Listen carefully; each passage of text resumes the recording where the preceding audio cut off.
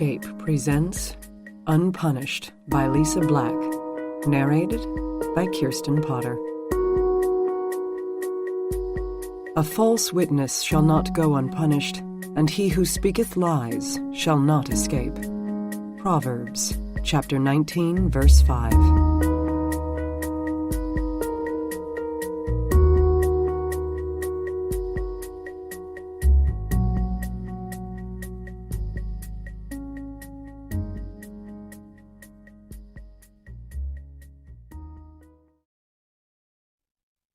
Chapter 1.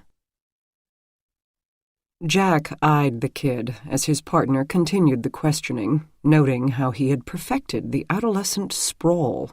Head lolling, face bored nearly to a coma, arms and legs splayed in a show of utter contempt for both his surroundings and the two men present there, or at least as splayed as he could get with one hand cuffed to the table.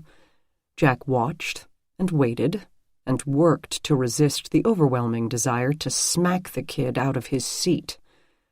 "Ronnie," Jack's partner Riley began, loose tie flopping over a wrinkled shirt and red hair askew.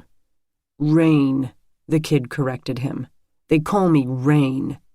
"My mistake," Riley went on. "Ronald. Rain, 'cause I'm the king."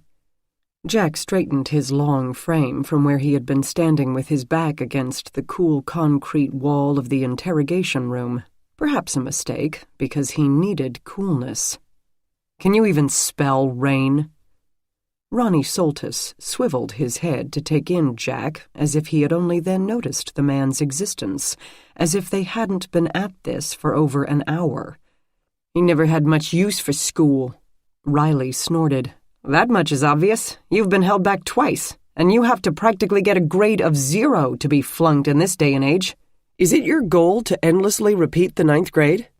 "It's my goal to eliminate all fat white cops from the planet," the kid said, words now less casual. Riley pointed out, with elaborate confusion on his face, "But you're white, as well as only a donut or two short of type 2 diabetes," Jack added. He moved closer to Ronnie, a.k.a. Rain Soltis, a boy not yet old enough to drive. Because as absurd as this gangsta glamorizing punk seemed, there was nothing funny about the things he had done. Nothing at all. Ronnie Soltis had managed to amass a criminal record that would be the envy of most Quincy Avenue gangbangers. It dated back to his 8th birthday, beginning with theft and progressing to burglary, arson, dealing, destruction of private property, the home of a rival marijuana dealer, destruction of public property, the county library for reasons never fully explained, aggravated menacing, various activities relating to his drug business, assaults, plural, aggravated assault, the stabbing of another young man in the eye.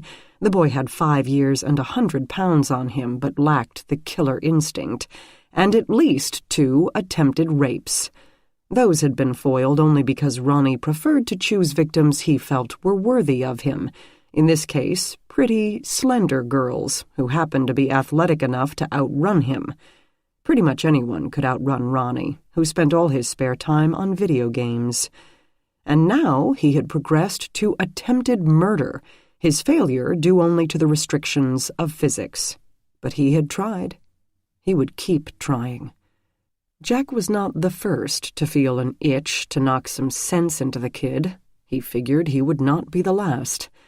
Because Ronnie Soltis's true goal was to be the baddest mother in the valley. He wanted to rule the underworld with an iron fist, to be, if not respected, then at least feared by all. And Ronnie Soltis was making good progress for someone who had been raised in the very un-underworld-like suburb of Solon, about as far from the ghetto as one could get and still be in Cuyahoga County, and despite a standard of living that meant if he had ever had to actually live in a ghetto, he certainly would not feel so enamored. His overwhelmed parents had long since given up. Social services had thrown up their hands, and the cops were barely holding off a strong feeling of futility. "I need to know about the bottle," Riley was saying, his fair skin splotching and coloring as he fought back the annoyance. His extra 30 pounds weren't helping the blood flow either. Jack took another step, reached the table. "Don't know what you're talking about." In Ronnie speak, it came out, "Don't know what you're talking about." "The one that had gasoline in it? The one you stuffed your shirt into the top of and lit on fire?" "Not my shirt. I got my shirt on," the kid snorted, plucking at the bright orange fabric to prove his point. Jack hovered around the edge of the table, only 2 feet from Ronnie's chair. "And dropped into the open window of Dondre Jr.'s Cadillac. You know Dondre, right?" "Never heard of him." "You and your pal Scrubs smashed Dondre's hand last week for skimming the count. Dropped a concrete block on it." "Never heard of him." Jack moved slow, non-threatening, to stand just behind Ronnie's right shoulder. Ronnie removed his arm from where it had been hanging over the back of the chair and deposited it in his lap. "With your record, we could have had you tried as an adult. You wouldn't have seen daylight until your 30th birthday. So you sent him a message that he might want to drop the charges, right?" The kid stared at the one-way glass in front of him as if checking out his haircut, supremely unconcerned by the cops on either side of him, but his unnatural stillness told Jack that he was all too aware. His muscles tensed a little more with every inch closer Jack came, the instinctual recognition of one predator for another. "His girlfriend, Layla, was going to testify against you, wasn't she? Is that why you targeted the Cadillac even though you knew Dondre Jr. wouldn't be riding in it on a Sunday morning? Hell, Dondre would probably be struck by lightning if he ever crossed the threshold of a church. Just Layla and her 2 little girls would be in that car. You knew that, didn't you?" "Don't know what you're talking about." Jack switched to the side of the kid's chair. The kid pulled in his right foot, which had been extended as far as possible under the table in the adolescent sprawl of disrespect. Classic body language of the lost. "Burned one of the kids pretty badly. The other one got broken glass in her arm. Just 2 and 3 years old." Ronnie said nothing, but the silence didn't have a feel of shame to it. Not the slightest flicker of remorse passed over his expression. He kept any smart comment to himself and darted another look at Jack out of the corner of his eye. Then he pulled in his other foot. "Tough enough to get a 3-year-old to sit still for stitches, but try to treat burns on a baby. She just wouldn't stop screaming," the nurses said. The kid straightened his spine, sat up with his feet tucked underneath his chair, but this didn't signal any willingness to either face or confess any facts, simply an automatic, involuntary reaction to Jack invading the buffer zone of his personal space. A triumph of sorts, but a useless, meaningless one. Ronnie gazed up at Riley and said, "Ain't you got any sort of coffee in this shithouse?" Jack had a fleeting vision of ending Ronnie Soltis's life right then and there, saving Dondre's life, sparing Layla and her tiny girls any future malice. It would be so easy. Or it would have been had his murder room not been dismantled. No, selective and well-justified murder could not be his plan anymore, not since he had the misfortune to meet up with Maggie Gardner. Now he had to be, what? The reformed Jack? The kinder and gentler Jack? Given Ronnie's obvious issues with anger and impulse control, his determined and hell-bent path toward self-demolition, the kindest, gentlest thing to do would be to ply young Ronnie with his favorite food and drink and some quiet conversation until the kid felt as comfortable on this planet as he ever would, pump 3 bullets into the back of his head, and put Ronnie Soltis out of his misery before he could cause any further destruction to every one and everything in his orbit. But alas, that had been last month. Jack couldn't stand to be in that room another moment. "Let's go, Riley. I'm sure the King's daddy's lawyer is here by now." Riley said, "It's lunchtime anyway." They left without another word. As Jack held the door for his partner, he saw the look of slight disappointment cross the kid's face as his playthings left the room. But no matter. There would be plenty of others.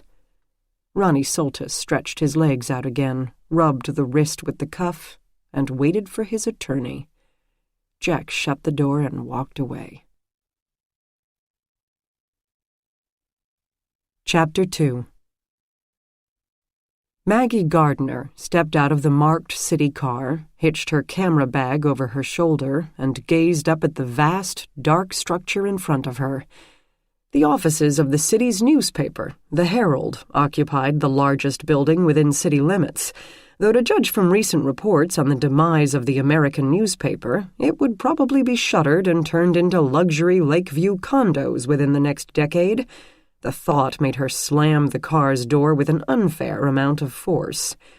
Maggie had thrown on her uniform and pulled her dark hair back, but that had been as glamorous as she felt like getting for a late-night call-out. The cool spring air pricked her bare forearms. She approached the entrance, framed by an empty flagpole and a motto engraved in stone over the doors: "Give light, and the people will find their own way." She stopped and thought about that. A wonderful sentiment. She could use a little light these days, because her way didn't seem clear at all. She tugged at the glass door. Nothing. A small plaque to the left of the door read, "After hours, please press button." She pressed. Nothing. A person entered the lobby from a rear door, a slender girl in a starched uniform. She pushed the door's bar from the inside and let Maggie in. Maggie introduced herself and asked if there were police officers present. The girl's face took on a look of solemn concern. "Oh, yes, for Mr. Davis. It's so awful what happened. I'll get someone. You should have come in the rear entrance. It's going to be a long walk from here. Hang on a second, I'll get you Kevin." The lobby had obviously had a makeover at some point in history. The woman led Maggie to a long desk topped with granite in order to find a phone. Oversized framed prints of front pages through the years lined the walls on both sides, announcing stories from the torso killings during the Great Depression to Carl Stokes's election as mayor to the football team defecting to Baltimore. Leather sofas surrounded a glass coffee table which held only a copy of the previous day's edition. The woman dialed the phone. From the notations on her uniform, she served as the nighttime security guard. She didn't look strong enough to take on a half-drowned kitten, but Maggie knew appearances could deceive. "Can you come up and escort the, forensic tech?" Maggie supplied for her. Actually, her title was forensic scientist, but she opted for something shorter and more descriptive. "The CSI," the girl finished and hung up. "He'll be right here. So, you're forensics? What are you going to do? I heard it was a suicide. It's so awful." "Yes, awful," Maggie agreed, debating whether to move her car wherever the girl suggested in case she had to make a number of trips back to it, or get the gist of the situation down first. The medical examiner's personnel handled the body, so often in cases of suicide she would take some photographs and collect a few relevant items, and that was that. But she had a vague premonition that this one might get more complicated. A door to her right opened, and a tall black man in a white shirt and loosened tie interrupted the girl's questions. He gave Maggie an enthusiastic welcome, which told her he either didn't know the recently deceased Mr. Davis or didn't like him very much. He ushered her through a long corridor with what appeared to be conference rooms lining either side, and emerged into a cavernous oval with the length and height of an indoor stadium. The ceiling soared at least 100 feet above them, and half its fluorescent lights had been turned off. The floor area had been filled with desks, clustered in haphazard rows. Large windows lined the north side. Somewhere beyond their inky blackness roiled Lake Erie in what must be a great view during the daylight hours. The south walls faced the less picturesque visitors' parking lot and Superior Avenue. No one was present at that hour, what was essentially the middle of the night. Maggie hustled to keep up with Kevin as she took all this in, winding through the churning sea of reporters' desks. Their surfaces were piled with papers, books, all sorts of odds and ends, from journalism awards to troll dolls to a miniature slot machine.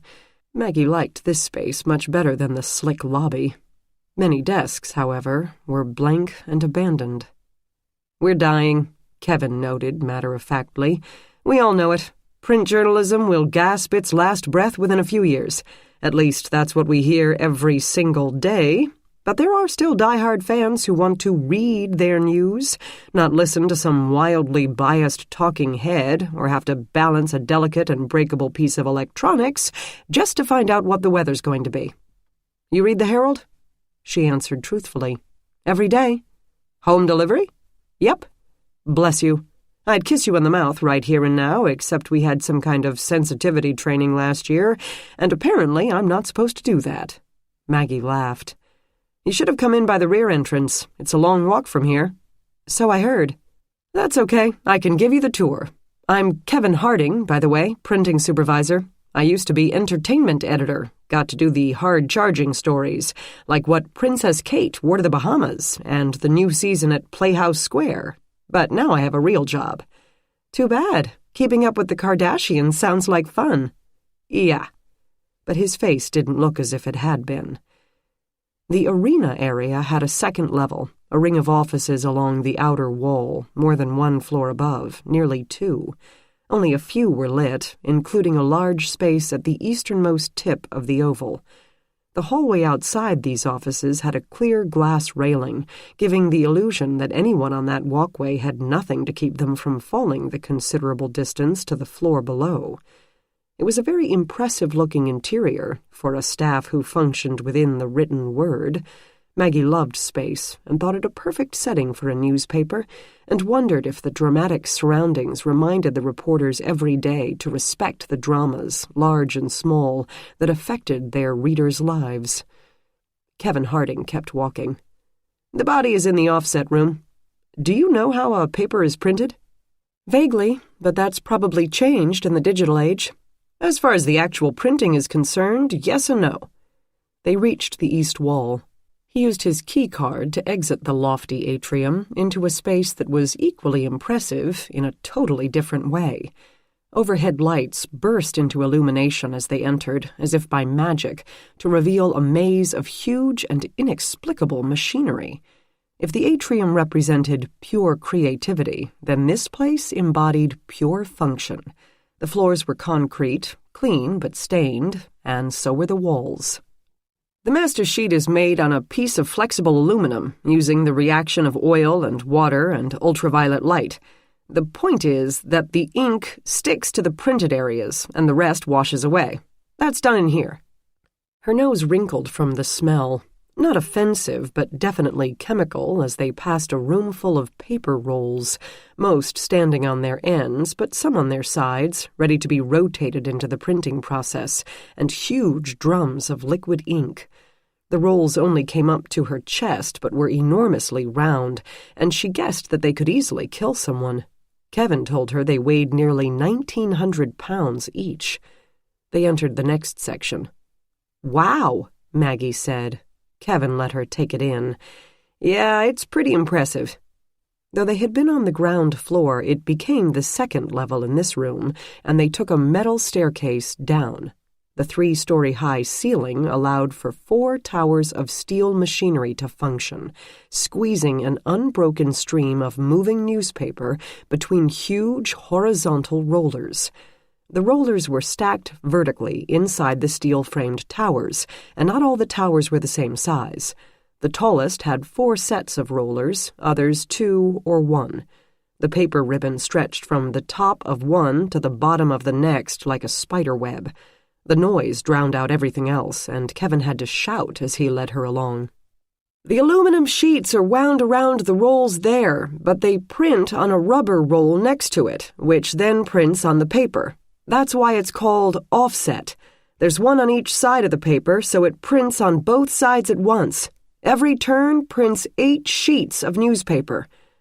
She could see the rolls and the paper, but there seemed to be much more than that, from the huge boxes feeding the paper in and suspended vats of what must be ink, feeding through metal tubes to a mechanism that ran parallel to the rollers, an array of scaffolding and even steps surrounding each tower.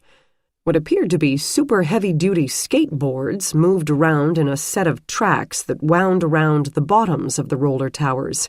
Kevin told her they would carry the huge rolls of paper into place. The clacking filled her ears, and the speed with which the paper moved made her dizzy. Or perhaps the fumes from the ink and its solvents did that. The taller towers with more rollers are doing the color printing, the shorter ones all black. 4 colors, of course, red, blue, yellow, and black. The paper roll then feeds into the folder, where the paper is folded and cut and sent to binding. She followed him to the other end of the roller towers. The stream of paper exited the printing process, was cut into 2 by a tiny rotating pizza cutter-like blade, and folded over each side of a V-shaped wedge, only to disappear into a contraption that folded and sliced and spit out what would appear at her front door every morning. She would have thought this would cause the whole stream to flutter and snap back into the towers, as if untying one end of a clothesline. But by that point the next newspaper had been folded, and the paper just kept flowing. Each finished paper wound up suspended from an overhead conveyor belt held by a clip and moved into the next area, visible through glass windows. "What?" Kevin asked her. "You're frowning." "I just can't believe it picks up and carries each paper individually like that. It seems so delicate. I thought they'd be stacked." "Oh, they're not done yet. Different sections have to be added, and then the inserts, all those sale papers that only the real shopaholics look at. You ever wonder about those Post-it note ads that we stick over the headline on the front page? I hate those. Everybody does, but they're great advertising. Those get stuck on as the papers are going by on the overhead conveyor." The papers flowed into the center of a carousel that had at least a dozen small platforms radiating from it, with a human stationed at each one. They were stacking some papers, setting them on the platforms to straighten them out, and she couldn't figure out the rest from her vantage point, but assumed they were somehow piling up and binding the papers. At the far end of the building, probably half a football field away from her, people moved around a loading dock and shuffled the stacks onto trucks backed up to the open overhead doors. And from there, she thought, to a public wanting something to read with their morning cup of coffee in a glorious and time-honored tradition. "How many?" 12 papers a second, 1,500 feet per minute, 25 feet per second, Kevin answered, shouting over the noise. "Now if we could only sell 12 per second." She could have stood there for another hour, absorbing all the action in front of her, where the pressed wood pulp went at each step, and how and why. But she hadn't come there for a tour. "Where's—" She refrained from saying the body, and asked instead, "Where are the police officers?" "Ah, come this way." They backtracked past the folder cutter and stepped under the moving stream of newspaper to the other side of the long room. She followed, ducking her head much lower than it needed to be ducked. She couldn't imagine what a mess and obstruction in the paper stream would cause, and it would cause one hell of a paper cut. On the other side of the roller towers, Kevin Harding pointed upward. She followed the gesture. On the highest platform of the tallest stack, a uniformed officer and 2 men in plain clothes peered over the railing. 2 weren't looking at her, though. Instead, their attention rested on a man who hung in mid-air between that platform and the next lower one, swinging ever so slightly from the end of a thin white rope. The other end of the rope had been attached to the railing the men stood behind. "That's Davis," Kevin told her. Maggie's attention was usurped from the unfortunate Mr. Davis. One of the men on the platform was looking at her, and she knew why. Jack Renner. Chapter 3. Maggie opened her camera bag, then snapped a few shots looking up at the body from different spots on the floor. Then she started up the steps. Kevin remained below, which was fine with her. The platforms didn't appear too spacious. Or maybe he wanted to keep his distance from the body of his co-worker. She had 30 feet of stairway to prepare to meet Jack, and her mind ping-ponged with every clack of the paper rollers. There was nothing to prepare for, of course, since they would not say anything about their past association, would act in front of other people as if their acquaintance had been casual. She would function exactly as she always functioned at a crime scene, professional, courteous, and observing more than she spoke. Still, her heart pounded with a near panic she couldn't control. This seemed a test of sorts, to see if their tenuous pact could hold up in the real world. Maggie reached the top of the steps. Back to work, calm, professional. Jack stared, but so did his partner, Riley, and the uniformed officer she didn't recognize. "Morning," Riley said. She took a deep breath. Normal. Everything was normal. She was normal. Problem was, she no longer knew what that word meant. "I don't think it is, quite," she said. "Please tell me you haven't touched that railing?" All three men looked sheepish. She sighed, a bit more theatrically than necessary. 4 people moving about on a platform designed for a single mechanic required coordination. The uniform, low man on the totem, shuffled to the next level. Jack and Riley switched places with her. They brushed chests while passing, inevitable at those quarters. Even as Maggie hoped the inking mechanism wouldn't grab up her hair as it shuttled along the rollers, she could feel the heat emanating from Jack's torso. She wondered at his thoughts.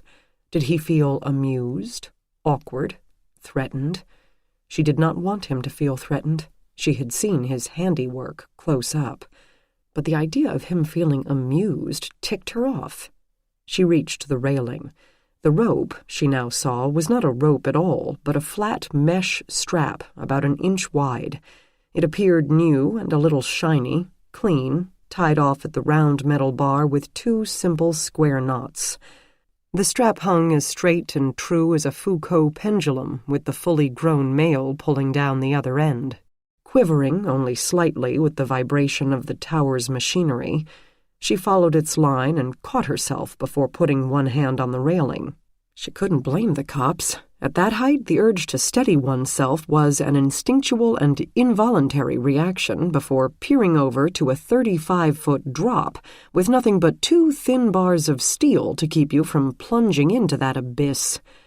As from below, she noted the jeans, pale blue collared shirt, battered running shoes, and black watch with a rubbery band.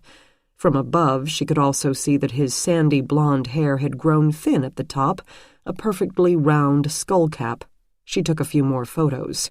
Then she straightened, turned to the cops, and waited. "Robert Davis," Riley said. 44, married, 2 kids, copy editor here for at least 6 years. Lives in Garfield Heights, no known health problems, at least none documented in the HR file. No EMS or cop calls on record for him or his address. ID'd by the printing supervisor, but we haven't, obviously, pulled him up or checked for a wallet yet, so we haven't made notification." Meaning his wife and kids would have a few more hours of sleep before their world fell apart. Maggie asked, "Any history of depression or suicide attempts?" "Who knows? The only person here to even recognize him is the printing supervisor, and he knew him only as another guy who worked here. They weren't best buddies." Yeah, he hadn't seemed too broken up about it. "Any conflicts? He about to be fired or something?" "Not according to the HR gal we woke up, but she might not have been told yet. Layoffs have been a scourge upon the earth in this place for years, according to the printing supervisor." "So I heard. Why was Davis here in the middle of the night?" "It's a newspaper," Riley said. "They write all day and print all night. Copy editors often work late, checking stories before they go to print, according to the supervisor. That's maybe why his family hasn't called to see where he is. They're probably used to it." She darted a glance at Jack. He stood as he always did, weight balanced, shoulders slightly hunched as if to downplay his height, a 50-ish, brown-haired, strong but not buff, calm, and utterly ordinary man. No one could ever guess what he had been up to for the past 10 or so years. She knew only his most recent history, and wasn't sure she wanted to hear the rest. He returned her gaze, steady, neutral, non-committal. They would play it cool, for both their sakes. She gave him the barest nod. Their deal stood. "He couldn't confirm the clothing," Riley was saying, "but I'm guessing our poor Mr. Davis never went home last night. Of course, he could have a cell phone in his pocket that's been going off for hours. Who could hear it over this racket?" "Can't they turn it off?" "No," Riley and Jack answered in unison. Riley said, "It would cause a huge disruption in the process and cost thousands upon thousands of dollars in late papers and lost revenue, blah, blah, blah. The supervisor nearly fainted when I suggested it. We didn't insist." "Okay," Maggie said. Whether the machinery turned or not didn't affect their work. It was just loud. "Too bad. I was really looking forward to yelling, 'Stop the presses!'" At her blank look, Riley added, "You know, like in the old movies. The really old movies. Stop the presses. Ah, you're too young. How are you going to get him off that? Pull him up or lower him down?" She glanced over the edge again. The body hung only a few feet below the next platform down. If they could pull it up slightly, the body snatchers could maneuver him onto that level. Simpler than the other two alternatives. First, though, she would need to process the railing. Exercise in frustration, though it may be, after at least 3 men had been leaning on it. The fingerprint kit in her vehicle, at the other end of a long walk through the facility, would be required. She really should move her car. The body snatchers arrived. Maggie guided them in through the loading dock, where the truck crews shuffled their morning cargo. This attracted attention from the loading staff, which had been incurious until now. Maggie could see why. The cutting and folding process did not require the high ceilings of the roller tower area, so once the paper had been guided into that machine, the building became one level. This effectively cut off the view of the upper roller towers from the loading dock area. The forklift workers and truck drivers hadn't noticed Davis's body because they couldn't see it from where they were. The body snatchers' official term remained ambulance crew. Even though their ambulance was a van without lights or sirens, their transports did not require haste, and they had not been trained in life-saving techniques. They had, however, gained extensive experience in retrieving dead bodies from awkward and inconvenient areas, such as drainage ditches, 2 small bathrooms, fire escapes, heating ducts, and once a still-smoking chimney. They didn't even blink at the suspended Mr. Davis. The heftier member of the team, Dion, went to the uppermost platform to pull upward on the strap. Maggie and the less buff Tony waited on the second highest level to pull in the victim, as if they were landing a prize tuna. The medical examiner's investigator, a statuesque blonde who happened to be 6 months pregnant, supervised. "Ready?" Dion called from above. Davis faced away from them. The opposite wall had only a few windows, spaced to be visible from the roller towers. Past them, the dark water swirled in what would be a gorgeous view during the day. She wondered if he had wanted one last glimpse before he went, or if the printing tower was simply the highest spot he could find in the building. She also wondered where printing supervisor Kevin had been when Davis made his lonely climb to the top. The body quivered and inched up. She and Tony reached out. Tony pulled the back of the man's shirt, and she grabbed his belt, resolving to let go if he started to fall. She would not let a dead man kill her. She became aware of Jack standing behind her. She would not let the cops assist in the recovery, both because she didn't automatically leave heavy lifting to men, and because she wanted to minimize the amount of personnel making contact with her victim. The ME investigator, obviously, should not be doing any heavy lifting in her condition. But Robert Davis was frickin' heavy. Her shoulders strained as she pulled. Dion kept the tension on the strap as she and Tony wrestled the stiffening body toward them. They had to stop with his thighs resting on the metal pipe railing, since the strap didn't allow enough slack to go farther. "Cutting!" Dion told them, screeching to be heard over the machinery. "Hang on to him," Tony told her. The strap went slack, its loose end free-falling through the air in an undulating flash. She and Tony pulled with a quick ferocity, hauling Mr. Davis in before he could tip the balance of their collective weight. When his feet cleared the railing, they lowered him, not too gently, onto a sheet laid out for just that purpose. Maggie straightened, sure her shoulders would be feeling the strain in a few hours. Dion clattered down the metal steps. Jack made way for him. "Okay?" he asked. "Yeah," Tony told him. Then, "Dude, what's that?" Dion looked down at his neatly pressed pants, which now bore a distinctive dark stripe from hip to hip. Obviously, he had leaned against the railing Maggie had just processed with fingerprint powder. He brushed at it, then he looked at Maggie. "Oops," she admitted. "I forgot to tell you." The investigator hid a snicker behind one hand. With an impatient puff of air, he brushed, futilely, at the stripe, but he spoke to her kindly enough to say, "That strap is still up there. Want me to get it?" Maggie panted. "No, I will." "You sure? I can grab—" "No!" 3 men and a woman looked at her. Breath caught, she explained, "I'll collect it, because we have a problem." They kept looking. "This isn't a suicide." Chapter 4. Riley's eyebrows disappeared into the crop of reddish hair. He pinched the bridge of his fleshy nose between his thumb and index finger, a picture-perfect expression of not-so-patient exasperation. "What do you mean, not suicide?" "The V," she said, crouching next to the body. She no longer had to shout to be heard. The day's paper had finished printing. 2 areas over the binding mechanism hummed over the cut, collated stacks. Beyond them, the papers were trundled to the loading docks to be placed on idling trucks. Relative serenity reigned in the printing room. "See the furrow in his neck? When someone is hung, the rope is pulled upward. The knot isn't at the back of their neck, it's more at the nape or even at the back of their head, depending on the elasticity of the rope. It forms a V shape. When someone is strangled, the rope is pulled straight back, making more of a circle. The difference in the furrows is obvious." The investigator, rubbing her belly, backed Maggie up. "Exactly, homicide."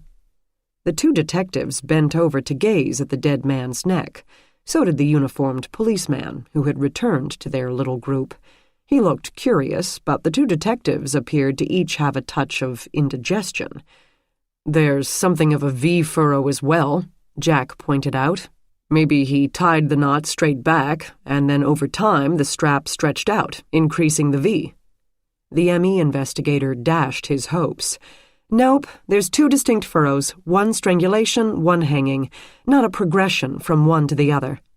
With that, she closed her notebook and started down the steps to get the rest of the information from the HR girl, leaving the crime scene to the cops. The team of Tony and Dion returned, picked up the sheet at all 4 corners, and maneuvered the corpse down the narrow, winding staircase. This would add another story of a retrieval in odd circumstances to their long list of tales. "Maggie," Riley said, "it's the middle of the night. Suicide call, snap some pictures, inform the grieving widow, and go back to bed. That's how it's supposed to go." "Sorry," she said, not meaning it, and knowing he didn't either. Riley was already running through scenarios and suspects in his head, she guessed, intrigued and disgusted and angry at this waste of life.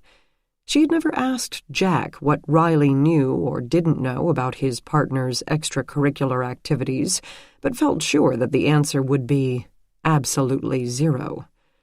Somewhere below them she heard Tony and Dion bickering amiably as they negotiated the turns with their heavy and awkward cargo, such as Robert Davis had become. Riley said, "Okay, Prager's Barbie said between 8 p.m. and midnight as an educated guess." Jack supplied, "Supervisor Harding said the print run starts about 10. The guy wasn't hanging here then." Riley said, "Body discovered at 1:30 a.m. What, Harding never came back in here for 3.5 hours? What kind of supervisor does that?" "He said if there's no mechanical difficulties, there's no reason to. His job is in the next 2 rooms, making sure the human beings running the cutter don't fall into the blades and watching the binding and the moving out to the trucks. He spends most of his shift on the loading dock, according to him. We're going to have to establish who was in the building during those hours, who had access to this room. Surveillance, videos, keycard swipes, Riley mused aloud. Family. Emmy's willing to call it with the wallet. Davis's pocket had held his wallet, with his press pass, driver's license, health insurance card, $52 in cash, and a photo of black-haired boys. His face, mottled and swollen, tongue protruding, no longer truly resembled his DL photo, but from the shape of the nose and the color of the hair and the presence of the wallet itself, the investigator felt comfortable concluding that this man was indeed Robert Davis. His pockets had not contained a cell phone, an odd omission in this day and age. Riley and Jack were still adding items to their to-do list. "Office," Jack said. "Immediately," Riley agreed. "Of course, the guy's had 4 hours or so." "Yeah." In near unison, they looked at Maggie and said her name. She raised her eyebrows. "We'll need photos of the office in case we find anything good in there," Riley said. "We'll need the surveillance video downloaded," Jack said. "Got it," she said. Maggie sat in the security office with the skinny girl. Her name badge read Rebecca. She might not look like a physical fortress, but she could operate the security footage with the deft hand of the digital age generation, for which Maggie felt grateful. Retrieving video from surveillance systems could often turn into an exercise in frustration. While worlds better than the old and scratchy VHS tapes, digital video surveillance still existed in a developing stage. Many mom-and-pop systems had sprung up and then faded, leaving purchasers with no tech support, no manual, and no real training. Maggie would often have to start pushing buttons and locating menus and might, after a great deal of trial and error, obtain the images. Sometimes this would take 5 minutes, sometimes several hours. Sometimes the personnel could do it for her, and she always felt like buying them a coffee for it. Unfortunately, the surveillance cameras covered only the outside exits, parking lots, loading dock, and public lobby. Apparently those who spent their careers keeping tabs on what other people were doing didn't care to be watched over themselves.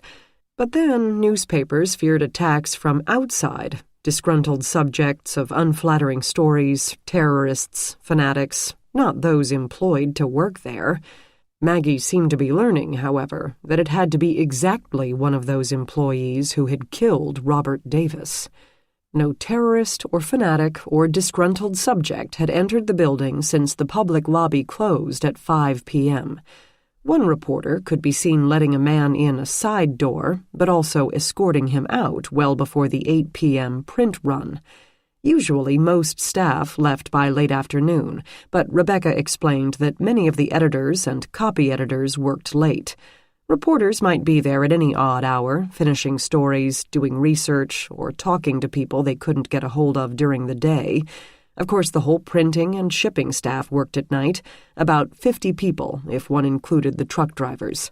Shipping and trucking usually stayed around the loading dock area, but they would use the restrooms and the vending area in the east break room. Rebecca knew her stuff, rattling all this off to Maggie without being asked.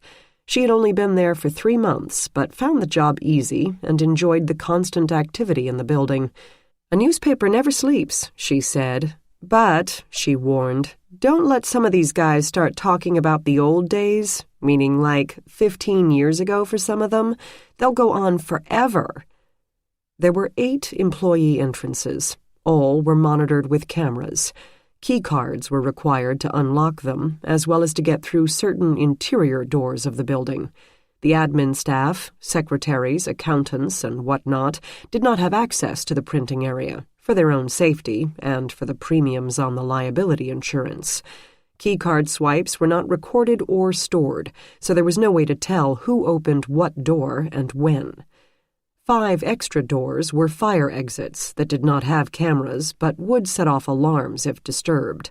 As so often happened with keycard entrances, no swipe was required to exit, only to enter. If someone could get into an unauthorized part of the building, by accompanying someone else, by propping a door, by following a keycard holder through the opening, they would have no difficulty leaving the area afterward. The Herald employed 152 people, 255 if you included the truckers and the carriers. Rebecca finished her summary and asked, "You want video of all the doors from 8 p.m. until when?" "How about now?" Maggie asked. The killer most likely would have left before the body was discovered, but then, since the person must have been an employee of the Herald, they had a legitimate reason to be here and no reason to run away. They might have sidled out a door 5 minutes ago. They might still be in the building. "That's a lot of video," Rebecca said. "Do you have a jump drive?" "Yes." "How big?" Maggie fished a USB stick out of her camera bag. 8 gigs. That might not do it." Maggie handed it to her, and Rebecca plugged it in. Maggie watched a sped-up video of employees moving through the east parking lot. As the sun set and the night grew dark, cars and humans were reduced to grainy blobs.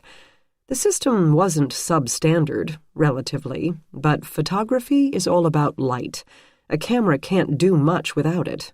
Plus, there had been a steady drizzle all evening, so many of the staff members were obscured further by raincoat hoods and umbrellas.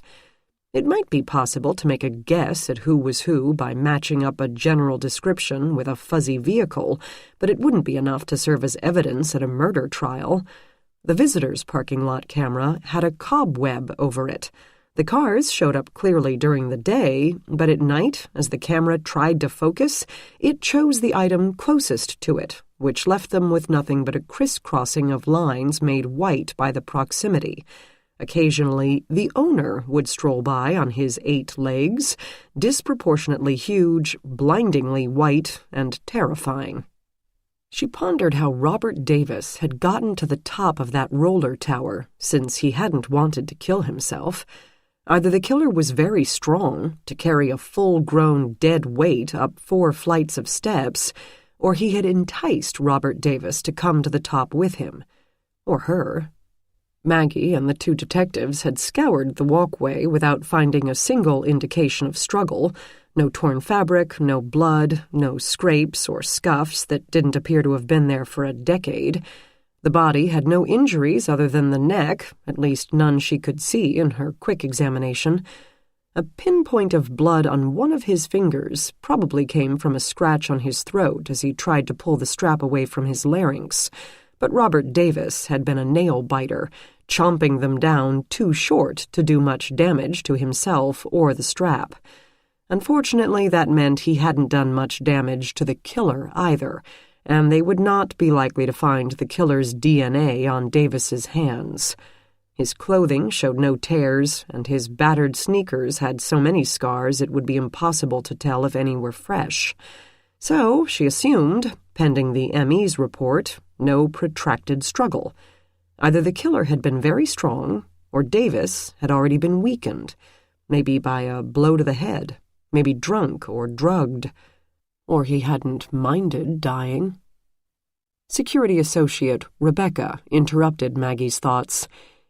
"If it's okay that I ask, why do you need all this? I mean, I'm sorry the guy killed himself, but what is video of people coming in and going out going to tell you?" The staff had not been told that the suicide had actually been a homicide.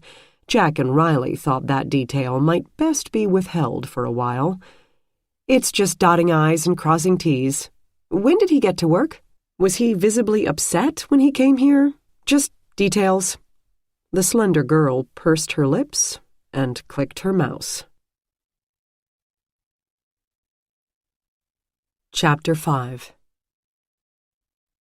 Jack took in the office as Riley talked. The managing editor for print was obviously the top guy in the building.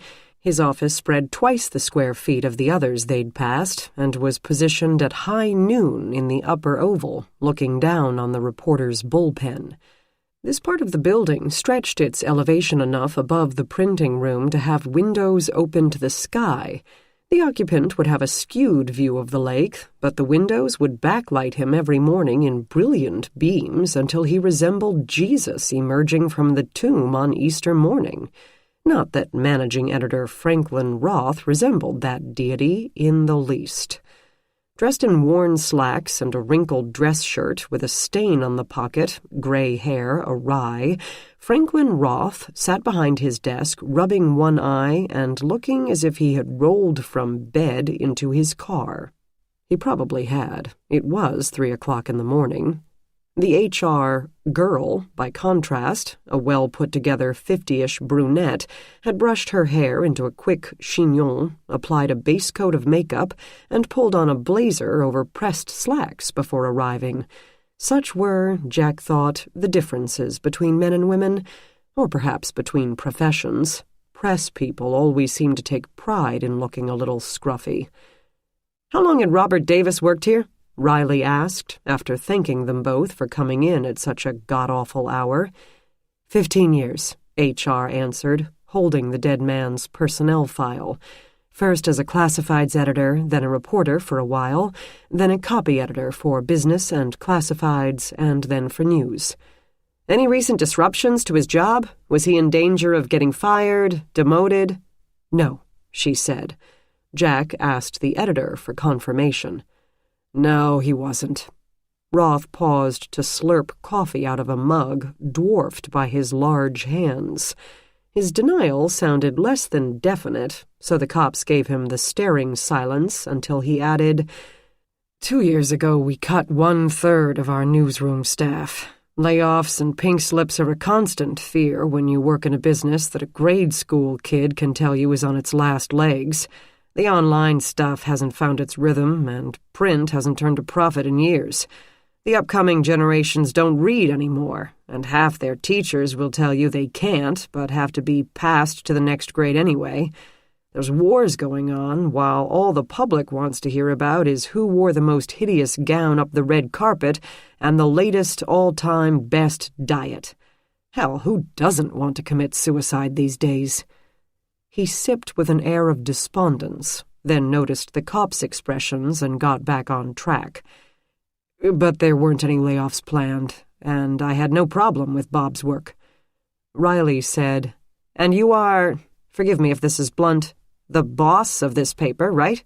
"No. Yes, you could call me the functional boss. The actual boss is the publisher, John Tamerlane, but he's not around much." "Trust fund, baby," the HR girl supplied, probably so Roth wouldn't have to. This paper is only one of his concerns. He spends most of his time in the south of France, researching alternate energy sources, or the next great wines, or whatever. "Okay," Riley said. "So you're the boots on the ground. Did you know Davis well?" "Worked with him every day since he got here, about 15 years ago." Jack surveyed the office as Roth spoke. He'd expected to see a wall of framed photographs of Roth with famous people and poster-size sheets of front pages, but the one set of shelves held only battered books, what seemed to be family photos, and various mementos from an autographed baseball to a troll doll. A single shelf reluctantly conceded to prestige. It bulged with at least 20 different plaques, awards, and ribbons, all crammed together and with engravings he could not make out from where he sat. The oversized gold medals, however, he recognized. They were Pulitzers. He counted 4. He guessed those made Franklin Roth something of a living legend in journalistic circles. "What was his beat?" Riley asked, attempting to use the lingo, which made Roth smile. He was a copy editor. He checked over other people's beats. He wrote headlines, captions, designed the font sizes, did the layout. He handled the local section, though he had taken over Nation and State when Jerome was out or on vacation. He was good. Not the best I've ever seen, but good. As I said, I had no problem with him or his work. "Who did?" Jack asked. Roth hitched one ankle up to the opposite knee and poked at an ear with a finger. If he hadn't been such a large, portly, gruff-looking man, Jack would have accused him of fidgeting. "We're in the news business. Everyone gets mad at you at some point in this job, or you're not doing it right." "Who's been mad recently?" Another pause, but it seemed Roth only wanted to marshal his thoughts. A copy editor decides what goes into the paper, whether it's on page 1 above the fold or buried in a lower corner on 8. They write your headline, which is an art in itself, and your photo captions, and say whether it screams or whispers. This seemed to surprise Riley. "I thought you did that. I mean, the editor." Roth chuckled. "A long time ago, when papers were smaller operations in smaller towns, yes, the editor did all that. But for many years it's been the copy editor, while my job has shifted into the business end of things and, every year, further away from the writing end." He appeared unhappy about that, but shook it off and went on. "A copy editor checks facts, within reason. With a daily, there is no way a copy editor has time to double-check every name or date or number. He can hold or cut the story if he thinks a reporter has played a little fast and loose with the truth. He can even change the copy, the text, if he thinks something is too wordy or too opaque or just could be said better. That makes reporters crazy. They're writers, after all, and every writer thinks every word they write is sacred. It's okay for them to change it, 50 times if necessary, but for someone else to change it is like your neighbor French kissing your wife. It simply isn't right." The HR woman, whose eyes had been glazing over, woke up and snickered at this. "Okay," Jack said. "Did Bob Davis kiss someone's wife?" Yeah, pretty regularly. Most copy editors will change text and then kick it back to the reporters to get their approval, even though they don't need to. It saves face all around, and give and take is a normal part of newspaper writing. We all tell one another how to write something better all the time. Davis felt comfortable with making changes that the reporter didn't see until it showed up on their doorstep the next morning. Mostly minor stuff, word usage. Bob hated italics with a passion and resisted the change to shined instead of shone. That kind of thing. Any arguments between him and the reporters under him? Don't say under him if you talk to any of them. Reporters don't work for the copy editor. Most of them feel being a copy editor is a demotion from reporter. They have different jobs, that's all. Arguments? Every day. Writers don't like their headline, don't like how many words were cut, don't like which words were cut, think the caption doesn't explain the photo, or feel he cropped the photo too much. That's part of normal life at a newspaper. It's the process, and everyone knows it. He seemed to remember that they were talking about a suicide, and added, "Nothing worth killing yourself over." He hadn't acted depressed or anything. Not that he and I were best buddies. Nation and state keeps me pretty busy, what with the terrorists and the D.C. politics and our senators. I spend more of my time on that end. "So no big blow-ups recently?" Riley pressed. "No reporters in screaming matches?" Again, Roth hesitated. The HR woman shot him a conspiratorial glance. Jack knew what he said next would be a massive understatement.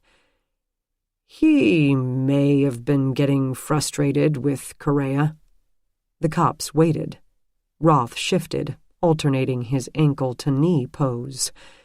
"Since the major corruption trials a few years ago and the county shakeup, Roger Correa has been doing the follow-up investigative pieces on the minor crooks who escaped the original fallout. The city alderman who got campaign workers to paint his house, the chick in the city manager's office who somehow steered a landscaping bid to her husband's company, that sort of thing. Correa has been working on this story in which county advertising space, spots for posters or advertisements in newsletters, has been underbid. He says the county property guy, some idiot named Martin, got together with people at each concern, the information office, the building manager who handles those glass display cases you see when you walk into City Hall, that kind of stuff, and conspired with them to bid less and less for the spaces. Riley blinked. Jack's mind had wandered off, wondering how one would convince a copy editor to go to the top of the roller towers. He pulled it back. End result, the county property office is still charging the businesses the same amount for the advertising, but paying the county less than ever for the use of the space. Profit margin doubles, and he kicks some back to the individual managers. How this money actually changes hands is the last link in the chain that Correa had been yanking on. "Okay," Riley said. Roth said, Bob wanted to hold the story until Correa figured out that last detail and got it verified. Correa considered said detail unimportant. He could prove that the rents had gone way down while the advert costs hadn't. So, ergo, extra money had to have been received that didn't make it into county coffers. Good enough. What did you think? Jack asked. I was okay with Correa running it. Let you guys figure out where the hard cash went. But I let Bob handle it. It was his decision. How irate did this Roger Correa get? Correa wakes up irate, and the day goes downhill from there. Before he started on this story, it was the mayor's secret girlfriend, but he could never get her on record. The county treasurer's assistant buying a manicurist shop with staff for a couple bucks, which he did get on record, a grainy photo of the stadium contractor receiving an envelope or a napkin or a sack of burgers from a city councilman. Whatever story it is, he always insists it could have had a much bigger impact if only we'd written a different headline, put it on a different page, used 5 photos instead of 1, and most importantly, given him more inches to work with. Column inches, I mean, right? He chuckled as if he found Roger Correa's temper a lovable foible, and maybe he did. Then he glanced at the cops and realized he'd gotten off topic.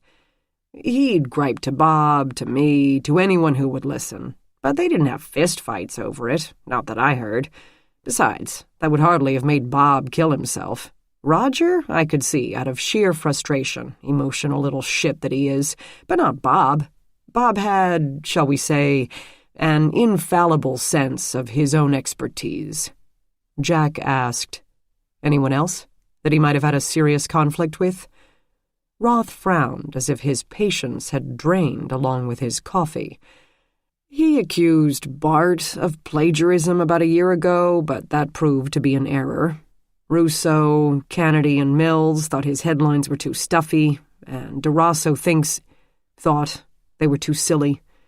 Palmer thought Davis never gave his photographs enough space, but since he won a Pulitzer a few years back, his sense of expertise is a bit overdeveloped.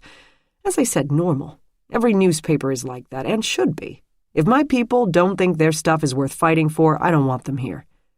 Jack asked, what about friends? Anyone he was particularly close to, palled around with, confided in? Hell, I don't know. Ask Janelle. She probably saw the most of him. She's the layout editor. Or you could ask, his wife. Something seemed to penetrate his tired brain, the idea that perhaps the officers were asking a lot of questions about a simple suicide. He was a newsman. Why so much interest? We're just trying to make sense of what happened. For the family's sake, Riley answered, but his primness smacked of evasion and acted upon the newsman as blood in the water affects a shark. Roth said, I used to work the crime beat, back when we still called it a crime beat. I've rolled up on a lot of suicides, and usually it's, guy killed himself, too bad, so sad, and a story. So what's with all the questions? Industrial setting, Riley said with a brisk air.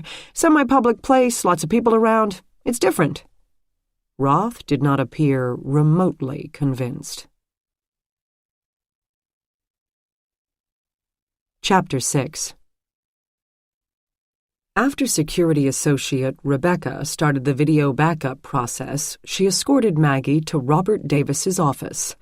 Office turned out to be a bit of a misnomer, since the reporters and editors and copy editors all worked in the one huge room.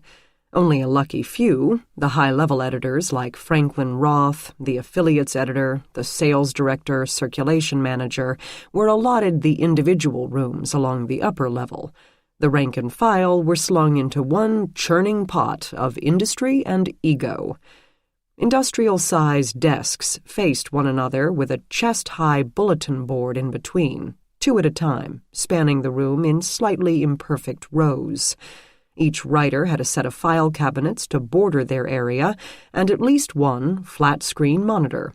The same messiness that had surrounded manual typewriters, however, persisted.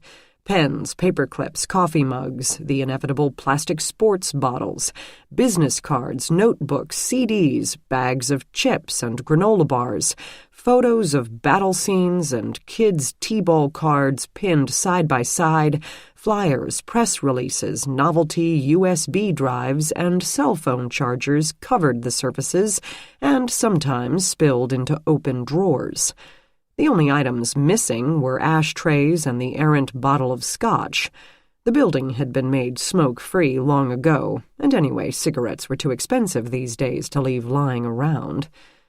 Robert Davis's desk had a spot at the end of one of the haphazard rows with 3 monitors instead of 2, and an extra surface area for laying out copy. Maggie snapped a few photographs of the surfaces. She saw pictures of 2 brown-haired boys of about 5 and 7, the images caught on the fly as they rushed headlong toward a ball or a dog or a piece of cake, energy and impishness and complete joy evident in their stride. No picture of the wife, but then the desk didn't have a lot of free space. She pulled on a pair of latex gloves. Past editions had been stacked to one side, printed stories or parts of stories, and a few photos scattered across the rest. Robert Davis had liked Trident gum in wilder flavors and hadn't been too fussy about washing out his coffee mug, a free gift from Progressive Insurance. He did not have a bottle of scotch in his bottom drawer or someone else's wife's panties stuffed in his ergonomic chair. He had not left blood spattered across his keyboard or his cell phone or signs of a struggle. "No note," Rebecca pointed out. Maggie remembered in time that staff still believed the death a suicide. She moved the computer mouse. The monitor sprang to life in glorious Technicolor, or rather 24-bit RGB. Davis had been working on a story by L. Russo about the latest round of school rankings, and a story by Missy Kennedy about the Cleveland Clinic's latest specialty, pediatric endocrinology, coming to the Medical Mart building, and the effect it might have on the project's overall profit margin. Then a couple of paragraphs, no byline noted, about the New Horizons halfway house at East 22nd and Payne Avenue. If there was something in this worth murdering over, Maggie couldn't see it. Rebecca left her, saying something about the day shift arriving soon, and Maggie snapped a photo of the monitor. She itched to shuffle through the papers on the desk, but didn't. That would be the detective's job, not hers. She disturbed nothing. Fortunately for her limited capability for patience, they showed up in short order. Then they shuffled. Reinforcements had arrived to talk to every employee who had been in the building during the relevant time period. Everyone on the printing and loading staff had to be interviewed. What had they seen, heard, thought? Most of the truckers had already left. It was a newspaper, and nothing took precedence over getting those printed papers out to the public in time for their morning coffee. Not even murder. Besides, most of the loading staff had entry only to the loading dock. They could not enter the printing area, unless, of course, someone let them in. Jack sorted through the items on the desk while Riley took over the computer. He examined the same paste-up of stories Maggie had seen and reached the same conclusion. "Doesn't look like anything earth-shattering to me." He explored the rest of the computer's desktop, having Maggie snap pictures here and there, his emails, the approved proofs of the paper that had just been printed, various folders of photos. Stories covered blurbs about road repair on Chester and a town hall meeting with the city's mayor. More paragraphs were devoted to the bidding war between 2 doctors' offices for the last Medical Mart vacancy and an alternative high school that closed because it turned out to be more of a daycare for wayward teens than a place of instruction. Riley made a note of the school's name, even though it had been shut down by the state and some irate parents, not as a result of investigative journalism. "Riveting," Riley said. "No wonder they're losing customers." "But relevant to people's actual lives," Maggie said. In between reading over Riley's shoulder, she read over Jack's. He had discovered every reporter's beating heart, a small, spiral-bound notebook half full of barely legible scrawls. Even though Robert Davis had become a copy editor, the habit had remained. From all the paperwork on the desk, she could tell the handwriting belonged to him, and he had inked his name on the creased front cover. The scrawls weren't easy to make out. Something about Sale and H. Maybe Harold, she thought. Kevin Harding had hinted that sale and bankruptcy hovered like twin vultures over every newsroom these days. And TM. Roth's name had been mentioned here and there, along with Russo, Correa, and Truss. Jack frowned at the book, dwarfed by his large hand, obviously as perplexed as she felt. Riley snickered. That Roth guy wasn't kidding about Correa and his temper. Email sent yesterday? This story needs to be front page above fold.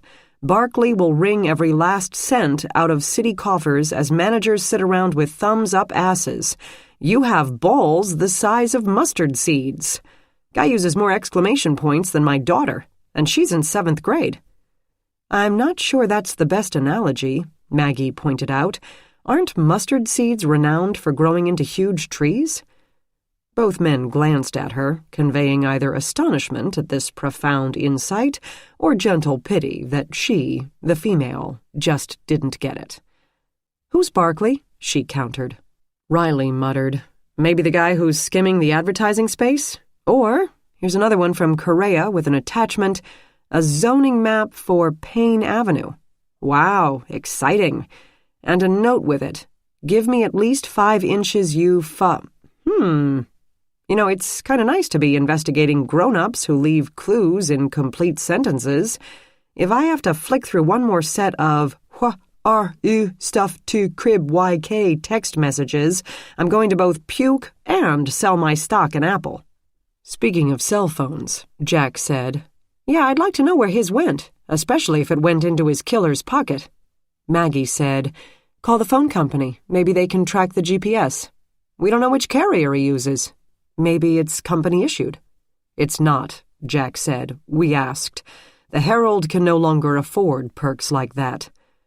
Riley clicked through a few more emails. Then you know what we have to do. Yep, Jack said. It's time to wake up the wife. Chapter 7. No one likes being woken up several hours before sunrise. No one especially likes being woken up to be told their spouse, their life partner, and the father of their children has been found dead. But Stephanie Davis didn't seem to mind too much. At first she did. She turned pale with an expression of uncomprehending shock, as if the 2 men in her kitchen had materialized from the linoleum and began spouting some alien language. They could not doubt that she had been woken up from slumber. The bleariness, musk-blonde hair, and a slight crease in one cheek from a wrinkled pillow were unmistakable. She wore a flannel pajama set with cats on it and had never quite lost the baby weight. Jack didn't think she had driven to the Herald offices, murdered her husband, somehow hefted his body up 4 flights of steps to dangle him from a railing, and then returned home to drift into a deep and untroubled sleep. But then she could have had help. She could have been having an affair with one of Davis's co-workers, hardly an unusual occurrence on this planet, who then killed his rival in a fit of rage while she slumbered, unaware. In that case, though she might have been unaware of her husband's death, she would have all the answers to it. But that didn't seem to fit either. The death seemed a complete surprise. As is common with mothers, her first thoughts were for her children. "What am I going to tell them?" she said. Bob wasn't a super-involved dad. He was always at work. But of course he was their dad, and the boys are only 14 and 17. They're too young yet to lose their father. Jack made her some tea. Riley waited patiently across the table from her. A mutt of a dog waited outside the sliding glass doors, wanting to know what was going on. He scratched at the glass, but didn't bark. No sounds came from the rest of the house. Teenage boys sleep like the dead. They told her only that Robert Davis had been found hanging. If she had been behind some sort of conspiracy to murder, she should have jumped on the suicide idea. "I can't see him killing himself." Her voice shook, and so did her hands as she lifted the steaming mug, but her eyes were dry. Not in a million years. Bob never seemed depressed. He didn't even seem unhappy. Pensive, irritated, busy, stressed, but not unhappy. He loved his job. He felt a sense of, I don't know, power, I guess, in being able to control other people's stories. He enjoyed the power? Every man enjoys power, she blurted, remembered her audience, and softened it. I mean, of course he did. I'm not saying that he liked to throw his weight around. He cared about putting out a quality product. He felt that the entire industry is fighting for its life. He just always believed he was right about everything. Had he had any conflicts with anyone lately? As the editor had, she snorted. Riley amended, Anyone in particular, lately?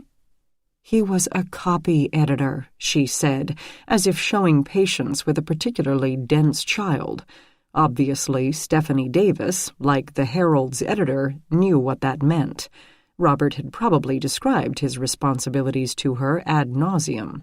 But Riley persisted. Any conflict feel especially pervasive? Get especially nasty? Enough for him to kill himself? No, not a chance. That's just not what Bob would do. Her stunned mind searched for words. He had stopped talking to me about work. I'd come home every day, I'm a manager at Kohl's, expecting to have him say that he had been laid off. The best that could happen would be for him to be moved over to the digital edition. That would stick around, yes, but the staff is minimal, and it's not profitable. None of it is profitable anymore. The editor insists Bob was not going to lose his job. She warmed her hands around her mug, speaking listlessly but with certainty. They don't know. The Herald could be bought out on any given day like every other paper in the country. Then some big corporation comes in and slashes jobs. It's only a matter of time. She spoke without hope, as if this painful truth had been accepted long ago. The dog whined, trying to catch her eye through the glass. She looked at the brown mongrel as if wondering where he came from. Riley tried to guide her back on topic. So he didn't mention conflicts or fights or maybe even a special project with anyone at the paper? No.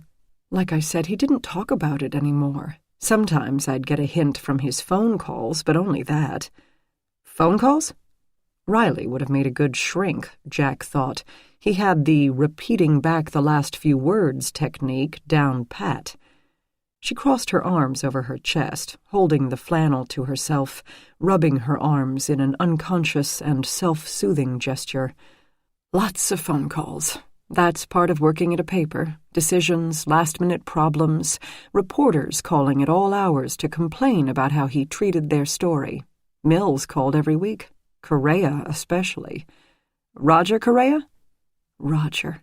She smiled. Fireplug of a guy with the energy of a fleet of fire trucks. Spouts off with the force of 10 hoses, to continue the analogy. Riley chuckled. Are you a writer too? She said, too casually. I tried. Bob said, well, it's a tough business. Anyway, I kind of liked Roger. I couldn't help it. Jack asked, You met him? She gave a pff of sound. Bob worked there a long time. Dinners, company events, the award ceremonies. I met everyone at some point. Okay, but Roger and Bob didn't get along? She gave a decisive shake of her head. I doubt Roger gets along with anybody. Bob said Roger lived in some black-and-white fantasy world where reporters were white knights protecting the less fortunate. He thought all the good citizens of the city should unite and buy the paper to keep it going. She chuckled. Bob said that Roger went to bed every night and dreamt he was Humphrey Bogart in Deadline USA. What's that? Riley asked. Again, that pitying look. You'd better rent the DVD if you're going to hang around reporters, Stephanie Davis advised. It's their Bible, raison d'etre and call to arms all in one. Outside, the dog gave up, turned his back to them with an air of dismissal, and lay down, nose across its front paws. Some memory sparked to life in Stephanie's head. He argued with someone a few times last week. Always around 7 o'clock or so, after dinner. I didn't think it was Roger. When it's him, he says, "Look, Roger," a lot. But Bob was angry. That controlled kind of angry he'd get when his voice would get quieter instead of louder. Something about Wilson. He was talking to someone named Wilson? She frowned. No, I think they were talking about someone named Wilson. I overheard bits and pieces, and I wasn't even paying attention. I figured it for more Harold drama, and I've got my own problems with work and the boys and running this house by myself, more or less. Bob thought everything he didn't want to do was women's work. Do you know anyone named Wilson, first or last? No. Any idea what they were arguing about? Even an impression? She said no, but then added, Bob said, "You don't know what you're talking about," more than once. It seemed like he said no, and that's not true, and that sort of thing. I figured one of the reporters had been chasing some wild rumor he wanted Bob to print, and Bob wouldn't do it. They're all trying to do investigative pieces these days, working on their own, since the paper can't afford to pay actual investigative staff now. They figure if they break some huge scandal, win a Pulitzer, they'll get the immunity idol and finally have job security. Nice theory. She sipped tea that must have grown cold, her shock wearing off. When can I plan the funeral for? What day? When will we have his body back? Riley gave Jack a glance. This part could get tricky. Then he informed Stephanie Davis that there were some questions to be answered about her husband's death, mainly that they believed it to be a deliberate act by someone other than her husband. If she had been surprised at the death, the idea of murder stunned her. You mean he was killed? Riley tried once more while her mind still reeled. Can you think of anyone who might have wanted your husband dead? She pinched the bridge of her nose and then, eyes still shut, waved her hand around with quick, chopping motions. Wait, you mean to tell me Bob was murdered? Someone murdered him? We have reason to believe that, yes, ma'am. She stared at him, eyes wide, one hand covering her mouth in horror. All she said was, I hope he wasn't afraid. Riley pressed. Can you think of anyone who wanted your husband dead? In a tiny voice, she said, Me. Chapter 8. Maggie rubbed one eye and noted that her coffee cup had again, mysteriously, gone dry. Were mice sneaking up and drinking from it while she stared at her computer screen? She hit pause on the progress line and went for a refill, blinking as she left the dimmed video analysis room for the harsh fluorescent light of the lab. The crime lab, indeed most of the building, rested under an early morning calm before the bulk of the staff, cops, and, in other parts of the Justice Center, judges, lawyers, defendants, and reluctant jurors made their way in for a day's work. Maggie's boss, Denny, remained on leave following the birth of his third child. For reasons of seniority, he had left Maggie in charge, a position she neither wanted nor cared for.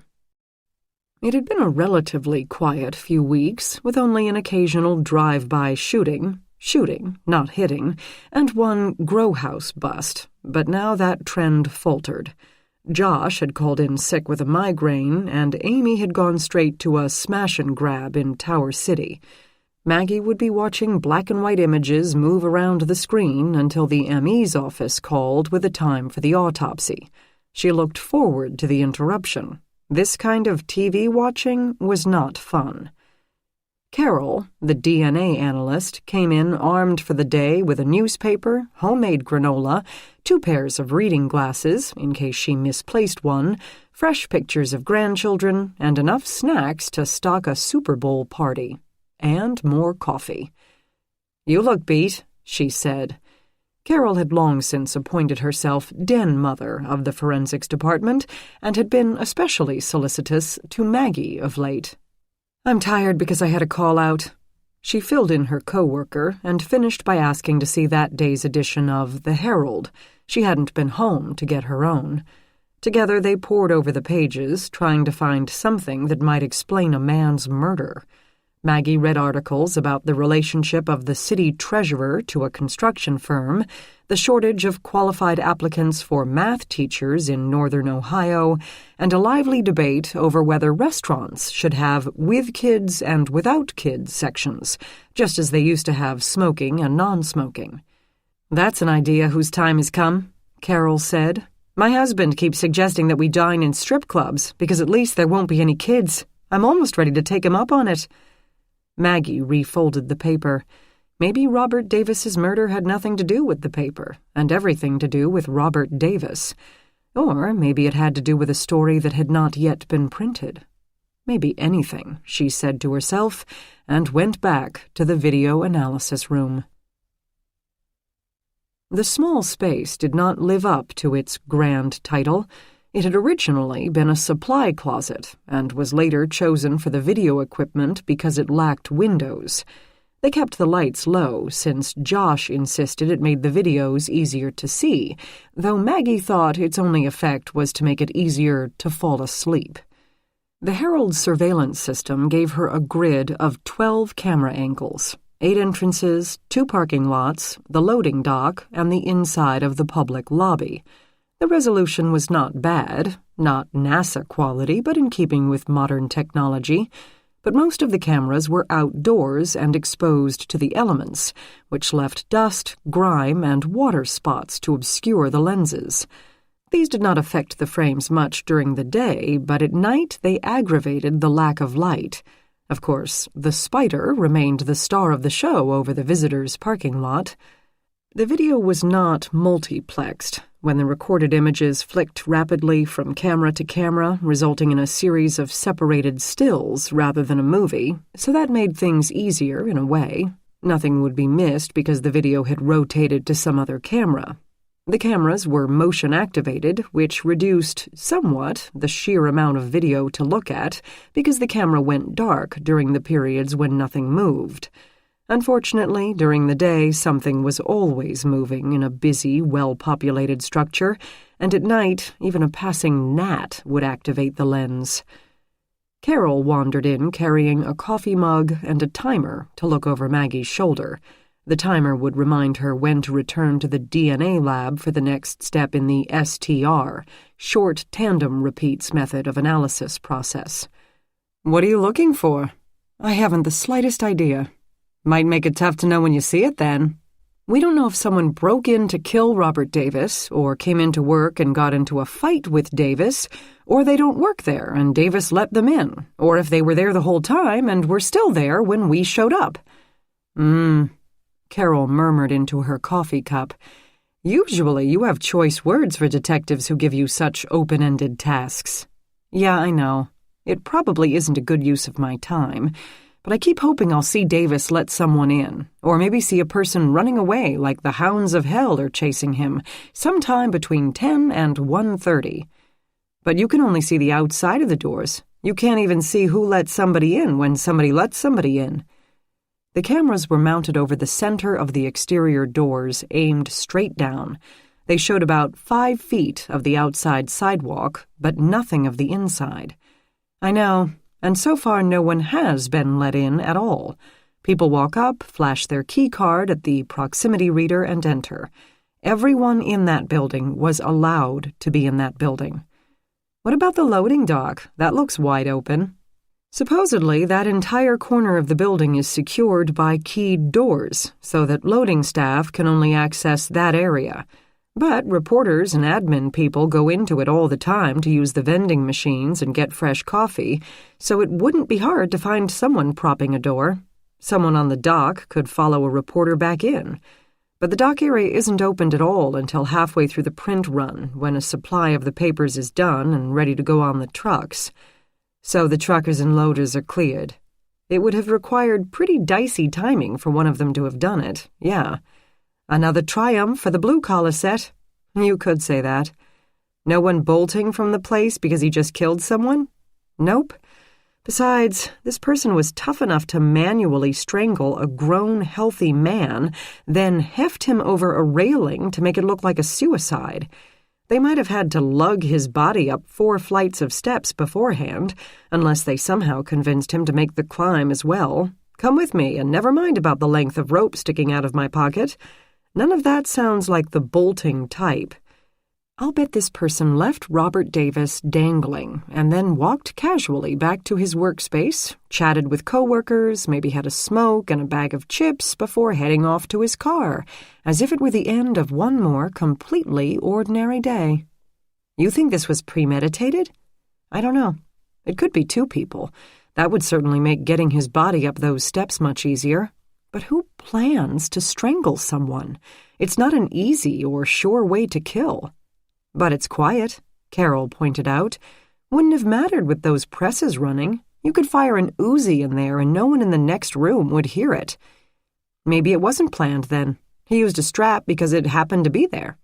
But it wasn't, Maggie argued. The editor said they didn't use strap like that for anything in the building. String, yes, not ropes or mesh straps. Of course, it could have been hanging around. Ba-dum-bump. No pun intended. Hanging around for some other reason. A quick fix, a gag gift, something left over from a story. Who knows what when you've got a building full of people who deal with every topic under the sun. But it seemed clean to me, almost pristine, as if it had just been cut off a roll at the hardware store that afternoon. So we're back to who plans to strangle someone? Unless they brought the strap in for some other reason. Which puts us back to unpremeditated, Carol said, then glanced at the phone display as it rang. M.E.'s office. Good. I was about to go blind. Maggie answered the call, picking up her coffee cup. It had again gone dry. Chapter 9. That was weird, Riley said as he turned a corner onto Euclid and waited for 3 CSU students to amble through the crosswalk, each one carrying books under one arm with a cell phone glued to the opposite ear. Think they'd get off the phone if I hit them? Maybe, Jack said, but then they'd just switch to texting. I can see my wife saying she wanted me dead, just like Stephanie Davis did. She's not angry. She don't want him to feel bad or hurt or anything, and of course she's sad for her babies. But yeah, frankly, my life would be a hell of a lot better if he simply disappeared from the face of the earth. That's why my wife divorced me. She didn't sit there every day doing my laundry and fixing me a hot dog and gazing across the table listening to my war stories while thinking, gee, it would be nice if you stopped breathing. You ever been married? He had, but it would be best not to get into that. No. Smart man. You buy it? The wife? Yeah, I didn't love him and I'm just waiting for you to leave so I can break out the champagne, but I didn't kill him and don't know who did. That. They passed under the chandelier over the street in front of Playhouse Square. I don't see why she would tell us that if she had killed him. She would have sobbed and moaned and insisted her life had ended with his. She wants out of the marriage, but it's another man. Lover killed the husband, but she doesn't know it, so she's honest. Noodle shop for lunch? It's 9:30.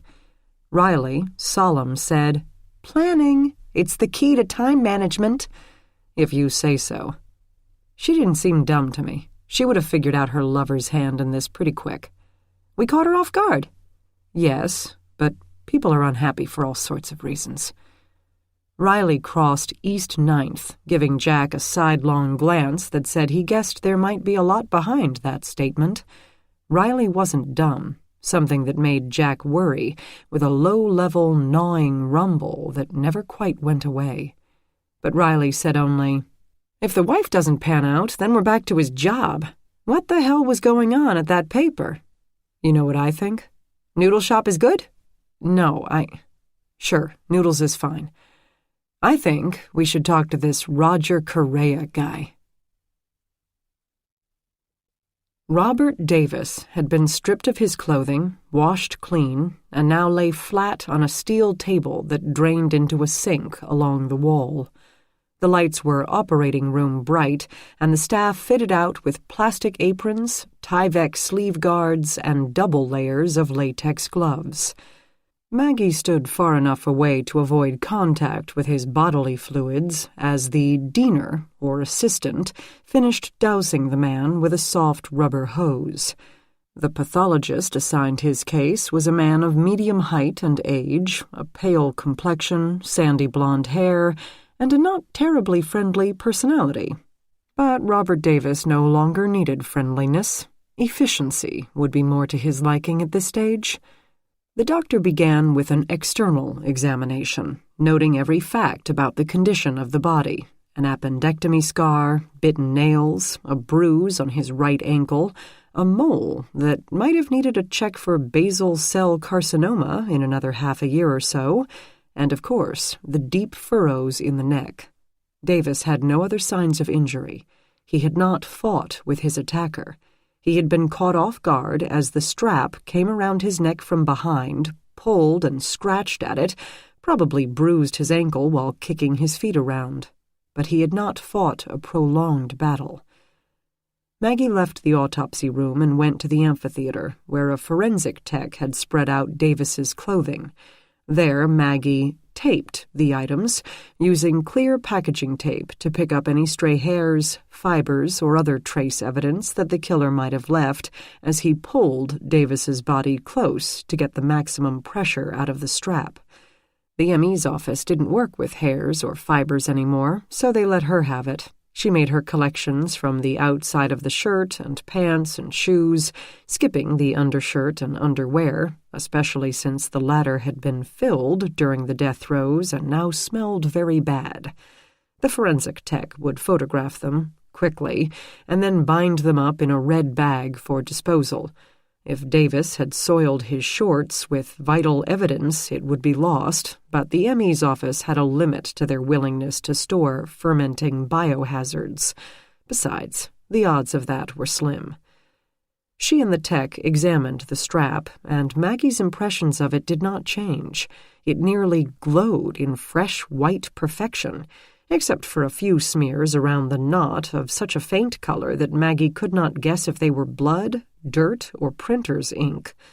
The forensic tech collected touch DNA for her, scrubbing the twists of the nylon with 2 moistened cotton swabs.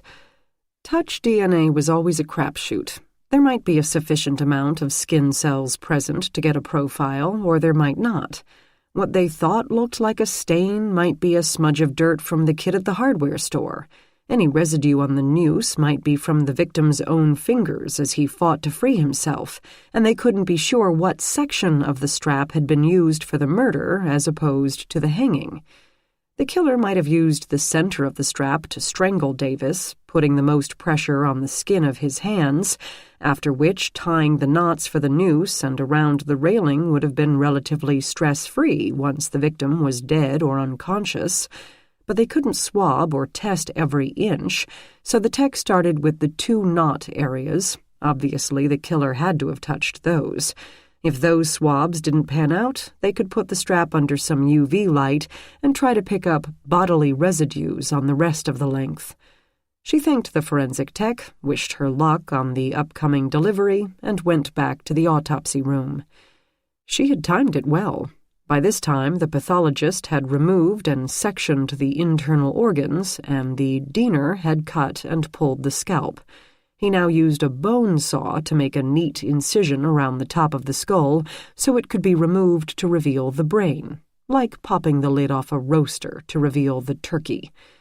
Maggie asked the pathologist if there had been anything interesting in the rest of the body, and he answered with his usual loquacity, "No." Then he reconsidered. He had some kidney stones brewing. He would have been in agony sometime next month, probably, and a small ulcer in his duodenum. Not very big. He probably thought it was acid reflux. He was stressed, Maggie concluded. Everybody's stressed, the pathologist said, and moved to the exposed skull. The diener pointed to a spot on the inside of the scalp and muttered something. The pathologist murmured agreement. "What?" Maggie asked. "A bruise, some sort of blunt trauma to the top of the head, just below the crest." He fluffed the hair at the back of his own head in illustration, apparently forgetting that his gloved fingers were covered in someone else's blood. The killer clocked him in the head?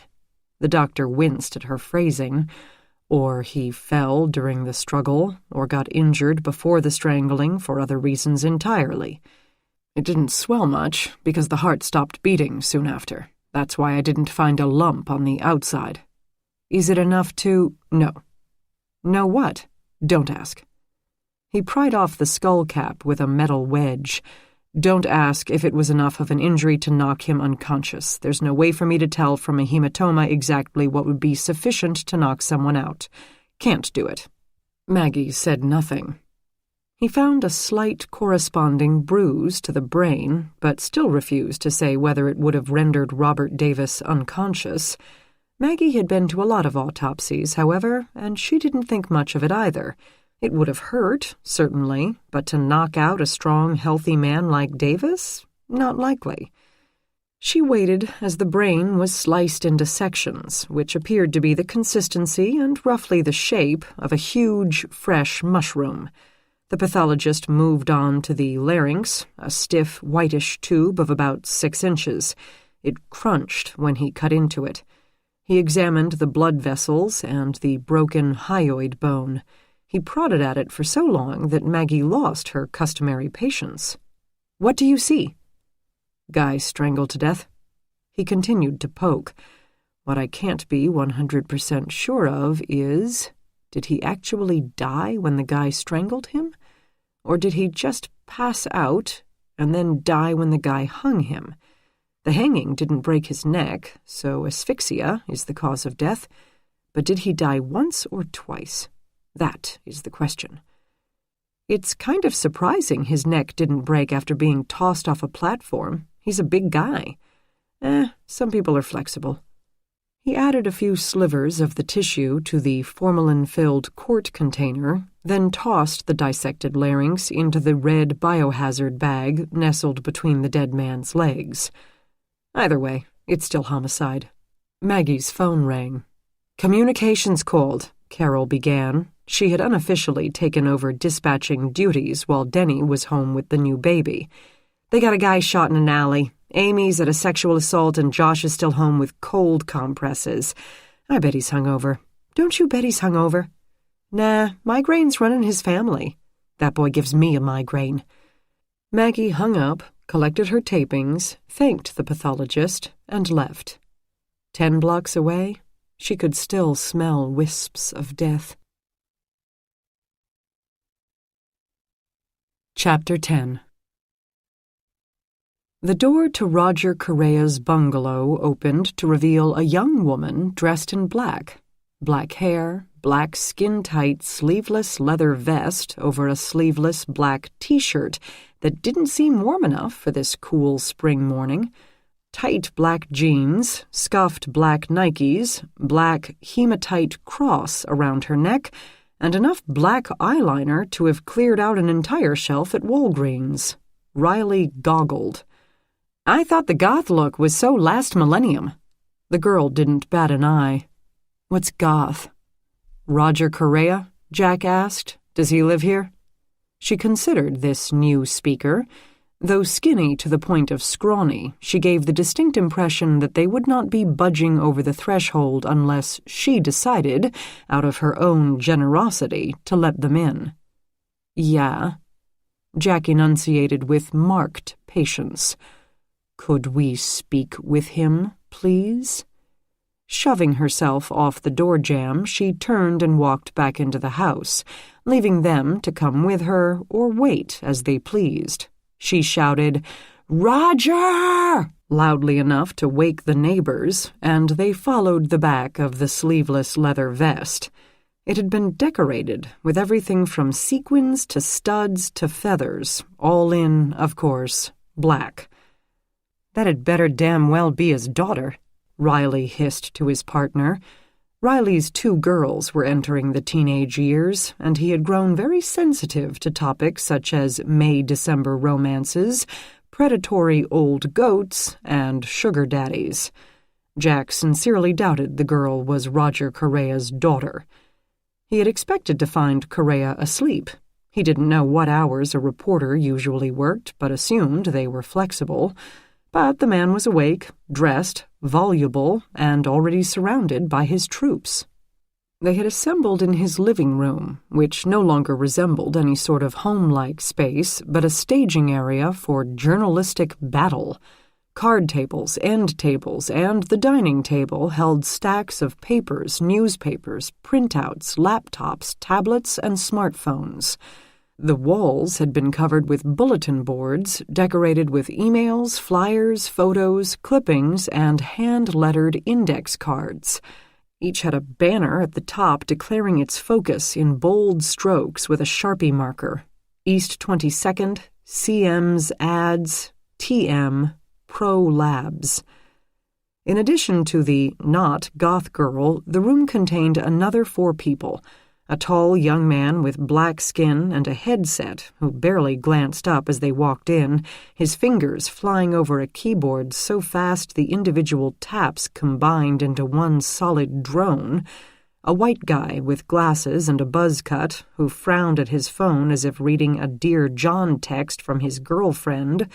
A boy of indeterminate race, age, or socioeconomic status who, while surrounded by impressive industriousness, had enough self-assurance to lie back on some pillows next to the unused fireplace and stare at the ceiling, listening to something through earbuds, and a dark-skinned girl wearing a plain T-shirt and cardigan sweater that somehow managed to look as if it had been purchased directly off a Paris runway.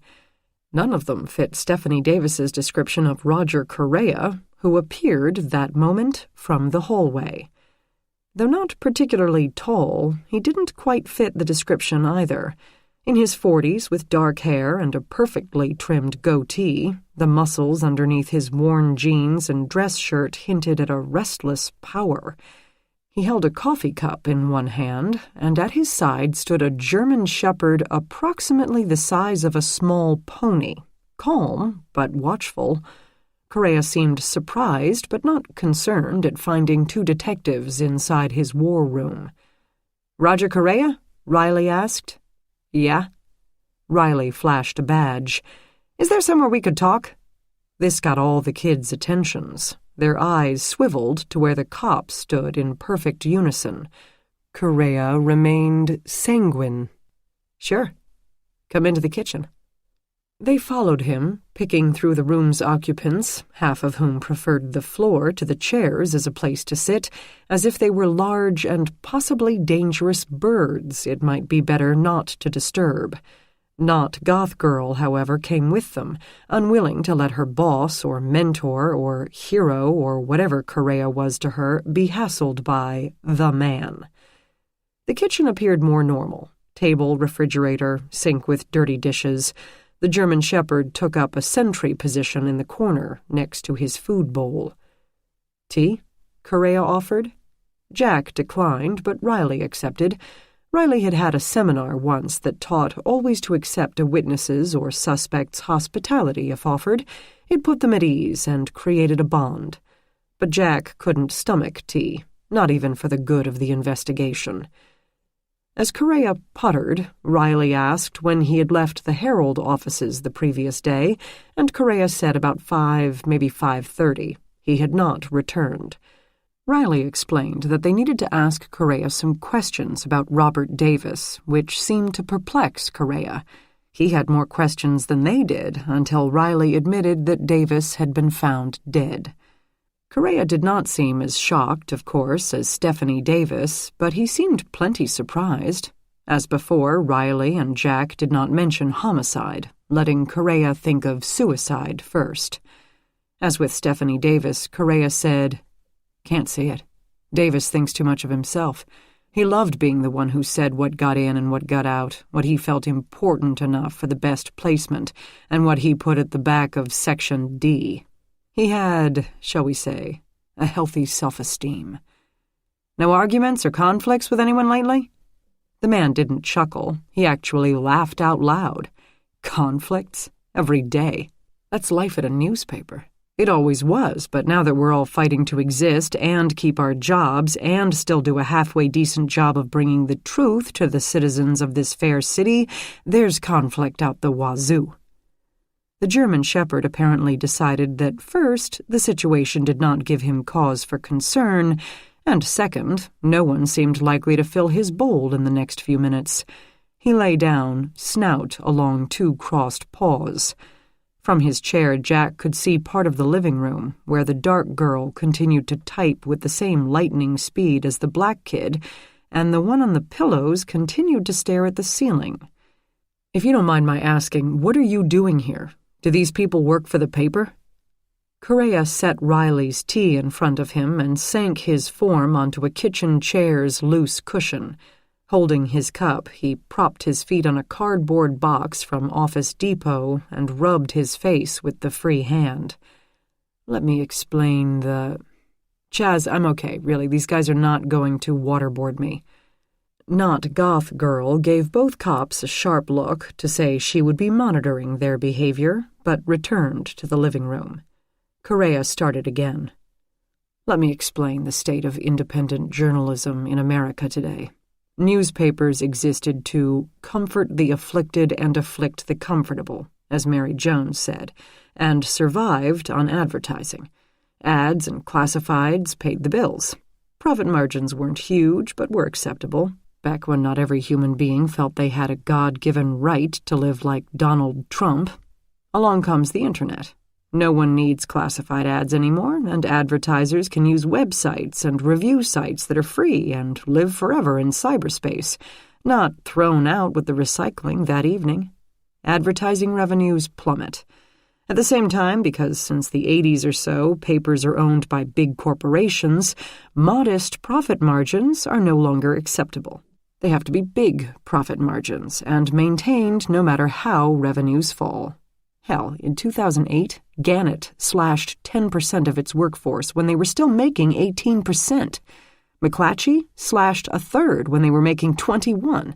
So costs must be cut, which to corporations means they cut staff and product. Not, of course, their bonuses. You know what is first to get the axe? Investigative reporting. It's the least cost-effective type of content in any newspaper, any news outlet, period. Editors and producers can pump months of salary, overtime, and expenses into a topic and then have it not pan out. They may not get a usable story. Wasted money, in their eyes. Corporations hate to waste money that could be going into shareholder dividends instead. He had obviously been preaching this gospel for quite some time, and to anyone who would listen. Jack and Riley listened. They increased the fluff. What the Kardashians are wearing to the Oscars, what Princess Kate feeds her royal baby, not only because that's what Americans, who now have the attention span of the average gnat, want to read, but because it's cheap. That's why you see a lot of guest pieces or consultants, especially on broadcast news, people who are there purely to pump the agenda they're paid to pump, whether it's via a remote headshot with a microphone or a press release that we reprint verbatim. It's ready-made content. It looks good, and it's free. But is it real news? Hell no. Riley nodded. That explains a lot. Jack couldn't tell if he meant it or just wanted to play Correa a bit, because in truth it did explain a lot.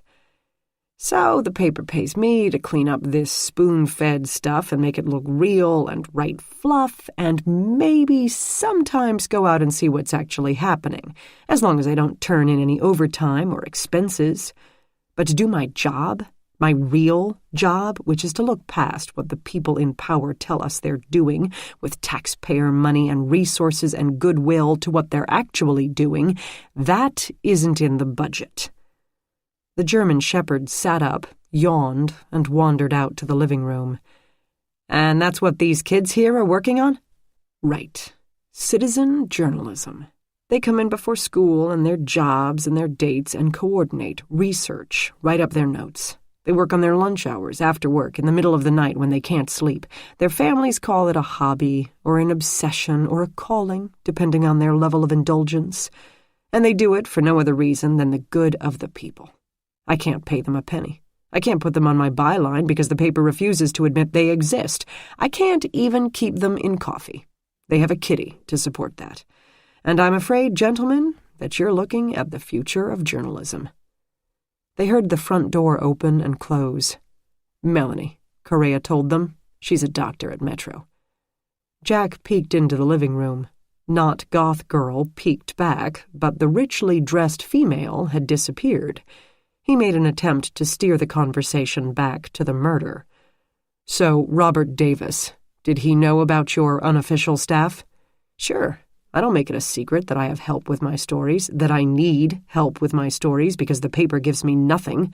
Corporate didn't want to hear the details, but they were fine with the work. You know why? Because it's free. Yup. As long as the readers aren't told that most of their real news is coming from unpaid volunteers with no training or accountability, everybody is happy." "So Robert Davis, a copy editor," Correa sneered. "He couldn't make it as a reporter, so he stays in the office." "Look, a copy editor can do a great job, a vital job. They can put everything together, they can make it look great, they can make the layout make sense. They can give you a headline that both describes the story and pulls readers right into it. Or they can be a corporate hack who kills anything that might make the corporation's subsidiaries lose business. Robert Davis was that kind of copy editor." The dog wandered back in again, carrying a leash in its mouth. It presented said leash to its owner. Roger took it, looped the strap over a cabinet knob, and told the animal, 10 minutes, maybe 15. The dog returned to the living room. "What kind of subsidiaries?" "The Herald is owned by the Phoenix Group. They also own Mega Theaters, Division Outdoor Advertising, and Smith Gifford, which is basically a headhunter firm for lobbyists. So Mega Theaters gets cheaper advertising for their cinemas in our entertainment section, Smith Gifford's politicians get gentler treatment in our news section, and our story about price fixing by Division Outdoor got trimmed to a blurb and buried at the back of B. And that's how things are done in this age of maximum profits and minimum public responsibility." The front legs of his chair hit the floor with a thump when he stood up to pace, as if only physical activity could soothe his agitation, and made himself another cup of tea while at it. "So," Riley said again, "Robert Davis, did you see him yesterday?" Correa retraced his movements for them, a confusing trail through the Herald building and surrounding city, but it summed up as encountering Davis only once since the previous morn. Correa had figured out how the county property manager had translated the overbilling for the ad space into cash in his own pocket by creating a phony repair firm and having the finance unit write checks to same. The checks went into an account created by the manager, and he split his withdrawals with the various building managers. It wasn't enough to retire to Aruba with, but it was enough for an extra car, or an extra apartment, or a set of braces for one or two of the kids. Davis refused to run the story because Correa had only a shredded bank statement, pulled out of the manager's garbage and painstakingly pieced back together by one of his protégés. "Only a bank statement," Correa scoffed. "You know what I'd call the phony company's bank statement? I'd call that proof. Wouldn't you call that proof?" "Yeah, I would." Riley must have felt that a good eruption of righteous indignation would prompt more spontaneous statements, the kind that were admissible even when rights hadn't yet been read. He egged the reporter on. "But Davis didn't think so?"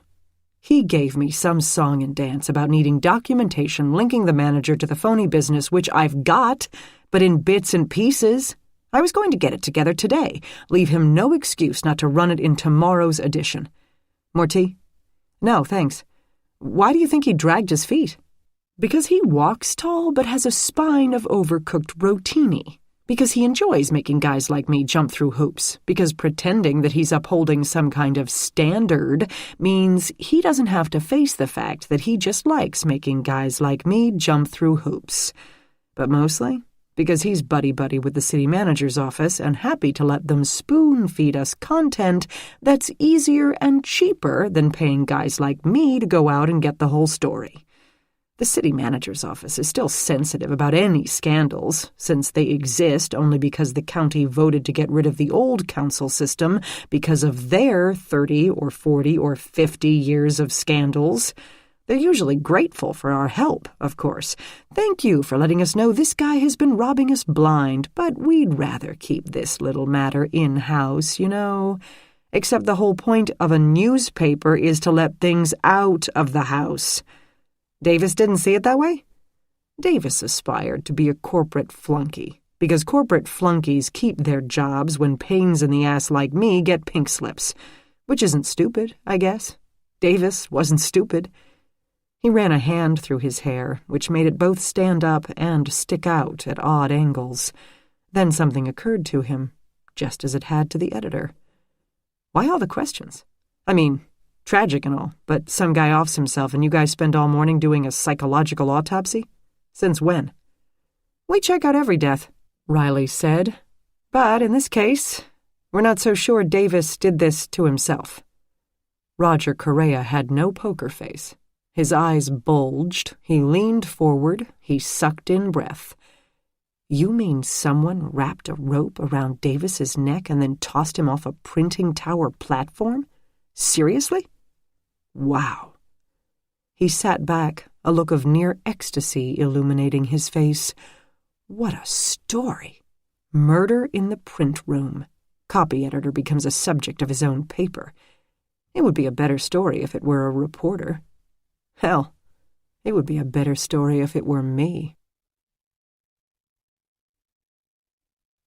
Chapter 11. Can you think of who might have wanted to kill him? Jack interrupted, annoyed by Correa's hope that a co-worker's murder could increase circulation. The reporter thought on this for perhaps a second or two. No. Who might be angry? Everybody. Me especially. Who might dislike him? Everybody. Who might want his job? About 5 people. But kill? No one at the paper hated him that much. Arguing with copy editors is like the FOP asking for a raise at contract time. It's just expected. Have you talked to his wife? Spouses don't need much of a motive. Speaking from experience? Riley asked. I've been a reporter for 25 years. What if someone didn't want a story printed? They still wouldn't kill a copy editor. It'd be like, well, like killing one of you guys because you arrested a criminal. The bad guy kills you, the arrest still stands. He's still going to go to trial. If he kills the prosecutor or the judge, someone else will take over the case. Kill the copy editor? The paper still hits the streets. Riley asked a few more questions, but didn't get anything new. Correa had disliked Davis, but he couldn't think of a single person who might want to kill him, or what they might think they had accomplished by doing so. As he spoke, he rolled his head back and forth, then stuck each arm out and pulled it to the opposite side. Evidently, Correa had, at last, tired of talking and wanted to limber up for that day's battle. He stood. Anything else I can tell you guys? I do have to get to the paper. It'll be chaos today. No one likes to gossip more than newspaper men, which I guess makes sense. News is just gossip you can't be sued for. Riley asked for the names of the people involved in the county advertising scam and wrote them down. Can you tell us what else you're working on? Yeah, sure, He considered them, then shrugged off the hesitation. Sorry, newsman's habit. You never want anyone else to steal your scoops. But then I remember that there isn't a rival paper to sell the scoop to, not in this city, not for the past, 40 years. Besides, you guys don't look like blabbermouths. Tight-lipped Louie, that's what they call me, Riley said. Don't believe him, Jack said. Riley gave him an odd look, not because he'd been contradicted, but because Jack so rarely made any comment that even remotely resembled a joke. No matter, because Correa had already led them back into what had been the living room to gesture at the various bulletin boards. The black kid still typed without ceasing, the not goth girl watched a video on her phone, the buzz cut pulled one wire out of a tangled mass and plugged it into the black kid's second laptop, and the German shepherd had curled up against the boy on the pillows. Both appeared to be fast asleep, but then the dog opened one eye, regarded them, and shut it again. Apparently it had decided not to hold Correa to the 15-minute promise. Correa waved a hand at one of the boards. The CM ad scam you already know about. East 22nd is a building that's been sold to a company called New Horizons. Supposedly, they're running a halfway house. Problem is, no one has ever heard of New Horizons, they have no track record, and their CEO is an ex-GE account executive who flunked Sociology 101. So why is a big-money man involved in a social program? Maybe he's having a midlife crisis and wants to make the world a better place. Maybe he's trying to impress a girl, which, let's face it, is the reason for most of the stupid things men do. Or maybe he thinks he can somehow turn a profit by giving ex-cons a place to shoot hoops that doesn't have barbed wire marking the boundaries. He wouldn't be the first. Anyway, he moved on to the next board. ProLabs, similar situation. The state and the county gave them a huge tax incentive to put their headquarters in lovable, livable Cleveland. Maybe they'll cure cancer. Maybe they'll be the final cherry on the sundae to make Cleveland the medical research capital of the world, and we can tell Johns Hopkins to kiss our behinds. But so far, they've been there for a year and have created exactly 2 jobs, and everybody's still getting sick, so I think the taxpayers are due for an update. No one in the city seems to care that so far they've gotten 0 return on a massive investment. Why not? That's the question. Maybe a slow start was explained and expected. Maybe the deputy mayor's daughter is married to the ProLabs CFO. Maybe someone at ProLabs has a picture of the city manager with a goat. Nobody knows, so someone needs to find out.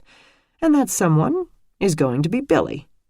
He nodded at the guy next to the German Shepherd, who didn't look as if he were going to find out anything for at least several more hours, and would smell of dog hair when he did. Riley nodded. And TM? He glanced at the last board. Correa's already flushed face darkened even further. He spoke with a voice usually reserved for child molesters. Transmedia.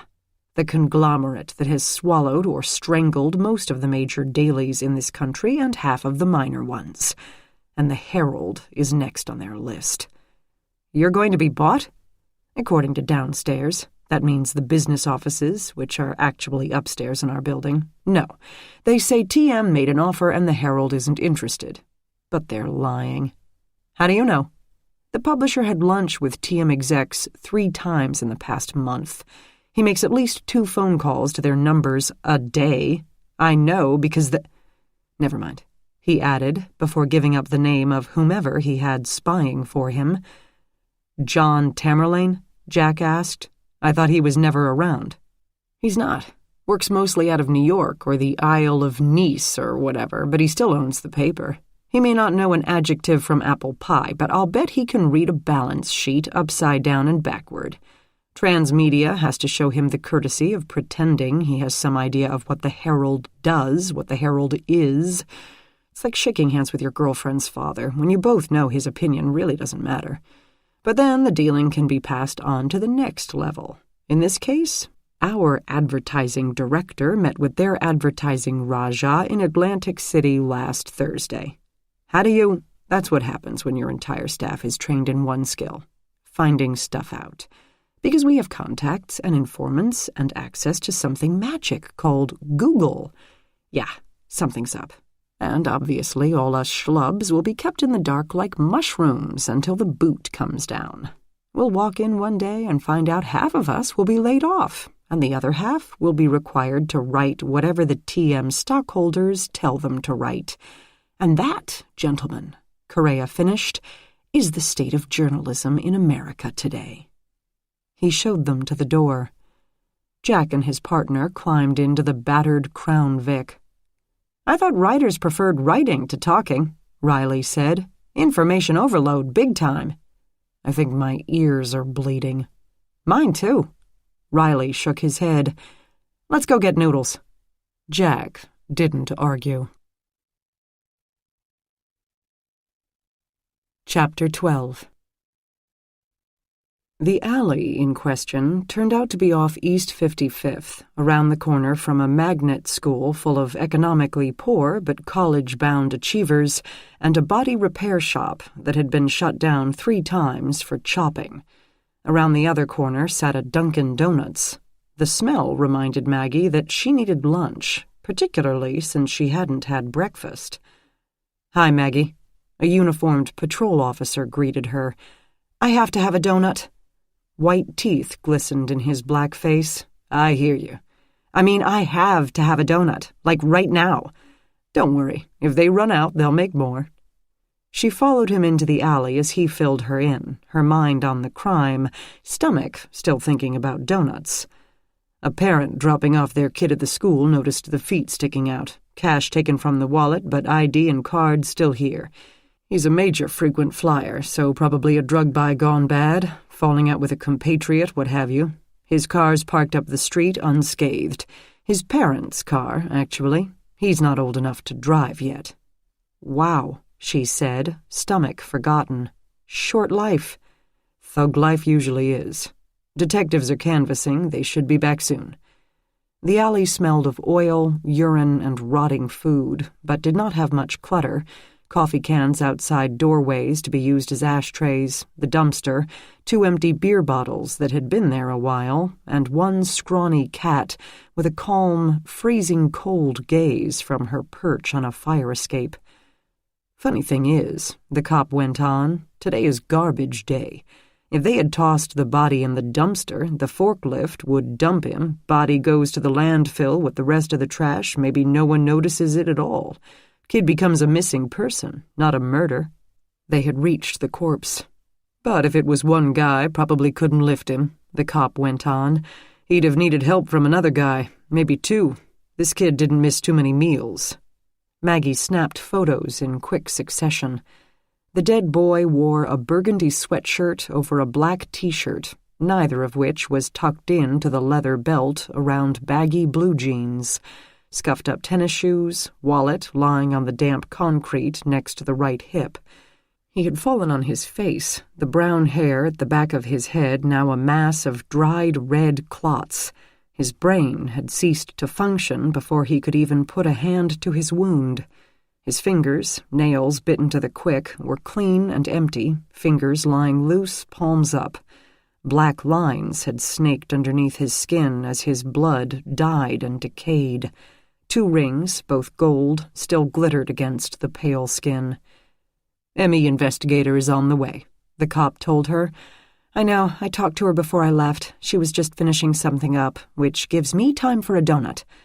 Maggie made a few notes on her clipboard, sketching the walls, the dumpster, the body, adding an arrow pointing north to orient her drawing.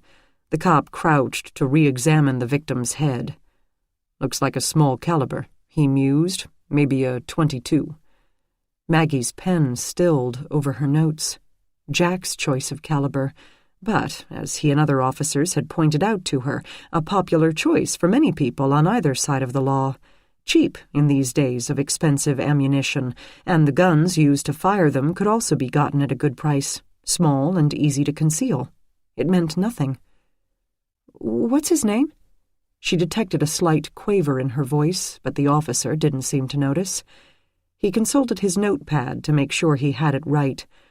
"Ronald Soltis, a.k.a. Rain, but the detective said no one called him that except himself. Spoiled rich boy with delusions of life in gangsta's paradise." Coincidence, Maggie thought. Just a coincidence that Jack had been all too aware of Ronald Soltis. But she no longer wanted a donut. Maggie got back to the Justice Center in time to make an afternoon meeting in the homicide unit. Her presence was not always required or requested, but since the detectives hadn't made it to the autopsy, Patty Wildwood asked her if she would sit in. That suited Maggie, who wanted a chance to talk to Jack, though she had no idea what she would say. Did you kill Ronald Soltis? Did she even want to know? She transported her steaming cup of coffee, her only source of nourishment in the past 18 hours, into the conference room storage area that the detectives used when they needed to spread out. She moved a few reams of copy paper off a folding chair and sat down next to Jack, surprising him. He and Riley were finishing off cartons of Asian dishes, and the smell did not calm the butterflies in her stomach. "Hello," he said, as if she were a skunk in the neighbor's yard. Nothing to worry about, but then it could change direction at any moment, so best be ready to run.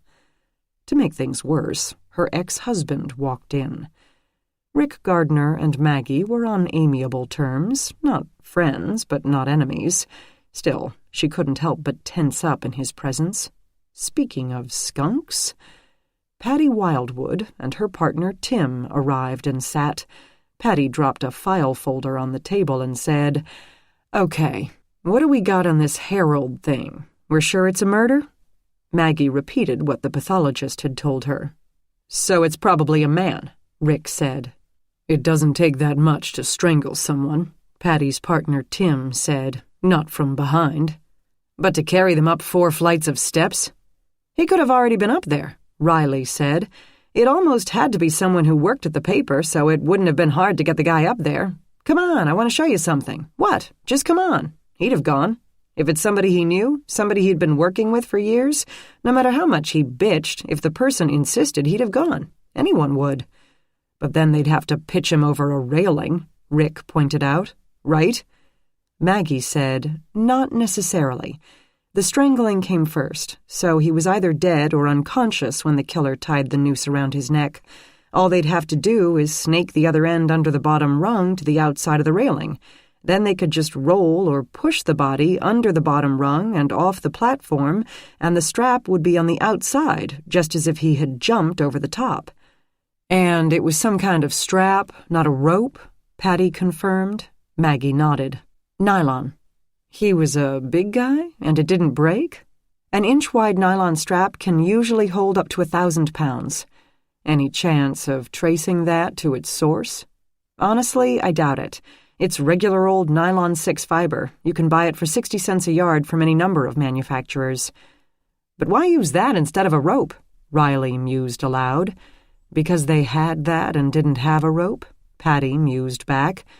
"Because it's easier on the hands," Rick said. "The flatter surface wouldn't cut into the skin like a rope would if you wrapped it around your palms once or twice." "Why strangle at all?" Riley asked. "You could have emptied a clip in that room without anyone hearing it, so being quiet wasn't a factor. Why not shove him off the platform?" Maggie said, "The railing is in the way, and the fall might not be fatal. It's impossible to calculate the distance necessary to kill someone." "Because it's not the fall, it's the sudden stop at the end?" "People can fall 8 feet and die, and others can fall 108 feet and live. It's not a certain way to kill someone." "And somebody wanted to make damn sure this guy was dead," Riley finished. "Besides, strangling's so—" "Personal?" Patty suggested. Maggie agreed. "It's personal, but it could also be a logical choice. The most common methods for murder are gunshot, stabbing, beating, and strangling. Everything else runs far, far behind those categories. If he, or she, didn't have a gun or a knife, or a baseball bat," Riley put in, "that leaves strangling. It's less messy and even easier than stabbing or beating once you've got that ligature around the neck," Maggie said. "The killer only had to compress the carotid arteries, and Davis could have been out in under 15 seconds. But a lot of victims who are strangled survive. The hanging solved that problem, since it's guaranteed the victim would never regain consciousness. Quick and certain." 15 seconds is a long time with a full-grown guy like Davis thrashing around, Riley said. Maggie told them about the bruise on Davis's head. "Okay, forget that. No cameras and nobody saw or heard anything?" one of the other detectives asked. Riley confirmed it. "Outside cameras?" Maggie said, "Nothing that stands out. No disturbances, no fights, no one running away. Of course, I have no idea whom to look for."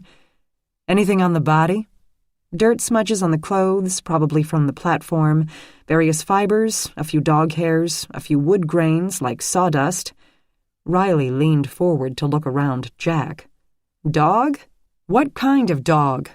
"Don't know yet. I haven't had a chance to mount them." He looked at Jack. "Why?" Patty asked. "Possible suspect has a German Shepherd." "I doubt it's a German Shepherd. They're kind of short for that, though it's possible. Some breeds, like Labradors, always have short hair. Poodles always have long.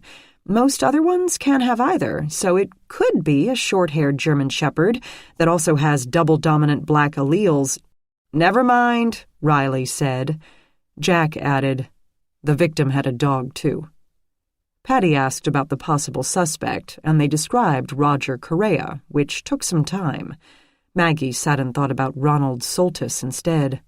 Then they described Stephanie Davis, the editor, and the printing supervisor, which took much less time. "Okay," Patty said. "I guess we'll all keep canvassing until something breaks. Tim and I will help too. Rick, you and Will are on the Soltis thing." Rick said of his partner, "He's at the autopsy now." "Maggie, you were at the body. What can you tell us?" "Other than your most likely suspect is sitting right next to me," she thought. "Shot in the back of the head, small caliber, been there at least a day. Cash robbed, but nothing else. No signs of a struggle." "Just wham, bam, thank you, ma'am?" "Yes." "Drugs are bad," Patty summarized. "Well, he had people lined around the block with reasons to take him out, beginning with Dondre Jr. The street crimes guys will be your best buddies for this one, Rick." "I know it." Patty had a way of managing without managing, necessary when working in a pit of egos such as a detective unit. "Okay. Anybody need anything else?" "Winning lotto numbers?" Riley suggested. "A team in the playoffs?" another detective said. He and Riley discussed sports as everyone else stood to leave. Maggie saw a window of opportunity and ducked her head toward Jack, speaking as quietly as she could. "I have to talk to you." "Not here," he hissed, then stood up and walked away in one hasty motion. Nonplussed, she gathered up her notes and left the table, but not before she noticed her ex-husband watching them with narrowed eyes. Chapter 13.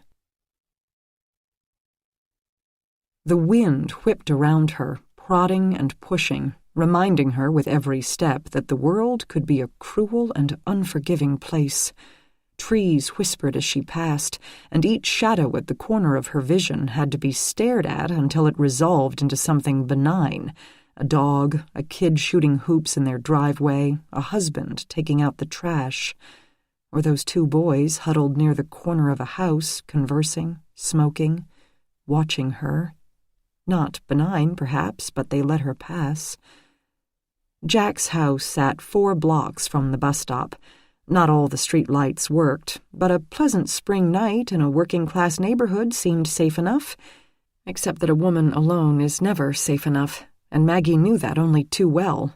She fingered the pepper spray in her pocket and stopped in front of his address. A simple bungalow with 1,000,000 siblings throughout the Cleveland area. It had white siding, a detached garage, and probably 6 rooms total, not including the basement.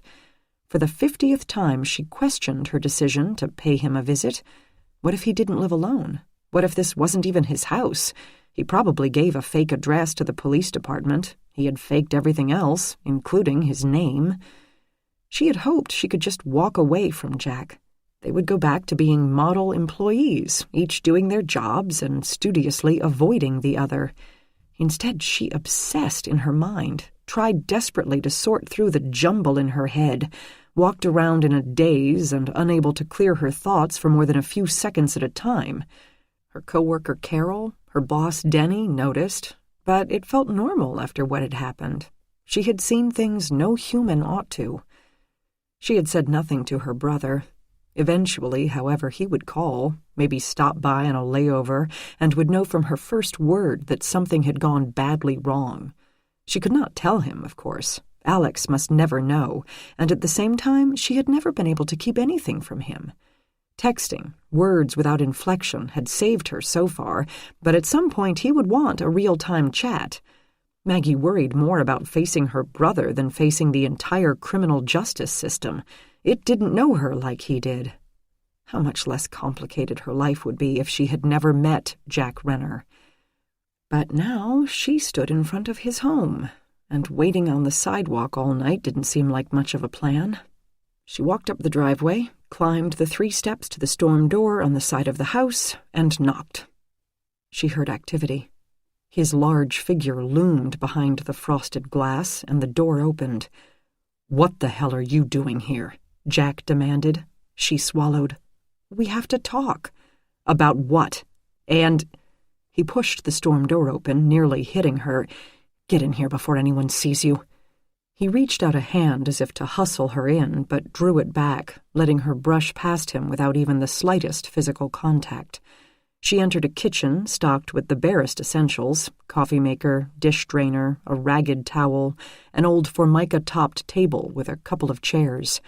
A scent she couldn't identify lingered, probably from his dinner. Fairly clean for a bachelor. Even with the subject at hand gnawing at her insides, she found herself fascinated by how Jack lived. Did he watch reality shows? Did he cook for himself or live on takeout? Did he have girlfriends? Family? What was he? A human being with one warped area of himself? Or a killing machine, 100% focused on ridding the world of crime, one criminal at a time? Eggs, she realized. Perhaps he had made an omelet. He had turned around, blocking her from going into the rest of the house, waiting for an explanation. He wore old jeans and a navy sweatshirt and athletic socks, but seemed no less intimidating than he did in his detective getup of dress shirt and suit coat, and definitely not pleased at her presence. "Ronald Soltis," she said, and watched for his reaction. He didn't give one. "What about him?" She waited. He raised one eyebrow at her. "You and Riley were assigned to his case. I saw that in RMS." Still, he said nothing. He seemed almost amused, which ticked her off. "Well?" "Do you want to know if I killed him, Maggie?" "Yes." "Then ask me," he said, with no amusement at all. She forced herself to speak. "Did you kill him?" "No." They stared at each other. A white cat wandered into the room. "Anything else?" Jack asked. She was afraid to say that she didn't believe him, because part of her did. She just wasn't sure. She couldn't be sure of anything where Jack was concerned. He had killed quite a number of Cleveland's worst, until she had made the connection between the vigilante-like murders. Her existence had put a stop to his work. No wonder she felt terrified to approach his house, to be anywhere around him. Yet sticking her head under the covers could not be an option. Not for her. "I thought we had a deal. If we're going to do this, do what? We're not going to do anything. We're not partners, Maggie. We're not friends." With a frown, she said, "I know that." He ignored her scowl and spoke more calmly. "Look, we intersected at one point, and that point is in the past. I'm sorry you're all discombobulated because you've always been the good girl, thought following the rules would pay off, but it doesn't. I can't help you deal with that. Right now, all we need to do is maintain absolutely zero connection between me, you, and what happened. That means you don't show up at my house." She kept her voice as level and matter-of-fact as his. "What choice did I have? You said no phones, so I can't call you. I don't even have your number, and we'll keep it that way. Cell phone records live forever, and Riley's girlfriend lives out this way. What happens if he just happens to drive by and sees your car in my drive?" "I don't have a car." "How'd you get here?" "Bus." "You walked here in the pitch dark? Are you crazy? Geez, Maggie, don't you see enough of what this city can do?" He ran a hand through his hair, so exasperated that she almost smiled. In a way, this demonstration of normality calmed her, and she said, "I thought we needed to get some things straight." Either Jack felt tired, unsurprising since they'd both been up all night, or willing to take some pity on her, because he gestured toward one of the kitchen chairs. "Sit down, Maggie. Want a drink? All I have is bourbon." She couldn't stand the stuff, but that didn't matter right now. "Sure." She sat on the hard kitchen chair. The cat tensed at her feet, readied itself, and jumped into her lap. Jack set a shot glass in front of her and put down one for himself, taking the other chair as he opened a bottle of 4 Roses. "That's Greta." Maggie petted the animal, stroking the top of its head, and sipped from the glass. She grimaced. "Not a bourbon lover?" "Not much, no." "You must have gone to the same seminar Riley did." She didn't ask what he meant. They sat and listened to the cat purr. "So, what is our deal, Maggie? You don't tell your co-workers about my murders, and I don't tell them about yours. In return, you give me 6 months to get my affairs in order and clear out. In return for that, I stop killing people. Is that an accurate summary?" She sipped. "Yes." "Okay, then. My end of the bargain's holding up. I didn't kill Ronald Soltis. I'm glad someone did, but it wasn't me. And by the way, I was with you at the Herald offices all last night. Or did that escape your notice?" He'd been there for at least 2 days. "Good for him." He drained his glass, poured another. "He was shot in the back of the head with a .22, Jack. What was I supposed to think?" "You should think... First of all, I don't care what you think, because you're already in this up to your neck. You want to keep that very clear in your mind." "I wouldn't be here if it wasn't," she said in her most withering tone. "Just making sure. But you should think that .22s are a very popular caliber, and Ronnie had amassed a lot of enemies in his short life, and that's what happens when stupid kids who think they're tough try to throw around their weight in the territories of people who really are. That's what you should think." "Wouldn't he have had a posse? Some muscle to go with him? All thugs do. Posses can be bought off. That honor among thieves thing has always been an urban myth.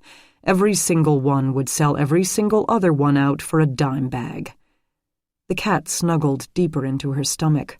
She believed him, but was that only because she wanted to? Because she so desperately wanted to wash her hands of all Jack's crimes? If Ronald Soltis had died because she hadn't turned Jack in, then that spattered his blood over her face. No amount of rationalizing could bury that shining fact. Jack had lied every day to everyone around him and done such a good job. He lied to people who listened to lies all day long. Her abilities and intelligence and experience, so effective against inanimate evidence such as blood and fibers, were those of a rank amateur against someone like Jack. "All right," she said, and bit back, "I'm sorry." She would not apologize for doubting him where any sensible person would.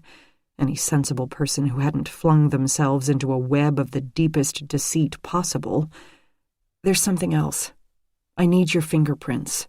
"Hell no. Jack! They wouldn't let me back into the crime scene. Josh and Amy processed and collected all the prints. They ran the prints through our APHIS. All of them. The only hits were your victims. Of course, they didn't hit on you because personnel prints aren't in my database. They wouldn't anyway. But the prints turned in with my application packet aren't mine. Long story."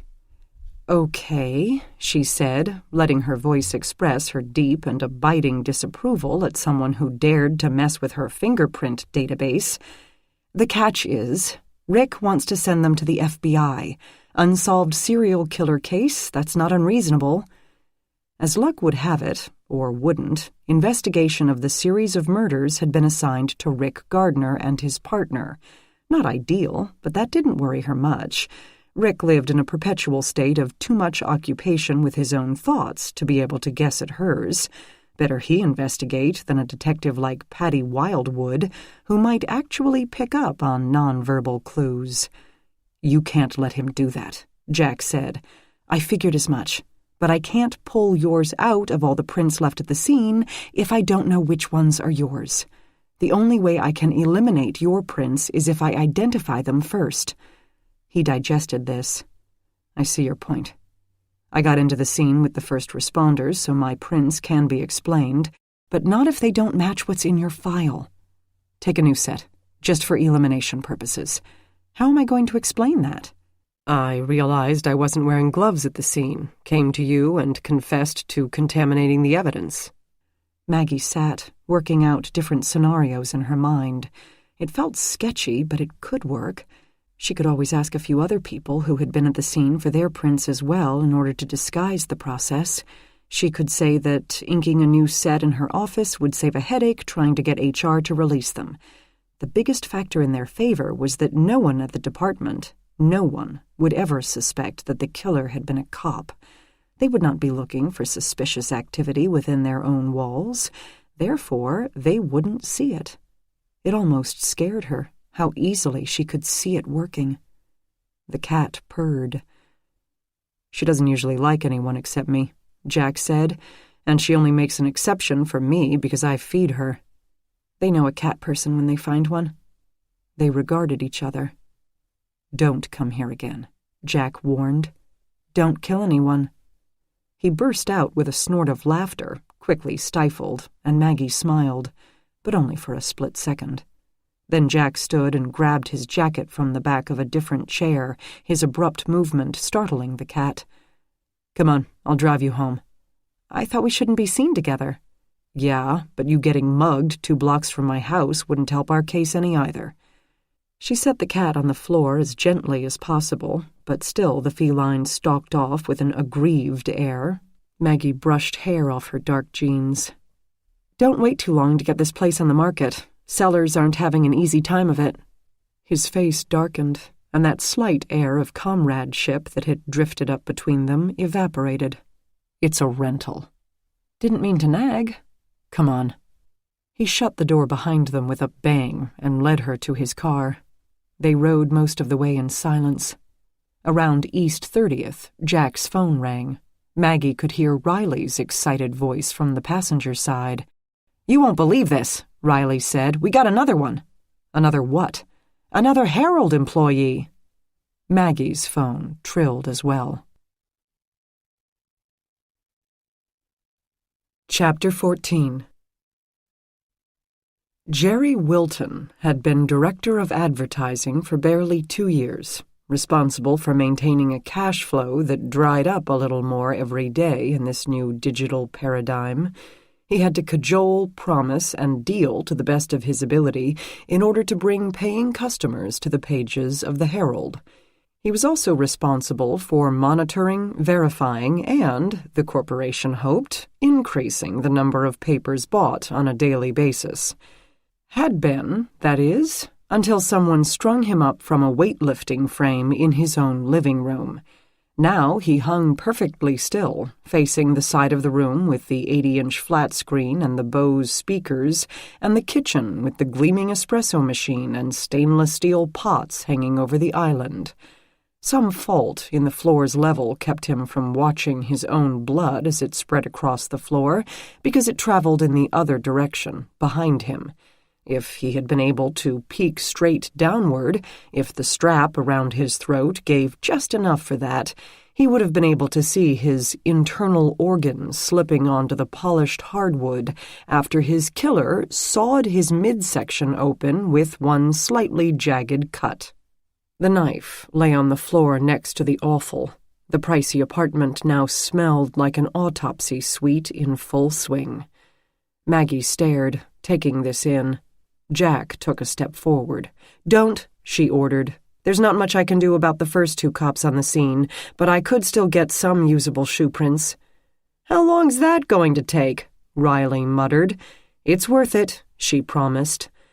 The living room had been sparsely furnished in order to leave Wilton plenty of room to work out, nothing other than a leather couch, coffee table, end table, and workout equipment.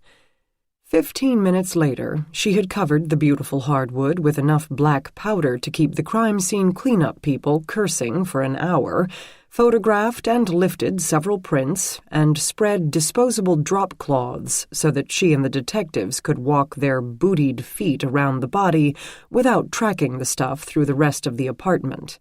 Only then could they approach the dead man. Jerry Wilton had light brown skin, close-cropped hair, and a figure that came from spending a lot of time using the chin-up bar from which he now hung. He was tall, his toes barely cleared the floor, the noose hiked up to within 6 inches of the bar. The strap had been looped over it and then tied off on the base. He was dressed in sweats and a T-shirt, as if he had indeed been working with the bar when the killer called, so he might not have been expecting a visitor, or if he had, it was someone Jerry Wilton knew well enough not to care what he looked like when they arrived. There were no signs of a break-in, indicating he had opened the door without any fuss, but neither were there any signs of shared snacks or drinks. None of the neighbors reported hearing an argument. The killer could have had a key, but after a quick check of the rest of the apartment, Maggie doubted that anyone else lived there. No women's items, no makeup or panties around, and all the male clothing seemed the same size. The bed had been made, sort of, and the bathroom was tolerably clean. The medicine cabinet held a store aisle's worth of vitamins and supplements, but no prescription or illegal drugs. Wilton had an appreciation for imported beer and Jack Daniels whiskey, but not to excess. There were no piles of empties to be found. The kitchen appeared neat at first, but then Maggie noticed a smear of butter on the island and toast crumbs on the counter, and the few dishes in the sink had dried and crusted. She found Wilton's, or maybe the cleaning lady's, secret, a large drawer stuffed with junk mail, bills, receipts, menus, and a few greeting cards from someone named Natasha, who wrote with a looping feminine script and who really wanted the two of them to get back together. The garbage smelled of takeout that needed to be taken out. Bachelors, Maggie thought. As at his workplace, Wilton's apartment had a view of the lake, so close that he hadn't bothered with blinds on his windows. His only possible voyeurs would be seagulls or someone with a boat and one hell of a telephoto lens. Jerry Wilton had apparently used the guest room as an office. There they found Herald circulation reports, advertising revenue statements, a laptop, and all manner of memos, printed emails, meeting agendas, and notes scribbled on Post-its, bar tabs, and the occasional paper towel. The organization Jerry Wilton applied to his physical shape didn't extend to his paperwork, and the room drowned in it. Maggie wondered if any item there could explain his death, and if so, how she would be able to tell. She returned to the body. "What do you think, Maggie?" Riley asked. Jack was back to pretending he barely knew her. He had even dropped her a block from the Justice Center, so it would appear that she had walked from her loft as usual.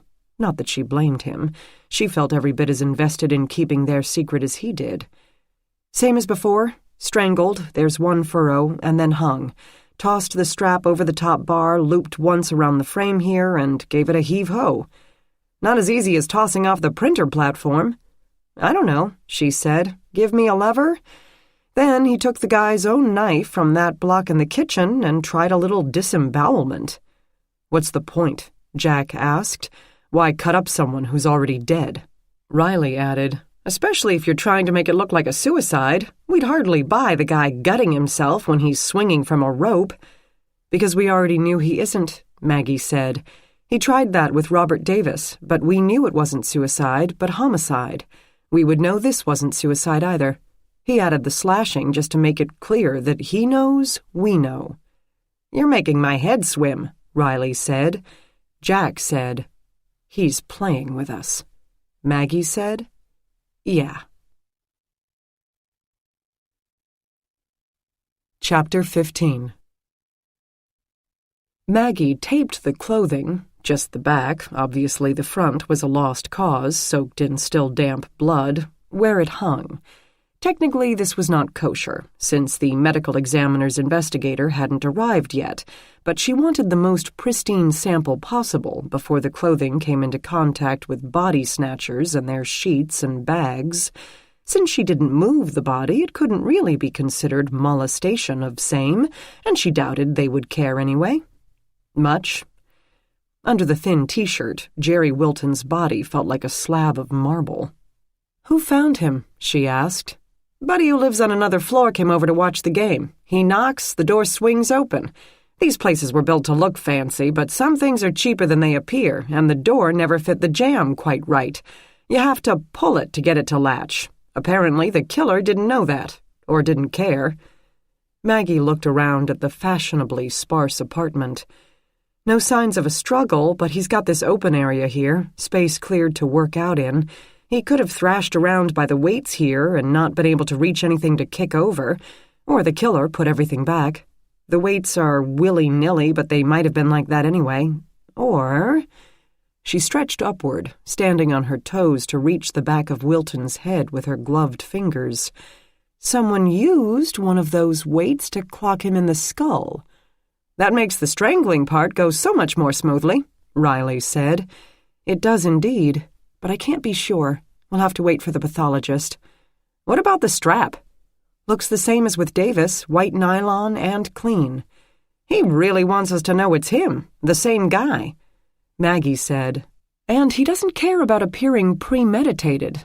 Maybe he was carrying a strap around the Herald offices for some other reason and got into a fight with Davis, but he wouldn't still be toting it around afterward, and he certainly wouldn't have brought it here except for the express purpose of doing exactly what he did. Boats, Riley said. What? I was thinking, who uses rope for anything anymore, especially clean white nylon like that?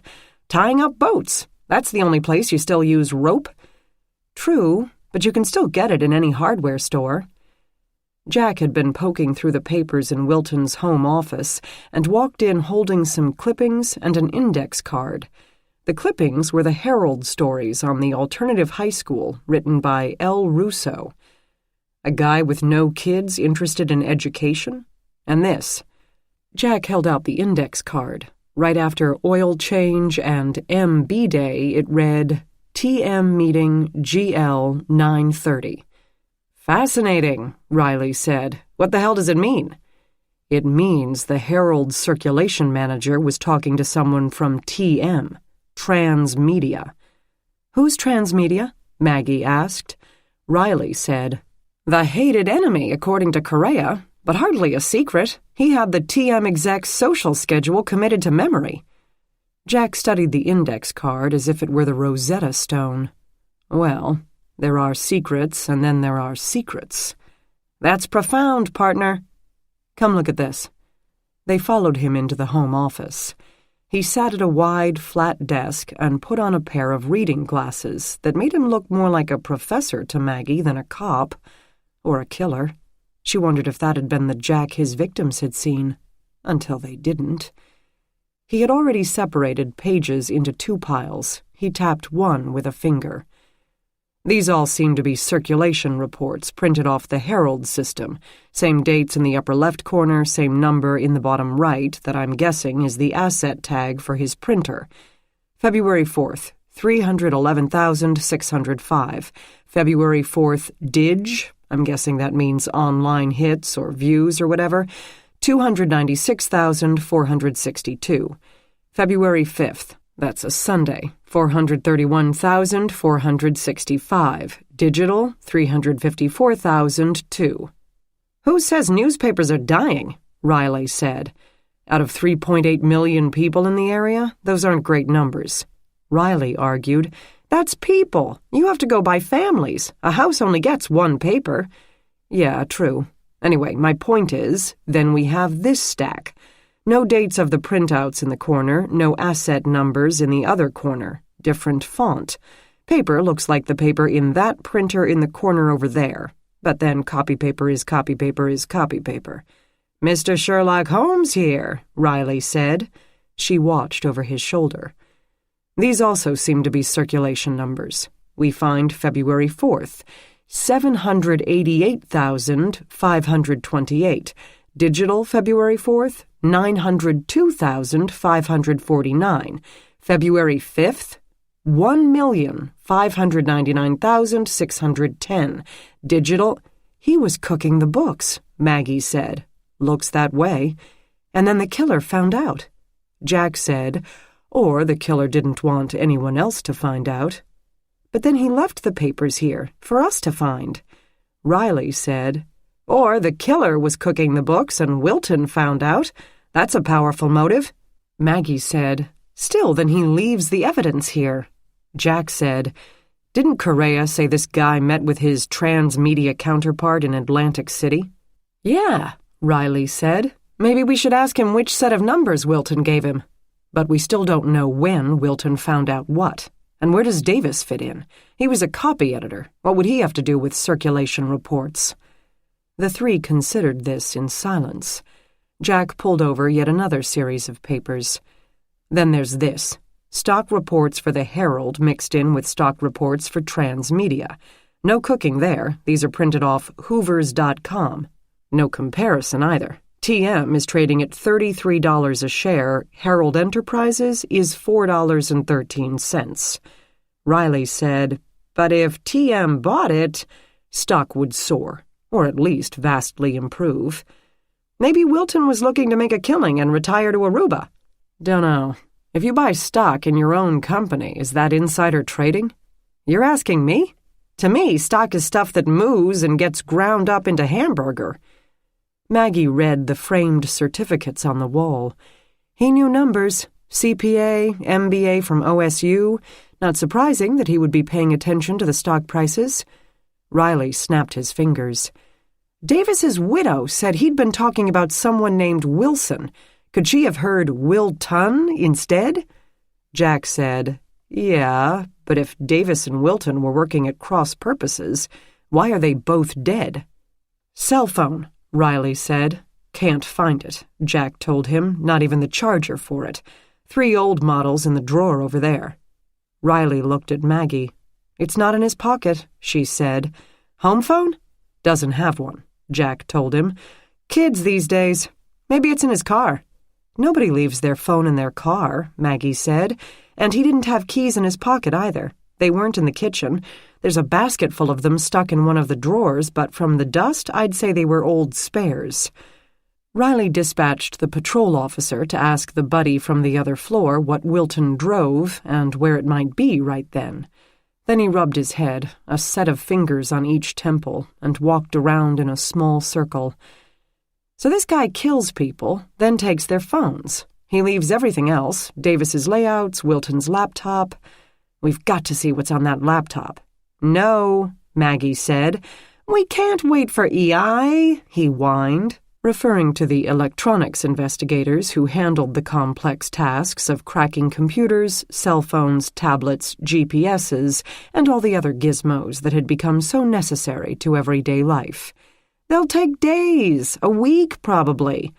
If you so much as turn it on, you might trigger an erasure. This is a young guy, probably tech-savvy, maybe with something to hide. He might have thought ahead to an SEC investigation. He could have set a booby trap. Riley sighed. And on top of that, Zoe would yell at you. You don't want that. All right. At least I got to hear you say booby. She gave him the expected look of exasperation. Jack said, The cell phone thing is weird, but if the motive is some sort of shady business dealings, then why leave it here for us to find? This could all still come down to somebody French-kissing somebody else's wife, and the business end of it is irrelevant to the murders. Riley said, The difference in the circulation reports is definitely interesting. Something is up at that paper. We need to figure out who was trying to fool whom, and who found out about it. That's profound, Jack said. Partner. Obviously, the cell phones are important to this guy. We need to get the search warrants in motion so we can see what he's seeing. I'll go write them. You want to stay here and poke around some more? Jack surveyed the room, the heaps of paperwork he hadn't yet touched. Then they both looked at Maggie. Sure, she said. Chapter 16. The body snatchers came and removed the corpse of Jerry Wilton, and a patrol officer remained stationed at the door. No one disturbed Jack and Maggie as they sorted through Wilton's home. They checked Wilton's Lexus, but found it locked and undisturbed. The victim had kept his car, even neater than his home, and no cell phone rested on the seat. They couldn't do any more without a key, so Maggie and Jack had returned to the quiet apartment. They did not use the silence for further tete-a-tetes. Maggie supposed they had already addressed any issue they could and said anything they could about this deeply weird situation.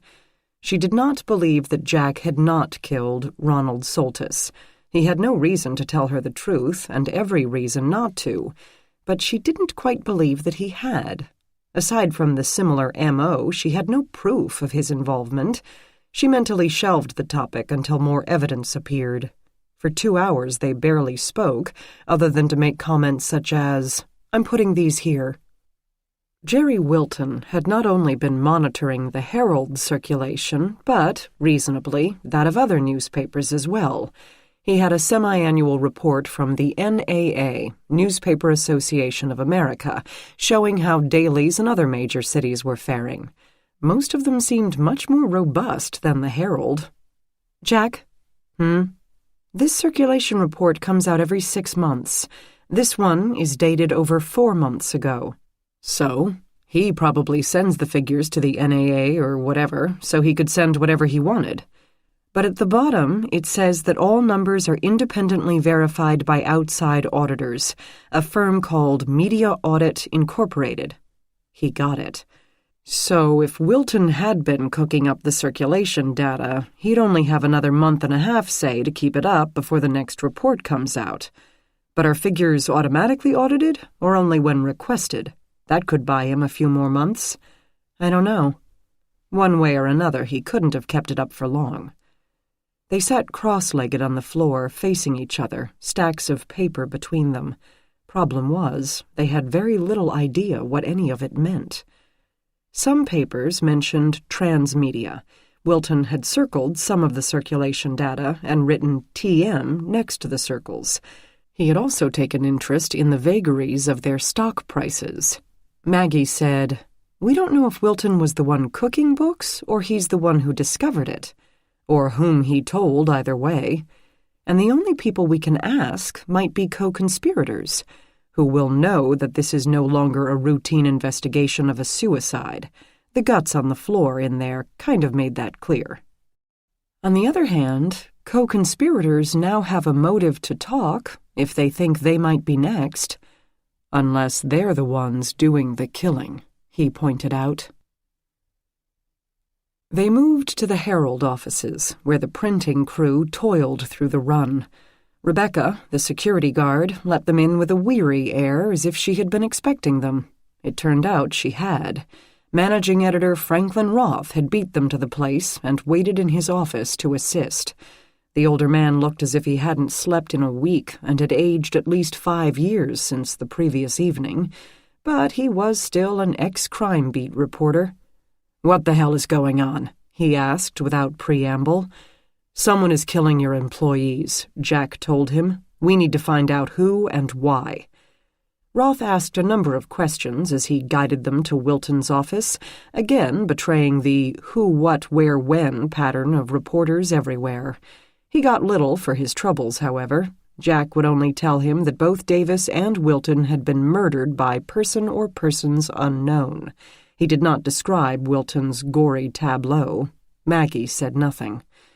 Roth pulled out a set of keys as they walked. Apparently, the main doors of the building had gone to the more modern proximity sensor key cards, but the upper offices that ringed the perimeter of the atrium-like space still opened the old-fashioned way.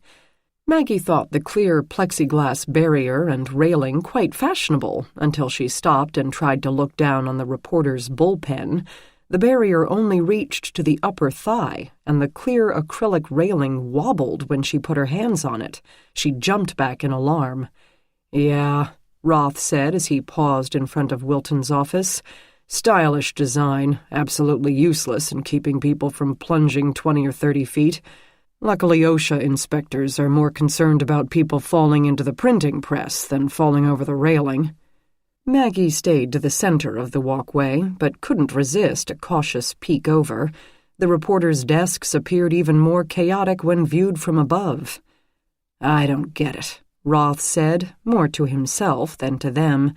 "Davis was a copy editor. Wilton was a numbers man, frankly a bean counter, a downstairs man.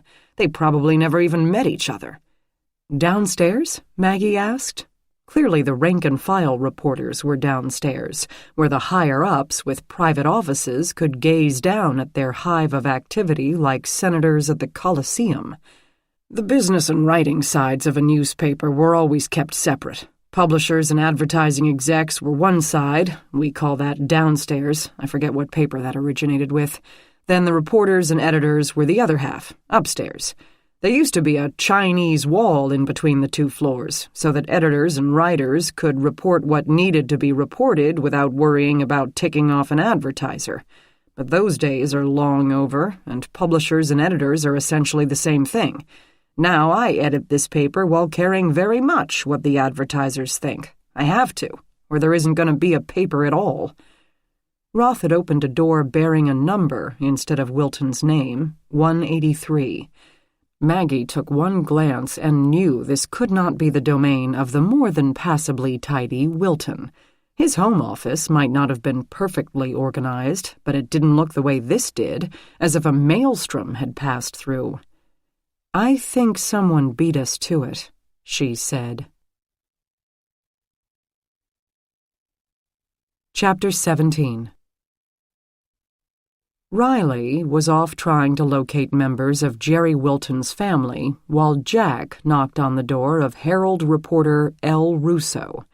Not only had Wilton's home office contained clippings of Russo's articles, but his office at the paper had as well.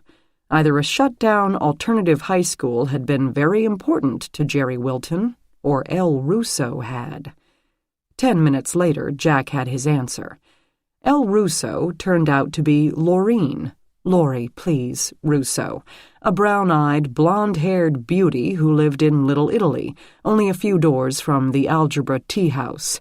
Her equally beautiful husband had not been at all pleased to find Jack standing on his doorstep at 11 p.m. He had stood in the kitchen doorway, arms crossed, for a good 5 or 10 minutes, until he felt confident that Jack's visit stemmed from legitimate police business. Then he straightened and asked his wife, "You want me to pause it?" "No, thanks, sweetie. I've seen this one before." He gave Jack one last dark look with dark eyes and retreated up the hall. From photos on the wall, Jack assumed they had 2 matching children, young enough to be fast asleep at the late hour. Laurie herself was wrapped in a fuzzy robe and seemed shocked, but not distraught, at the news of Wilton's death. Apparently he had been liked, but, after all, merely a co-worker. Jack told her the articles she had written about the closure of the alternative high school had been found in the victim's home. He didn't add that they had also been found in his office at the Herald, but her face cleared. "Oh, that's easy. His cousin went there."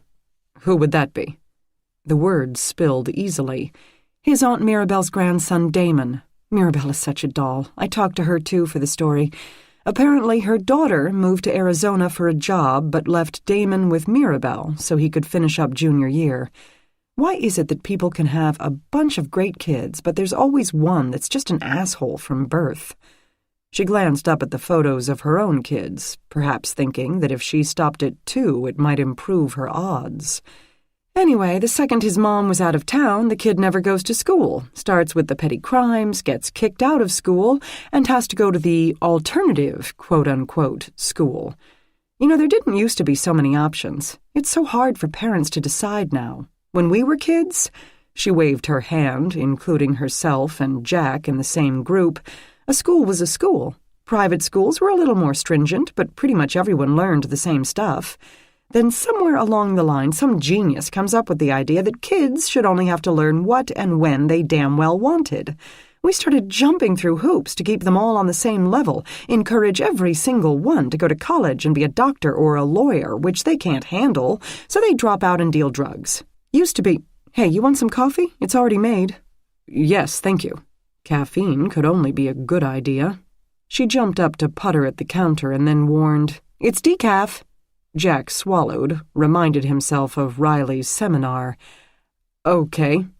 She tapped a large pet bowl out of her way to open a cabinet and take out 2 mugs. "You have a dog?" Jack asked. "Yeah." "What kind?" She gave him a curious look, but said, "I couldn't tell you. Just a mutt we rescued from the pound when the kids were little." He listened to the silent house. No scratching, whimpering, or barking. Not much of a watchdog. "Where is it?" "She sleeps in the kids' room. Very protective." Anyway, she got back to the topic of schooling as she poured. "Used to be when a kid couldn't do the work, they flunked. They got D-minuses, they figured out school wasn't for them, and they learned a trade, became a mechanic or a plumber. They'd probably end up making more than the doctor anyway." She returned to the table with 2 cups. "My kids are in elementary school now, and I second-guess where we've got them every day. Now we have charter schools and magnet schools and alternative schools, and they'll all tell you they're great and their kids are brilliant. They'll tell you things like 60% of the kids are on the honor roll. What they don't tell you is that all you have to do to get on the honor roll is show up. I've been writing about education for years. Double duty, I guess, for selfish reasons. I wanted a good basis in the facts to make decisions about my own kids. But it's fascinating. It really is. Anyway, I was doing a survey of types of high schools. I had to make an appointment to visit this school, Green Market High School it was called. I couldn't just pop in, but okay, not unreasonable. Security in schools is high these days, especially considering that most of these students used to be drug dealers. I saw sparkling classrooms with obedient children raising their hands and answering intelligent questions. But once in a while, one of the kids would glance at me. She gave a tiny shudder. The looks on those kids' faces. Violent? Jack asked. Withering. Like, you're just as much of an idiot as every other adult in our lives, lady, so what exactly the hell do you think you're going to do? What did you do? I met up with a few of them outside school, befriended them. Okay, I bribed them with cigarettes, and through thorough and skillful questioning, she made a face, discovered that they couldn't name a founding father, describe the difference between an atom and a molecule, or knew that Iowa was a state. They spent most of their time in the building on their phones, surfing the web, or drawing, which was actually the only thing I liked about the place. Those kids could benefit from a little art therapy. She seemed to realize that she'd been talking for a while, coughed and paused. But Jack didn't mind. At least it made a break from the state of journalism in America today. Laurie described how she had located a few parents who gave a crap whether their kids learned anything or not, and got a reluctant state board involved. Jack asked a few more questions, but it seemed clear that either Laurie Russo was a very good liar, or Jerry Wilton's interest in her work had been purely due to his family connection. Jack had closed his largely empty notebook and put it in his pocket when she said, "But I'm so glad to talk to you." "Really? Why? Have you gotten anywhere with our murdering vigilante?" Jack could not have been more surprised.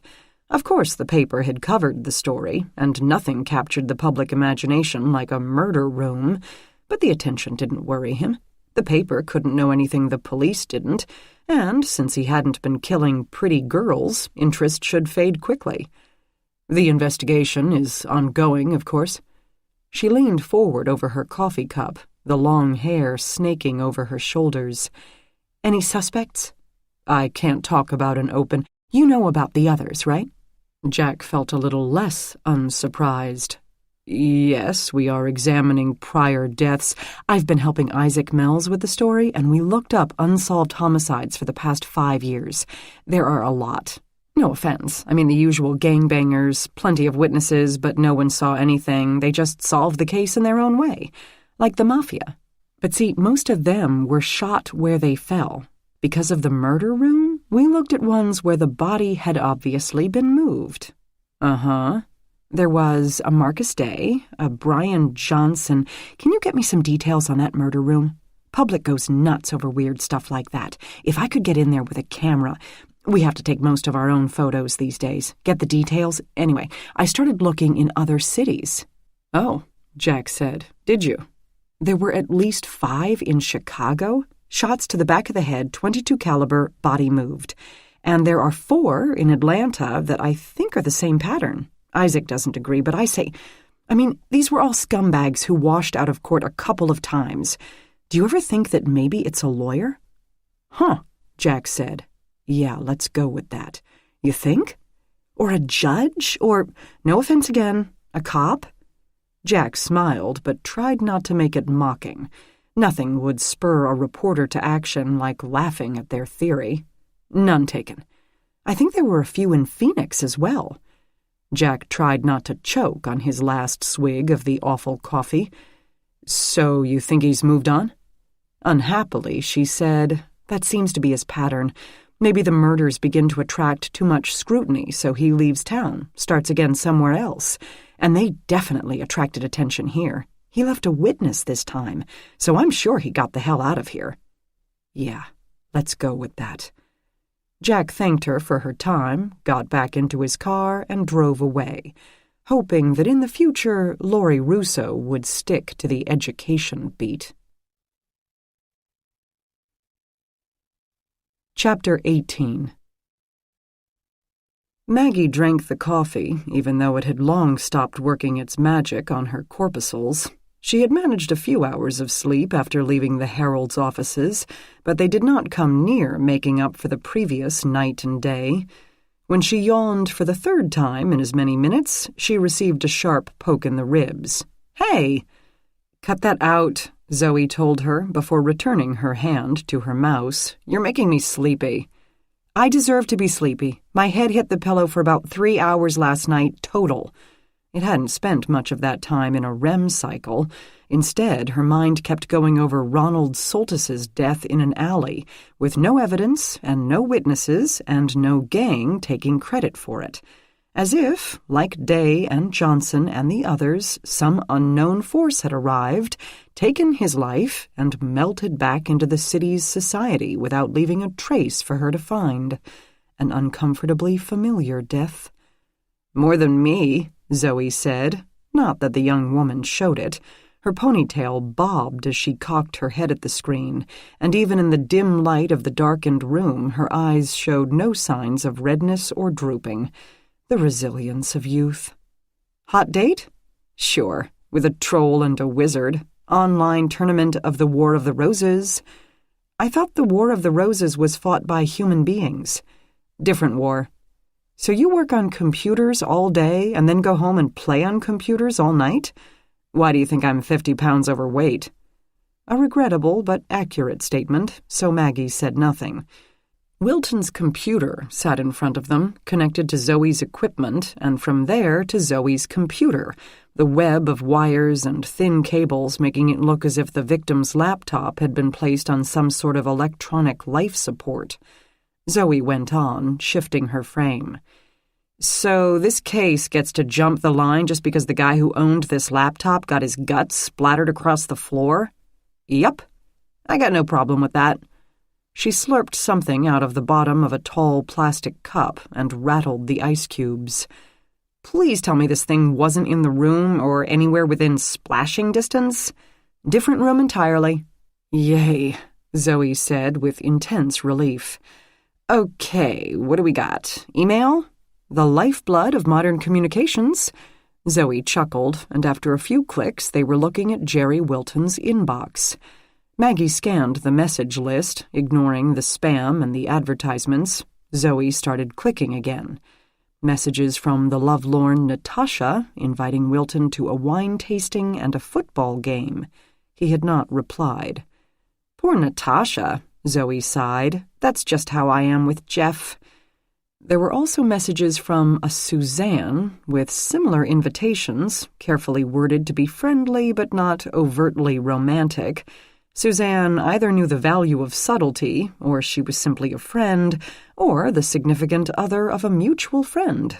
Wilton replied to her, and very nicely, too, but nothing about their messages mentioned the Herald, stocks, or circulation figures. Then they hit on one that asked simply, "How much do you want me to buy?" Wilton had promptly written back to that person, 4,000 this week. The email address was Pretty Shania at a free email site. "Well, well," Zoe said. "Let's see what else pretty little Shania has been up to."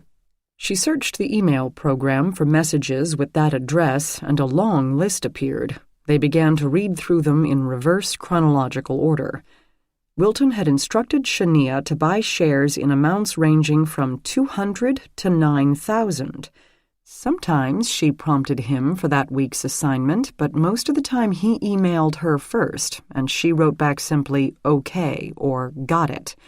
Maggie made a list for herself of the dates and amounts in the emails, but nowhere did he explain shares of what. "They must have met in person as well," Zoe said. "Actually talking to someone face to face, the one thing that doesn't leave a record." Shania would occasionally ask about the account, as in, "The account doesn't have enough for that."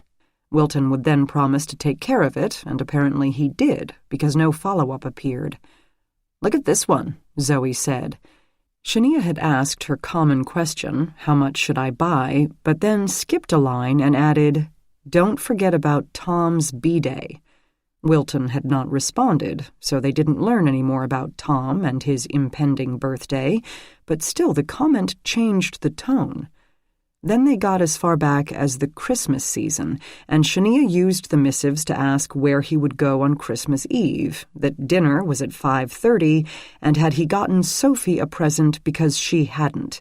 She didn't, as she put it, feel the need. This isn't just a business relationship, Zoe concluded. They know each other, but they're not boyfriend-girlfriend, Maggie mused. Neither of them had ever written words like love or commented on any activities other than buying or selling, or referred to seeing each other outside cyberspace, other than the holidays. It sounds like they're relatives, Zoe finished. Let's find out who Shania is. She wheeled herself a few feet away to her own computer, a massive thing with 2 monitors, high-resolution graphics, and a fan that made it sound like the space shuttle taking off. "Do you have spy techwear, like super-powered NSA stuff?" Maggie asked. She didn't know the technical terms. "Yeah, it's mega secret. I could have you killed just for seeing me use it. It's called Google." She put Shania's email address into the search box and hit enter. Several hits popped up. Zoe clicked on the first one. Maggie stared. "Shania's on Facebook? Isn't everyone? Social girl. She's also on LinkedIn, Twitter, Instagram, blah, blah, blah. Old school. Let's see, is she a gamer?" A figure appeared in the doorway to interrupt this quest. "Maggie? It was Carol, who told her, "IA called. You missed your—" "Damn, my meeting with them. I totally forgot. Don't worry, I told them you were working a homicide from last night and that homicides take precedence. I didn't actually say that, but they should know it. She said just to come in tomorrow, same time. Didn't sound like a big deal." "It shouldn't. We've been over it 4 times already." "Exactly. I think your ex-husband is just using this as an excuse to see you." "I doubt that. I don't think he wants to hang with me any more than I want to be around him." Carol leaned against the door jamb, patting her pockets in succession to locate her cigarettes. She couldn't smoke indoors, of course, but it seemed to reassure her to know the cancer sticks were available. "Don't kid yourself. You ignore it, but he still looks at you like there's a connection there. He's a man. When they sell a car and later see the new owner driving it, a guy will always say, 'There's my car.' What a romantic analogy. It's nothing personal. It was a serial killer and I saw him, so of course they're going to go over it again and again." Maggie explained with a sang-froid she absolutely did not feel. "Thanks for running interference." "Well, homicides do take precedence, so IA can wait." Carol paused, then added, "The shrink, however, you really should talk to her." "I'm going to, really. I just haven't had time." "Make time. You need to talk to somebody." "I talk to you." "No, you don't." Gently. "Not really." As she left, Maggie turned to see what Zoe had found, worrying that Rick might track her down and go into one of his epic rants. Then she reminded herself that she didn't have to care. They weren't married anymore. "Got her," Zoe interrupted them. Shania turned out to be a pretty girl with dark skin, long hair, and a job in the PR department for the Cleveland Indians. Her profile picture showed her in a team jersey holding a Go Tribe sign. Her last name was Paulson, and her page had been stuffed with photos of friends, a boyfriend, check-ins from the city's hotspots, and no mention of Jerry Wilton, stock trading, or the Cleveland Herald. "Can you get her address?" Maggie asked. "From Facebook? Of course not. Let's try something else that's super secret and incredibly high-tech." "The white pages?" "You got it." She meant the online telephone directory, of course. Maggie wasn't sure the paper books were even produced anymore. They would die along with newspapers. "Nope, must be unlisted. But you know her name and where she works. Can't be that hard to show up at her door and ask her who the hell Jerry Wilton is to her. And by the way, did you know that he's dead?" Maggie assured her, "Not me, Missy. I'm a lab tech. I don't show up on people's doorsteps. We have detectives for that."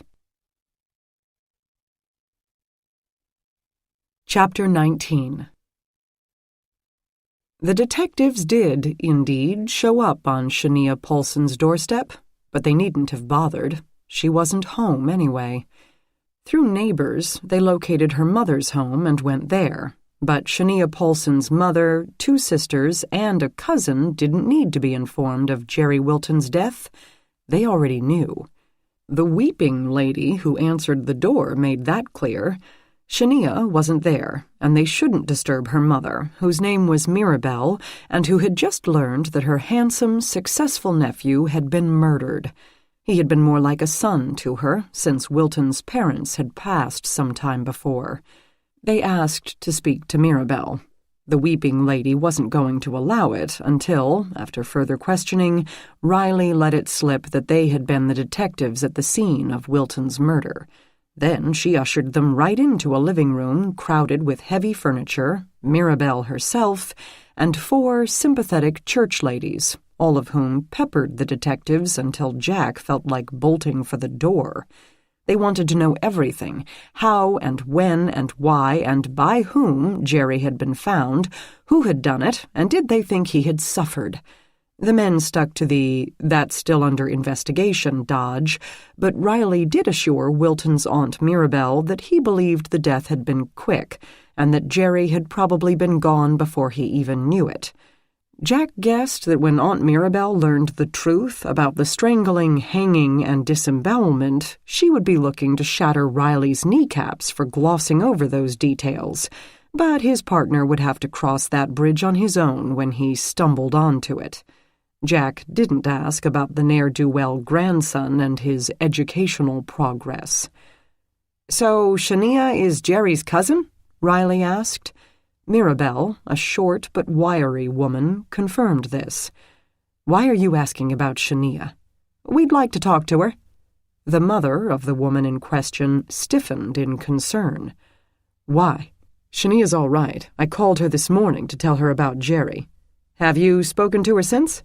"No." "Do you know where she is right now?" "No." "You don't think whoever killed him might be after—" No, Riley said, though Jack wasn't so sure. Cousin Shania might be in very great danger indeed. "We just want to ask her about some emails she and Jerry had sent back and forth." "Oh, yes, they spoke all the time. Those 2 always got along since they were tiny. My son, not as much. He and Jerry—" "What about the emails? What's Shania got to do with Jerry getting killed?" "Probably nothing, but we have to check out every lead. Can you put us in touch with her?" Mirabelle didn't like the situation, and really didn't like Riley's smooth evasions, but a mother's concern trumped all, and she gave them Shania Paulson's phone number, boss's name, likely hangouts, and closest friends. She'd have given this information to the FBI and the 101st Airborne as well if she could have, but settled for dispatching the church ladies to their respective phone trees with the express purpose of tracking down her youngest daughter before she got herself murdered too. Riley and Jack left before Mirabelle could demand to accompany them on a tour of Shania's favorite haunts. They went to Shania Paulson's workplace, spoke with her boss, contacted her friends, put a bolo out on her car. They even got the super to open up her apartment, hoping not to find her disemboweled body on its floor, and didn't. All to no avail. Shania Paulson was nowhere to be found. "Do you know whom you're looking for?" Rebecca asked Maggie. They sat in Rebecca's surveillance room, gazing at the rapidly changing television screens as each one fast-forwarded through the previous day's comings and goings. Staff moved in and out of the building, carried briefcases and tote bags and backpacks, smoked cigarettes, and argued with people on cell phones. No one seemed suspicious or even in much of a hurry. "No," Maggie told her. Rebecca rubbed her eyes, no doubt mentally groaning. "Someone killed Jerry Wilton and then came here and ransacked his office, and it had to be between the time Wilton went home from work and when we got here and found the office. There shouldn't be that much activity in the second half of the day, right?" "It's a newspaper. There's always activity. But, yeah, the bulk of the employees would have gone home by then. but reporters come and go any time, and the whole printing and shipping crew would just be getting here.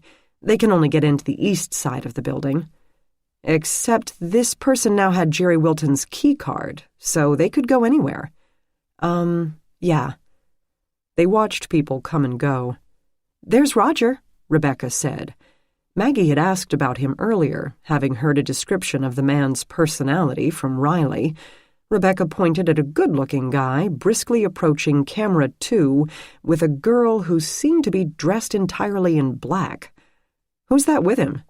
"Probably a groupie. They think Roger is Bob Woodward and Charles Dickens rolled into one." "You know Roger Correa?"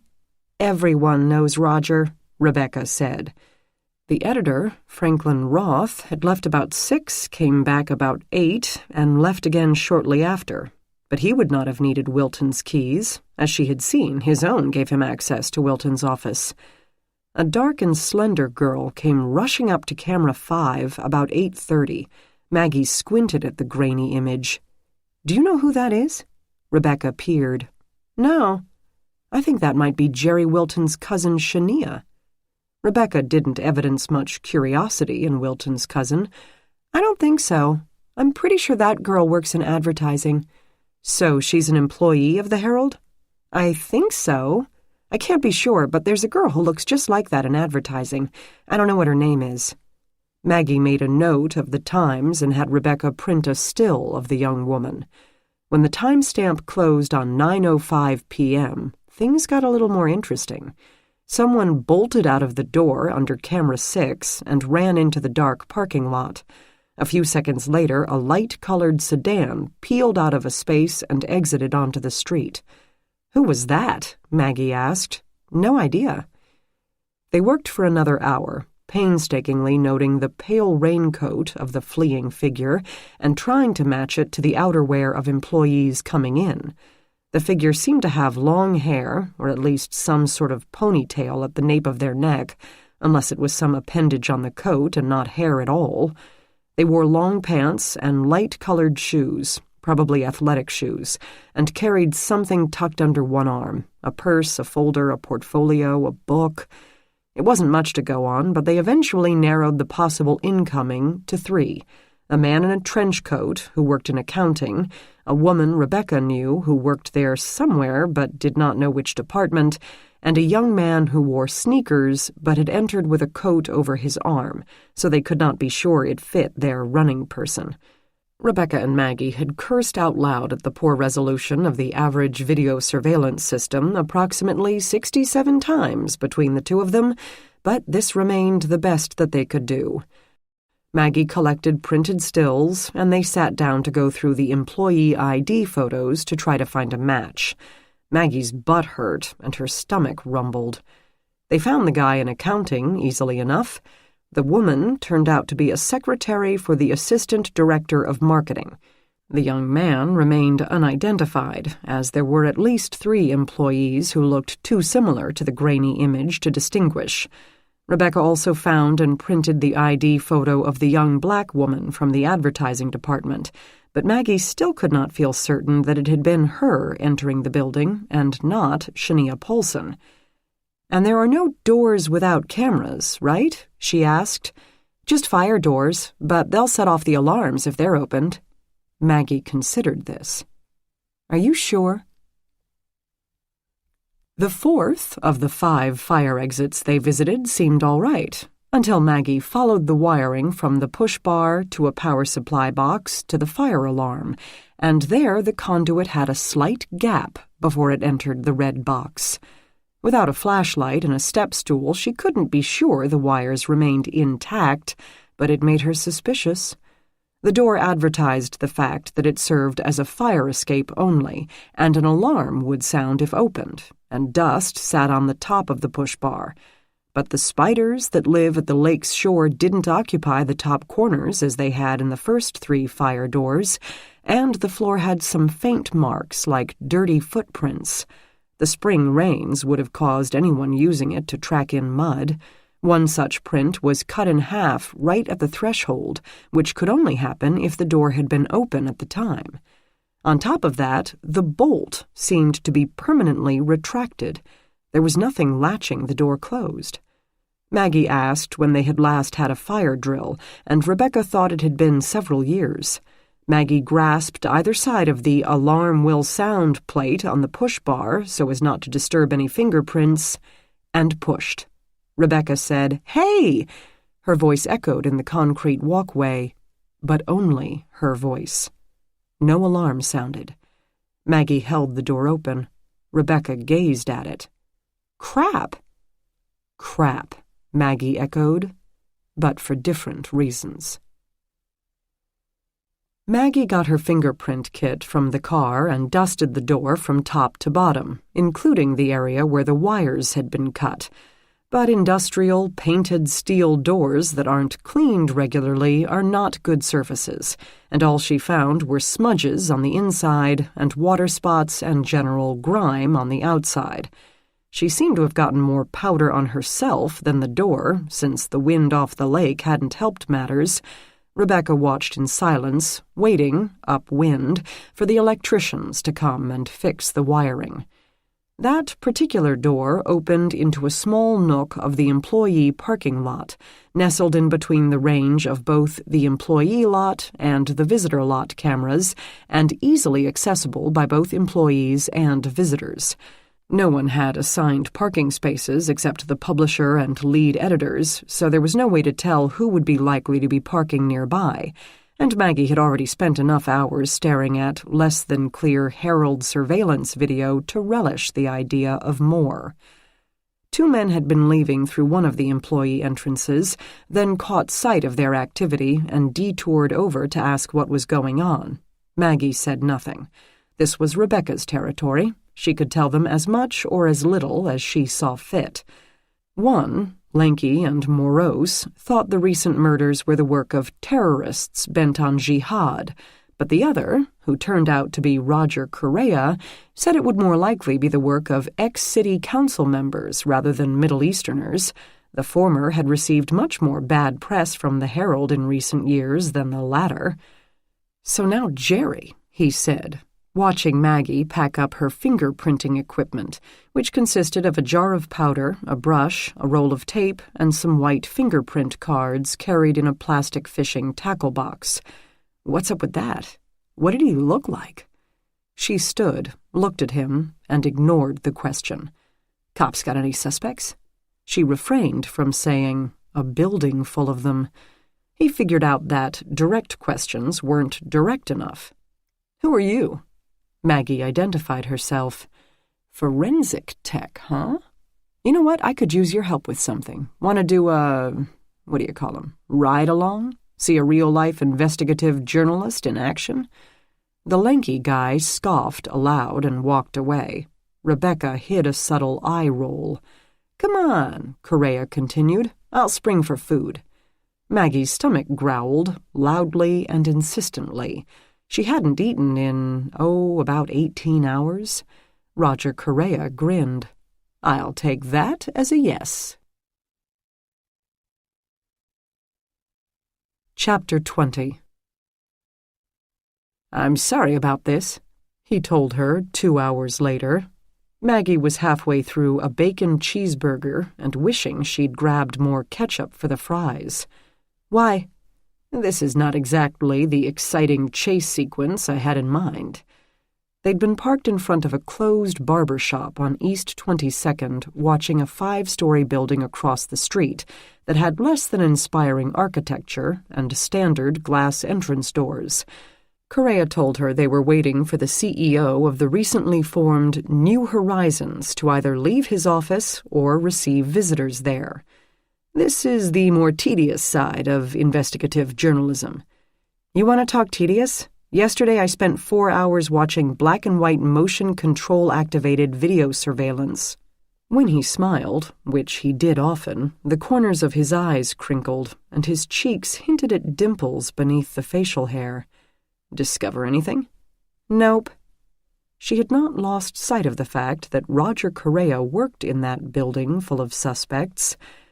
"Did you say you needed my help with something here?" "Yeah, if we get the opportunity." He leaned toward her and she tensed, But then he reached over the seat back to retrieve a good-sized camera with a long lens from the rear floor. He set it on her lap. "I'm going to be your cameraman? My long-distance night stuff always comes out fuzzy, and I've been watching you walk around the building with that big Nikon. The paper can't afford to send anyone with me. Hell, they can't afford to pay me to be here. They're not going to spring for a photographer. I do all my own these days." "So you're doing pro bono overtime?" "That's it, exactly. Investigative journalism was the first thing to be cut when the corporations took over." "So you said." Correa had spent the better part of the previous 2 hours bringing Maggie up to speed on the state of journalism in America today, giving her ears a break only long enough to walk to Michael Simon's burger shop. Maggie had watched the double glass doors in his absence and wondered why she had come along on what might be a snipe hunt. But she had the evening free, and someone who might be a suspect, but definitely was a window into the victim's world, wanted to talk to her. It seemed like a good idea on all fronts. Plus, it kept her from thinking about Ronald Soltis. Newspapers, as we know them, really haven't been around that long. Mostly just since the end of the Civil War, when printers discovered the cash cow known as advertising. Maggie slurped Diet Coke.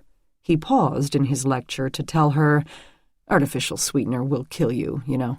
"I've heard that too." But reporters more or less simply repeated what they were told, which is the way it has to be most of the time, because no one has the time or the resources to double-check everything, and especially with the world wars, it was, in a way, a matter of patriotism. When we have a common enemy, you're not going to make a big deal about a county commissioner taking a bribe, because it's important that we all stick together, and that attitude has its place. But in 1971, that attitude changed forever. You know why? Nixon reestablished diplomatic ties with China? No. No, that was important, yes, but the New York Times published the Pentagon Papers. You know what those were? Maggie scoffed audibly. Of course, Daniel Ellsberg's copies of the Vietnam Task Force study.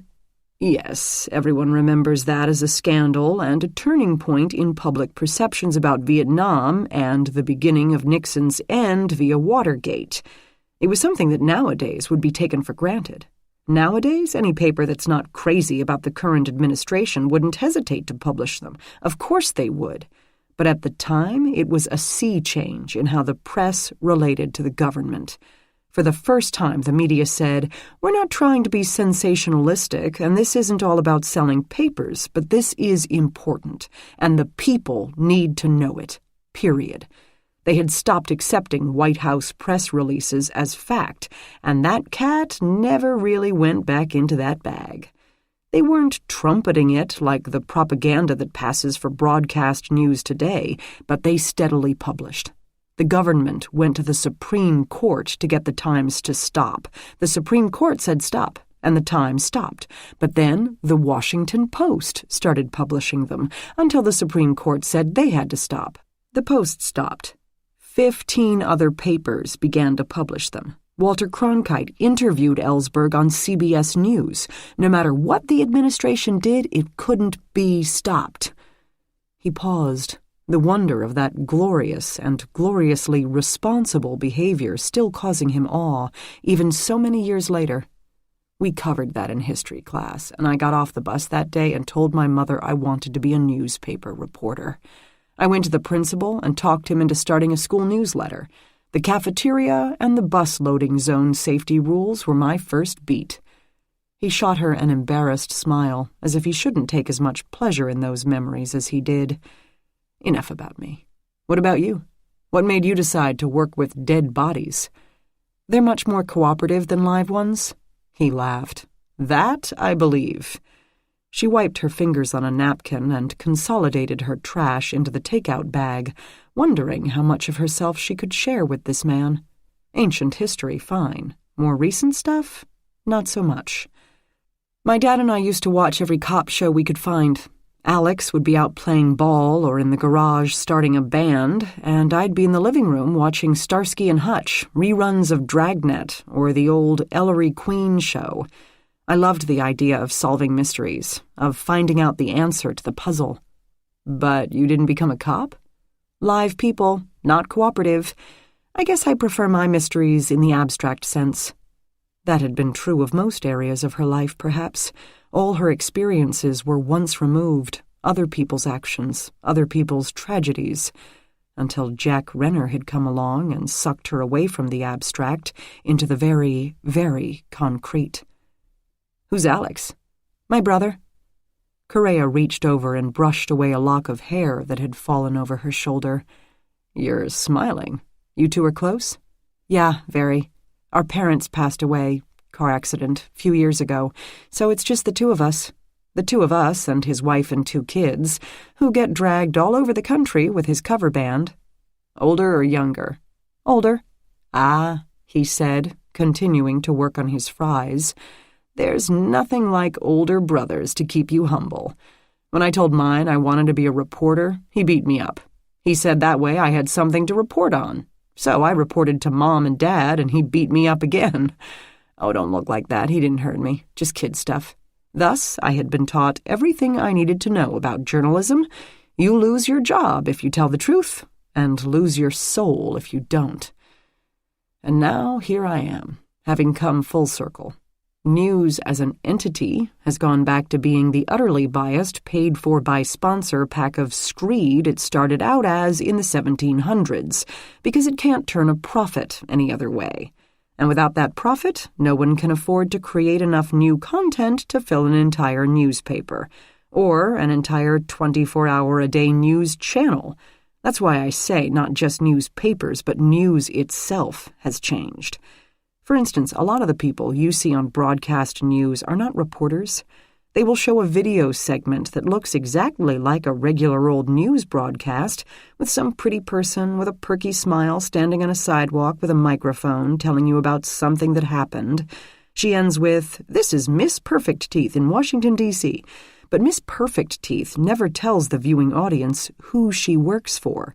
You assume she works for the network, but she actually works for a PR firm or a lobbyist or a candidate. These segments, they're called video news releases, look just as good and sometimes better than the real thing. The TV channel has 24 hours to fill up. This is available, and it's free. Newspapers get the same thing in printed press releases.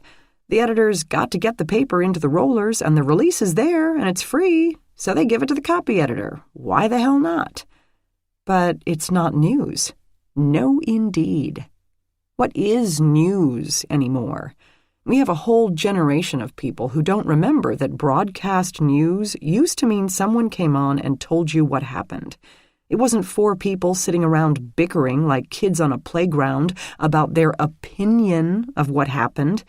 Then they bring on experts and consultants who get a few minutes to push whatever agenda they're plugging that week. They look good, sound professional, and play into the political leanings of the target audience. But when they're done, all the audience has gotten is a slightly classier version of the Jerry Springer Show, which apparently keeps them entertained enough that they don't complain. But what they don't get is useful information. Roger Correa might be permanently nailed to a soapbox, but Maggie still found this information both fascinating and convincing. Not to mention convincingly scary. That's awful. It is. Everyone keeps saying that it will all sort out and we'll settle into some balanced system of digital and print media paid for with advertising, except that's not panning out, because too much of the internet is free. Even hugely popular sites like The Drudge Report or HuffPost largely repeat content they get elsewhere and barely break even money-wise. Or maybe some system of public funding like PBS, libraries, and schools, which is not as much of a conflict of interests as it first appears. Something, anything. But I've been watching and waiting for this settling to occur, and as of yet, it ain't happening. He rested one temple on the seat back, gazing at her with flashing but discouraged eyes. "So, before the Herald disappears entirely, tell me your best story, forensic scientist. I'm a reporter. I love stories." "I'd have to think on that a while. Most crimes are pretty mundane. Okay, wildest thing you've ever seen then. Still, she hemmed. It's pretty gross. Come on, I've seen some things too, you know. Tell me. Bugs crawling around under the skin? He froze, a piece of fried potato halfway to his lips. I see insect activity on the skin all the time, of course, but these were quite large, third larval stage probably, and moving under the skin, and... He dropped the rest of his fries in his paper bag and crumpled it up. Sorry, she said. You asked. Speaking of my mad forensic skills, what am I going to be photographing? He cleared his throat, pushing the image of squirming Diptera away. The CEO of New Horizons, a guy named Barkley, Justin Barkley. He's going to be exiting his office any minute now because he has a dinner date with the esteemed councilman from District Number 12. And that's bad news? Good news? Well, that all depends on how much money changes hands, doesn't it? I thought reporters kept their scoop secret, Maggie said. Correa gave a dry chuckle. From whom? There's no rival paper left to compete against. Broadcast doesn't care what I do because a city manager advisory council meeting doesn't make for sexy TV. And the digital side just wants an update on filming the latest Avengers movie in public square. Maggie sat up as a man appeared in the glass doors. He stepped out, letting the door swing shut behind him, and walked to a white Lexus. She snapped photos as best she could in the low light as he drove away. That's it? She asked. That's what we waited 2 hours for? Roger opened his door and swung out into the damp night. Yes and no. Come on. Chapter 21. Jack and his partner visited most of Shania Paulson's usual places to be, but the woman stubbornly refused to materialize. Now he drove to the last one, as Riley used his cell phone to argue with 2 different cell phone carriers. He and Jack were betting on one of 3 possibilities. 1, Shania had murdered her cousin after a falling out over their investment scheme, and then for some reason decided to gut him like a fish and go on the run. This would hardly be outside the realm of their experiences. Family members had been gutting one another on a regular basis since the beginning of time. This would be a tidy solution for the cops, though not so tidy for either Shania or her cousin, and would do nothing to explain the death of Robert Davis. 2, someone else had killed Jerry Wilton, either with or without Shania's help, and had subsequently killed her. This would create added complications and work for the cops, and wouldn't do much for Shania either. 3, someone else killed Jerry Wilton, and Shania knew or suspected who that someone else might be, and had made herself scarce before that someone could take her out as well.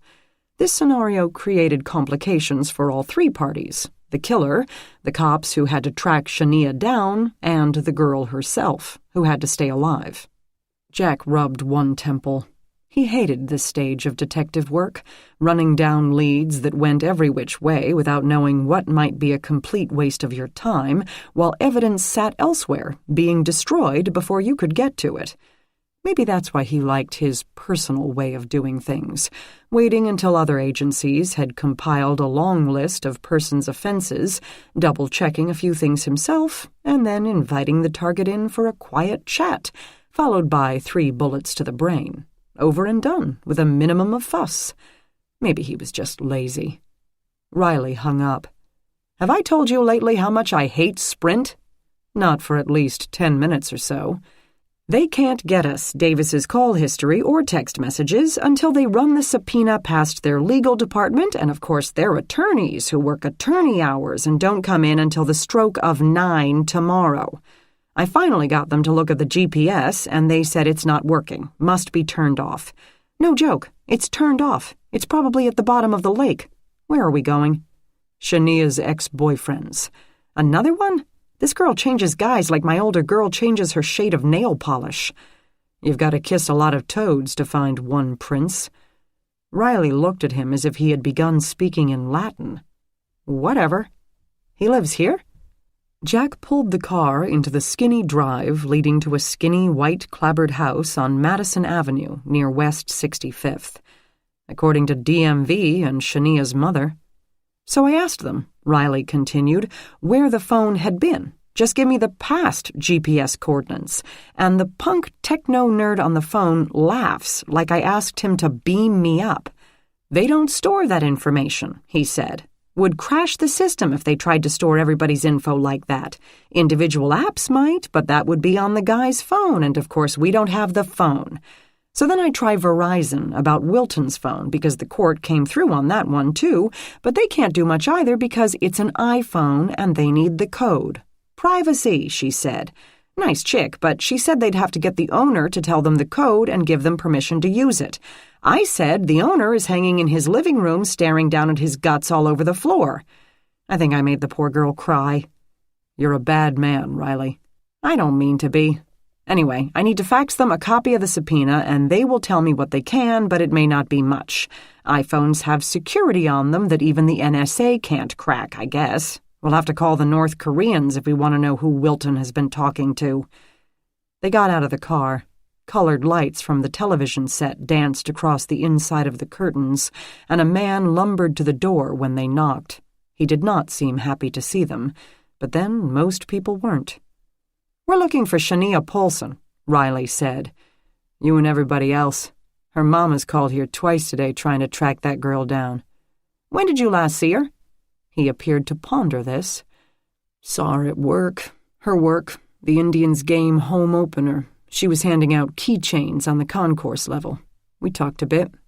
So you're still friendly? His face, which had been as intimidating as the rest of him, softened. Hard not to be friendly with Shania. Do you know her cousin, Jerry Wilton? The caution came back. The man was weighing his words before every answer. The house behind him made no noise, the television on mute. A pug waddled out from the hallway, stared at them, huffed, and waddled back into the darkened area. Met him? You heard he's dead? Yeah, her mama made that clear, too. He and Shania had some business together. You know what that was about? Business? What, like drugs? You think just because Shania is black? Riley held up his hand. Nothing to do with drugs. I mean actual business, like investing. The man's eyebrows crept up his forehead. Shania? Invest? I can't see that. She's a smart girl, yeah, but Susie Orman she ain't. Riley asked a few more questions, then finished by pointing out that Jerry Wilton had been brutally murdered, and everyone, the cops, the family, and probably the ghost of Jerry Wilton, was concerned for Shania's safety. He left out the part about her being the prime suspect in the same murder, and mentioned only the need to locate the woman. The ex-boyfriend listened gravely, nodded, and promised to convince Shania to call them, should she reach out to him in any way. Jack and Riley thanked him for his time, said goodnight, and began to walk back to their car, and then darted around the back of the house and waited for Shania Paulson to come out. Riley took up a spot at the corner of the yard, hidden by a large oak tree. Jack waited in the shadows of the detached garage and thought of excuses to give the homeowner, should he decide to take out the garbage and wonder why two men were standing in his backyard. The night drifted cool and damp over Jack's face.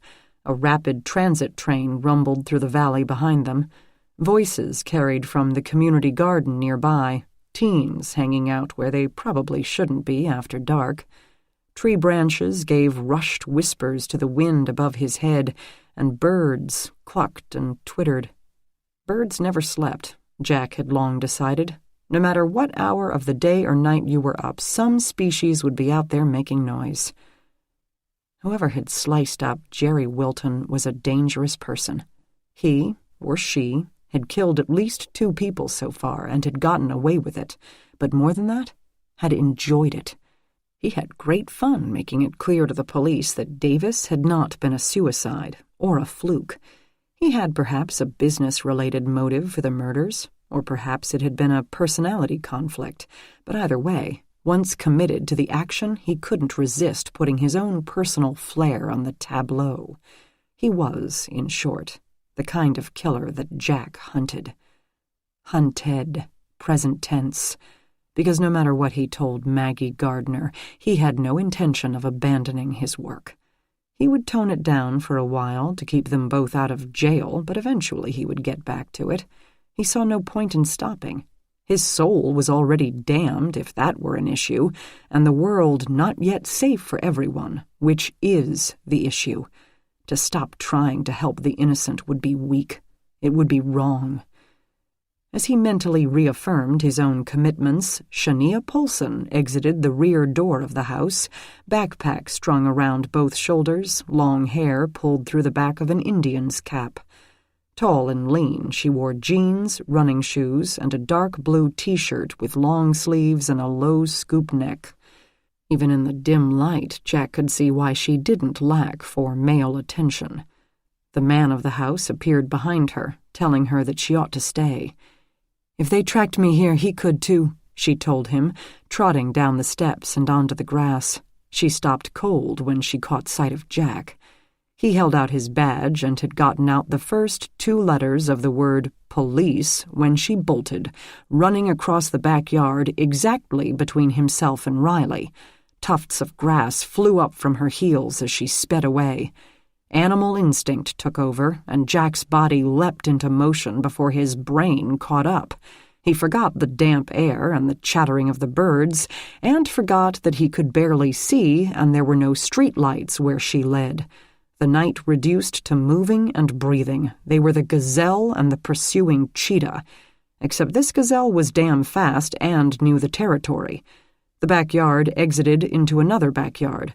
The girl ran through the houses and across the street. She plunged between benches and a group of teens marking the entrance to the Eco-Village Community Garden.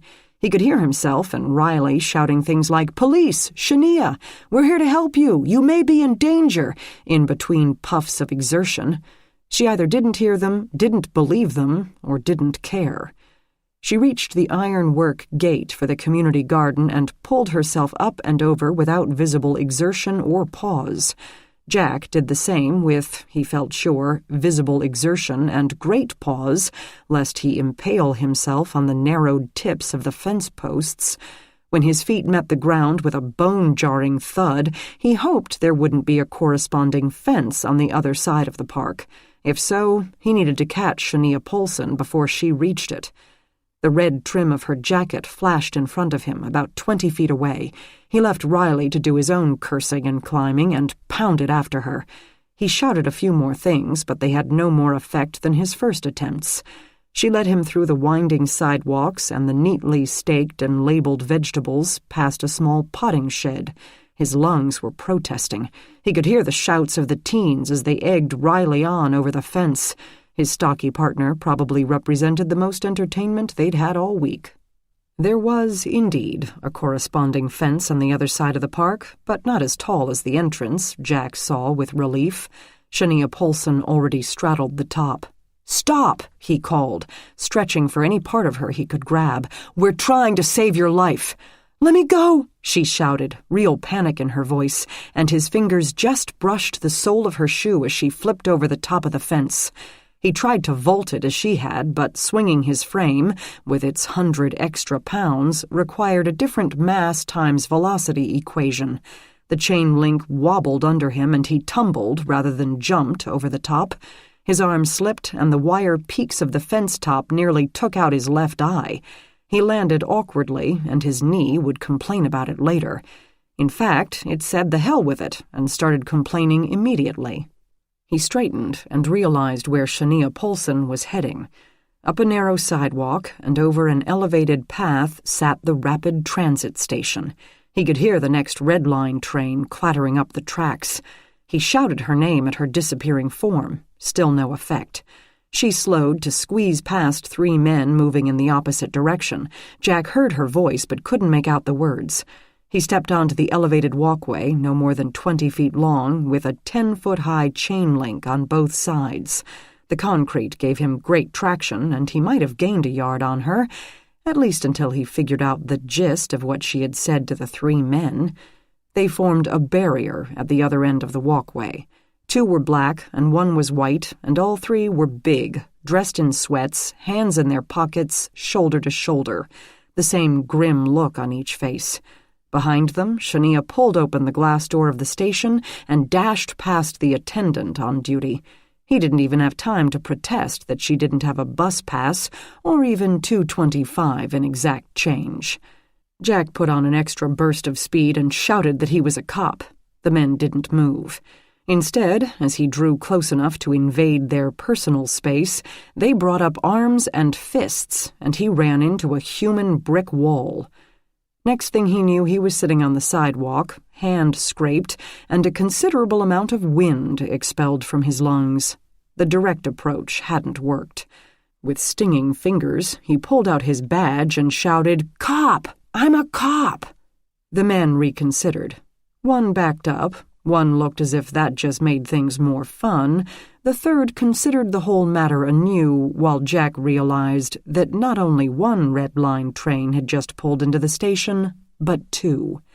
He hauled himself up with a fistful of chain link and got back into motion, protesting knee and all. The men let him brush by with only a shoulder bump. Rescuing a damsel in distress from a pursuing male was one thing. Getting hung up with the cops seemed like another thing entirely. Jack also sped past the attendant. The guy shouted but didn't leave his booth. Jack had to make a choice about which platform Shania would have chosen, heading east or heading west. She'd have probably picked the first to arrive, and since they were both now standing still, he couldn't tell which one that was. He dashed down the first set of steps, hoping she'd be panicked enough to take the first exit open to her, heading east, back to the city. The train began to move just as he hit the last step. He checked each car for Shania as it passed, though by the last car the train became a blur of color and glass.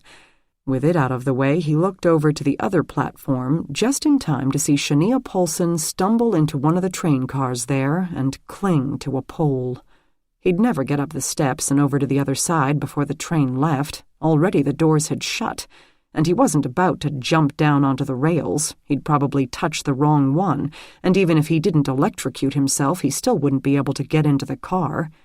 He caught her eye as the train began to move. She stared at him with fear, weariness, and just a little bit of triumph. The train rumbled away, heading into the western suburbs. The tiled steps behind him vibrated as Riley nearly fell down them. He slowed to a near stop when he saw Jack, alone, on an empty platform. He swiped one hand across his face and gasped for air. It must not have felt sufficient because he leaned over, hands on knees, sucking in oxygen to the depths of his lungs. Jack did the same, though with less body language. Then Riley straightened, threw his head back, and asked, "Are we sure she doesn't play for the Indians?" Chapter 22. Maggie followed Roger Correa across the parking lot in front of the building at East 22nd, feeling more uncertain with every step. "Mr. Correa—" "Roger, for heaven's sake. We just spent 2 hours knee to knee." "Not really, no, but fine. Roger, if you are planning to break into this CEO's office or something like that, then you can—" "No one's breaking into anything. Think I'd bring along a member of the police department for a caper like that? Nah." He splashed through a small puddle in the asphalt and held the door for her. "We're only going to go where we're invited." She peered into the square, empty lobby of the place before stepping through the second set of doors. Her shoes squeaked on the linoleum. 2 weak overhead lights let her see the place. 2 vinyl chairs, framed posters of happy teens under the New Horizons logo, and a receptionist's desk that didn't have so much as a paper clip on its blotter. "Who's inviting us?" "A friend of mine." He continued up a barely lit hallway to a stairwell. It turned out to be even more dimly lit than the lobby, so much so that Correa reached back and took her hand. It smelled like an apartment building long past its prime, a combination of boiled cabbage, stale beer, and uncleaned toilets. A shaggy-looking man appeared on the first landing, and Maggie's unease festered and grew. The shaggy-looking man, however, brushed by them without a word. Roger Correa let go of her fingers and led her up to the second-floor hallway. There they found an office, one equipped with more than sufficient lighting, and a lone female behind a desk. "Evening, Angie," Roger said. Angie appeared to be about Maggie's age, with curly brown hair and a few acne scars. She had thin arms and fluttery hands, and seemed unsurprised, yet not happy, to see Correa. "Angie, Maggie, Maggie, Angie. Maggie's helping me out with photography tonight." Maggie nodded at the woman, who returned the gesture while the furrow between her eyes deepened. "I could lose my job, you know." "Don't worry, Maggie here is accustomed to confidentiality." Angie turned watery blue eyes toward her, apparently waiting for verification. Maggie nodded again, even though she felt she was already keeping too many things in confidence for comfort. Jack and his history, in fact, had greatly strained her confidentiality limit, but she couldn't tell Angie that, and certainly not Roger Correa. "Do you have the statements?" he asked. "Yeah." The woman opened a desk drawer and rummaged around. Her office didn't have much in the way of decor, just another New Horizons poster and a bulletin board skewered with pushpins. They held receipts, memos, lists of names, and a blue first place ribbon. It did not specify first place in what. A glass paperweight in the shape of a cat and a framed photograph of Angie with a young boy sat on the desk, the only personal items in a sea of folders and invoices. She handed Correa a sheet of paper. He scanned it. "Seriously? How is he getting away with this? The prison system feeds 2 people for $2.97 a day." The community administrator asked him that at a meeting last week. "What'd he say?" "That this isn't a prison." "What is it?" Maggie asked, tired of listening to a conversation she couldn't understand. "We are sitting in a halfway house called New Horizons. It's a residence for the recently released, such as the gentleman we passed in the stairwell. Residents are provided with a small room, private bath, basic cable, and 3 squares a day. There are monitors here to keep a lid on any drug or alcohol use, do bed checks, arbitrate disputes, and provide a spot of counseling and job hunt assistance. The aim is to ease the ex-cons' re-entry into society and reduce recidivism." Maggie said, "Sounds like a worthy program." "It is," Angie hastened to assure her. "It is a worthy program." "Except it doesn't work," Roger said. "Here, take a photo of this invoice, would you?" "It could," Angie argued. "It should. But has it?" She sighed, fingering a wrinkle in her brow that threatened to become permanent as Maggie snapped a picture of the paper. "Jean got arrested for disorderly and went back in for at least 60 days. Mohammed was found riding around in a stolen car but managed to explain it away as a misunderstanding. Marjorie is pregnant, again. Kelly failed his last 2 drug tests, and Mr. Barkley had to call the prosecutors to try to get the warrant postponed. He has to keep him here. Our numbers go any lower and R&C will revoke our contract." "That's the Ohio Department of Rehabilitation and Correction," Correa explained to Maggie. "Thanks," she said. "I still don't know what we're doing here." New Horizons currently houses 5 male inmates, or clients, as Angie here prefers, and 2 females. Guess what their operating budget is? Contracted and paid for by the state of Ohio and Cuyahoga County. He waited for Maggie to guess, but when she frowned at him, he continued without an answer. $2.5 million. She looked around. "I'm guessing it didn't go into furnishings." Angie pulled out a small case and started up an e-cigarette. "It sure doesn't go into my salary, I can tell you that." "They charge the Ohio R&C $15 per client, for food. Let's start with that. The prison system feeds inmates for 20% of that. CEO Barkley got a letter from R&C last month asking why so much. He said it was because New Horizons purchases organic items from local farmers in order to support small businesses and assist in purging the effects of the drugs these people have been on. He quoted some New Agey type book on the subject and claimed it was having wonderful effects on the clients. "Is it having a wonderful effect, Angie?" She puffed.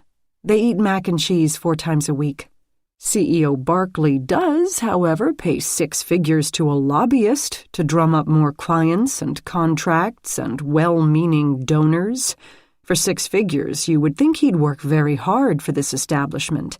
How many times have you seen said lobbyist on these premises, Angie?" "Twice," she said, with the weary air of someone who has been over all this, and more than once. "In 3 years. He did do one good job for his friend Barkley, though. He introduced him to the one bad apple in the county exec's advisory board, guy named Elliot.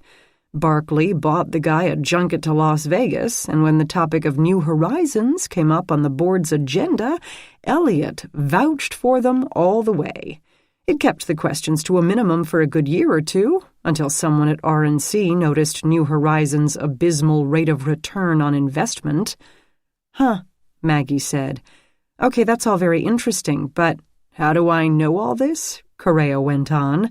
"I know all this because Angie has been letting me sneak peeks at her CEO's correspondence for the past 6 months. Because Angie," he beamed at the woman behind the desk while she just looked unhappy, "doesn't like liars any more than I do." What I meant to ask was, why are we sitting here?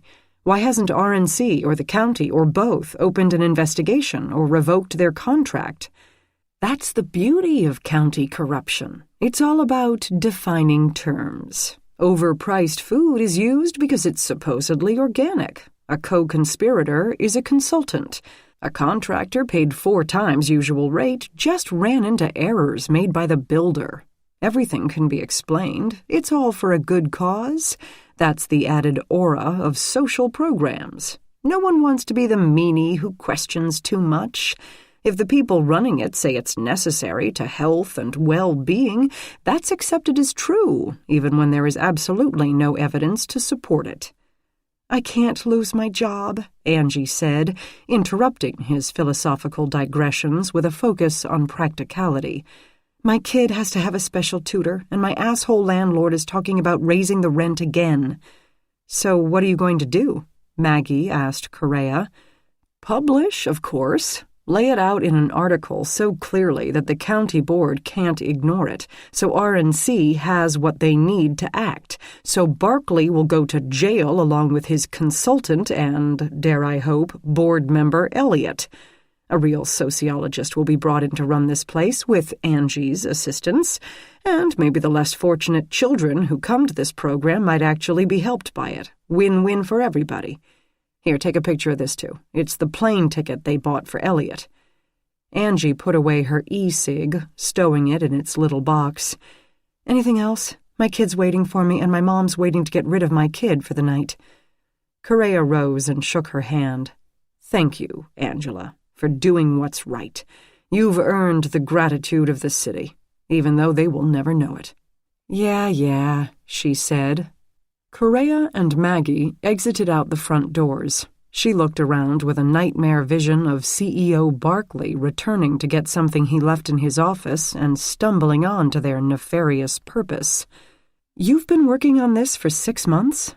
It's a time-consuming process. That's why the first axes to fall at any paper cut out investigative reporting. Why haven't you published already? It seems like you have plenty." He moved closer to her, his arm brushing hers. "It's probably like a criminal trial. The prosecutor thinks he has a slam dunk until the defense attorney gets a hold of it. I think I've got proof incontrovertible until a copy editor or editor gets a hold of it. They worry about staying on good terms with the county exec's office and advertisers." "Was Robert Davis holding you back?" He stepped over a water-filled hole in the pavement. "Are you interrogating me, Maggie?" "Yes." He laughed. "Okay, fair enough. Yes, Bob did stand in my way. A lot. But that was his job, and he did seem to care about doing it, I'll say that for him. But it wasn't just him. It was also Roth and the publisher and the state guy." "State guy?"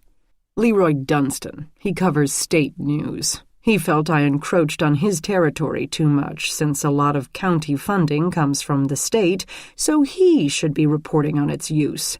Problem is, the state doesn't have enough manpower to pay attention to what the counties are doing most of the time, and neither does Dunstan. How will you get this story into print? Persistence, he grinned, is the key to success in every endeavor, from artistry to love. My mother used to say that. I'd say there can be a thin line between persistence and stalking. He found that funny. The subjects of my stories would say between persistence and harassment. No one said journalism was easy. And now you're thinking that I'm one step closer to Davis dangling from the end of a rope. Strap, actually. What? She explained that the rope used was actually a flat mesh strap. Since printing supervisor Harding had been there, she assumed that detail would have been spread throughout the Herald office. That's right, I heard that, Correa said. Ironic, really. Why? She handed him back his camera. A strap line is what we call a secondary heading, a subheading under the headline.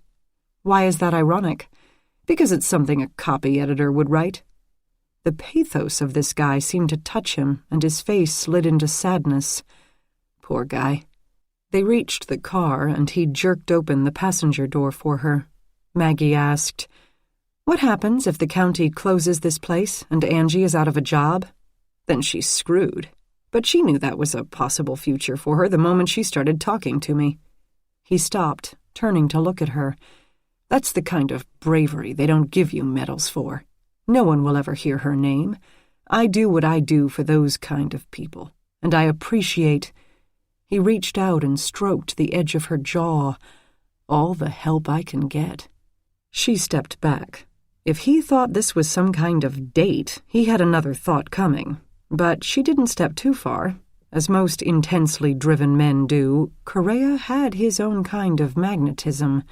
He didn't seem shot down by this not-so-subtle rejection, just got in the car and drove her back to the Herald parking lot. Chapter 23. The next morning, Maggie arrived at the lab early, having woken long before her alarm would have gone off. Enough with fuzzy video cameras and oral testimony by too often deceptive humans. She needed to get back to her roots. Trace evidence, bloodstains, and gunshot residue. She also needed to call her brother, who had left 2 messages asking her to do exactly that, but told herself it would be best to wait a few hours. Musicians were not early risers. She started with Ronald Soltis. The officer at the scene hadn't asked why she taped the back of the victim's clothes when she didn't usually tape gunshot victims. Guns didn't require the killer to get up close and personal, as in bludgeoning or stabbings. Her co-workers might get curious if they happened to notice. She found a lot of fibers on the back of Soltis's jacket and a few hairs, including a long blonde one. A gangsta always has to have his mole. She wondered what the current term would be for the girlfriend of a gangsta, but figured she probably didn't want to know. He had some brown cotton, crumbles of vegetation that could be marijuana, or just debris from autumn leaves, and 4 dog hairs from something large and dark brown. The dark blue trilobal fibers gave her a bad moment, since they were similar to the upholstery in Jack's car, but she reminded herself that dark blue interiors were common. The polarizing microscope told her that the fibers on Soltis were nylon, and most car interiors were polyester. To be sure, she pulled out her mounted slides from the previous vigilante cases, and the shade of blue appeared markedly different.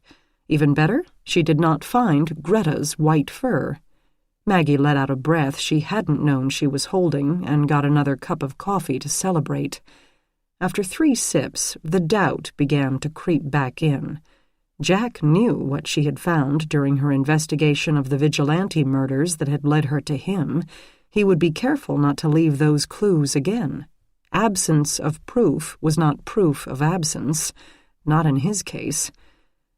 On the tape from the upper half of Soltis's jacket back, she picked up some particles of gunpowder, tiny discs with holes in them. The holes were there to increase the surface area. The surface would have burned, so the more surface area, the faster the burn and the more power behind the bullet as it exited the gun. A common type, known as perforated disc gunpowder. It told her nothing about who might have pulled the trigger. So her Ronald Soltis investigation came out a wash. She found nothing to implicate Jack, and nothing to point her in the direction of any other killer. Unless Ronnie's killer had long blonde hair. Sometimes moles got angry. She turned to more pressing matters, the Harold murder victims.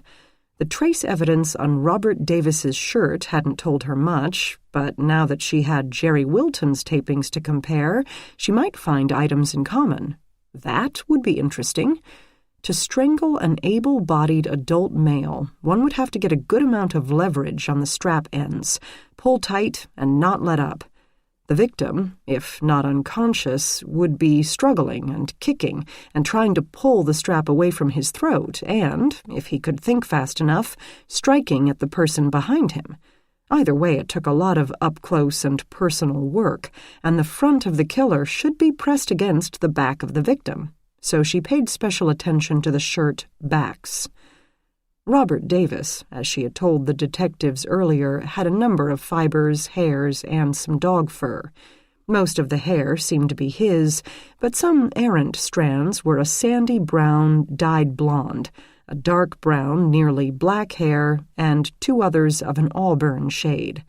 Fibers were red cotton, pink polyester, blue nylon, light blue dacron, white cotton, brown cotton, green cotton.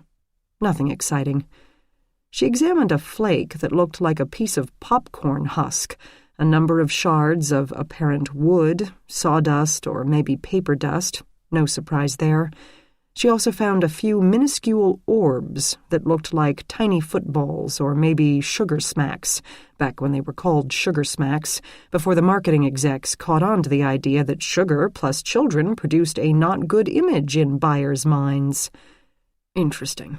Unfortunately, all of it told her nothing. She put away the tapings and mounted slides she'd made from them and pulled out the sheets from Jerry Winton's clothing. Following the same theory, she examined the tapings from the back of his shirt. If the killer had to insist on evisceration, he had done her a favor by hanging the body first, instead of letting it rest or roll around in the offal. That would have soaked the shirt, possibly washed off some of the trace evidence, and made it more difficult to pick up with tape, not to mention messier. If he had taken the knife to the back, it would have really screwed her up. Duh, she reminded herself. Of course, slicing a person open from the back would not have the same effect. The spine and ribs would be in the way. "What are you up to?" Carol appeared at her elbow, startling her. Pondering the various route options for disembowelment. "You worry me when you say things like that." Carol rested against the workbench, worrying a heart-shaped pendant around her neck that her daughter had given her. Though Maggie was technically acting supervisor, Carol had taken over the bulk of Denny's duties in his absence, dispatching the youngsters, Josh and Amy, approving overtime and turning in hours worked to payroll, distributing processing requests, organizing subpoenas, and making sure the coffee cabinet remained stocked. She was babying Maggie, but with the Harold murders on her plate, Maggie was more than willing to be babied. "Your appointment with Dr. Michaels is this morning." "Except about that." "I'm kind of you can't cancel it again, Maggie. It's mandatory." "Mandatory. As in you have to go or they stop giving you paychecks." Maggie had to laugh. "They can't do that. You really want to find out?" "Exactly what are you so busy with, anyway?" "Hairs and fibers," Maggie elaborated as she adjusted the microscope settings. "Lots of synthetic fibers. Young man liked to work out, so that's not surprising." "What are you doing?" "Supply orders. Any word on when Denny will be back?" "I think he'd love to be back now, except his wife would probably slit his throat if he tried to leave. Not that I blame her. The first few months, your whole life revolves around getting sleep whenever and wherever you can." How's the baby doing?" "Not sleeping like one, that's for sure, but gaining weight, so they're happy." "Huh. What? Babies are supposed to gain weight." "No, this taping. Wilton has cottons. Red, blue, green. But the blue looks like the same shade as the fibers on Davis." "Yeah, blue cotton is so unusual." "Sarcasm is not becoming in a woman of your stature," Maggie told her. "I know, if it's denim then it's useless, but still. And hey, those little orbs. You're getting into the paranormal now?" Maggie switched the microscope to a higher magnification, though peering at tape on a sheet of acetate did not make for an ideal image. If she really wanted to get a look at something, she would have to dissolve the tape adhesive and mount the item on a glass slide. "Pollen. Gesundheit. No, plant pollen. Ooh, a dog hair, too." "It's nice to see you enjoying your work." Carol shoved off the desk. "I have to get back to the fingerprint searches. Congratulations on narrowing your search to someone with a flower and a dog." Wilton lived in an apartment. He had neither flowers nor dogs. "Then you'll have to narrow it down to the specific flower and the specific dog." "Dogs I can probably do. Flowers, not so much. Hardly anyone's looked at pollen since television went to color. It's a very dying art." Maggie leaned back and rubbed her eyebrow. "Sort of like print journalism." "Sometimes," Carol admitted, "I have trouble following your brain down the paths it takes." "That makes two of us," Maggie said. Chapter 24. Stephanie Davis didn't seem as stunned to find cops on her doorstep as she had been the first time, but she did seem curious. "Did you find who killed him?" she asked upon opening the door. They admitted that no, they hadn't, and that they would like to look through anything Bob had brought home from the Herald offices, if she wouldn't mind, and even if she would, though they saw no reason to go there unless necessary. "Oh, and Maggie here would like to collect some fur from your dog." Stephanie Davis had no objection. She seemed glad of the company. "Want something to eat? Just like the past hundreds of years, all people do is bring me food. I guess it's all they can do, really. So they do it, even though there's a limit to how much even teenage boys can eat, and I'm on a chronic diet. It's not like I'm going to have hordes of out-of-town relatives descending. Neither of us had large families." She led them through the kitchen. It did indeed smell of cold rigatoni and potato salad. "The boys are in school. It sounds weird, sending them to school. But when they were home, we all just sat around looking at each other, and that wasn't doing them any good either. Or me." Her face scrunched, and it seemed, at the mention of her sons, that she would burst into sobs. She even turned toward the wall that held their class pictures, framed 8x10 glossies. Age-wise, Ronald Soltis would have been right in between them, Maggie thought. She wondered how his mother was dealing with her grief. Stephanie Davis fought back her tears and waved them into a small, spare bedroom. It held an old roll-top desk, unlocked and opened with some neat stacks of paper on it and pens sticking out of its cubbies, a twin bed, and a sewing machine in its own cabinet. This is what he'd use as a desk. "This is all the stuff he brought home from work?" Riley clarified. "Anything else? Filing cabinet, briefcase?" He was a copy editor. Once again, she explained. The biggest part of his job was approving other people's stories and doing the layout. He couldn't really do that at home. When he was a reporter, yeah, he'd bring home work all the time, but as a copy editor, sometimes he'd bring stories to read, but then he'd take them back. That was about it. Riley sat down at the desk, using the one chair, and Jack stood beside him. Stephanie Davis turned to Maggie. "You wanted to see my dog?" She led the forensic scientist out the back slider. The day was damp but clear, and the dog trundled over, delighted to have visitors. "This is Killer." Bob thought that was a funny name, since he's so not. Maggie petted Killer, which only made him more excited. He used the entire lower half of his body to wag his tail. She took out a disposable comb and ran it through his fur a couple times. The strands quickly accumulated. "He sheds like a bitch." "No pun intended," Stephanie confirmed. She sat on the edge of the deck, tilting her face toward the spotty sunlight. Maggie perched on the step. Killer liked being combed, so she gave him a few more passes. "We're sorry to disturb you." "That's all right. I needed a break. There's an overwhelming amount of his crap to clean out." Slight pause. "Sorry, that sounds terrible. But seriously, he thought cleaning out a closet was beneath him, and yet he never wanted me to ever get rid of a shirt or a magazine or his bowling trophy from grade school, so it just accumulated. I'm going to have so much more room here now." "I understand," Maggie said, though she didn't, really. She had been thrilled to rid her life of Rick's junk and have a space that was all her own, but they had been divorcing. Stephanie fingered the necklace she wore, 2 boy-shaped charms with blue and red stones. "Like that room in there? I'm going to empty that out, and then the boys can each have their own room. It will cut the squabbles down, I think, and they're well past the age where they need a little privacy. And money. I can live so much more economically without him turning the thermostat up or down and wanting to eat out all the time and not caring how much we pay in loan interest every month." She was flat out babbling, but Maggie let her. Obviously, Stephanie Davis needed someone to talk to. A confessional mood might lead her to confess something interesting.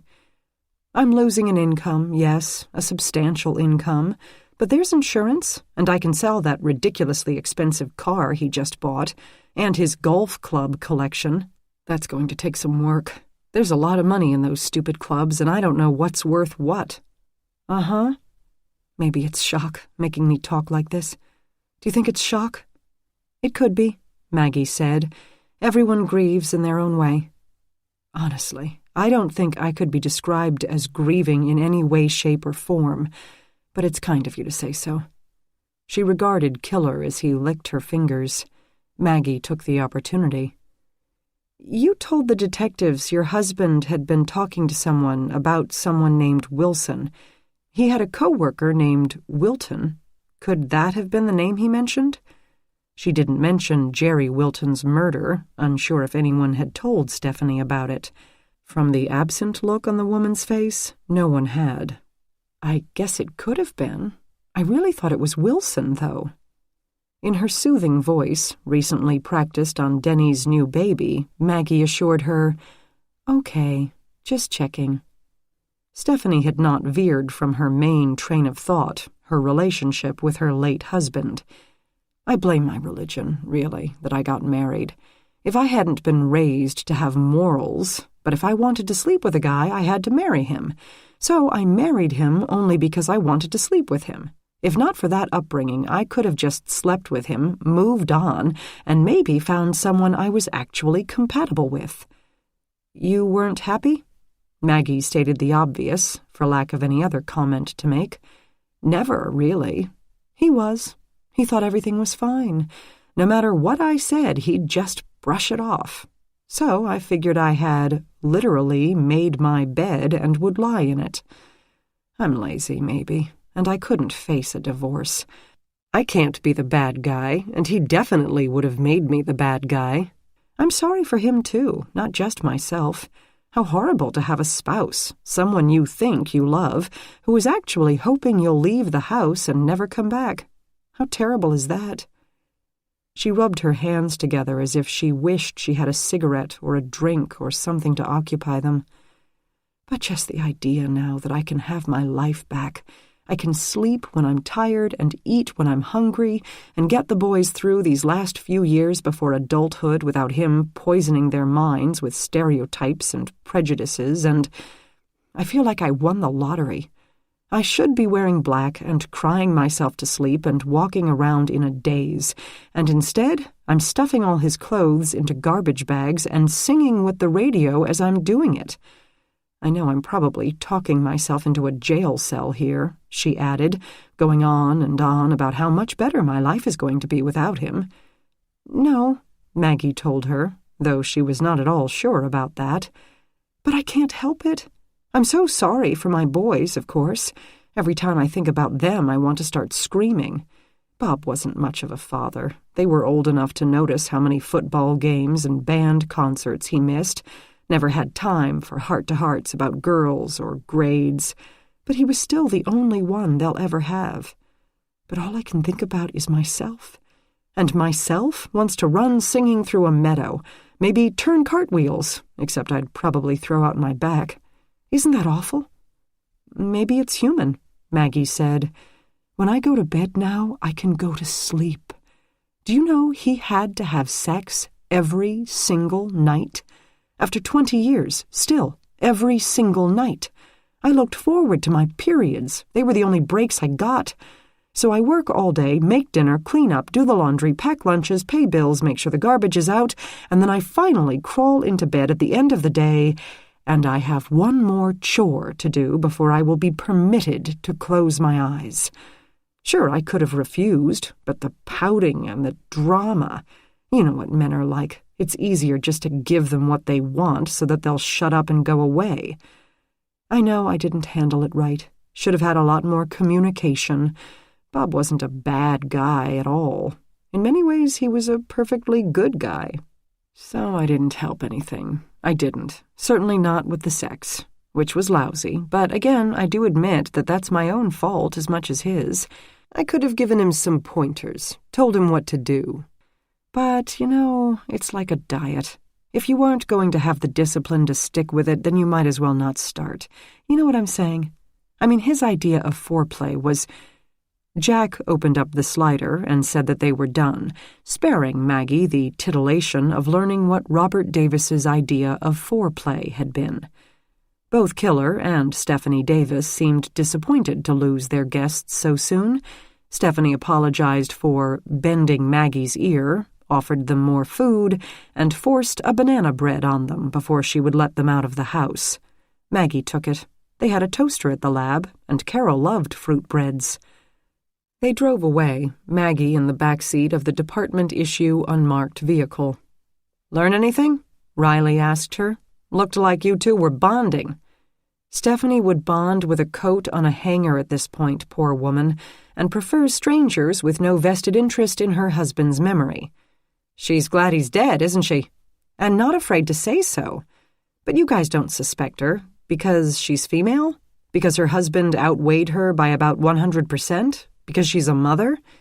Riley said, "Because she was dead asleep when we came to tell her the news, and she doesn't strike me as sufficiently sociopathic to pull that off." Jack said, "Because someone would have noticed her around the Herald offices. Besides, she wasn't married to Jerry Wilton, and he's dead too." "Okay," Maggie said, "as long as you have a good reason." Riley asked Maggie if the new widow had told her anything interesting.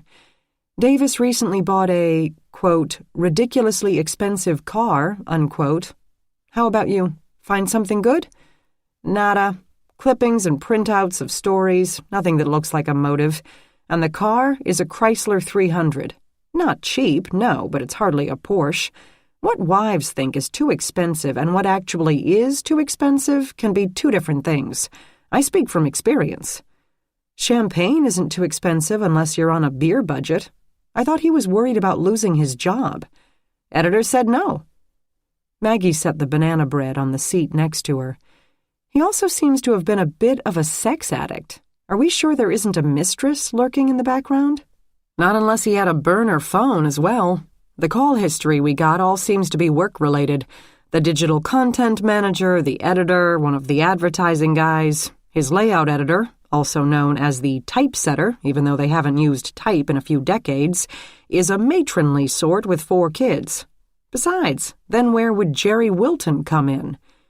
Maybe the mistress had more than one, client, Jack suggested. You, Riley told his partner, have a nasty mind. At her house, the dog again scratching at the slider, the radio tuned to 105, Stephanie Davis dialed a number she had found among her husband's papers. The bastard had started locking that desk months ago, but his hiding places had been as unimaginative as his lovemaking. She'd found the key easily enough. Not that she'd expected to find anything in it except the bill for whatever he'd bought on impulse recently, but she'd stumbled on something much better. "It's me," she said into the receiver. "I found some very interesting items in Bob's desk this morning.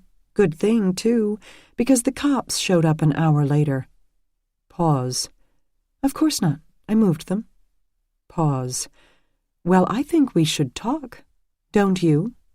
Pause. "No, Tower City, by the fountain." Pause. "Fine. 1 hour." She hung up, smiling at nothing, until the dog on the other side of the glass caught her eye. "Sorry, baby, we'll go for a walk later, okay? Right now, Mommy has the boys' college tuitions to take care of." She walked down the hallway, singing with the radio. Chapter 25. Jack and Riley asked Maggie if she would stop at Shania Paulson's apartment with them now that they had a warrant to search it. The girl was still in the wind, either obviously scared or obviously guilty, and they needed any clue they could get as to where to look next. "We've checked every ex-boyfriend, every gal pal, and every co-worker she has. Her mom gave them all up, worried about her baby girl," Riley reported as they looked around the tidy kitchen. Whoever had trashed Jerry Wilton's office had not made it to Shania's place, unless, of course, it had been Shania. "You went through her whole address book?" Maggie asked. "Didn't find one." "I meant on her computer." "Computer's missing. It's probably in that backpack she's toting." Jack leaned in the doorway, checking his text messages as Riley answered her questions. Maggie did a slow circle, peeking into the matching canisters on the counter. "Cell phone?" "She left it here. Call history doesn't tell us anything except that she talked to her cousin Jerry once in a while, which we already knew." "That's smart, leaving it here. Car?" "In her parking space. She's on foot. And," Riley added, "what a foot." "Workplace?" "Called in sick the morning after Wilton's murder and hasn't been heard from since. We checked all that. Give us a little credit." "Well, I don't know what you expect me to do here." "Look at the fibers and the dirt on the floor and tell me where she might have gone." "Seriously? Who do you think I am, Sherlock Holmes?" Riley and Jack looked at each other, then back at her, and said nearly in unison, "Yes." Maggie rolled her eyes and left the room. In the bedroom, she opened some drawers and checked out the medicine cabinet. She didn't want to disappoint the two cops, but she wasn't Sherlock Holmes, and in any case, there wasn't much she could do without a microscope. Feeling a bit like a voyeur, she examined Shania Paulson's jewelry, understated but quality, reading material, mostly non-fiction, about proper muscle maintenance, the collapse of the economy, investment advice for women, and the occasional bodice ripper, and clothing, quite a bit bolder than Maggie dared, but from the photos around the room, Shania Paulson had the figure for it. The bathroom held the usual 1,000,001 accoutrements that women needed to face the world every day: hair items, makeup items, a large tray of nail polishes, and files. Maggie paused to admire a few of the shades, then got back to work. The cabinet held an array of vitamins and supplements, but no prescription medication. Shania must have been a healthy young woman. Or, Maggie corrected herself, is a healthy young woman. She took another look at the photos around the room and the clothes in the drawers. Then she pulled a duffel bag out of the bottom of the closet. Jack had wandered to the doorway. It trapped her inside, but that didn't bother her so much anymore. Perhaps she had grown accustomed to hanging around with a prolific serial killer. Perhaps they were both focused on other things at the moment. "Are you finding us someplace to look, based on cat hair and plastered dust?" he asked. "That doesn't work for everyone. Only me." She frowned at him, but clearly Riley stood nowhere in earshot, so she let it go. "She doesn't spend a lot of time in homes with pets, but she does hang out with a couple of smokers. She likes scratch-off lottery tickets, but nothing indicates that she goes to the casino.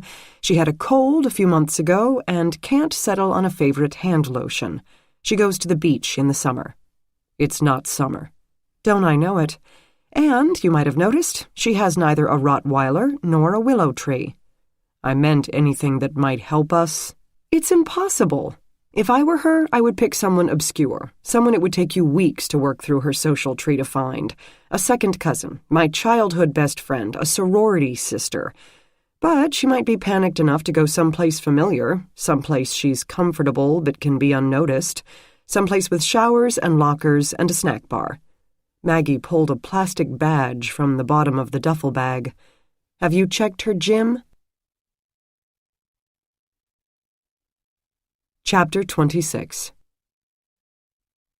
Dr. Caitlin Michaels looked exactly like one expected a psychiatrist to look, but her office appeared to have been lifted straight out of a frat house.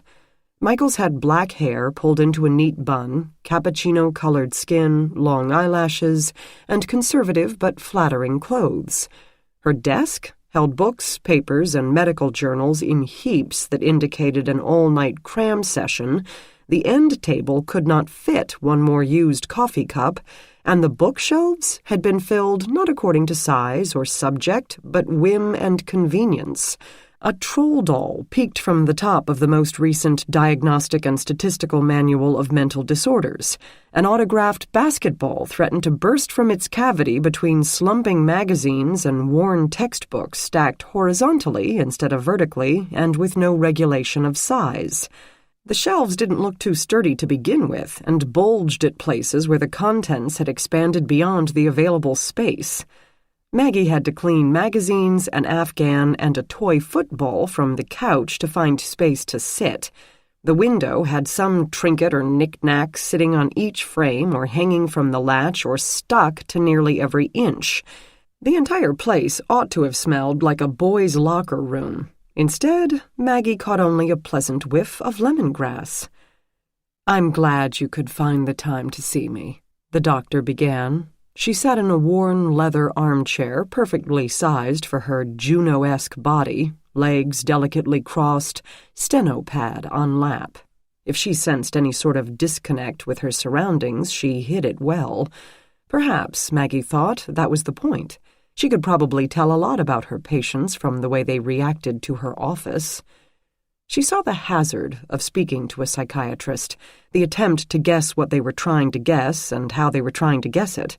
Did her comment mean that she knew Maggie had been dodging her? That she felt, as a doctor, her time should take priority and she shouldn't have to chase her patients down?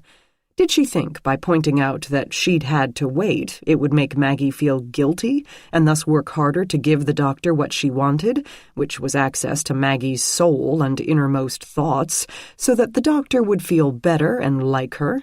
Because surely everyone wanted to be liked. Did Jack want to be liked? Dr. Caitlin still waited for Maggie to make some response, to acknowledge that they were even in a room together. Now she felt even more guilty. Maggie gave up. Truthful and professional. No second-guessing. That's how she would handle this. Tell her everything, except, of course, what she couldn't tell anyone. "You're welcome.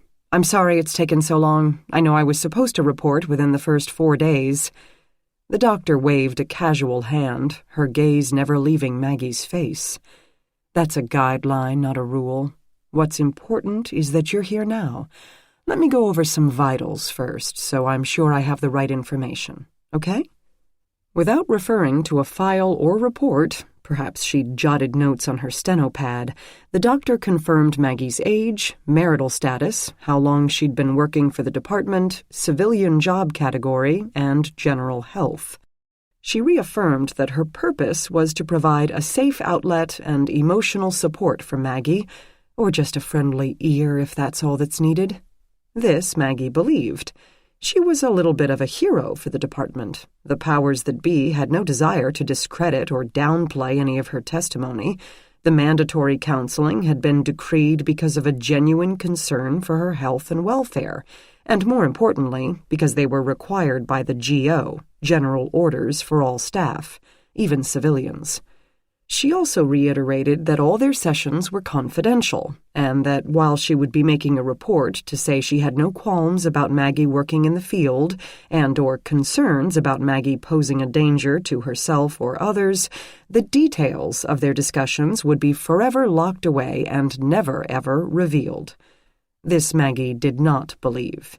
She highly doubted that Dr. Michaels, despite her integrity as a psychiatrist, would not tell her employers that their serial killer still roamed the city at large, and by the way, he's one of your officers. Maggie wouldn't even expect her to. She wouldn't if their roles were reversed. Medical ethics were all well and good, but surely preventing future murders took priority. There would be many things she would not be sharing with the good doctor. "Tell me about yourself, Maggie," the doctor began. "I murdered a woman a few weeks ago." Things like that. Dr. Michael smiled, a warm, caring smile that probably disarmed most of her patients and did a number on Maggie, too. She had to fight the urge to pull her knees up to her chin and fidget. It was okay to be a little nervous, but if she let her inner basket case show, that would only prolong the number of sessions. Calm, professional. Go. She went over her childhood, her loving parents, a chemical engineer and a part-time music teacher, and her adorable and exasperating older brother Alex, Alex's wife Daisy, and their 2 kids, Maggie's college years, her love of forensics, her co-workers. She covered all that in about 4 minutes flat, and felt it a good job. But then the doctor moved on to more recent events.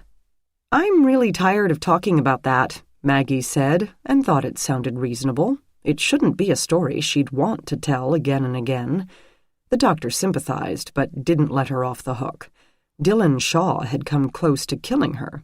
Michaels didn't actually state that Maggie needed to talk about it, but it felt implied.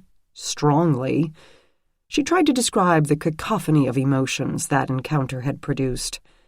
"How did that make you feel?" Maggie goggled. "Seriously?" "I know, you're thinking, how do you freaking think it made me feel, you moron? But I'm serious. You want to know what it felt like to have someone try to plunge a knife into my heart? I want to know what it feels like now.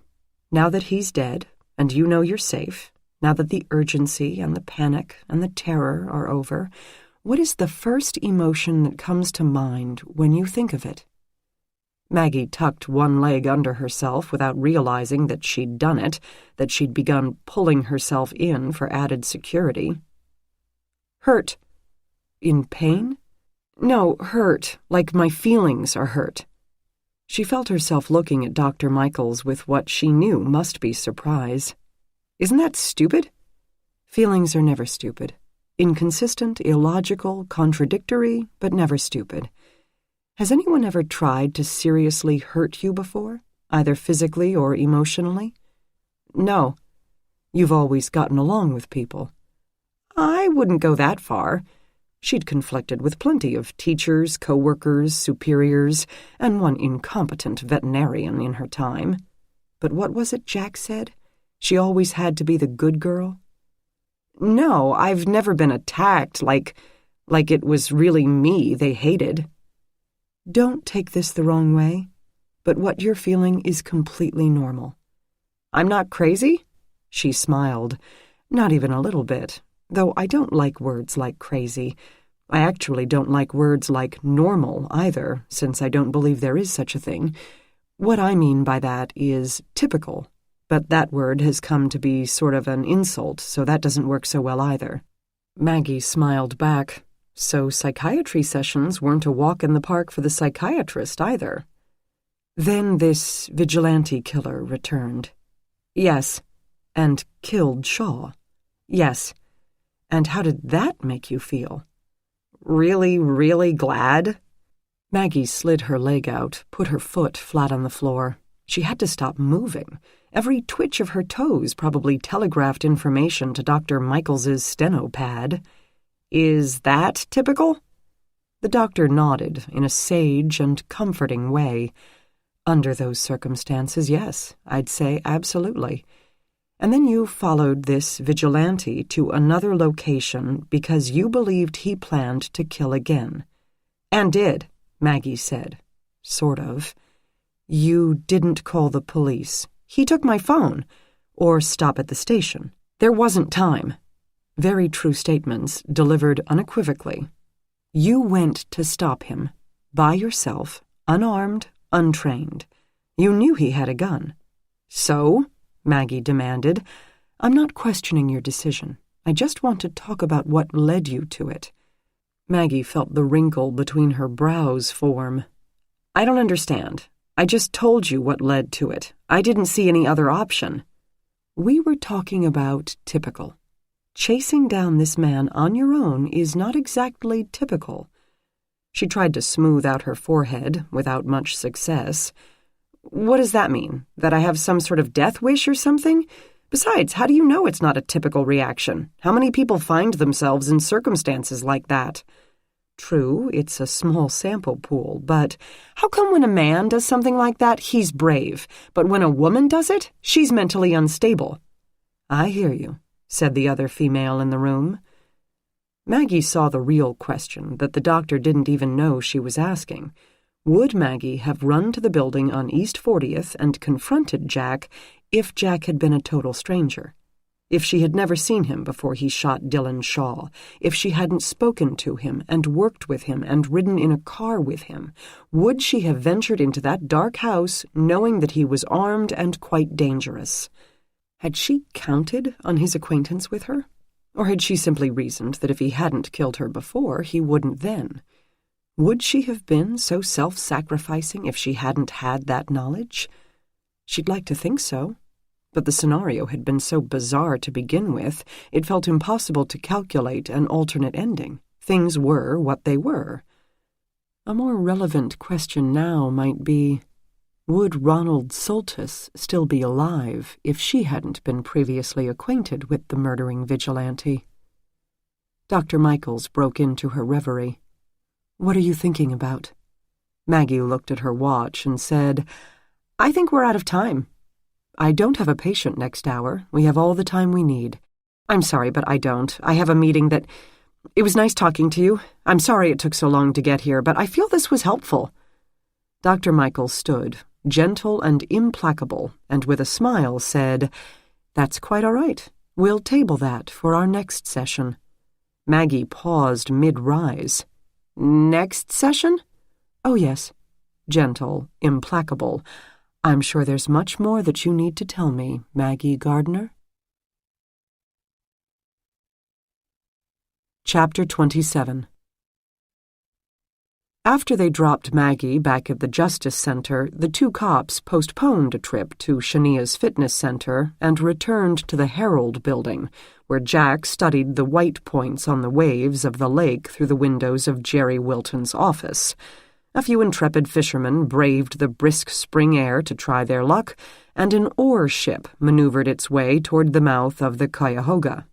He wished the windows would open, because the police IT tech he'd brought with him wore way too much body spray. He apparently believed the commercials that showed hot girls throwing themselves at any male who liberally spritzed. So far that didn't seem to be true, because the hot girl who had escorted them to Wilton's office hadn't given the kid a second look. "Finding anything?" Jack asked him for the third time in the past 40 minutes. No, I don't know. I'm usually looking for kiddie porn or threatening emails. This is all about sales figures and advertising rates and where to get lunch today. Really helps if you tell me what you're looking for, dude." Something someone would kill him over. The tech made a not very happy sound, and Jack couldn't blame him. He wasn't feeling too happy himself. Roth would not let the cops take the computer with them. He felt bad about Jerry, but they still had a paper to get out, etc., etc. And besides, the hard disks belonged to the Herald, not to Jerry. If they wanted it, they would have to get a seizure warrant. So instead of arguing with Roth, it seemed faster to seal the door with evidence tape to prevent any tampering with said computer and bring the tech to it. Faster, that is, for everyone except the tech. "Stocks," Jack said. "Look for mentions of stocks." "Tons of that. This guy received memos and memos about stocks. Apparently that's a really big deal here." "It would be, yes."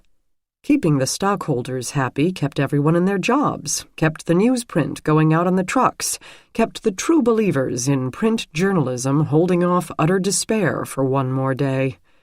Riley appeared in the doorway, a bundle of energy, the trauma of climbing over fences the previous night completely gone. He waved a sheaf of papers with one hand. "Got it." "Got what?" "Sprint finally came through. I've got the call history for Davis's phone. Nothing from Verizon yet, but I'll keep on them." "Don't make the poor girl cry again." "I can't make any guarantees." "So, Davis's phone. Just glancing at it, I can see 3 numbers he called quite a bit. His wife runs a distant 4th, which might explain her lack of broken-uppedness. So, let's find out who's at the other end of these calls." He picked up the phone on Wilton's desk, shuffling past Jack, who took the spot in the doorway. The office might have had a nice view, but not much in the way of elbow room. Riley dialed. "Won't do you no good," the IT tech said. "It'll be burners." "Junior's vote of no confidence notwithstanding," Riley said, and listened. "Ringing. Ringing. Ring." Automated voicemail. No ID of the recipient. "Told you," the tech said. "Shut up. Second most popular number." He dialed. Jack, leaning on the door jamb of Wilton's office, heard the tinny notes of Van Halen trilling from the next room. He ignored it. "Ringing," Riley said. "Ringing. Ringing." "Oh, this is Tyler. Leave a message." "Hello, Tyler. This is Detective Riley of the Cleveland Police Department. Please call me back." He hung up, but continued to speak. "A lot of men in this case. I was hoping to reach a mistress." "You didn't leave him your number," the IT tech pointed out. "Crap," Riley said, then redialed. Again, "hot for teacher" sounded from the adjacent space. This time Jack jerked his head at his partner, and they moved over to where a door labeled 184 stood open. A carbon copy of Wilton's office, except it had a different motivational poster on the wall, a collection of shot glasses on the windowsill, and a bright blue cell phone on the corner of the desk, piping away. A voice behind them said, "Looking for me?" Tyler Truss had pale skin, dark hair, and a slightly Asian quality to his features.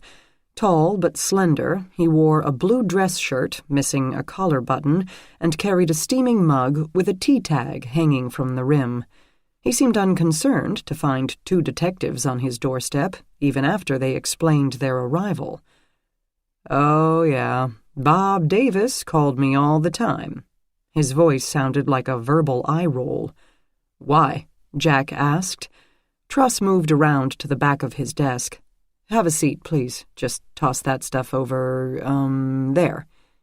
Riley picked up a stack of paper with 2 iPads perched precariously on the top. "What is it you do here, Mr. Truss?" "I'm the digital content editor." At their blank looks, he added, "That means I handle the web part of the newspaper." Riley said, as if he hadn't just learned of its existence, "The online edition." "Yes, but so much more. People think we just take the stuff that's in the paper and cut and paste it into a website. That's not it at all. We're taking 2-dimensional items and exploding them into 3 dimensions.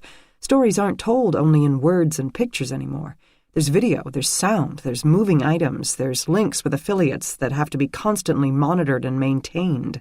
And that's just the content. The advertising is a new world, target-driven, click-through, compiled, focused on local sensibilities. So everything is peachy in your universe," Riley summed. Truss snorted and ran his hands through his very short hair. "Hardly. Technology is constantly evolving, billing. Look, ads pay for a paper, but with the internet, advertisers have too many options, cheaper options. We can't charge rates that give us a high rate of return the way a few column inches did. It's like ebooks. Suddenly there's this product, a great product, but no one knows what to charge for it. That can paralyze. Then there's local versus national. Most advertising is local. National companies use national media like USA Today or cable TV. Those rates are too exorbitant for locals, especially with the economy still down. So every day is an experiment, throwing spaghetti at the wall to see what sticks. We're moving forward, but on shifting sands." He must have realized that the pep in his pitch had flagged, because he went on, "Exciting, yes, don't get me wrong. Online isn't just a version or a feature of the newspaper. Online will soon be the newspaper. That will change everything. Once we finally shake off the ball and chain of a physical paper, Printing presses, rolls of paper, ink, people to run all those machines, people to pack the paper onto trucks that break down and use gas and have to be insured and maintained, to take the papers to paper boxes that can freeze shut, or merchants who have to stop what they're doing and take delivery. Just like nearly every other industry, when you don't have physical product, that eliminates a glacier of costs. And a glacier of jobs, Riley pointed out. Truss looked concerned. Yes, unfortunately, yes. A lot of people's jobs will be eliminated, just like blacksmiths when the automobile was invented, just like telegraph operators, elevator operators, telephone operators, and the steno pool. Times change, and change is hard, but you can't stop it. Why was Robert Davis calling you twice every day, on average? Jack asked, having heard all he ever wanted to hear about the decline of print journalism. The eye roll again. Oh, that. Yes, Riley said, that. Tyler Truss sat forward, giving them his full and solemn attention. Bob Davis was a copy editor. You know what they do? We've been informed. A copy editor checks over the stories, approves which stories go in, and does the layout. With the layout editor, but the copy editor has final say. Yes, one of the very few advantages of print newspapers, other than being able to wrap your potato peelings in them, is that when you pick up a paper, where is the biggest story going to be? He waited until they figured out this was not a rhetorical question. Page 1? Riley guessed. Exactly. Page 1 will have the story about the school shooting. Page 2 will have the International Economic Summit. Page B10 will have the schedule for resurfacing the potholes in Euclid Avenue. Everybody knows that. You don't have to explain it. But on a digital site, it's not that easy. The stories are mostly listed as links, and people click through to read only the ones they want. It's harder for them to get a sense of ranking. A large part of a copy editor's job, you see, is telling the readers what is important.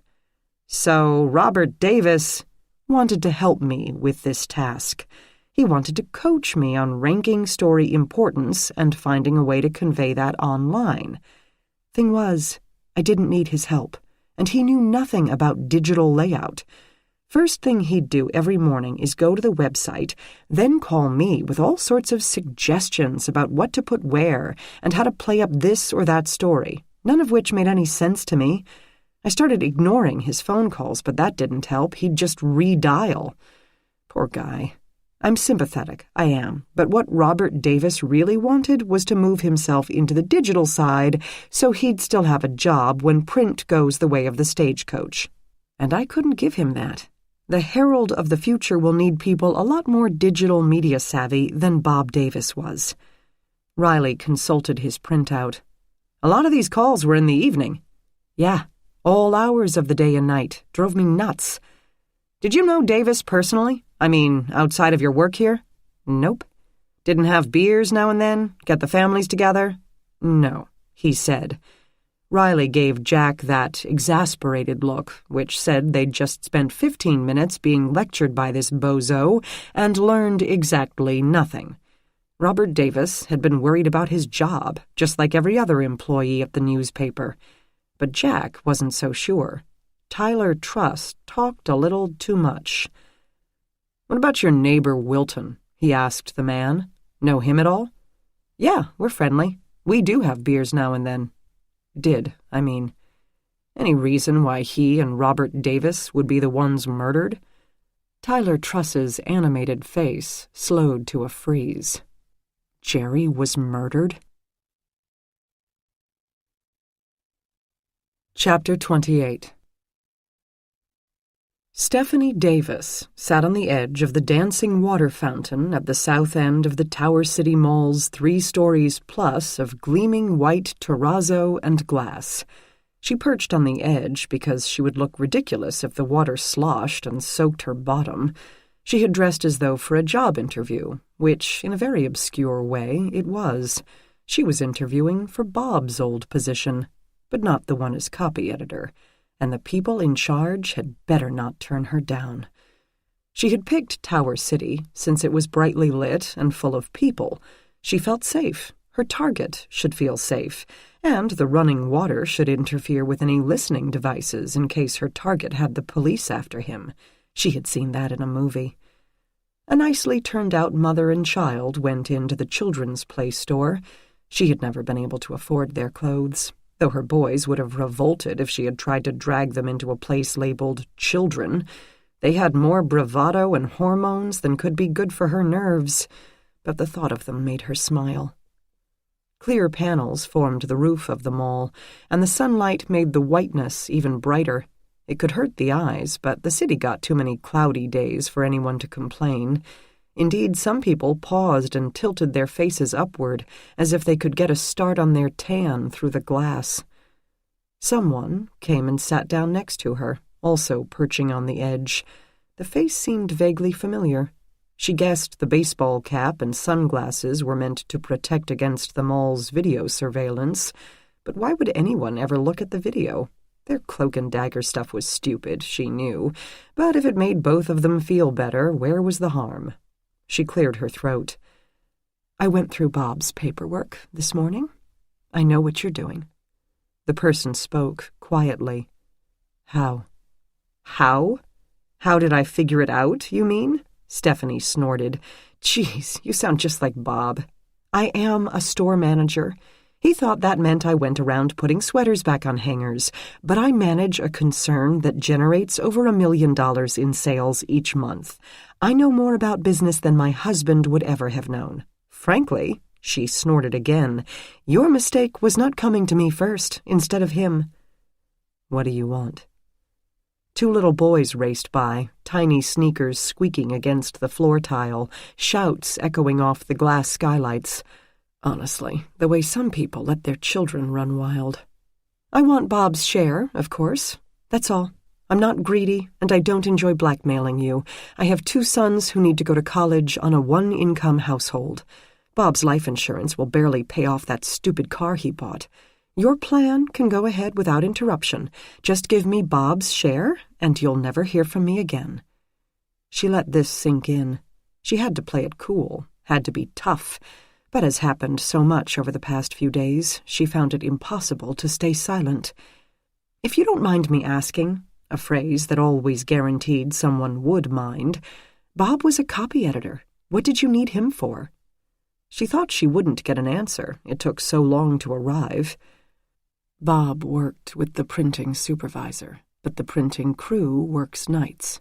Execs don't schedule meetings at night. You needed someone to verify your print burden, how many papers you actually print, as opposed to how many you tell people you print. Yes. That was all? They're thorough. She refrained from snorting again. Not thorough enough, apparently. When will it be done? 2 to 3 weeks. Then how long until I can expect delivery? Quickly, a few days. Good. She nodded, more to herself than, do you even care who killed your husband? The question surprised her, even shocked her. Somehow she had not connected the two situations, and fear flooded her from her scalp to her toes, leaving a tingling, quavering feeling in her skin. She spoke without thinking. Was it you? No. She tamped the feelings down and said, ridiculously, Good, then. I mean, of course I care, but Bob, poor guy, is dead, and my boys still have a future. They're my priority now. Get me that money and everything can proceed as planned. She stood up, hoping to look firm and determined. You know where to find me. She walked off without looking back, tough, determined. She didn't let herself draw a deep breath until she got to the elevator. As the doors closed, she tried to put this plan into perspective, but her mind ping-ponged all over the place. How should she ask them to deliver the money? Cashier's check? That could be traced. Cash would be best. Anything else left a paper trail she'd rather not leave. But what to do with it? She couldn't just drop it in a savings account. It would be safe, but the IRS might notice when her 1099 INT took an exponential leap. She exited the elevator and went to find her car. The sunlight outside seemed blinding compared to the dank parking garage. She couldn't leave it in a box in the basement either. Suppose the house should be robbed or burned down. Insurance doesn't cover cash, and the last thing she would want to do was have to explain its existence to someone, like her children. Where was her car? She had put it next to one of the short supporting walls for easier locating. There. She could probably get a new one, or take over Bob's, but maybe not. It wouldn't be wise to start throwing money around during the early days of her widowhood. On the other hand, she could explain it as life insurance money. No, she'd sell Bob's stupid car and keep her practical one. A safe deposit box would be her best option. No one would know what was inside. She'd have access to it. Nothing reported, no taxes paid. Probably parcel it out to a few different banks. Robbers these days like to rip out all the deposit boxes. She'd seen that in a movie, too. Stephanie pulled her keys out of her purse. Yes, she'd handled that perfectly. Just the right combination of threat and reasonableness. No reason for them to try to block her out. She stepped up to her car door. Setting up the meeting in a brightly lit and populated place had been an excellent idea. What she had forgotten to think through, however, was that to get to the brightly lit and populated location, she had to park her car in a place that was neither brightly lit, nor populated, nor safe. Chapter 29. Jack and Riley visited again with Janelle, the layout editor, who didn't even look up from her screen as she answered their questions, the mouse under her palm rotating all over the desk blotter. She also ignored the general soup of activity going on around them in the vast oval of the reporter's bullpen. She had to get the next day's paper set for print with only herself and the assistant copy editor, Bennett, to do the job formerly performed by the perfectionist, Davis. Jack regarded Bennett, now so poised to take over his superior's job. Bennett barely seemed old enough to drive, with visible pimples, wisps of an attempted mustache, and arms too thin to strangle his baby cousin, much less a strapping man like Davis. Jack promptly eliminated him from the suspect pool. Janelle would make a more likely murderer, and Janelle probably couldn't bring herself to swat flies. Though she could, without blinking, hack a story until it bled. "He's got to drop a paragraph," she told Bennett. "He's already cut 50 words. It's not going to fit. Do we really need all this stuff about the sun rising over the rapid transit station? It's local color. Locals already know what the sun rising over the rapid station looks like. It's not vital to the story. Tell him to cut." Bennett gulped but went off to face the soon-to-be unhappy reporter. Janelle still hadn't looked up from her screen. "Can I help you, gentlemen? We'd like to ask if there is anything else about Robert Davis's personal life that you haven't told us." "No, as in, there isn't." She was courteous, but in a hurry and under pressure. Directness would be reciprocated here. Jack snagged Bennett's chair from the next desk and leaned toward her, keeping his voice low. Around them, reporters made phone calls, typed faster than humanly possible, and argued with one another. "Look, his wife doesn't seem real broken up about his death. We're wondering why that is. Did he have an affair? Sleep with someone here? Discover that he was gay? Embezzle from the petty cash? Take payoffs to keep some politician off the front page?" No, I wouldn't know. No, and no. To the best of my knowledge. Bob and I just arranged the layout. We weren't confidants. Though," she broke off to give Jack a quick grin, "I'm pretty sure I would know if he had been fooling around with anyone here. This place is a seething cauldron of professional busybodies." "Okay, so not love. That leaves money. He come into any lately?" "No. He bought that car, but he got a loan like any other schlub. I remember talking about interest rates." "How about hate?" The mouse hadn't stilled. On the screen, Jack could see that she had finished one page and moved on to another. "No one particularly liked Bob, but no one hated him either. Except Roger Correa, maybe, but he hates everyone. No one else, you see, is capable of his standard of journalistic purity." "Bob?" "Roger." "Janelle!" A man brushed past Riley to stand at the edge of her desk on the other side of Jack. He stood about 6 feet and had the kind of tan one got in a studio. Right now it seemed deeper than might be healthy, but only in his face. "It's just one paragraph." "Oh.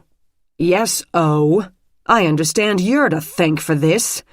He held up the local section of that day's paper. Front and center, the headline read, "City Property Manager Overbills County." "Are you Mr. Martin?" Janelle asked before Jack could. "I am. I am the Martin who you described as, let me see, made himself a small fortune by conspiring with building managers throughout the county to overbill businesses for ad space rental. You called me a criminal conspirator. In print." He took a step closer to her. Jack closed in, ready to grab him should an errant fist fly. "I did no such thing. Not to pass the buck, because this paper stands behind what it prints, but the reporter's name is Roger Correa. Yes, I know. But I heard that he was under control until you guys let him off the leash and approved printing this kind of drivel." Janelle, Jack thought next, would have made a good cop, because she jumped on the telling phrase of his statement. "Heard from whom? If this isn't libel, then—" "What?" "Heard from whom? Who told you that I approved this story?" The pimply Bennett had returned and surprised Jack by also closing in. "It was me who approved it." He gulped as Martin's irate gaze swung toward him and couldn't stop himself from adding, "Technically?" Martin leapt on the change in topics. "Fine, then I'll sue you too. There are laws to protect people like me from malicious slander."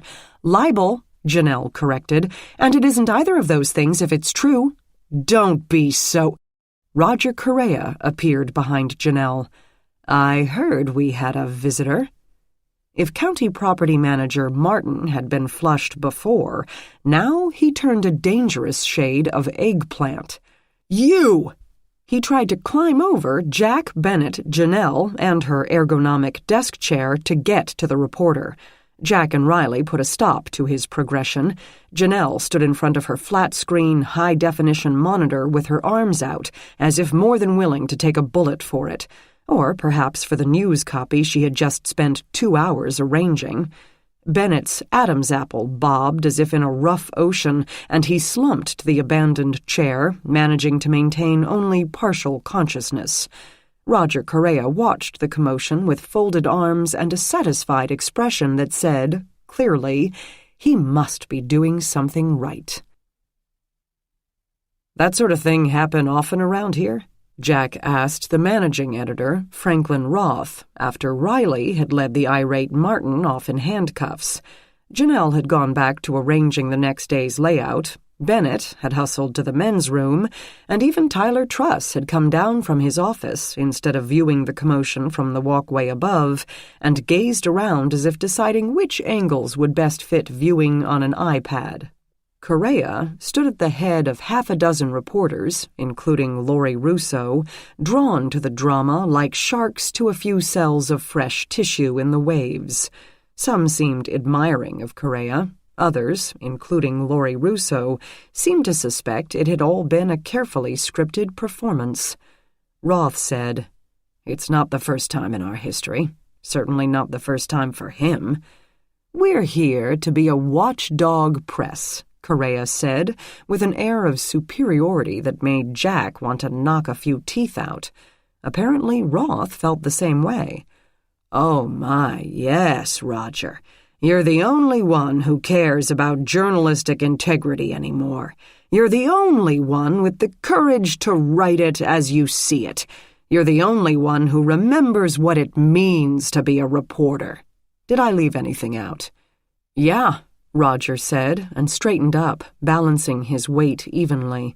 With other reporters at his back, perhaps he felt bold, or perhaps he simply felt he had waited long enough.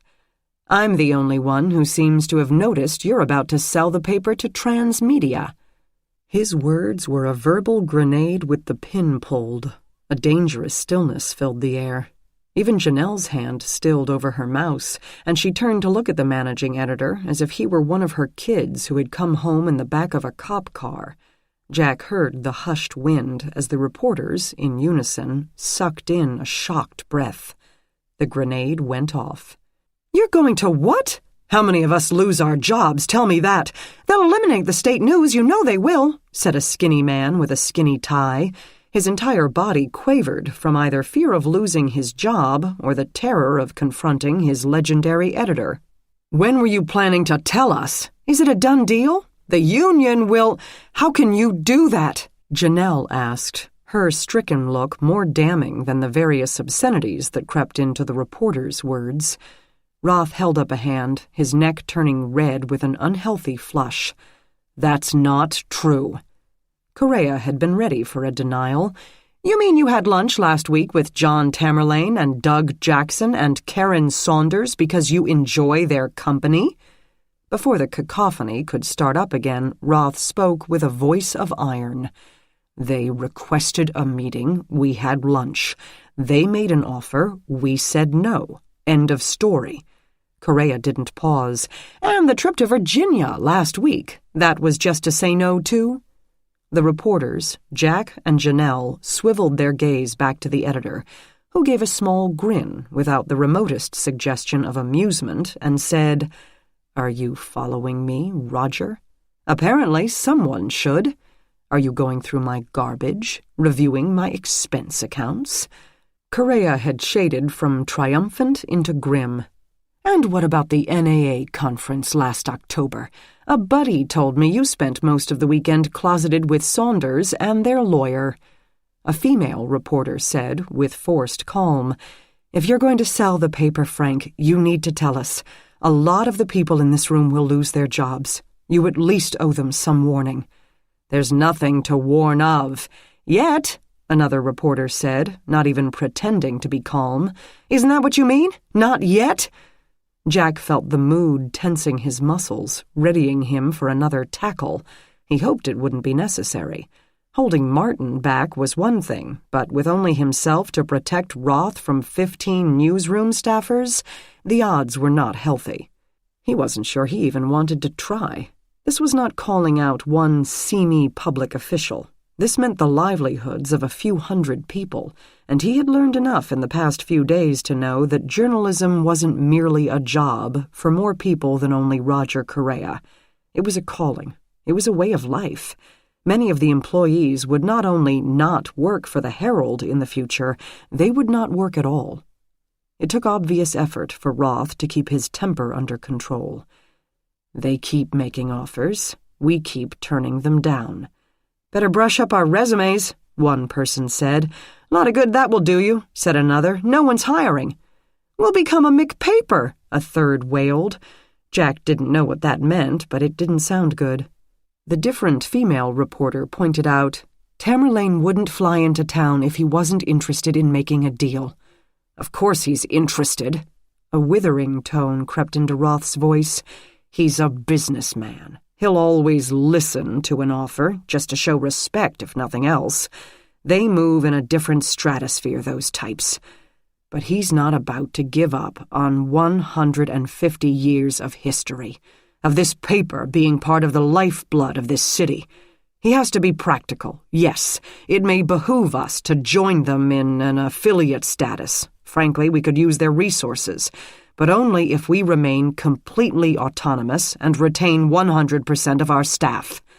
That would last about 5 seconds after you sign. So now we've moved from a flat no to affiliate? We're going to be online only, aren't we? Print will disappear, a paunchy blonde woman said. That was always going to happen, a young man told her. Eventually, get used to it. Another man made the mistake of demanding of Roth, Do you even care what happens to this paper anymore? Or do you have a buyout arranged for yourself already, like in, Don't you talk to me about caring about a paper, Roth roared. The reporters shut up. I wrote obits at the press before most of you were born. I learned to write copy at the foot of Louis Seltzer. I got glass in my shoes walking the streets in Huff after the riots. I came to the Herald after Sam Hudson drowned off Johnson's Island. I was the one standing here just a couple years ago when we put every corrupt county official on the front page during the cleanup. Don't you forget for one damn minute who you're talking to. It had become one of those pin-drop moments. He took a breath and in a calmer tone said, No one's going to let this paper go the way of the Rocky Mountain News. But we have to be practical. Multimedia is the future, and if we don't face that, we will die like the news, and we have to stay here. The people of this city need a voice, now more than ever. Newspapers have served in a stewardship role in this country for over 200 years. I'm not about to let that go just so we can print nothing but propaganda and celebrity updates. Now get back to work." Roth waited and watched as one by one the reporters did just that. He had rallied the troops. They weren't reassured. The state of their industry remained too grim for that, but they were temporarily mollified.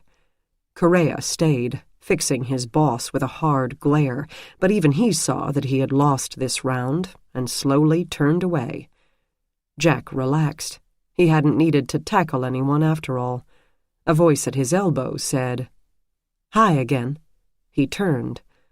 Laurie Russo, looking even better in daylight with a silk blouse and snug pants, stood with a tiny notepad in one hand and a pen tucked behind her ear.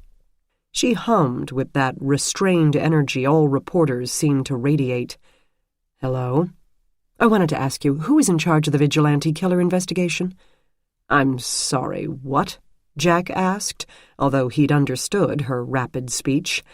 She repeated herself while Jack thought, might as well tell her. Vacillating wouldn't do any good in the long run, and he couldn't see what it could hurt. He'd always been underwhelmed by Maggie's ex's detective abilities. Setting Laurie Russo on him might slow them both down, which could only be good for Jack. "Detective Richard Gardner, Homicide Unit. Just call the main non-emergency number and ask for him." Laurie Russo scribbled the name on her pad, gave him a brilliant smile.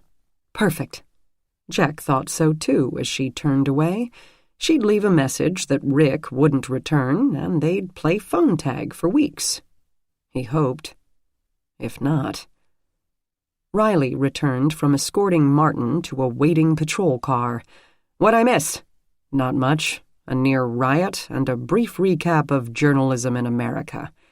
"If I hear one more word about journalism in America," his partner grumbled, "I'm going to puke." "You and me both," Janelle said. Jack's phone rang.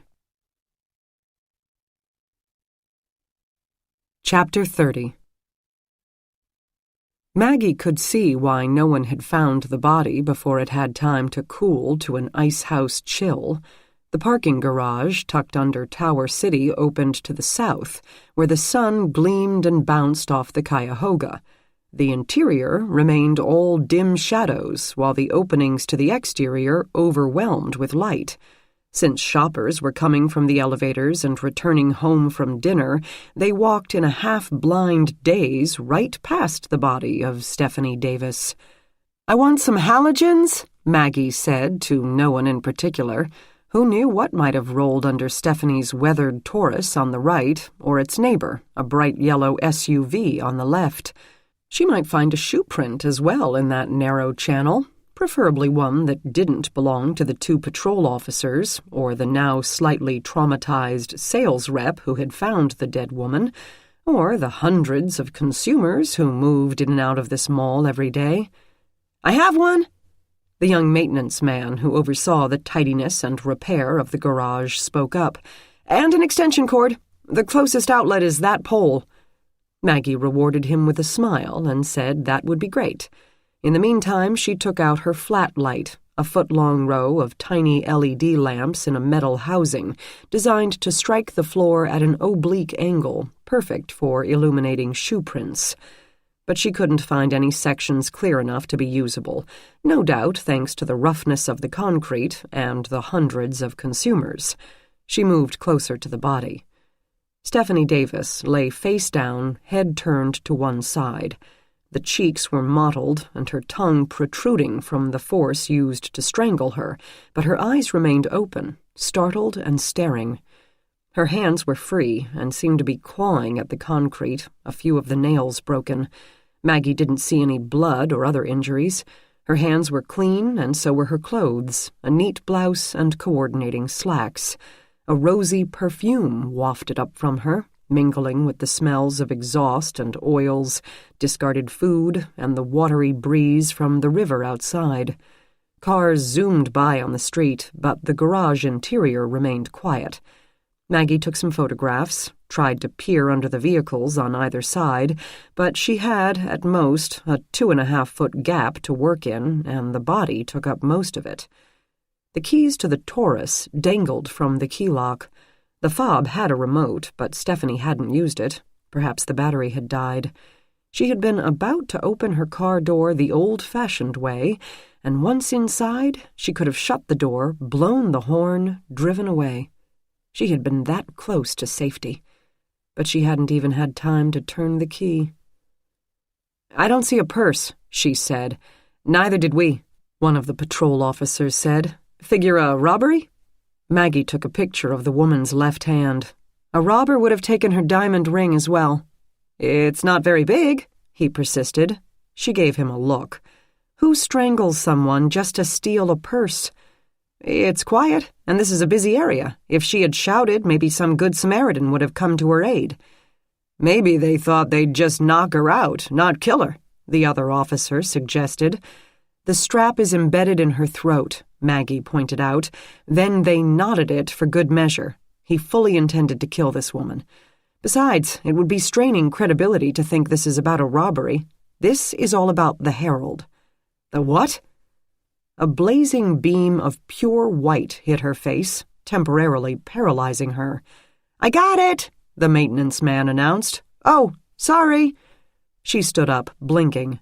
"No, that's all right, really. You said you wanted—" "It's great, a big help." When her vision cleared of white blobs, she straddled the body, staring down at something caught in Stephanie Davis's hair. She lowered herself again, taking care to keep her face turned down instead of toward the halogen. It was a piece of paper, just a tiny sliver of newsprint. She could make out only 2 letters, I and N. She gave the 3 men strict instructions not to move and dashed back to her car for glassine paper and a small manila envelope, what her predecessors in the field had called a coin envelope. She examined the hair and the knot in the strap, but didn't find any more. The strap had a number of hairs caught in it, most likely Stephanie's, but it would remain on the body until the pathologist cut it off at the autopsy. There were slight smears on the ends, where the killer would have had his hands. Maggie could only hope that they would turn out to be the killer's skin cells, or even blood, but they looked too dark to be either. Maybe oil, or just dirt. The straps seemed to be the same color and construction as the ones used on Robert Davis and Jerry Wilton, but with much shorter ends. The killer hadn't left a long tail, hadn't intended to string up Stephanie to look like suicide or to prepare her for evisceration. He had come prepared for a quick, quiet murder in a semi-occupied place. How did he know she would be there?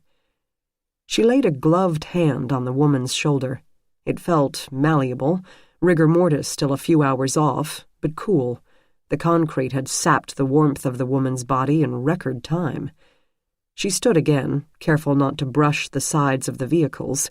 She would want to fingerprint both of them. With luck, the owner of the banana yellow car would stay in the mall for dinner and give her time to work, and maybe time to clear the scene before they got a look at the black powder covering half their finish. But she couldn't do that until the body had been moved, and she didn't want the body moved until she taped. "What the hell?" said a voice behind her. She looked up. Mistake. The halogen on its stand blinded her again, and trying not to turn around without touching either car or stepping on the body or being able to see made her stumble. She felt a hand grab hers and guide her out of the crevice in which she'd been working. It was Jack. He looked murderous. Maggie had seen that look before and snatched her arm back.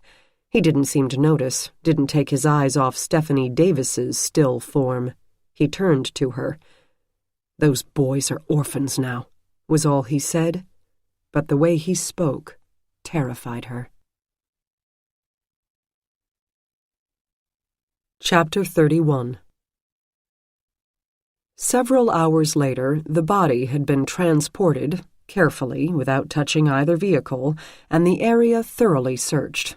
The purse had not been located, certainly not the cell phone. They had gone through Stephanie's car and found plenty of crumpled napkins, broken pieces of Transformers, potato chips, and a few errant French fries, a permission slip for a field trip to the Museum of Natural History that never made it home for a signature, and a briefcase of paperwork relating to the running of a coal store, from floor space per brand to which items qualify for the 80% off clearance rack, but nothing that pointed to Stephanie Davis's killer. She had an old and dusty GPS crammed into the glove compartment, but when fired up, it showed only her kids' school and a trip to Westlake the previous December. Underneath the body lay the necklace with her son's birthstones and its charms, broken in the struggle. Crouching between the cars, Maggie gazed at it, thinking over what Jack had said. He had such sympathy for the Davis children. Perhaps he had had sympathy for Ronald Soltis, too, in the end. He appeared beside her, as if he had noticed the necklace, but instead he asked, "You okay?" She looked at him in surprise. "You were just talking to her this morning." She dropped the necklace into an envelope. "I can't say that's something I'm used to." They stood.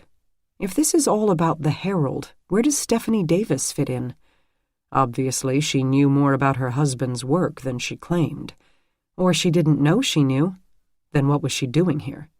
Probably picking out new furniture, or a comforter set, or dishes. You saw her. She was manic with energy and giddy with freedom. She had the time off work and probably just wanted to get out of the house, away from the neighbors and their condolences, and their food. It's not so strange. They watched Riley supervise one of the patrol officers as he prepared to drive the victim's car to the police impound lot. They had to keep it, in case it somehow turned out to be involved in the murder, but there was no sense in going through the trouble of a tow in such tight quarters. "You checked the back seat with the ALS?" Jack asked. "Maybe our first guess was the right one. Maybe this is all about somebody kissing somebody else's wife." "I checked. No one has been having sex in the back of that Taurus. I think one of the kids tossed his cookies there once, though. That glows? It smells." The other patrol officer approached with a dapper young man. "This guy says he's the owner of that SUV. Can he take it now?" Jack said to the man, "Sure, in a minute. Can you just tell us, when you parked here, was that Taurus, that one, driving away, already parked in this spot?" "That's my car." "Yes, I get that, but did you see the driver of the other vehicle at any time?" The young man, however, only stared in horror at the black dust now marring the bright yellow paint. "What did you do to it?" On their way back to the station, and since they were driving right by it, Riley and Jack found a moment to visit Shania Paulson's gym of choice, the logical place for downtown area dwellers and habitués, Results Fitness Club. It had, as Maggie had suggested, showers and lockers, as well as extensive daily hours. It smelled of rubber and chlorine and annoyingly robust health. The annoyingly slender girl at the reception desk didn't blink when they entered. Men in suits were probably a large chunk of their clientele, but did a double take when it registered that they were not carrying gym bags. "Can I help you?" she offered. Riley seemed too tired to bother with charm. He identified himself and said they were looking for Shania Paulson. The blonde looked uncertain.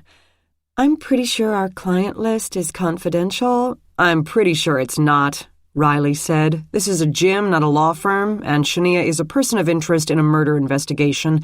Is she here now? Yes or no?" The woman's eyes widened. "Murder?" "Yes or no?"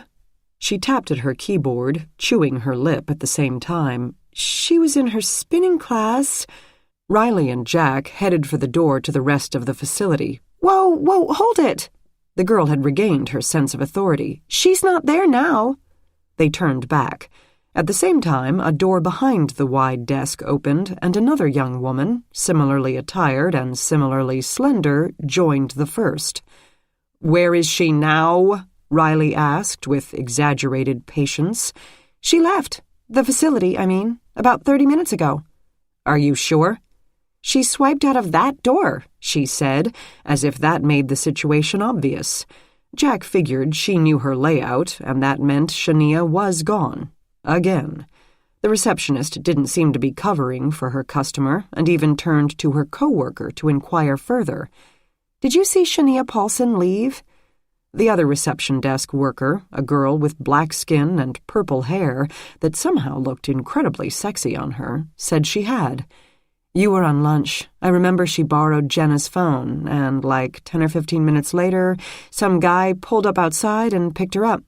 The detective snapped to intense attention at this. "What guy? Did you know him? What kind of car did he drive? Color of car, color of guy? Did you get a license number?" She could tell them that it was a nice-looking gray Lexus, but as for the rest, neither woman could recall Shania ever getting a ride before, but then they didn't pay much attention to how their customers traveled, only what said customers did in the gym. The membership information they had for Shania matched what the detectives already knew. The phone number matched the Samsung Shania had left in her own kitchen. They asked to see Jenna and her phone with the number that Shania had called. The girls looked at each other. "She went home." Riley rubbed his forehead. Chapter 32. "Do we really have to do this right now?" Maggie asked. "Yes," her ex-husband told her. "Right now." "But the Harold murders are Riley's job, not yours. He can live without forensic support for an hour." Maggie slumped into a chair across from the man to whom she had been married for 4 years, trying to mask her discomfort with annoyance. They were in an interrogation room, but it didn't resemble the dank, cold cells seen on TV. It had ivory paint and lightly cushioned metal chairs, and smelled of neither cigarettes nor urine.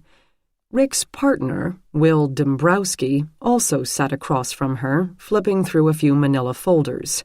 She had known Will as long as Rick, and always liked him. A solid family man who kept his thoughts to himself, he seemed unlike Rick in every way. That was probably what made them a successful team. That was also probably why she'd always liked him. She didn't think a little irritation would seem suspicious. "Why again? We've gone over this, 3 or 4 times? I gave you a statement, told you everything I know, and I have a lot to do today. We found Robert Davis's wife." "Yeah, we know," Rick said. "But we need to do a follow-up, see if there's anything that's come back to you now that a few weeks have gone by." Maggie settled back in her chair. She was one of them, after all, and they would expect her to be cooperative, even if tired, even if busy. Of course, she would be cooperative. "Not that I can think of." Will took over, his gentle voice lulling her to remember. "Let's go through this, piece by piece. We know you narrowed down the buildings by the trace evidence on the bodies, and then stopped by the one on Johnson Court. You went inside. How did you get inside, by the way?" "When we arrived, Jack and Riley had propped the door because it locks automatically. It was propped when I got there." "With a brick?" She and Jack had gone over this. "No, with cardboard wedged in front of the bolt."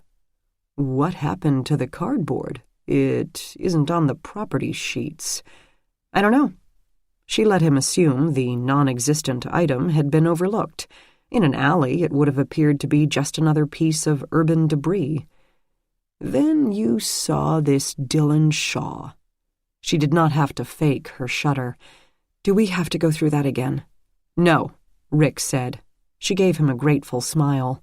He might be childish and selfish, but he had never been cruel, and he had cared for her once. "No," Will said. "We're more interested in the man who came in and shot Dylan Shaw." "Okay." She gave the same description she had before, not the same words, but picturing the same man, who, of course, was not Jack Renner. He had suggested that she picture an actor, not someone famous enough to be recognized just by description, like Brad Pitt or somebody. She had chosen Michael Ironside, a longtime favorite of hers who never reached the level of fame he deserved. Though she had always wanted to bed him instead of fear him, he had portrayed a number of baddies over the years and could do the role justice. And nothing came back on the fingerprints? Nothing except the victims we already know about. I want to send them to the FBI, but first I have to eliminate our personnel. Our guys wear gloves, Rick said. People can slip. No offense, but I've had cops touch things and then swear they didn't. Sometimes it's such an automatic reaction that you don't realize you did it. I can't waste the FBI's time running prints we don't need, and they won't even accept them unless I can demonstrate that I made every effort to eliminate unknowns. She wasn't sure this was true, but it sounded reasonable. I'll get prints on everyone who was at the scene and then send the truly unidentified to the Bureau. The two detectives accepted this without further question, and she felt her shoulders relax a tiny bit. Will moved on. So the guy shot Dylan Shaw. Then what happened?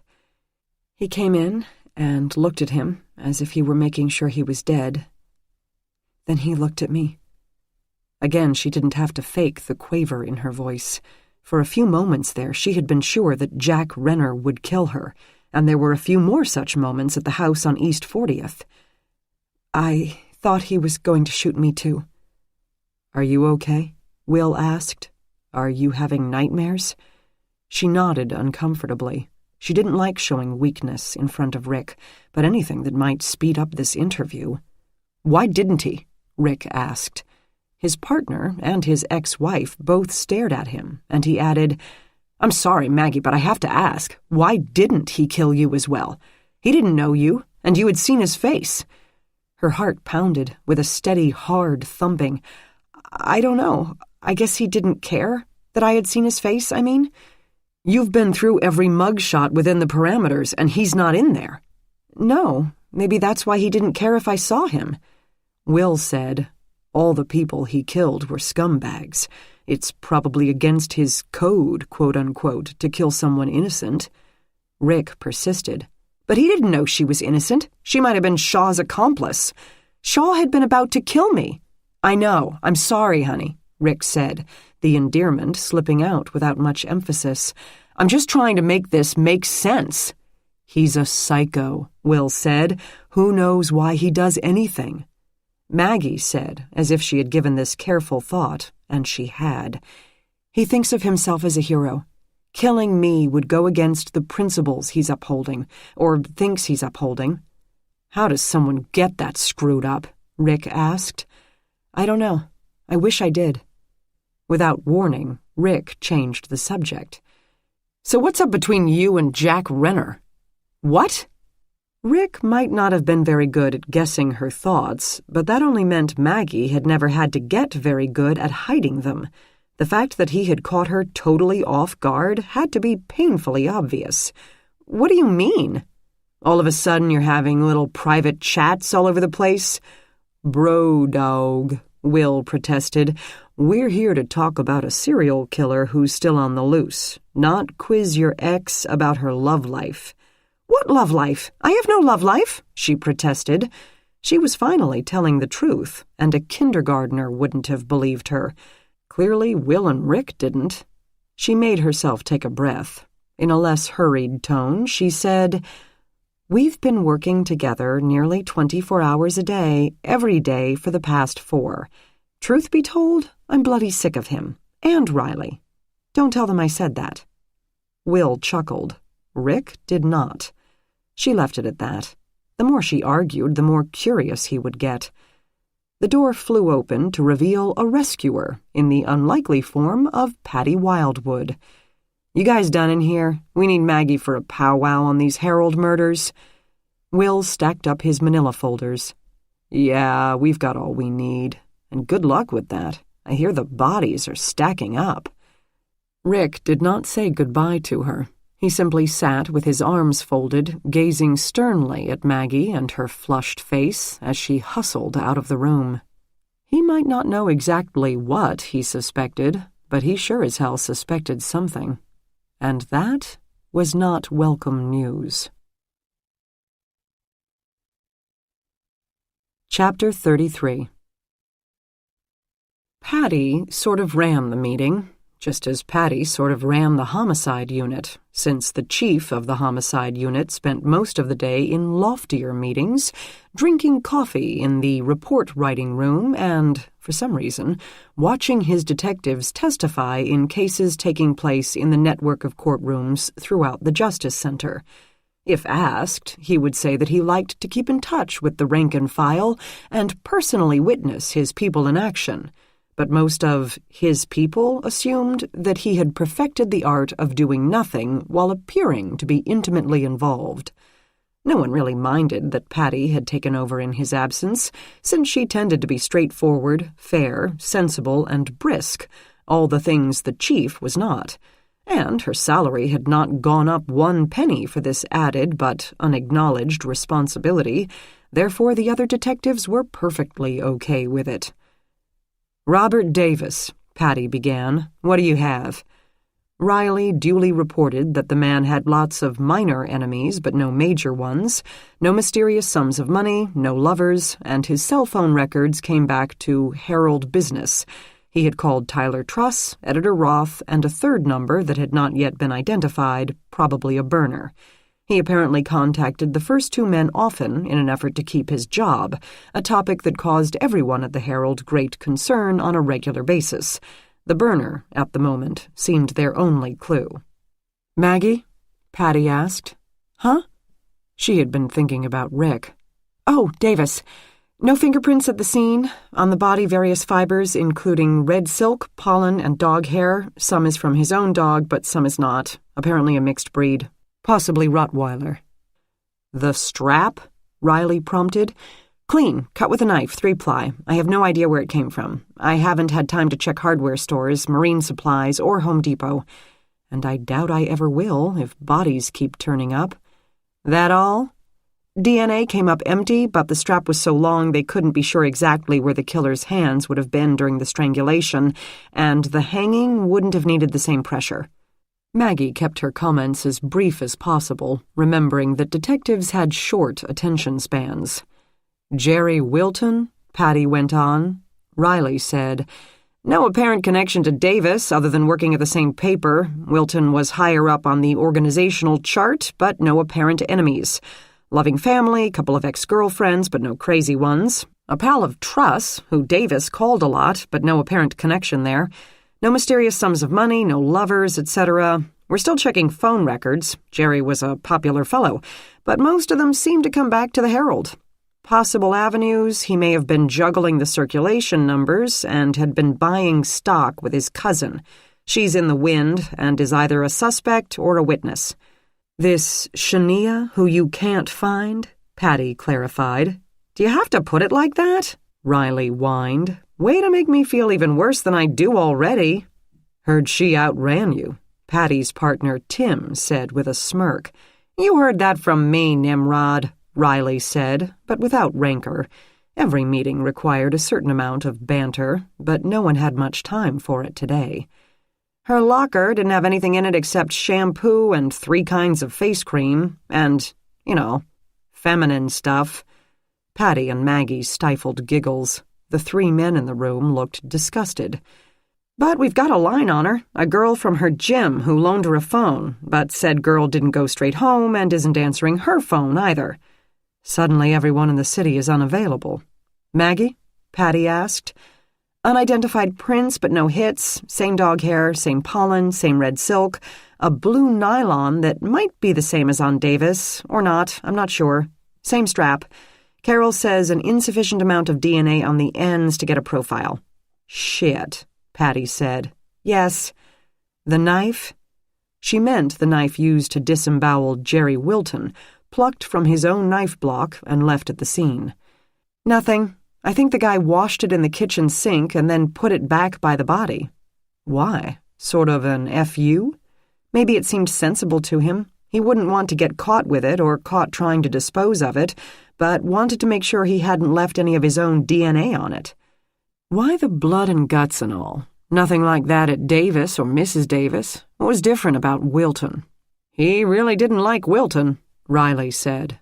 Maggie said, "He was letting us know that we knew Davis wasn't a suicide." "Time," Jack said. "Opportunity. He had privacy. Patty said, "But then he goes back to simple strangling for Mrs. Davis." Jack said, "Neither time nor opportunity. He was in a public place." Maggie said, "The first two he found the victims in their natural habitat, but he didn't attack Stephanie in her home, even though she was alone there. Somehow, he got her to come to him." Jack finished. Patty hummed. They all thought on this, and then she moved on. "And now we have Stephanie Davis to add to your workload. What do you have on her?" Riley said, "Normal mom, liked at work, no mysterious sums of money, no lovers that we can see. Things weren't hunky-dory with her and the hubby, but why the killer would care, I don't know. Purse is missing." "So we'd think this is a mugging?" Tim suggested. "Then he wouldn't have used his signature strap. No, he probably wanted to collect her cell phone and didn't want to stand there in the parking garage rooting around in her bag for it." Maggie? "Same dog, no red silk, no pollen, same possible blue nylon. Same strap. DNA is working on it now." "Autopsy?" "Strangled, one deep furrow, pure and simple." "No lump on the head?" Riley asked. They hadn't had a chance to ask about the autopsy. "No other injuries at all. Bruised toes, probably from kicking her own car. Scratches at her throat, probably from her own nails. DNA is working on the scrapings. With luck, there will be somebody else under there." "So he didn't feel the need to subdue little Mrs. Davis with a wang to the head first," Riley said. "He's bigger than her." "Wang?" Tim smirked again. Riley made a bludgeoning motion with an imaginary weapon. "Wang." "Don't they have kids?" Patty asked. "The Davises?" Everyone at the table spared a thought of silent sympathy for the two very young men who had just lost both their parents in the same week. "What's going to happen to them?" Maggie asked. Stephanie had said they didn't have much family. She glanced at Jack, but his face stayed blank. He had his emotions under control. Riley said, "There's a cousin in Kansas who's going to come and see what she can do. Apparently she's recently divorced. She's already talking about staying here so that the kids can finish high school in familiar surroundings." 3 murders, and our suspect is a big guy with a dog, Patty summed up. "And a willow tree," Maggie added. At the bemused looks around the table, she explained, "The pollen. I think it's a weeping willow. Near as I can tell, I can't find anyone who compares pollen anymore. I could send it to the McCrone Institute, but that would take weeks." "So how did you figure willow?" Maggie admitted with reluctance. "Google?" "Okay. Any idea how many willows there are around here?" "They're one of the top 10 most common trees in Ohio." Patty moved on. "Anything else?" Jack said, "Only that something is going on over at that paper, and no one is talking." Patty suggested borrowing a few detectives, including herself and Tim, to write warrants for financial records and to conduct interviews at the paper's building. They had a large pool of both suspects and potential victims. "Help is all around if you need it. What's your plan?" Riley looked at his partner. "I think we're going to have to wang somebody." Chapter 34. "I'm glad you came back for more," Roger Correa told her. "I felt like getting out of the office," Maggie said. Between her lack of progress on the murders, her ex-husband's questions, the 2 knowing eyes of Dr. Michaels, and 1 dead and 2 orphaned boys, she felt ready to spend an hour or 2 listening to Roger Correa talk about job security and mundane government corruption. "Me too." "So I heard." They sat in his car, again dining on nutritionally bereft fare, but this time they faced a pricey little bar on Euclid Avenue, not too far from the university. The one bad apple, board member Elliot, had pulled open its heavy wooden door and disappeared inside 15 minutes ago. "He is, Correa said, almost absently, "going to sell the paper. Our esteemed editor is lying through his teeth." "How do you know?" "Because the world has changed, and the old one isn't coming back. Reporters that used to work for the same paper long enough to retire from it with union pensions are the farers and elevator operators of our time. Reporters are now content creators." What does that mean? Instead of having a beat and reporting on one general topic like local crime or state politics, we'll have to write a few stories for this paper, maybe a column for another, change to what they call a gig mentality, have a bunch of little jobs instead of one big one. Some forward thinkers insist that this switch to permanent freelancing is exciting and freeing, and it's a better time to be a journalist than ever. You know what freedom means? It means no money. That's what it means. He leaned toward her, as if the closed interior wasn't already intimate enough. The ones I really feel sorry for are the print crew. Who prints anything on that type of scale anymore? Those guys will never find another job. It had been a long time since she'd been close enough to a man to identify his aftershave and notice his eyelashes. Maggie backed up an inch and waved her waxed paper cup at the bar. "What are we waiting for, exactly?" "For a girl," he said, apparently serious. "She'll be here soon." It's the lack of objectivity that really gets me. The future of journalism is online, but there's a different expectation of accuracy for online stuff. If it's printed on a piece of paper for all to see, for someone to clip out and carry into a lawyer's office, it had better damn well be the truth. But online? Well, it's the internet. What do you expect?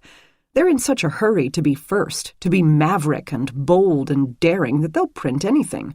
Rumor, innuendo, they don't care. They'll just say, "We didn't say that. We just said someone told us that." They're proud of it. No independent confirmation, and nothing's on any kind of record.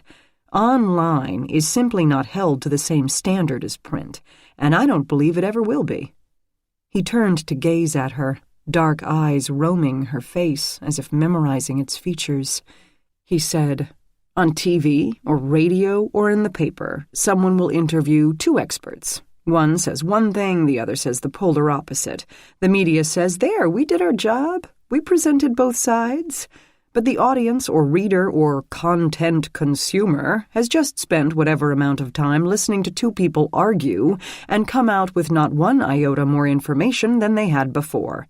The best you can hope for is that they were entertained by the fireworks for a moment or two." Sounds kind of scary. People want to understand. And with issues today as complicated as they are, they need to understand. Instead, news, and I use the term loosely, is intent on making everything as simple as possible. Us versus them, good versus bad. If we can't trust what we're being told, it's the same as being stuck inside a black hole, cut off from everything, with no idea where to go or what to do. Oops, there she is. Maggie looked up to see a woman with long red hair and a raincoat down to her ankles enter the bar. "Who?" "Linda. I call her Linda Lou." "That's nice. Why are we watching Linda Lou visit the sugarcane?" "Because when we walk in, with luck, she will be deep in conversation with Mr. Elliot." "And that's significant?" "Well," he sat back, "that depends on what the conversation is about. We'll give them a few minutes." "What do you mean, we'll walk in?" "Charming as it is, I didn't ask you here just for the pleasure of your company. You're going to be my beard." At her blank look, he added, "Sort of a disguise, just something to help me blend in. We enter, everyone will be looking at you, not at me. We can join Elliot before he realizes I'm there." "I see. A beard. And a lovely one at that." Rick Gardner had a new girlfriend and a 6 p.m. dinner reservation, so when the phone on his desk gave an annoying little trill, he considered ignoring it.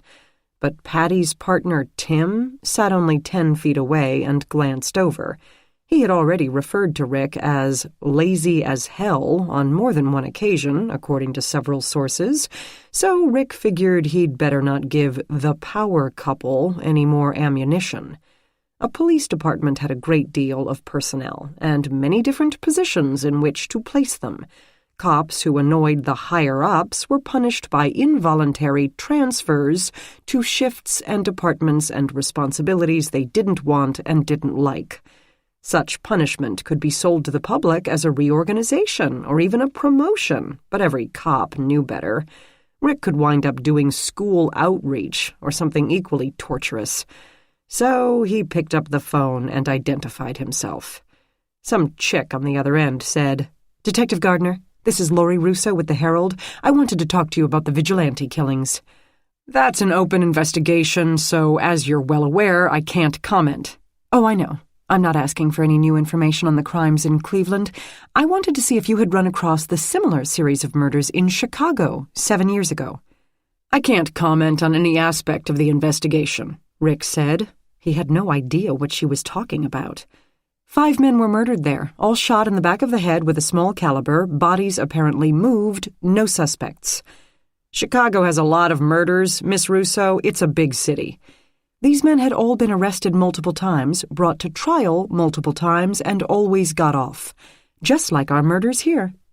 Again, that happens in every city every day. Evidence disappears, and witnesses are afraid to testify. It's a sad fact of life, but it is a fact. "I'm sure you're right." The hack was blowing smoke up his ass, like that was going to help. "I reached out to our affiliate papers in other cities, friends of mine, anyone I had a phone number or email for. There were similar murders in Phoenix." "As I just said, there are going to be similar murders everywhere. Urban gun violence is hardly new." "There was a man there who made a habit of buying young illegals from coyotes, boys and girls. He'd keep them in cages in his basement and—" Rick glanced at his watch. He had 10 minutes to get to Lola, or his date would order for him, something he loathed, but if he argued with her menu choices, he'd be sleeping by himself that night. "Found him face down in an arroyo," she finished, as if this proved something. "Good for him," Rick said, before remembering that he spoke to a newspaper reporter. "I mean, we will continue to investigate every avenue. I can assure you I will get in touch with the Phoenix cops to see if there are any usable ballistics." That ought to get her off the phone. Rick pictured some pudgy do-gooder in Birkenstocks with Nancy Drew fantasies. "That would be great if you did, because they wouldn't speak with me." Big surprise. "So I called a friend of mine at the Arizona Republic, and I was telling him about our serial killer, and he was trying to look up some stuff for me. And I happened to mention that our guy came to our attention only because his last victim was a woman who ran a horrific, illegal nursing home of sorts." "Mm-hmm." Rick straightened up his desk and put his keys in his pocket, preparing to bolt for the door in 5 more seconds, no matter what. If he didn't, he'd be eating scallops for dinner, and they always had sand in them. "And he said they had a similar case there." "A vigilante killer?" "A bunch of elderly victims dead in a house." Rick stopped looking at his watch. "Huh." "Yeah, I thought that was kind of weird. He said they never caught the people responsible. Seems like a weird coincidence that we would have both a vigilante killer and a case of extreme elder neglect as well, doesn't it?" Maybe, maybe not. "Did they investigate some of the murders as a serial vigilante killer?" A pause, which told him all he needed to know. "No."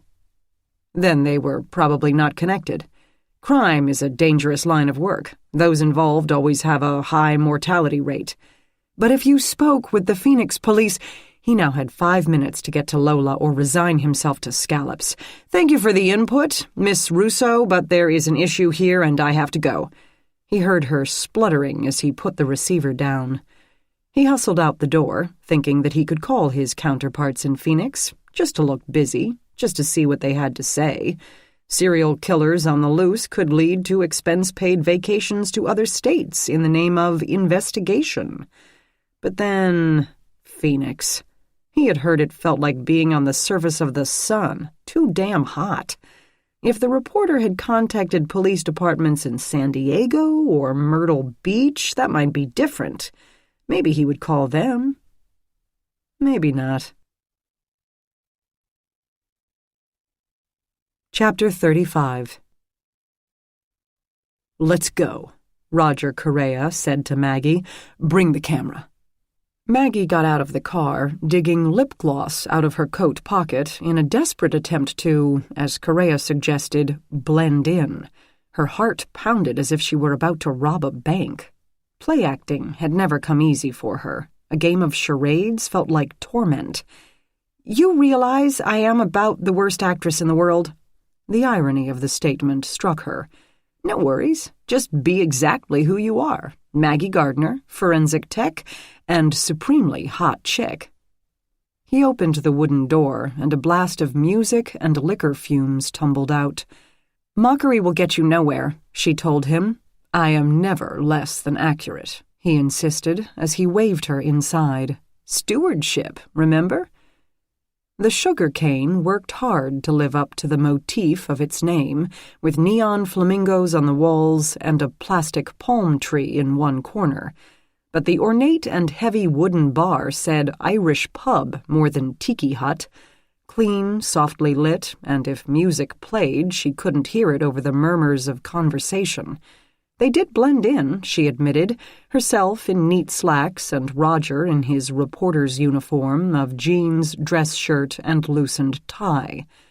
For a weeknight, a good amount of people occupied the seats, talking quietly, drinking, eating high-calorie foods, and, in the case of one table, arguing over whether or not it would be possible for a superstorm to form over Lake Erie.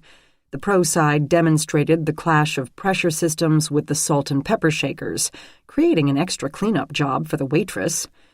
Correa put a respectful hand on the small of her back and guided her to a seat at the bar. With only one open, he gestured for her to sit down, and he stood at her elbow where the counter made a 90-degree turn. She kept her large Nikon tucked under one arm. She had no place to conceal it. With a 10-millimeter lens, it would never fit in her purse, which she had left tucked under the car seat. Maggie located Elliot and the woman named Linda at a booth on the other side of the bar. They chatted over beers. It didn't seem like a super friendly conversation, but at least they weren't throwing the shakers. "Can you get a picture of them from here?" Correa asked her, without the flash, obviously. "If I had a tripod and my shutter cable, and if they sat real still." "Do what you can," he said, one arm along the back of her chair, the other leaning on the bar, either playing a man possessive of his date or trying to shield the Nikon from view. She set it on the counter, adjusting the settings for low light. When someone at the Superstorm topic table burst out with a loud exclamation and all heads turned toward him, she lifted the camera long enough to focus on Elliot and click. She set it back down before normal conversation resumed. The barmaid appeared, didn't even glance at the camera, and took their order, a beer and a tonic water. The couple next to Maggie talked about the tax implications of 401ks versus IRAs, and on the other side of them, two intoxicated men noisily conversed in a long series of non-sequiturs. Maggie pressed the shutter button a few times, then asked Correa, "Now what?" He kept his face turned to her instead of toward their target, his nose nearly brushing her hair. "Now we wait. Shouldn't be long." "Is he looking this way?" "No." "Yes." He pressed in even closer. "Then this is when I kiss you to keep from blowing our cover." "Try it and you'll lose a finger." He seemed to stifle a chuckle. "Damn, that always works on TV." "What are we—" "Hey." He remained outwardly captivated by her jawline. "What?" "A young man just sat down with them." "Yep." He moved his mouth to no more than a centimeter from her ear. "Take some more pictures." "Who is that?"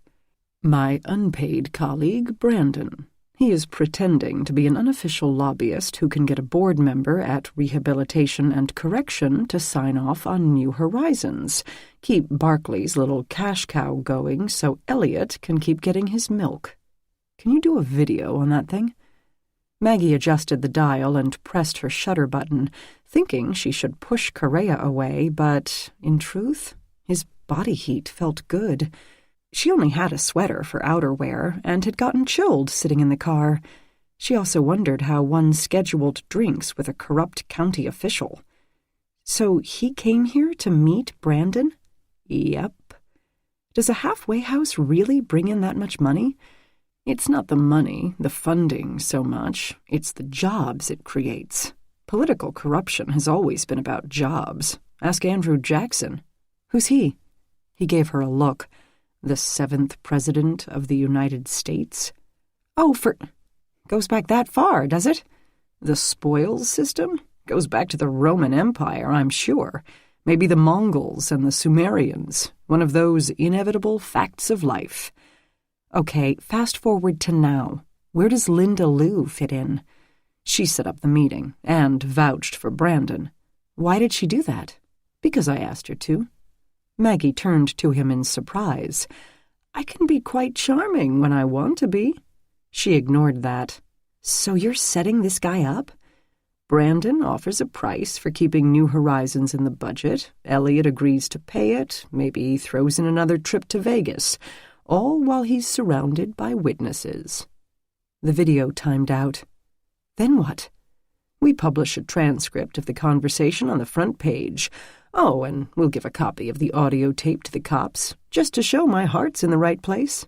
I want you to be proud of me. You're taping him? Brandon's got it tucked into that smart suit coat he's wearing. She leaned back to see Correa more clearly. Is that even legal? Absolutely. Brandon knows he's recording, and for good measure, so does Linda. Perfectly legitimate anywhere in the state of Ohio. We've watched it happen as well, so our testimony counts for something. I tried to get Lori Russo to come along tonight, too. 2 paid professional reporters are always more credible than one, but she's not answering her phone. A defense attorney will get it thrown out. Of criminal court, probably. Of the court of public opinion, never.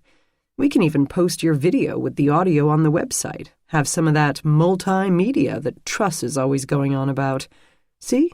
I told you I'm not a Luddite. They're leaving. Elliot's leaving.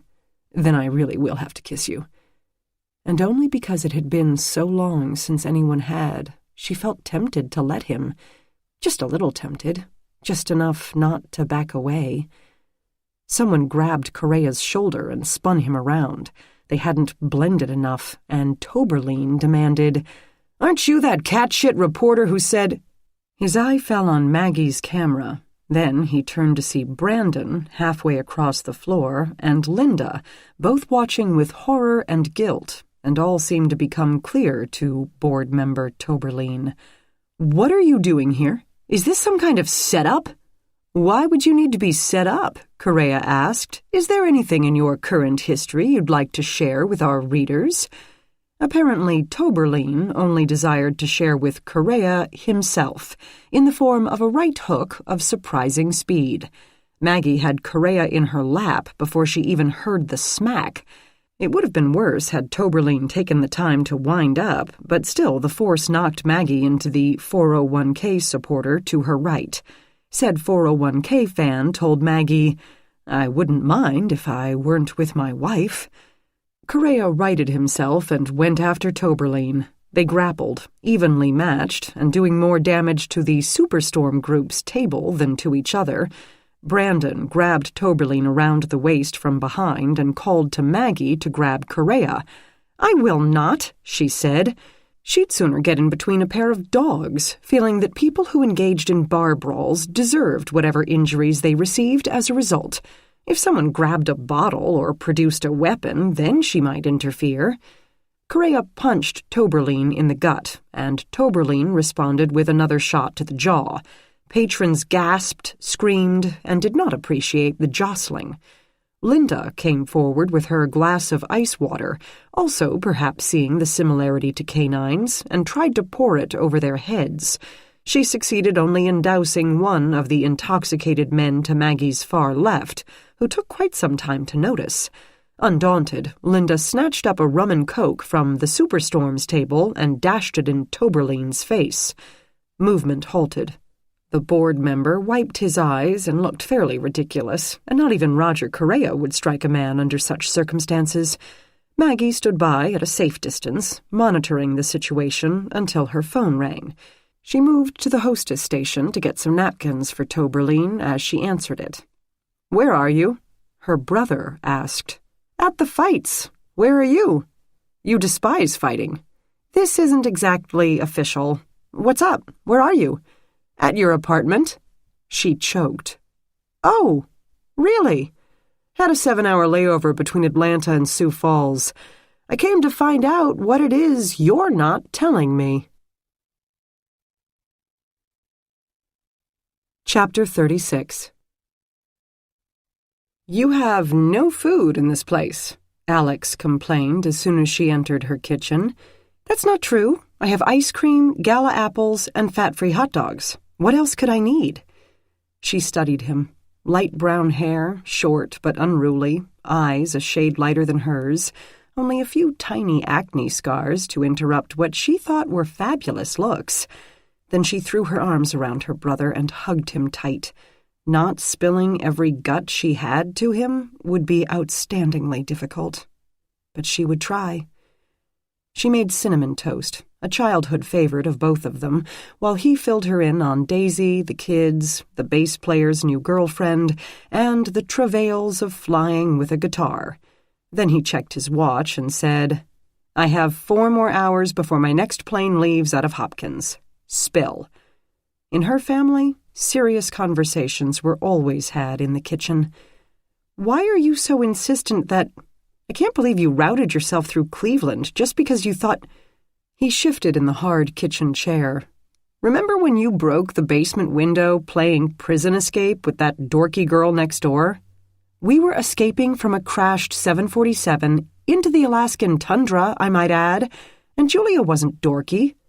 Dad thought it was vandals, but I knew it wasn't, and you moped around for 3 days before I nagged you into confessing. Maggie rolled her eyes. And that time Bruce Wagner grabbed your boob in biology class, and you got a detention for slamming him in the face with a pan full of dissected frog? Maggie said, but he never did it again. Yeah, but you gave Mom some lame-ass story about the detention that wouldn't have fooled anyone except, well, Mom. But I knew. The memory of splashing a frog's spleen into Tony's nose helped her to laugh as she asked, Your point? I know when there's something you're not telling me, sis, and you're not telling me something big. She swallowed the last of her toast with difficulty. Might as well get it over with. Something happened.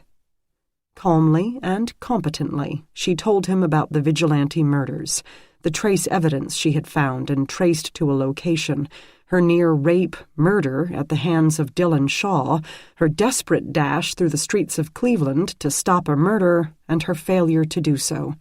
She told him everything, in fact, except for the fact that she alone knew who the serial killer was, and that she had entered a deeply bizarre and uneasy alliance with him, and all because she had actually been the one who pulled the trigger, and that the serial killer might still be killing, most recently a teenage gangbanger named Ronald Soltis.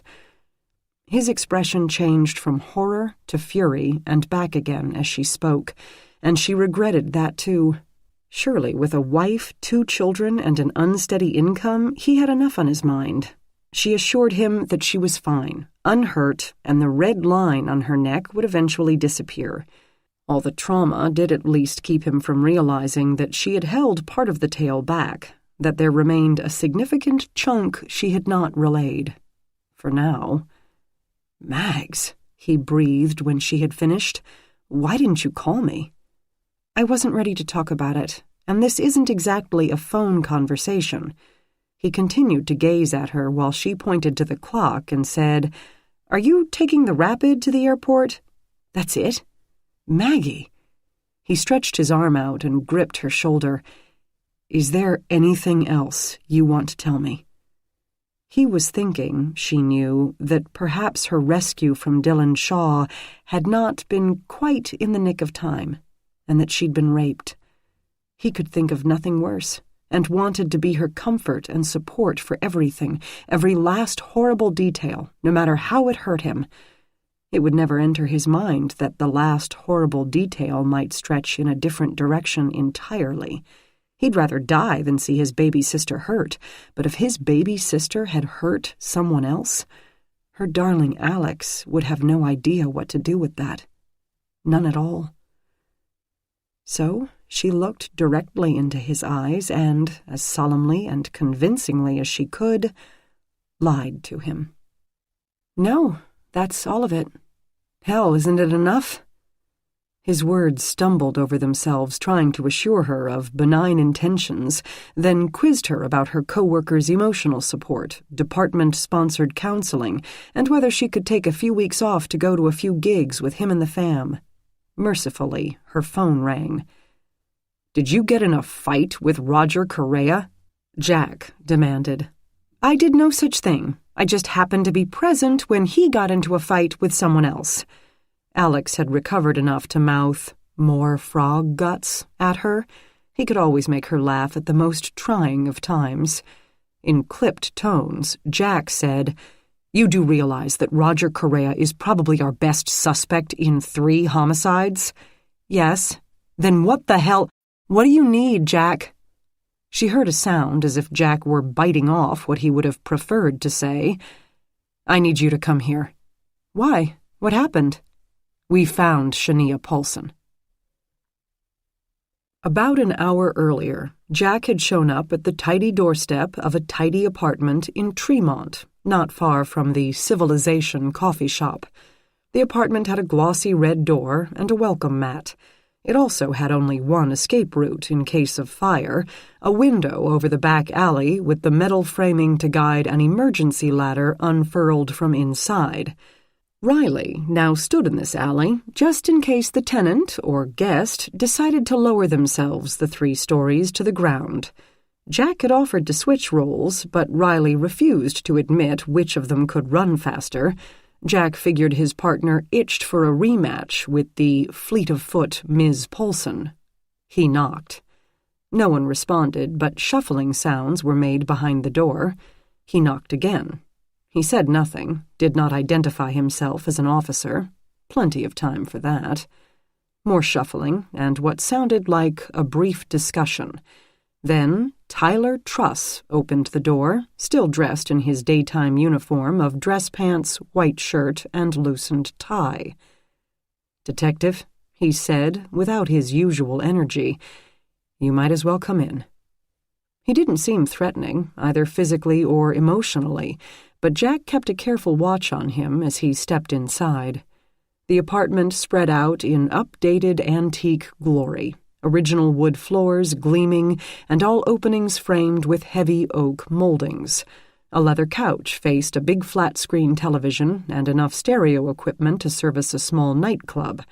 Like many bachelors, it seemed that the coffee table was his true ground zero, with video games, movies, junk mail, a water bottle, and a half-eaten bag of chips covering its polished mahogany surface.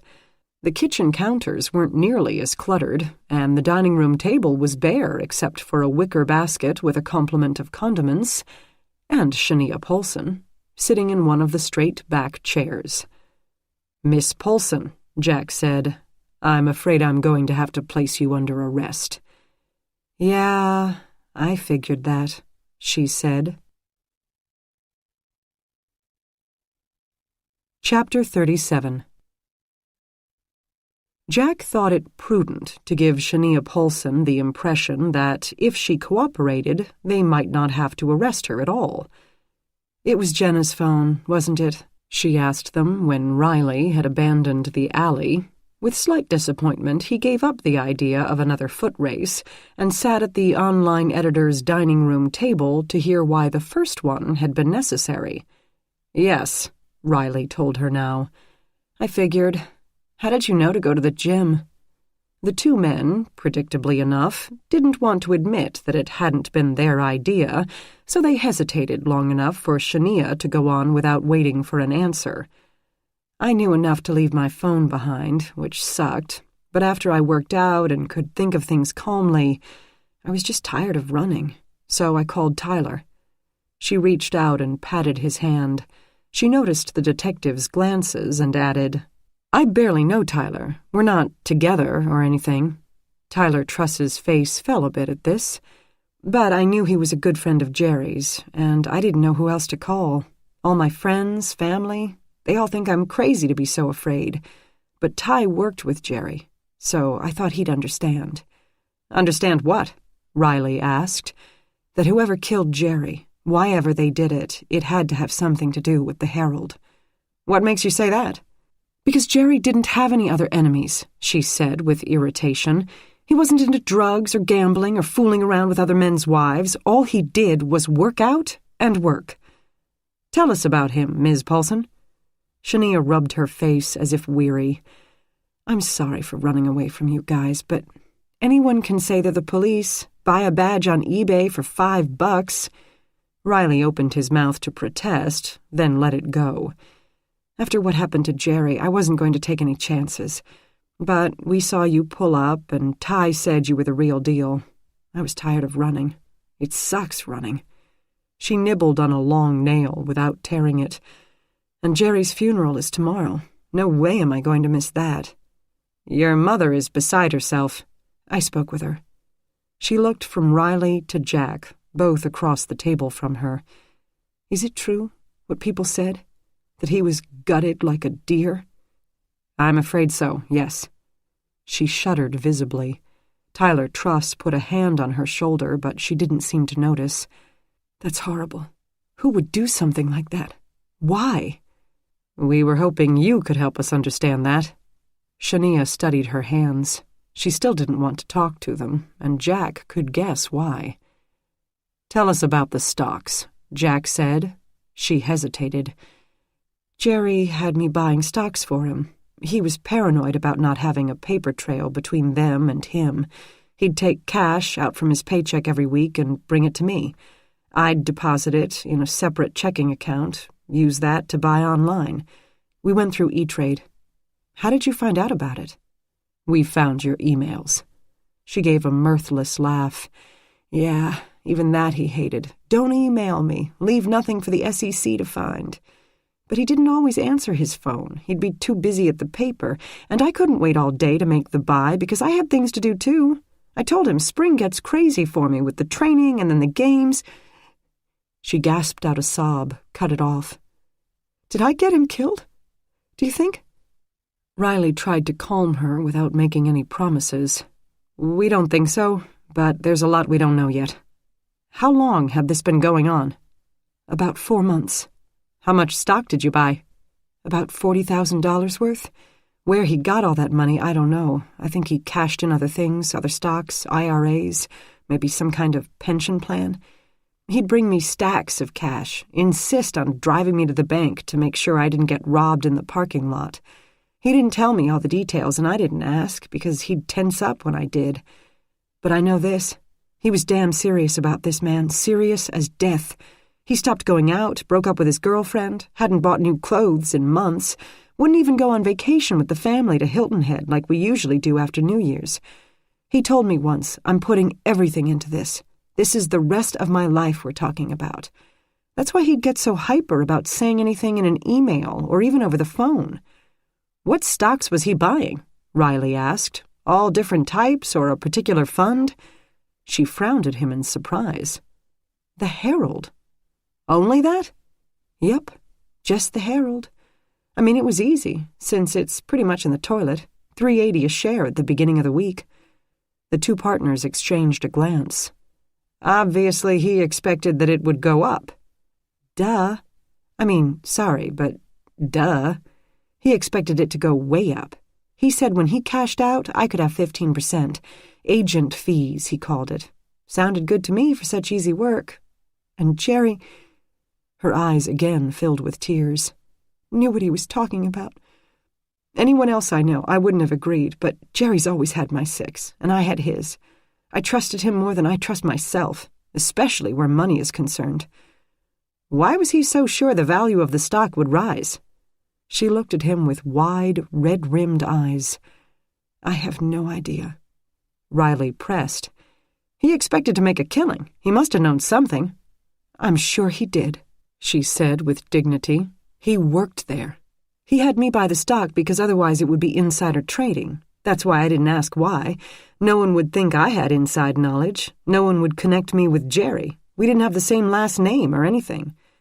And he never hinted what would cause this leap in price? Nope, she said, solid on that point. Jack asked the most important question. Who else knew about this? No one. Just me and Jerry. I mean, no one. He made that really, really clear. I told you he was paranoid." Another sniff, and she dabbed at her nose with a paper napkin. I guess he had reason to be. "You didn't tell anyone about this arrangement. Not your mother, not anyone, not even a hint." Again, the answer was immediate. No one. Jerry was a fanatic about that, and he insisted he had never told a soul either. He said it would all be worth it when it was over. When was that going to be? He didn't say. I didn't ask. Lately I've been too busy, and I got so used to making the buys I didn't even think about it much anymore. But I had the impression it wouldn't be too long, like a few more months, a year maybe. That's a guess. Jack turned to Truss before the guy had time to think and asked, "Did you know about this?" The man's fair skin reddened. "No, this is the first I'm hearing about anything. I didn't even know Jerry owned Herald stock." "Do you?" "No." As the other three at the table gazed at him, he said, "Not a penny.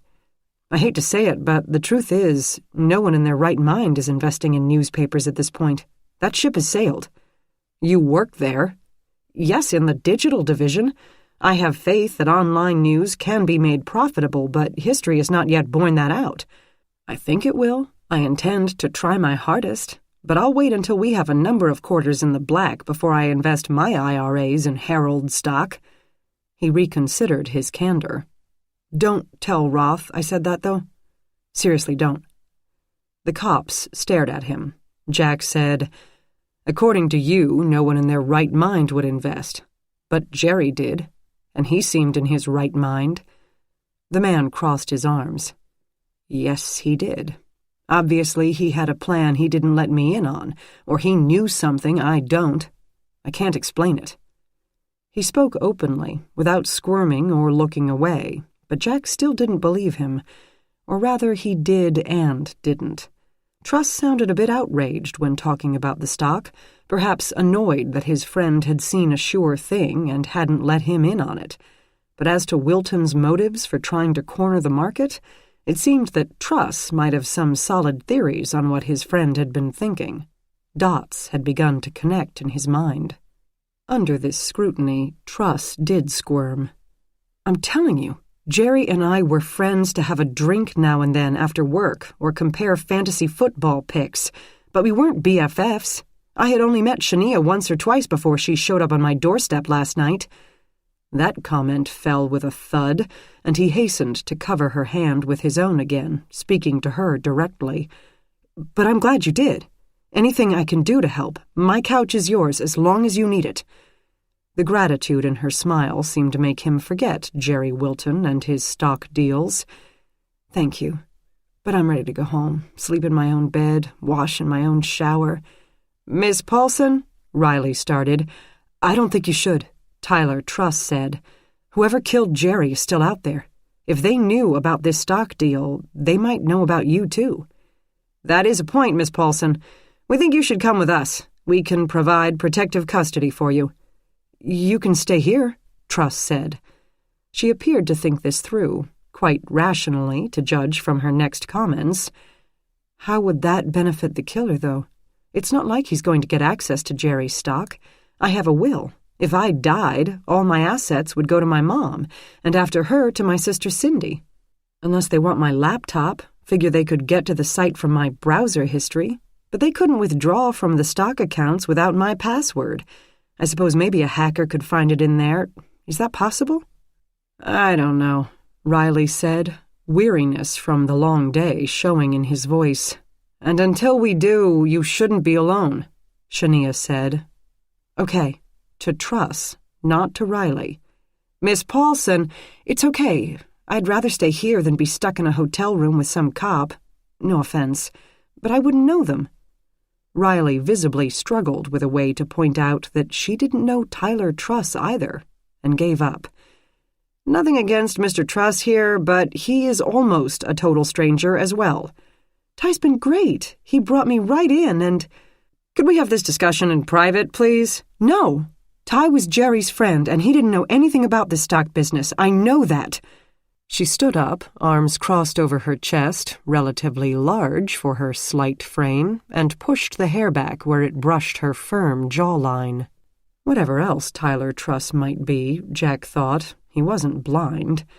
But he by no means had been struck from their list of suspects either, even though he didn't have a Rottweiler or a willow tree or— "Is that Thai silk?"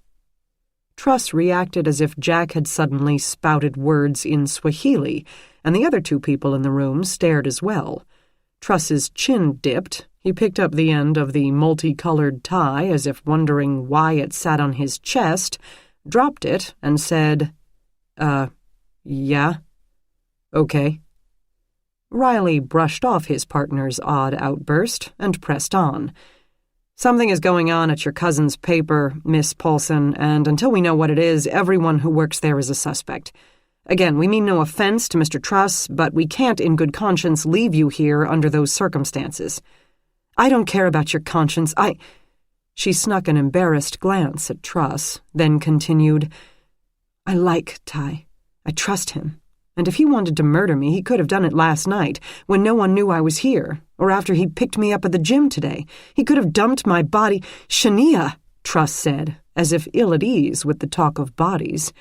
He was either a really nice guy who had fallen immediately in love with Jerry Wilton's cousin, or he was a really good actor.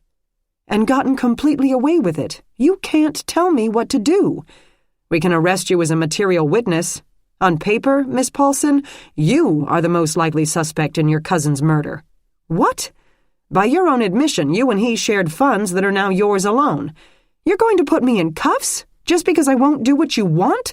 You have no idea how many lawyers I know."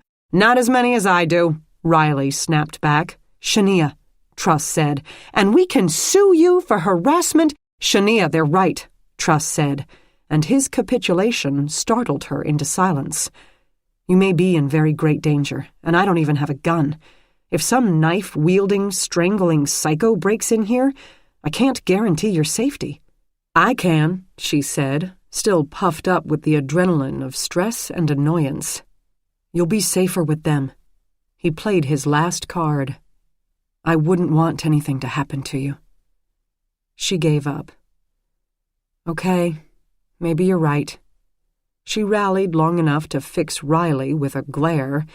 It had better be a nice hotel. Riley, wisely, said nothing. But as Shania Paulson moved around to gather up her backpack, Jack's partner hissed to him, "I could have taken her."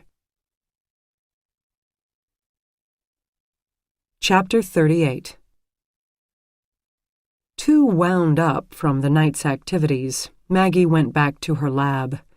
In the cool silence, she could re-examine her trace evidence and maybe see something she hadn't before. But then she picked up Jack's fingerprints, his real fingerprints, and sat down with all the latents collected from the Johnson Court building and the house on East 40th.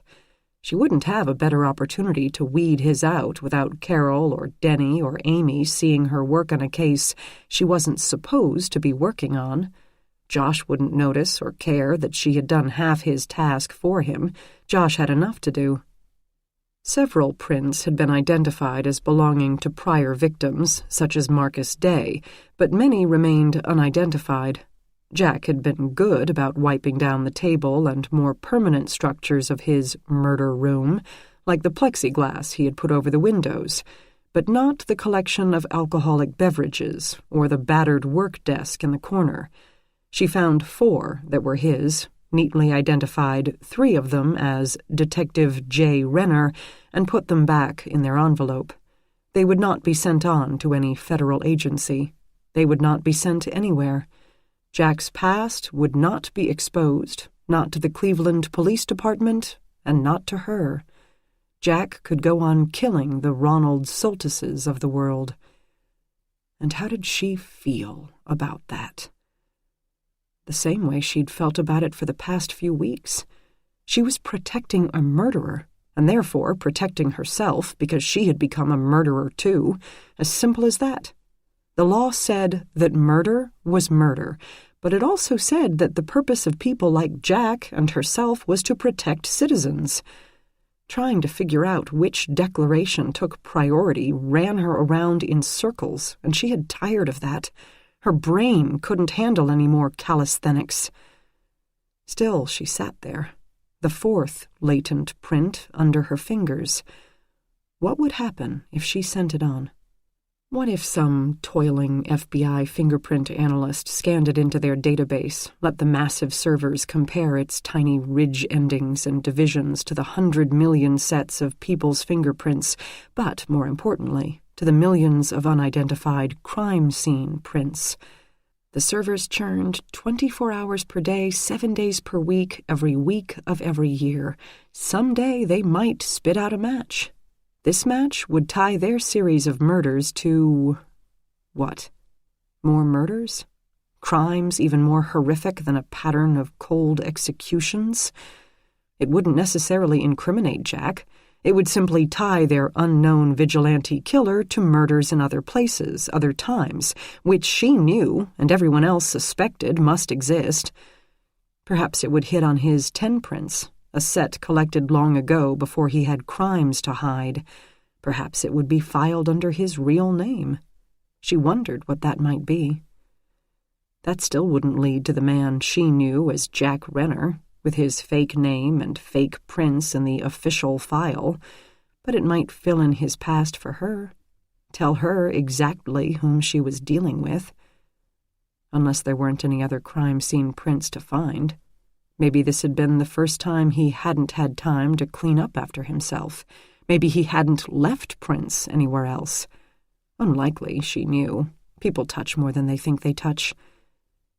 It was awfully tempting to get a glimpse of who Jack Renner had been before he became Jack Renner. Tempting, but dangerous. For both of them. If the police caught him, the first thing he would do would be to make a deal by giving her up. He owed her nothing, and once his secret became known, she had nothing with which to buy his silence. She labeled the fourth latent and dropped it into the envelope. It wouldn't be going to the FBI. It would stay here, locked in a file, neatly identified and written up, and with no reason for any person to ever look at it again. "What are you doing here?" said a voice at her elbow, causing her to both die of a massive coronary attack and scatter latent print cards across the floor. "Sorry," her boss told her. "Denny, what are you doing to me?" "I thought you'd hear me walk up. You usually do." The head of the forensic unit wore a thin sweatshirt, what looked suspiciously like pajama bottoms, and a child. Said child slumbered against her father's chest in a soft fabric carrier, so comfortable-looking that Maggie had to stifle a feeling of envy. "I guess you were really concentrating." Maggie rubbed her face before picking the cards up from the floor. "You do realize it's 2 a.m. She wouldn't sleep. Maggie peeked at the weak old child, slumbering with mouth agape, tiny ebony hands curled into fists. "She sure looks like she's sleeping." "Now, yes, but she won't sleep if anyone else is sleeping. We haven't been able to so much as blink at the same time since she came home. The kids can't stay awake through their classes, and my wife is getting that scary look." "She's scared?" "She scares me." "So you brought the kid to a forensics lab?" "Look at her, she doesn't care. As long as at least one of her parents is not sleeping, she's happy, the sadistic little demon spawn. I thought I'd check my email. Why are you here?" "I couldn't sleep either." Denny slumped against Josh's desk, knocking over a battered action figure of Boba Fett, and patted the back of his small offspring. "Has that been every night, or—" "Come on, Denny, not you too. I've got enough with Carol practically wanting to take my temperature and BP every hour." He didn't smile. "I know you're tough, okay? Believe me, I know, but—" "It's not a matter of tough. I'm just not traumatized, at least not that I can figure. Even if I were, there's not much I can do about it. I'm up because I had a late call. Cops finally located a suspect and I needed to bring her laptop in. I'm not having night terrors or anything like that." Although she had. The nightmares came, and often. But she considered that, as Dr. Michaels would say, typical and not cause for alarm. "Okay," Denny reassured her. "I just care about you, okay?" "I thank you, but I'm all right. You seem more strung out than I am right now. No offense." "I can't take offense to the truth." "Did you have your appointment with the counselor?" "I did. Nice lady. Don't you have email to check?" "Plenty of time. If I go back to that house before dawn, my wife will construct a barricade. My kids will help her slide the couch in front of the door, and the neighbors would probably pitch in for good measure." "How did it go, your appointment?" "Just fine. As I said, nice lady." They stared at each other, Maggie feeling at a loss, Denny studying her with those too observant eyes. "If you're waiting for me to relay my feelings for my mother, you'd be better off pacing the lobby. Your kid's stirring."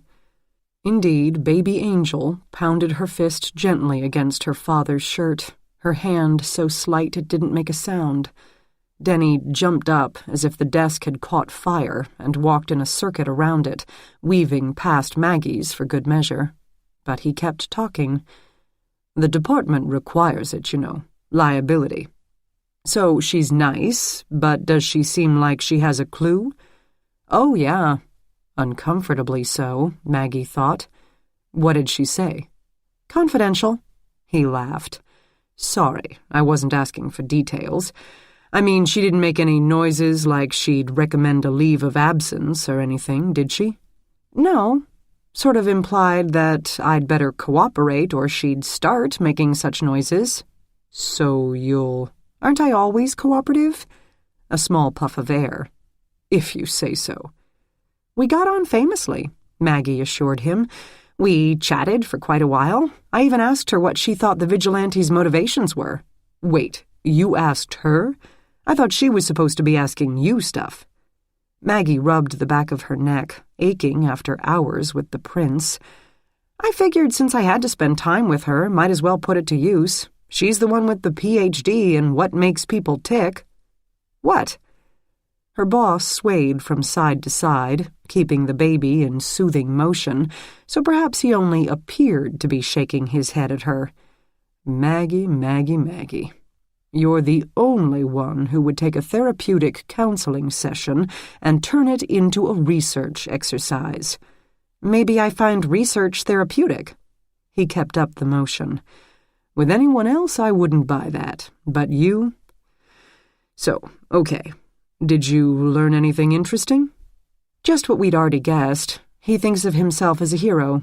He believes that he's doing the right thing. Crazy, in other words." "Dr. Michaels doesn't like to use words like crazy," Maggie informed him. She had a problem with it herself. Jack struck her as anything but insane, except in certain moments, when demons threatened to overtake him, demons he wouldn't admit to having.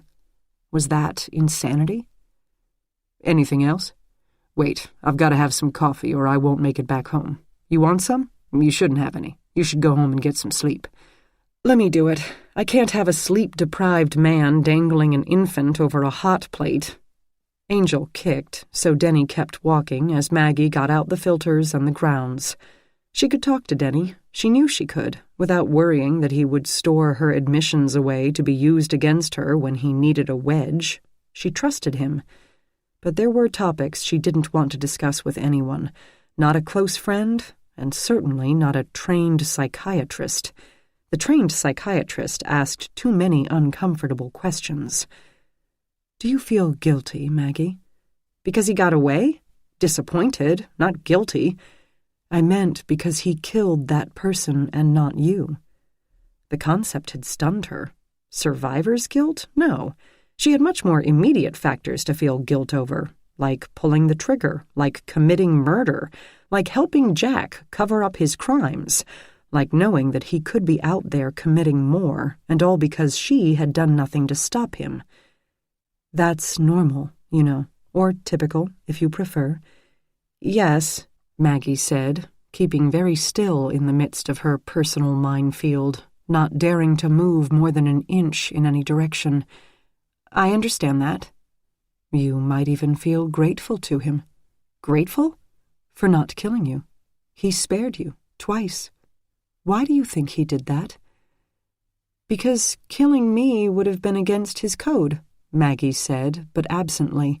Her mind had already leapt ahead to her own actions. Is that why she let him go? Because he had saved her from Dylan Shaw, and she felt she owed him?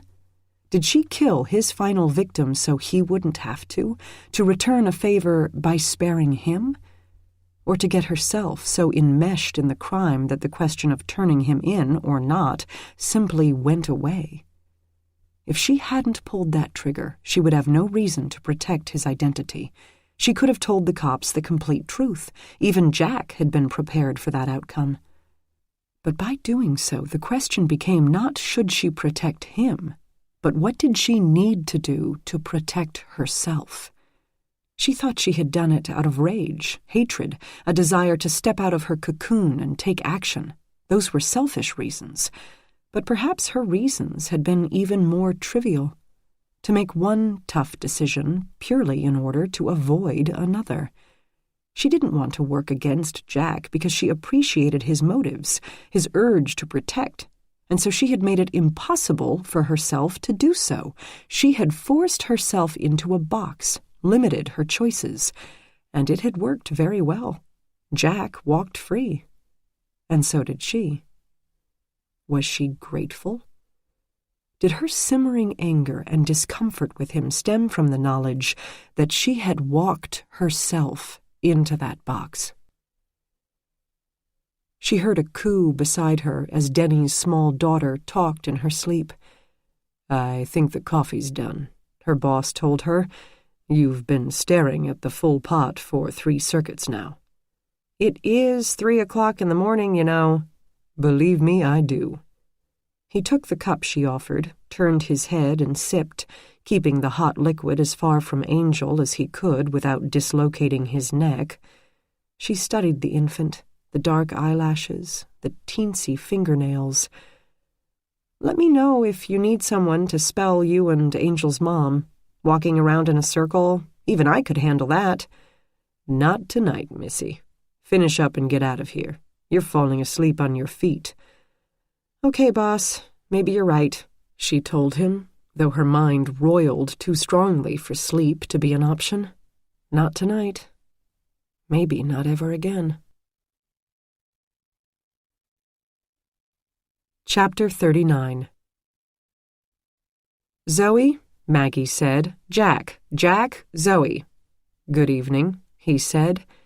In the lowered light of the electronic evidence room, the forensic computer tech studied him before returning the greeting. "Are you getting anywhere?" "No," both women said in unison. Maggie summed up. "We've spent all day getting Shania's emails, bank accounts, the online trading account.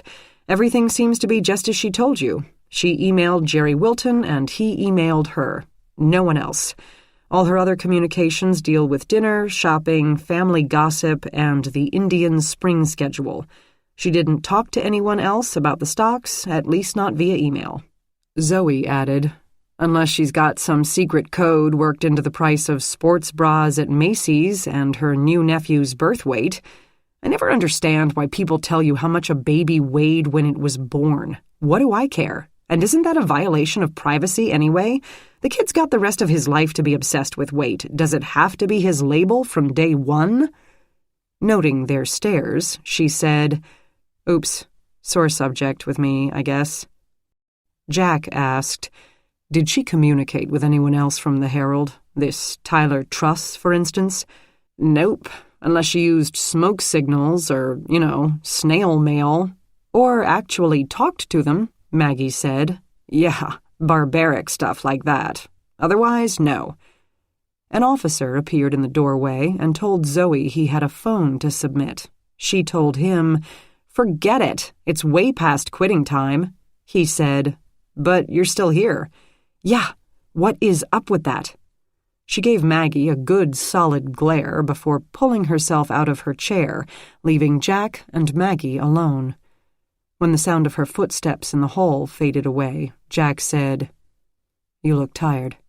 She knew it, although she had grabbed a few hours at home, to the point of coming in late that morning. but the day had become an endless cycle of evidence processing, computer analysis with Zoe, more caffeine, and wondering when Alex would begin to suspect there might be more to her story.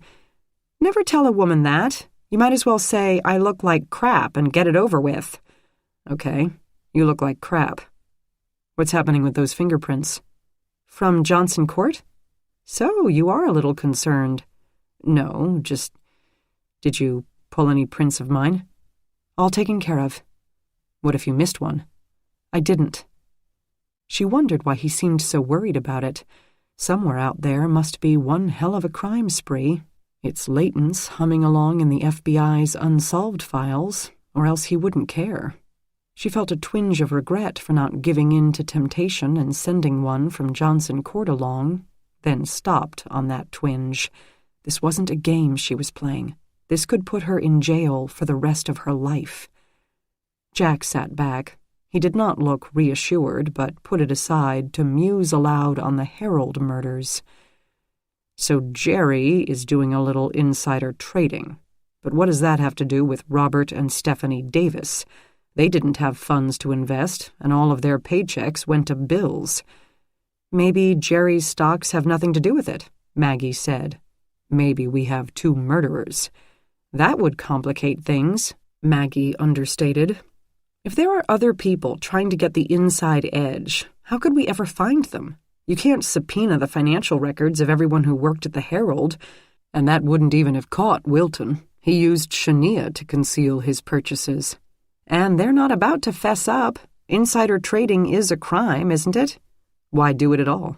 What made Jerry Wilton believe that the stock price would increase? Maggie said, an impending sale to Transmedia, of course. That would raise the stock price, and everyone there seems to think it's in the offing. Riley and I should talk to Transmedia. They're in the catbird seat. Maybe they'd feel free to be honest. But I have no idea who to approach, and Roth won't even admit they're in negotiations. Maggie thought of something. Ask Roger. You said he's been keeping tabs on the editor's lunch dates. He'd know their names. Jack raised one eyebrow. Roger? Yes. You shouldn't hang around that guy. The absurdity of him telling her that made her laugh, and she considered asking him again whether or not he had killed Ronald Soltis. She decided not to. Whether he had or not, she doubted his answer would change. He's been remarkably educational. He could probably give you the Transmedia guy's phone number and arrange an introduction. He's our best suspect. All the more reason to listen to anything he says. Jack said. I'd ask the same question of Transmedia that I'd like to ask Jerry Wilton. His co-workers thought a sale would finish the paper for good. Why did he think the stock price was going to skyrocket in an industry that's pure doom and gloom? And he believed it so much that he sunk every penny he had into it. Good question.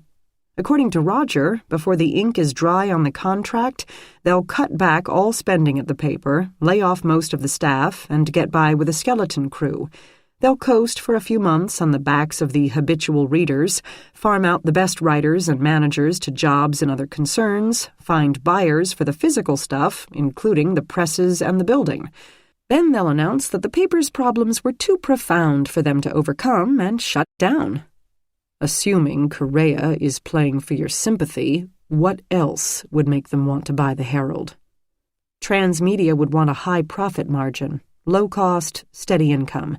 They have to be able to sustain the kind of ROIs to which their shareholders have become accustomed. ROI? Return on investment. He considered her. You got a secret MBA, Maggie? I knew a lot of business majors in college. According to everything we've been told, the Herald's profit margin is not all that enticing. Something occurred to her. Jerry Wilton was juggling the circulation numbers. Jack's stare told her that he had forgotten about that. Yes, making it seem like the paper had more print readers than it does. Why? Circulation is what brings in advertisers. Advertisers produce profit. High profit margin equals good investment. Yes, but would that be enough? Enough for Jerry to invest every penny he had? Why not? Even a small increase could... Wait a minute. She leaned forward. You're right, it's not enough. Because print is only part of the equation. Even Roger admits that the number of print readers is never going to grow. It's a habit of earlier generations, which young people have never formed. If a newspaper is to survive at all, it will be as a largely digital publication. Now Jack leaned forward, his face intense and lit by the glow of Zoe's computer screen. Wilton had to know that just increasing the print circ numbers wouldn't be enough. Digital readership would have to increase even more. But he couldn't fake that, could he? I'll bet his buddy Tyler could, though. Again, a shadow appeared in the doorway. What are you two doing sitting in the dark? Riley asked. Waiting for Zoe, Maggie said. We need to talk to Truss again, Jack told his partner. That, Riley said, is going to be difficult. Chapter 40. It should have given her a feeling of déjà vu to be met in the lobby by printing supervisor Kevin Harding, but this time the chipper personality that had seen him through the surprise of Robert Davis's death had fled, leaving a haunted expression of shock. He stared at Maggie, Jack, and Riley as if he had never seen them before. Kevin? Maggie asked. It's awful, he told her, but straightened up and led the three people through the building. As before, rooms were largely empty. A lone reporter sat at a desk and barely glanced up as they walked by, too far away to hear Kevin Harding's account of finding the body. We had started the printing, so the sheets and rolls room was empty. Me and my two guys were monitoring the rollers and the folder, of course. Then the rolls started getting low, so I went to put another on the shoe. The lights are on motion sensors to, save money, so I didn't see anything in the dimness, but I heard a little splash. He glanced down at his feet. Maggie saw flecks of dried, dark liquid along the tops of the brown leather and knew that whatever they were going to see would be, indeed, awful. I thought one of the ink tanks had leaked. One of the pipes got a hole in it. It's happened before, made a terrific mess and wrecked the whole run. So right away, I went to the tank to shut down the valves. Then the lights came on, and I saw it wasn't ink. He led them past the room with the aluminum sheets into the pen of huge paper rolls. Beyond them, the rollers were still. The run hadn't finished. Continuous streams of newsprint formed their spiderweb from one to another and into the next room. They hung in midair as if under a magic spell. She caught a glimpse of Roger Correa's byline and a story about New Horizons. Just a few paragraphs, a taste of what would come. The deafening cacophony of the moving rollers would have been preferable to the blanket of eerie silence that now lay across the space. The overhead lights sprang into action, bathing the room in an unforgiving glare. Infected by Kevin Harding's sense of horror, the cops and Maggie moved slowly past the rolls of paper. They seemed almost sentient to her, waiting, watching for a command to come to life. Past them she saw the red that wasn't ink spread across the concrete.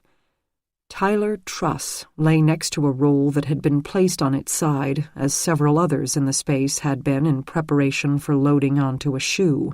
His arms were flung wide, the roll still resting on his left hand, and his body caved in from shoulders to knees. The limbs remained connected, but that was the best Maggie could say for them. His chest looked as if someone had taken a fist to a bag of chips. Some of his small intestines lay piled to one side, having burst out of not only his abdomen, but his shirt as well. His clothes had soaked in fits and starts, not a solid stain, but a spreading patchwork of red. A roll had obviously gone right over him, but had he just lain there and waited to be crushed? "They weigh 1,900 pounds. Kevin murmured from behind them, as if facts and figures would explain what they saw. Unrolled, one will stretch for 8.4 miles. "Then who did this?" Riley demanded, his voice strangled. "The Incredible Hulk?" "They're not that hard to push," Kevin said. Maggie could probably push one across the room once she got it moving, and since we were halfway through the run, he had space in here to get some speed up. He? Jack asked. Whoever, Kevin said. Jack turned to him. And no one saw anything. Once the rolls are lined up, we're done in here. No reason to come back. And he could have screamed his head off without anyone hearing it over the printing, Riley finished for him. They could hear murmurs from the loading dock area around the corner and past the roller towers. At least Truss got a measure of privacy from curious co-workers. Maggie felt sure this would not make him feel a whole lot better. She moved closer, mindful of the tacky puddle on the concrete. She would have to get some plastic steps to be able to work around the body. The blood had spattered as far as the roller towers, leaving a fine mist across the concrete and up the machinery frame. The dead man's feet and head were soaked with it, but otherwise unscathed. He stared out at the roller towers without expression, the laces on his shoes still neatly tied. Somehow that seemed more horrifying and more sad than the dripping entrails and drenched paper. "How do you know this is Tyler Truss?" she asked Harding. He pointed to the crushed torso where an ID tag still clung to the pocket of a formerly blue dress shirt. It said Tyler Truss and bore the photo of a smiling young man Maggie had never met. Jack grasped her arm. She turned to see that look again, the one that frightened her. She had grown more accustomed to him in the past few days, able to forget the past long enough to fit him into a normal part of her workday. Now all that hard-won relaxation dried up as if it had never been. Gutting Wilton was bad enough, he said, his voice so low she could barely make out the words. Making the Davis boys into orphans was bad enough. But this... She couldn't come up with a response. No one killed like this over a business deal, and yet this killer wasn't crazy. As the scent of Tyler Truss's last drop of blood wafted up to her nose, she knew. This was evil. She agreed with Jack on that. She only feared what he might do about it.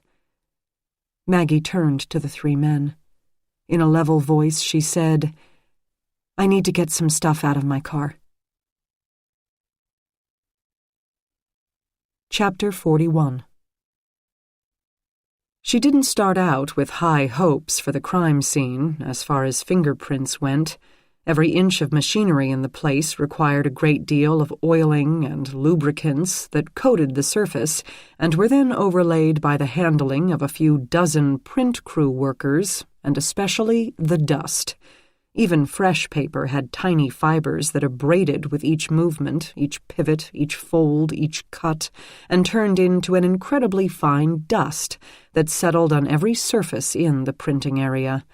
In fact, vacuums collected the dust from various points in the process and transferred it to a large metal box the size of several refrigerators put together next to the ink tanks. Every so often it gave a shuddering clang that took several months off Maggie's life, despite Kevin Harding's warning that the huge filter within had to be shaken now and then to make the tiny particles fall off it to the bin at the bottom. For all the noise, it didn't do a good enough job to suit her, because everything she examined seemed to be coated with a fingerprint-preventing coating of the stuff. Riley and Jack had gone to canvass the loading dock area to find out who had been present when and what they might have seen. Kevin Harding, an ashen cast over his dark skin, returned with the medical examiner's investigator. He then hovered, approaching them, getting a glimpse of the body, turning a little green, and then retreating to the roller towers. Perhaps compelled by loyalty to his co-worker, he would wander back until accidentally catching sight of the body. He didn't want to stay, but would feel ashamed if he left. Maggie had seen it before. He was in her crime scene, but that was all right. The alien landscape prompted a lot of questions, and it saved time to have him present to answer them. The M.E. investigator, still statuesque and still very pregnant, took in the scene with one glance. "That's not something you see every day. Tell me about it," Maggie said. They placed plastic sheets over the blood puddles.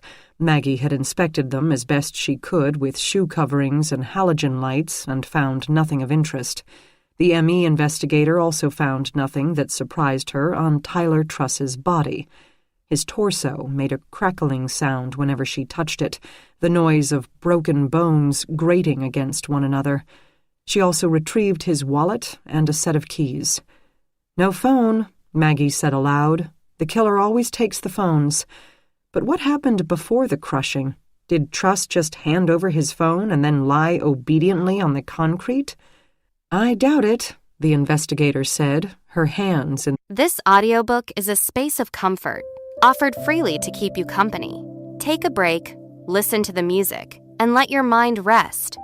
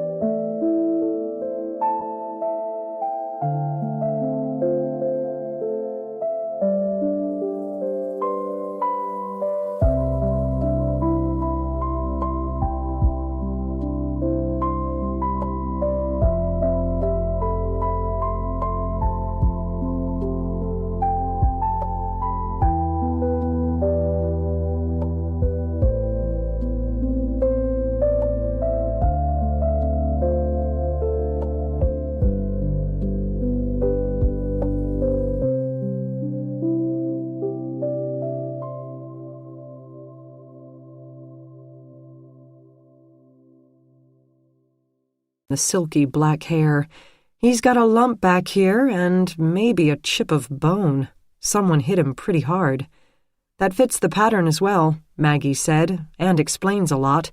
He must have been unconscious. Then why are his eyes open?" I don't know. Do you think... "I think he woke up at a very inopportune moment," the investigator said, leaving Maggie with a mental image she tried hard to dispel. Instead, she looked around for more clues. The killer had nearly 25 feet of vacated space to get the roll of paper up to sufficient speed to go over Truss's body instead of merely pinching one side of it. She crouched down and held her flashlight at a 45-degree angle to the floor that hadn't been stained with his blood. Dust, a myriad of shoe prints, paper shavings, a dead fly sprang into view.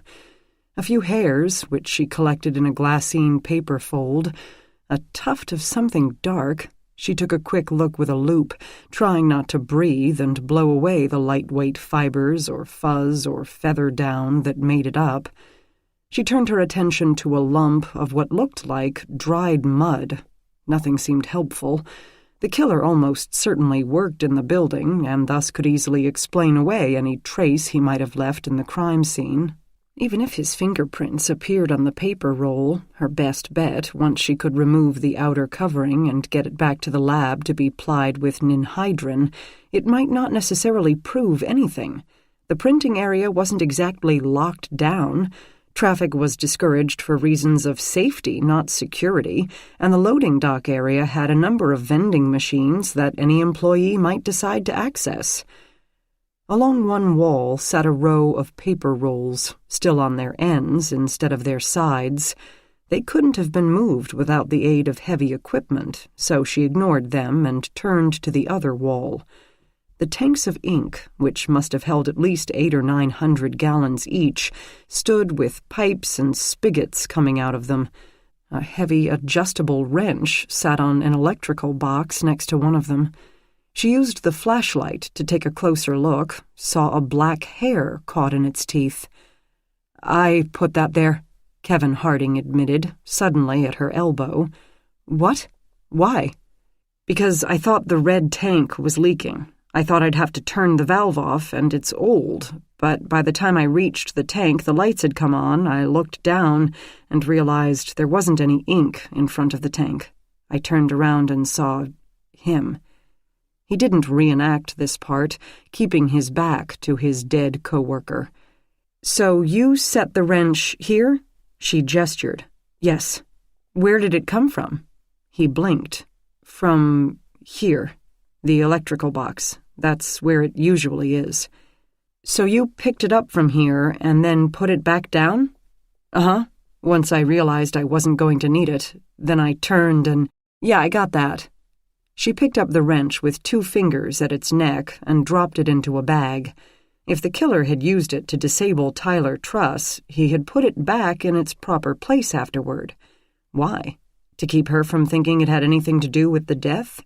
Perhaps he didn't wear gloves and worried about fingerprints, not realizing that she could get them much more easily from the paper around the roll than from a dirty, rough tool handle. Or from force of habit, because he worked in this area often and needed tools to be put back where they belonged. Kevin again retreated to the roller towers, and Maggie looked more closely at the electrical box and the ink tanks. One small screw in the side of the box held a clump of blue fibers. With a loupe and a flashlight, she decided that they didn't have the same layer of dust than every other surface in the area. Maybe they belonged to the killer's pants.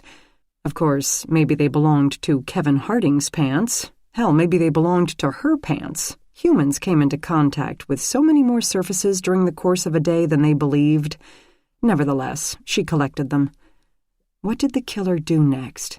He had to get out of the building, and she and Rebecca had disabled his escape route. The fire door would have sounded its alarm.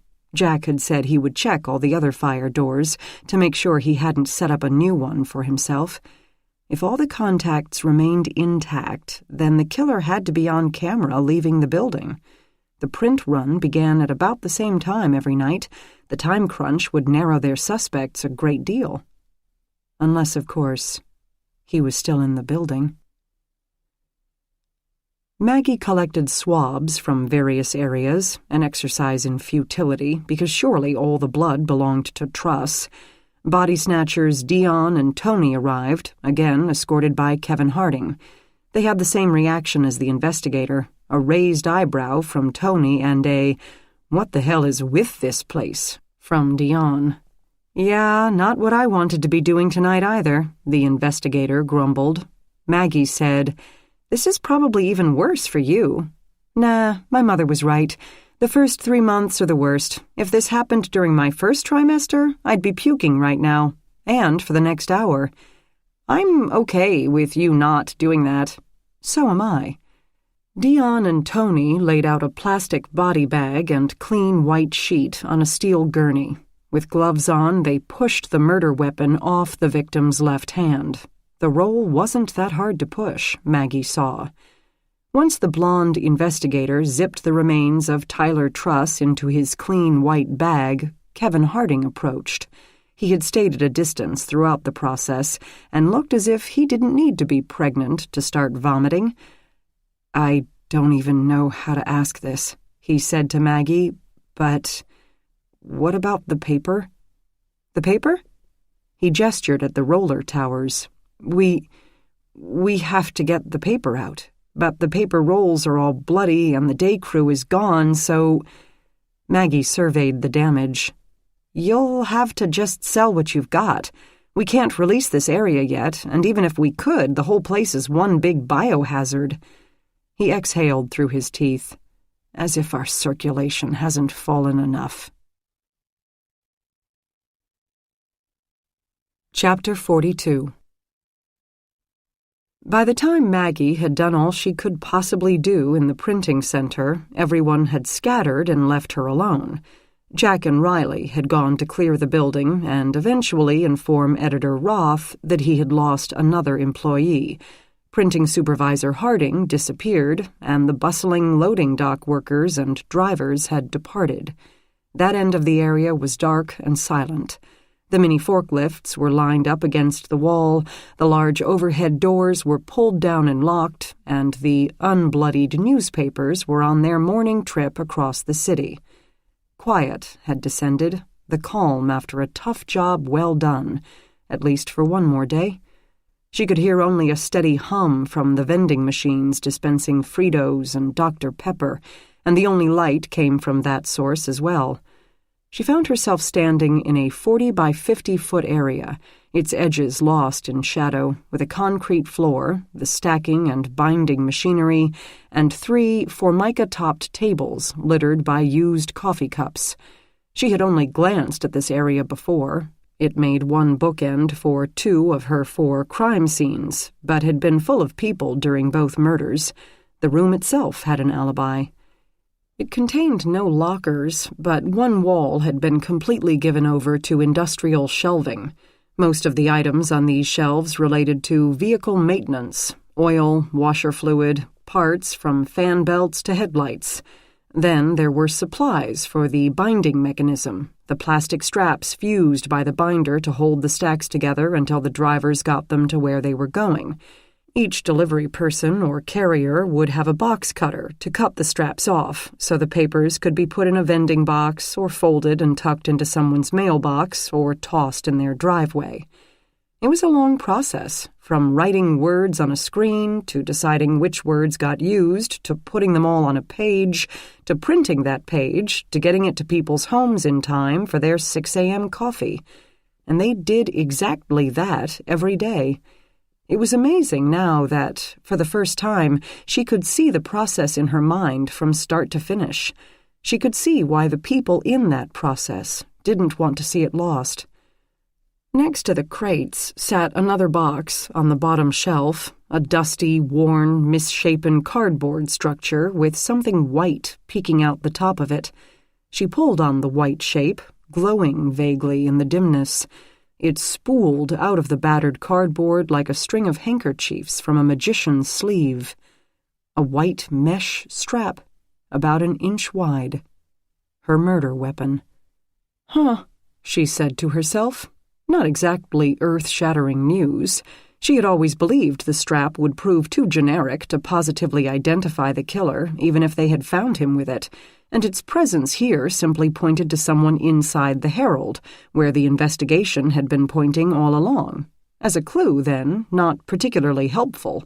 All their suspects, if they could even be sure of their list of suspects, had access to this room, and even if they didn't, it would be no trouble to enter through the open overhead doors during loading hours. All the same, it could be one loose end, no pun intended, tied up, the goal in every investigation. You never knew what tiny detail could become a huge stumbling block during the trial phase. She should collect the end of this strap right now, to compare it to the cut ends found on Stephanie Davis. She heard a sound behind her. She straightened and turned.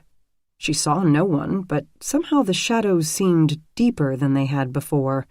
The vending machines were to her left, against the interior wall.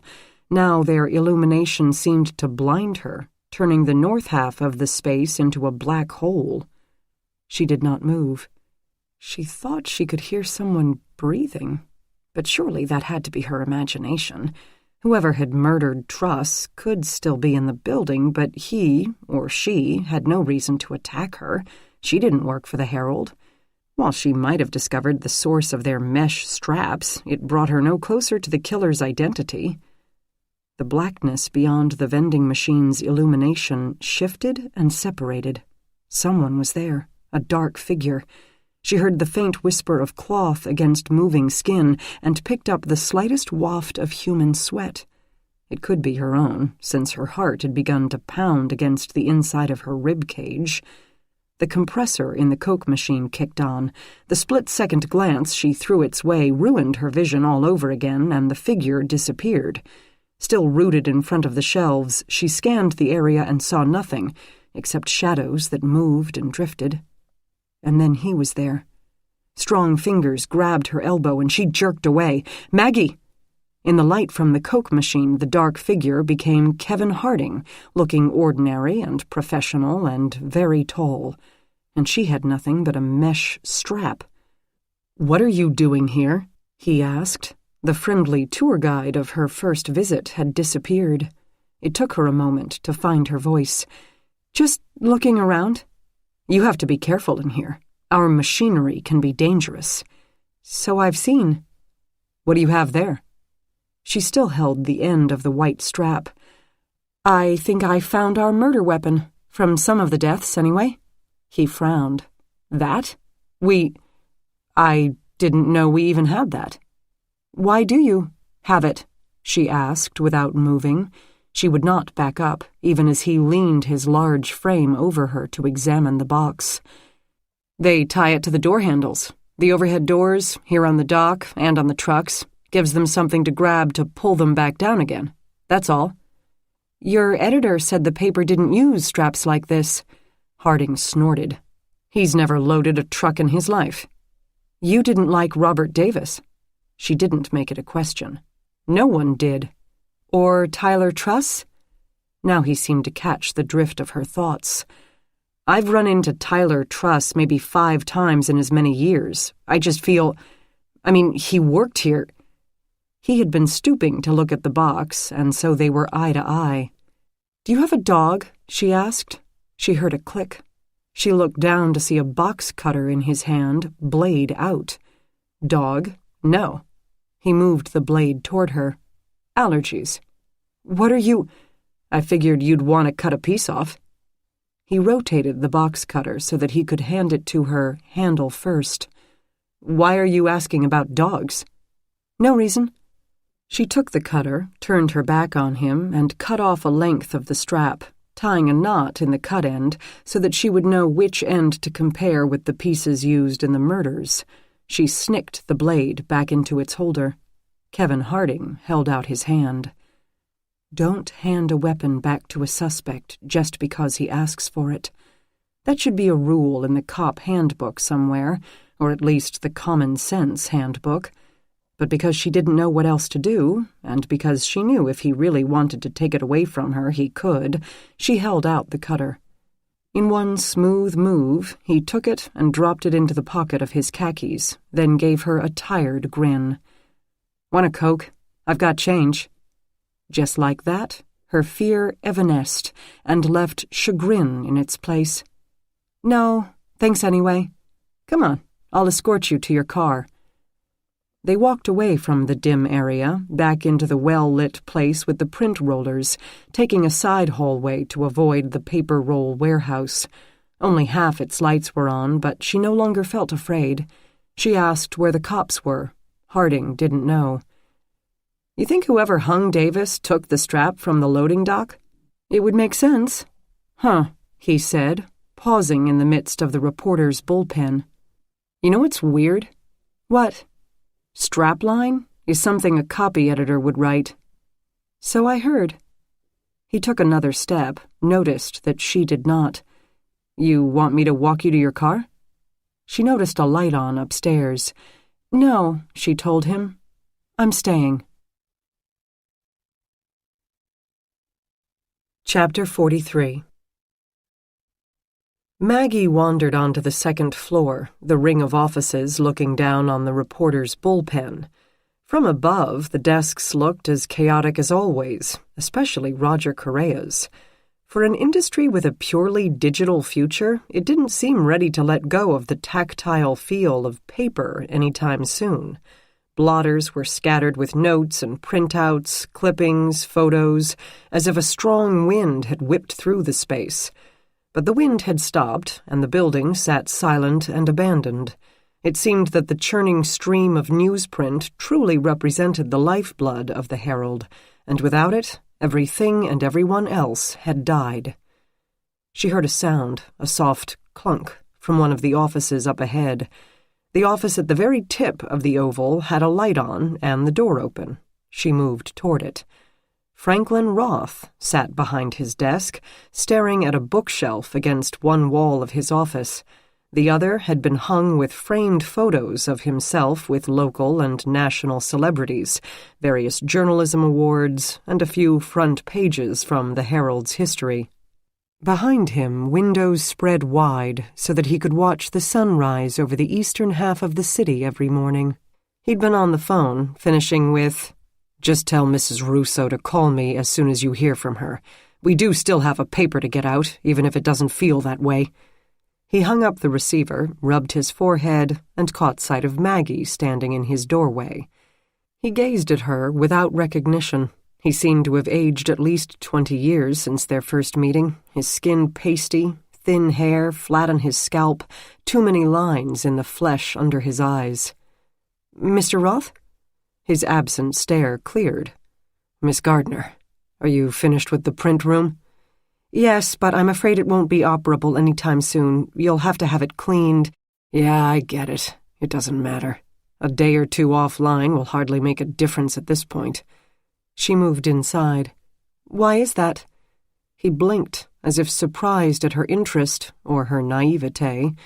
His mouth opened once or twice to formulate an answer before he said, "Sit down." She did, taking one of the two armchairs across the desk from him.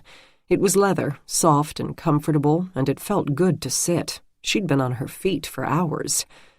He leaned over and opened a lower desk drawer out of her sight, then produced a bottle. "You drink bourbon?" She lied about her liquor preferences for the second time that week. "Sure."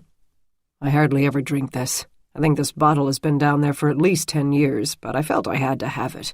You know, the booze in the desk drawer. It goes with being an editor. Some traditions have to be maintained. Guess I watched too many movies as a kid. We all watch too many movies as kids.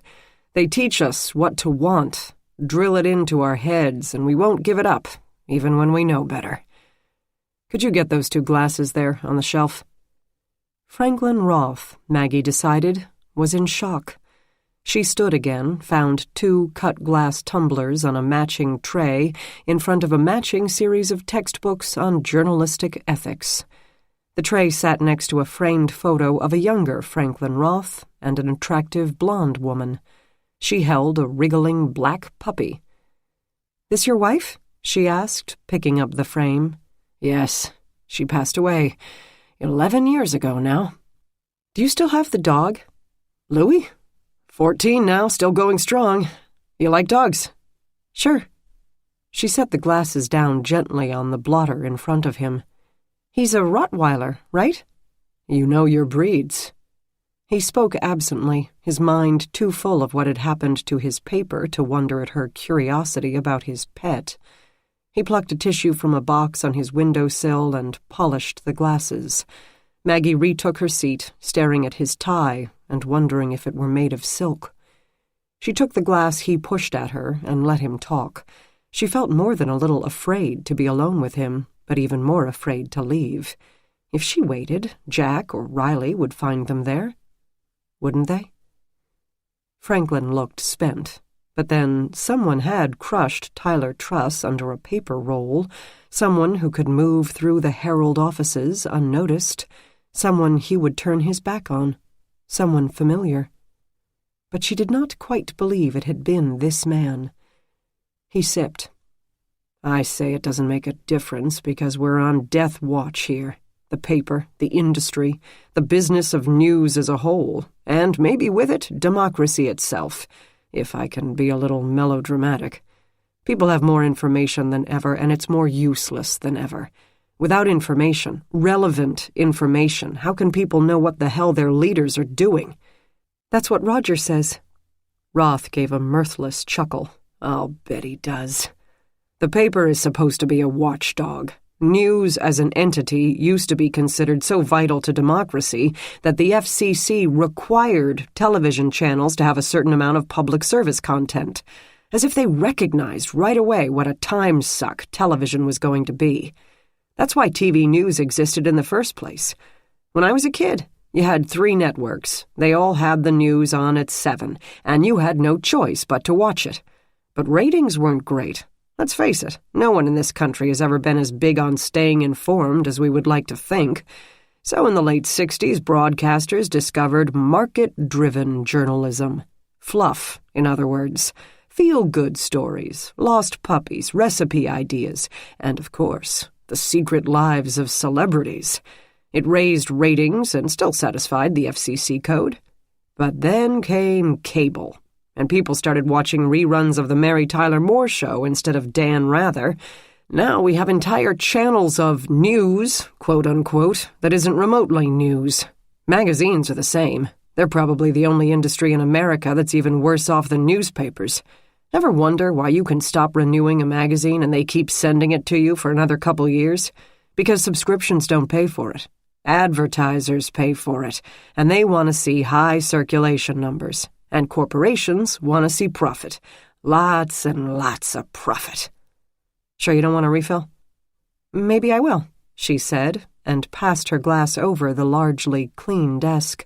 Perhaps bourbon wasn't so bad after all. You see, in the 60s and 70s, the printing process changed. It began to require more skilled labor, more sophisticated machines. Small-town, family-owned papers were overwhelmed. The chains came in like carpetbaggers. Maggie couldn't hear a sound from the rest of the building. She wondered if she and Roth were the only 2 left in it. She wondered where Jack had gone, and what he might be doing while she drank bourbon with Franklin Roth. Gannett, Knight Ridder, Tribune, McClatchy threw money at the families who were pained but relieved to sell out. By 1977, 10% of newspaper corporations owned 2/3 of the papers in this country. Meanwhile, they not only bought up papers, they drove the ones they hadn't bought out of business, lied to advertisers, spread rumors that the other paper would soon be out of business, so don't bother renewing your ad contract with them. They sold advertising space at a loss just to steal customers. Of course, once the other paper folded, rates went up and up and up because once local concerns had no other options for ad space. They could charge whatever they wanted. I'm not making this up, young lady. I didn't think you were, she said. And this isn't industry rumor or innuendo. These are documented cases, lawsuits, proven violations of antitrust laws. Check out the Salem Community Press, the Santa Fe Reporter, the Detroit News, the Green Bay News Chronicle, just to name a few. But what they hadn't figured out was that readership had fallen steadily, continued to, and no one had yet faced up to it. And there's no point in having a monopoly on a product no one is buying. That's why, in the 90s, all the newspapers started to get really creative with circulation numbers. Now Maggie heard the slight scrape of a footstep in the hall. Jerry Wilton handled that for you, didn't he? Roth drained his glass. That was part of his job. But all circulation numbers are independently verified. Right, media audit. But that's only once or twice a year, isn't it? She felt, rather than heard, a shift in the air, and figured Jack was standing in the doorway behind her. He was the only large man she knew who could walk that quietly. The sudden widening of Roth's eyes confirmed it. Wilton was cooking your numbers, he said to Roth. You knew that. The man's lips twisted, but he nodded. Because of transmedia? Every paper cooks their numbers, Roth burst out. If they say they don't, they're lying. We were just trying to ensure a sale. Transmedia has to buy the Herald. If it doesn't, we're done. All of us. Maggie heard Jack move, and he dropped himself into the chair next to her. She kept her gaze on Roth. And Truss, Jack said. He had the digital component of the paper. Transmedia would want to see strong online readership numbers, wouldn't they? Roth made a sweeping but listless toast with his glass. Digital is the future. And they're both dead, Mr. Roth. All three people in the room stayed completely still. Why is that? Jack asked. Roth set the glass down, carefully, as if it might break. Then he stopped being a legend and went back to being a man. It was only to get a good price from Transmedia. He told them, that's all we wanted. Chapter 44. We need to be bought, Roth started. That's not in question. If we're not, the Herald will be in Chapter 11 by next year. We need Transmedia to save us. So the circulation numbers had to look good. It's a business investment, and Transmedia is very much a business concern. They want low costs and high income. They don't give a crap about public service or journalistic integrity. It's all numbers.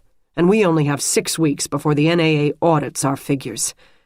So you put some sawdust in the engine to make it sound smooth, Jack said, slapped on a coat of wax. That's it. Everybody does it.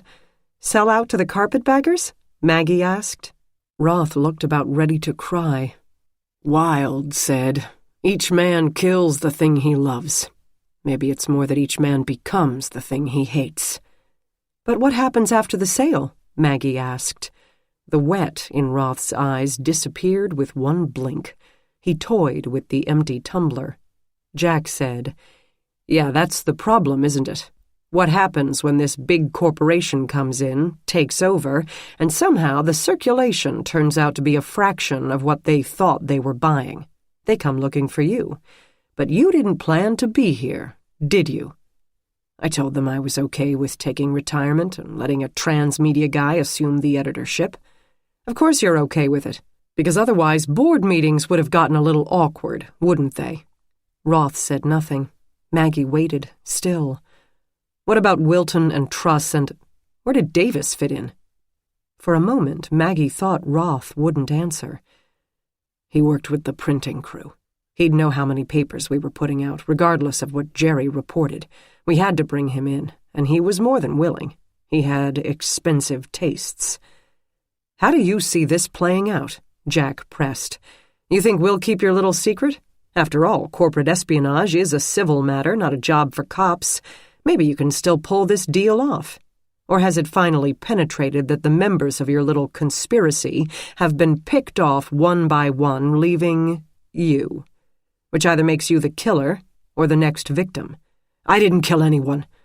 He looked from Jack to Maggie. I had no reason to, and I would never have done that. So you're next. The man's shoulders sagged. Yes, probably. I don't know. Jack said, expensive tastes? Why does that figure in? I'm just saying, Bob couldn't afford to lose his job. Maggie heard Jack exhale as he made the leap. You were going to get a kickback. Transmedia was going to pay you off to put this deal through. Roth said nothing. He seemed to be holding his breath. You weren't looking for a savior out of the goodness of your heart. You were doing it for a fee. The Herald could...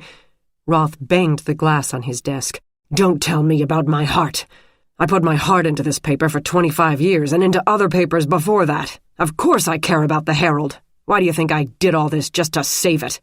But I needed to save me too. I'm too old to start over and I don't want to. So I wanted to pad my pension a bit. The objective didn't change. The objective? You really have become a businessman. Maggie asked, how is Transmedia going to pay you to lie to them? Not to them, Roth admitted. Look, it was a deal. They buy the paper, I help smooth their way. That was all. The paper has to be bought or it's going to die, but they're tired of swooping in to save people's asses and being greeted with pitchforks and torches as if they're the devil. I convinced the people here to take the buyout without all the drama. The paper continues. Everyone wins. Except Transmedia, which buys a lame horse, Jack said. And your employees, whose jobs are slashed and their equipment harvested, Maggie said. Or we go into Chapter 11 by next year, Roth reminded them. There are no good choices here, don't you get it? The good old days are not coming back. Unbiased online news might survive if publicly subsidized, because it will never pay for itself. Newspapers aren't going to survive at all. Fascinating, Jack said. But we still got a lot of dead people here whose deadness has not yet been explained. Who else knew about this? That's it, just the four of us. Maggie didn't believe him. He had just confessed to a crime, despite all his justifications. He might be trying to protect his last partner, or partners. Or he wanted to keep those partners free and unencumbered so that he could take care of them, just as he'd taken care of Truss and Wilton. But why? Surely the buyout wouldn't happen now. He could not possibly keep the truth from Transmedia, unless he killed both Jack and Maggie right then and there. Jack pressed. There had to be other people. Assistants, IT guys, secretaries. No one.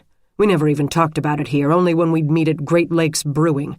We'd even get a private area there. Everything was oral. No memos, no emails, no phone calls. Davis made a lot of phone calls, especially to Truss. Davis was an idiot. What about your publisher? Jack asked. Roth made a sound that sounded both relieved and derogatory. Him? He has no clue what goes on here. He would sign anything I handed him. Low cost, high income, Maggie said. Truss and Wilton bumped up the income. Who did you get to lowball your costs? Nobody. Jack said in a warning tone. Roth? Me, okay? I told you, editors have been doing the publisher's job for probably 20 years now. I handle the business end, spend more time on it than the journalism side. I shaved the costs. Shaved. I like that, Jack said. I estimated bids for paper and ink that were more optimistic than what we would probably end up with. Bully for you. Still not buying it, though, that the trail ends here. If there's another conspirator on the loose, stop saying that. We're not conspirators. I hate to be the one to point this out, but conspirator is exactly what you are. I'm sure Transmedia would agree. And the SEC, Maggie added. Yes, regarding the stocks. Roth gazed blankly across his desk. Stocks? Jack told him. Wilton had been buying up Herald stock, assuming the price would take a leap after the Transmedia sale. Roth's eyes narrowed. That was stupid. That's the kind of thing that lands you in court. He had someone else buy it for him. Oh, well, now you're only sorry you didn't think of it yourself, aren't you? Jack asked. What about Stephanie Davis? Roth's face, which had been pasty, whitened further. That wasn't my fault, he said. Chapter 45. I didn't kill her, he insisted 10 minutes later. I didn't kill anyone. Jack said, You just told us you went to Tower City to meet with her, where she proceeded to blackmail you. Bob had made notes about the number of papers printed that he got from Harding and how much we should increase it to look competitive with other papers. Idiot. Suddenly Maggie saw past the old-school reporter and caught a glimpse of the hard businessman, with nothing but contempt for an underling who couldn't follow a simple order. All he had to do was back up whatever we said when the Transmedia goons asked him for confirmation. Annoying. You figured a squirrely guy like him would never hold up under questioning, or through the storm that would flatten this place once the ink dried on the deal with Transmedia. Oh, wait, you didn't intend to still be here when that storm hit. You and the others would have taken your blood money and skedaddled. Jack's voice grew even harsher. What happened when Bob's little wife figured out what was going on? Did she demand an explanation? Or a cut? Both, Roth said, slumping back in his chair. You agree to meet, Tell her whatever she wants to hear so that she leaves quietly, and then catch up with her in the parking garage. No. I told her she could have his cut, no problem. I didn't care by that point. Just wanted to get the sale done and over with. And she did have 2 kids to raise. What about now? Jack said, his voice low. You intending to pass Bob's money along to his orphaned children? That would be mighty nice of you, man. Roth stared at both of them. I'm sorry for his kids. But I didn't kill Bob, and I didn't kill Stephanie. I don't know who did. Who else here would have picked out these 3 particular guys to off? Is that pure coincidence?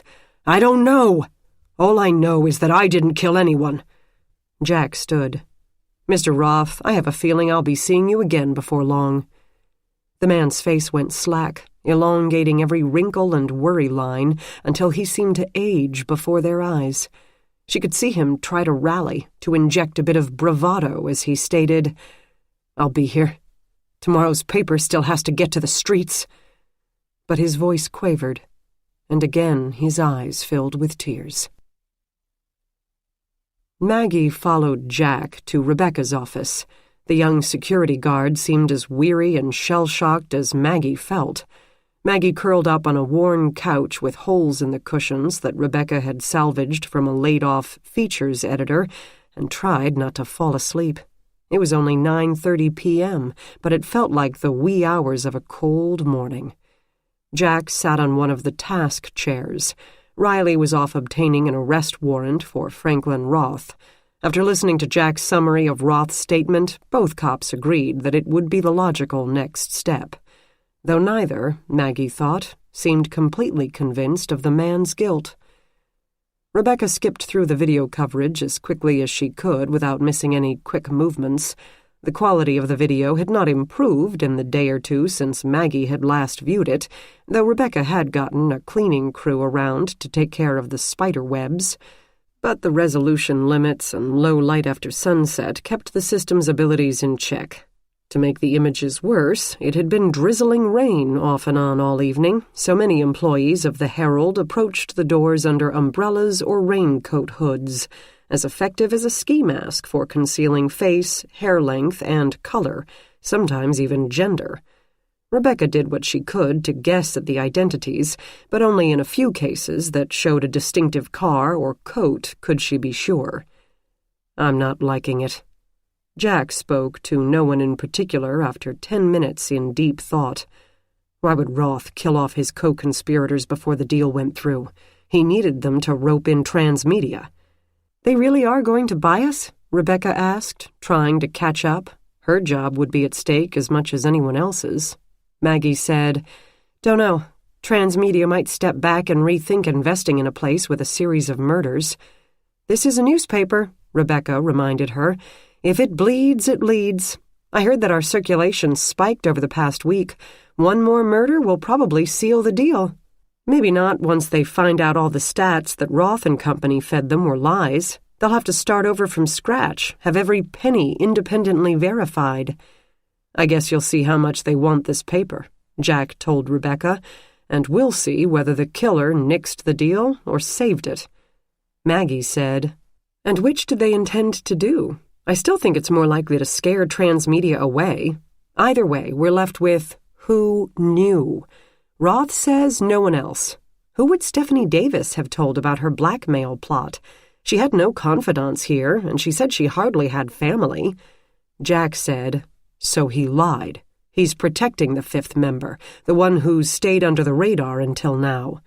If the Transmedia deal falls through, there's nothing to protect. They'd be unlikely to be prosecuted for attempted fraud. It wouldn't be worth Transmedia's time. Plus, you made it clear to Roth that you intend to arrest him for murder. If he could steer us toward another suspect, don't you think he would? Depends on how much he cares for number 5, and how good he thinks our chances of a conviction are. With what we've got, his lawyer will get him out on bond. Then all he has to do is alibi for one of the murders, and he can walk. True, but there's Ty coming in, Rebecca said. They looked at the screens. The tall man arrived during a break in the rain and had hustled up to staff entrance number 3, flashed his ID card at the scanner, and turned the latch. Jack made a note of the time. Maggie finished her thought. But what if he isn't the killer, and neither is number 5 if number 5 exists? What if someone did want to kill the deal? Someone was aware of this conspiracy the whole time, but Roth didn't know it. Who? Maggie rubbed her forehead. That's the question. Kevin Harding might have somehow found out that Davis reported more papers printed than he knew to be true. Roger Correa was already keeping tabs on Roth. Jerry Wilton felt confident enough to invest in stock. Who knows how else he had tried to capitalize on the situation. Truss, this is a big place. Could be anybody, and they're not going to speak up now.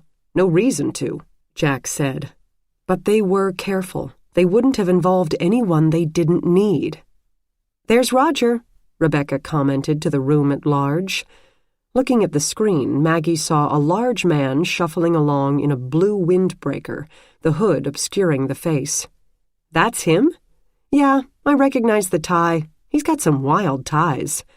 It looked like a blur of various shades of gray to Maggie, but then the younger woman spent a lot of time viewing her coworker through this particular lens. I think I need to talk with Mr. Correa, Jack said, now. I'll come with you, Maggie said. Chapter 46. Jack protested, of course. Maggie had no business accompanying him on a suspect interview. She was neither trained nor authorized, and it would be a mess to explain in court.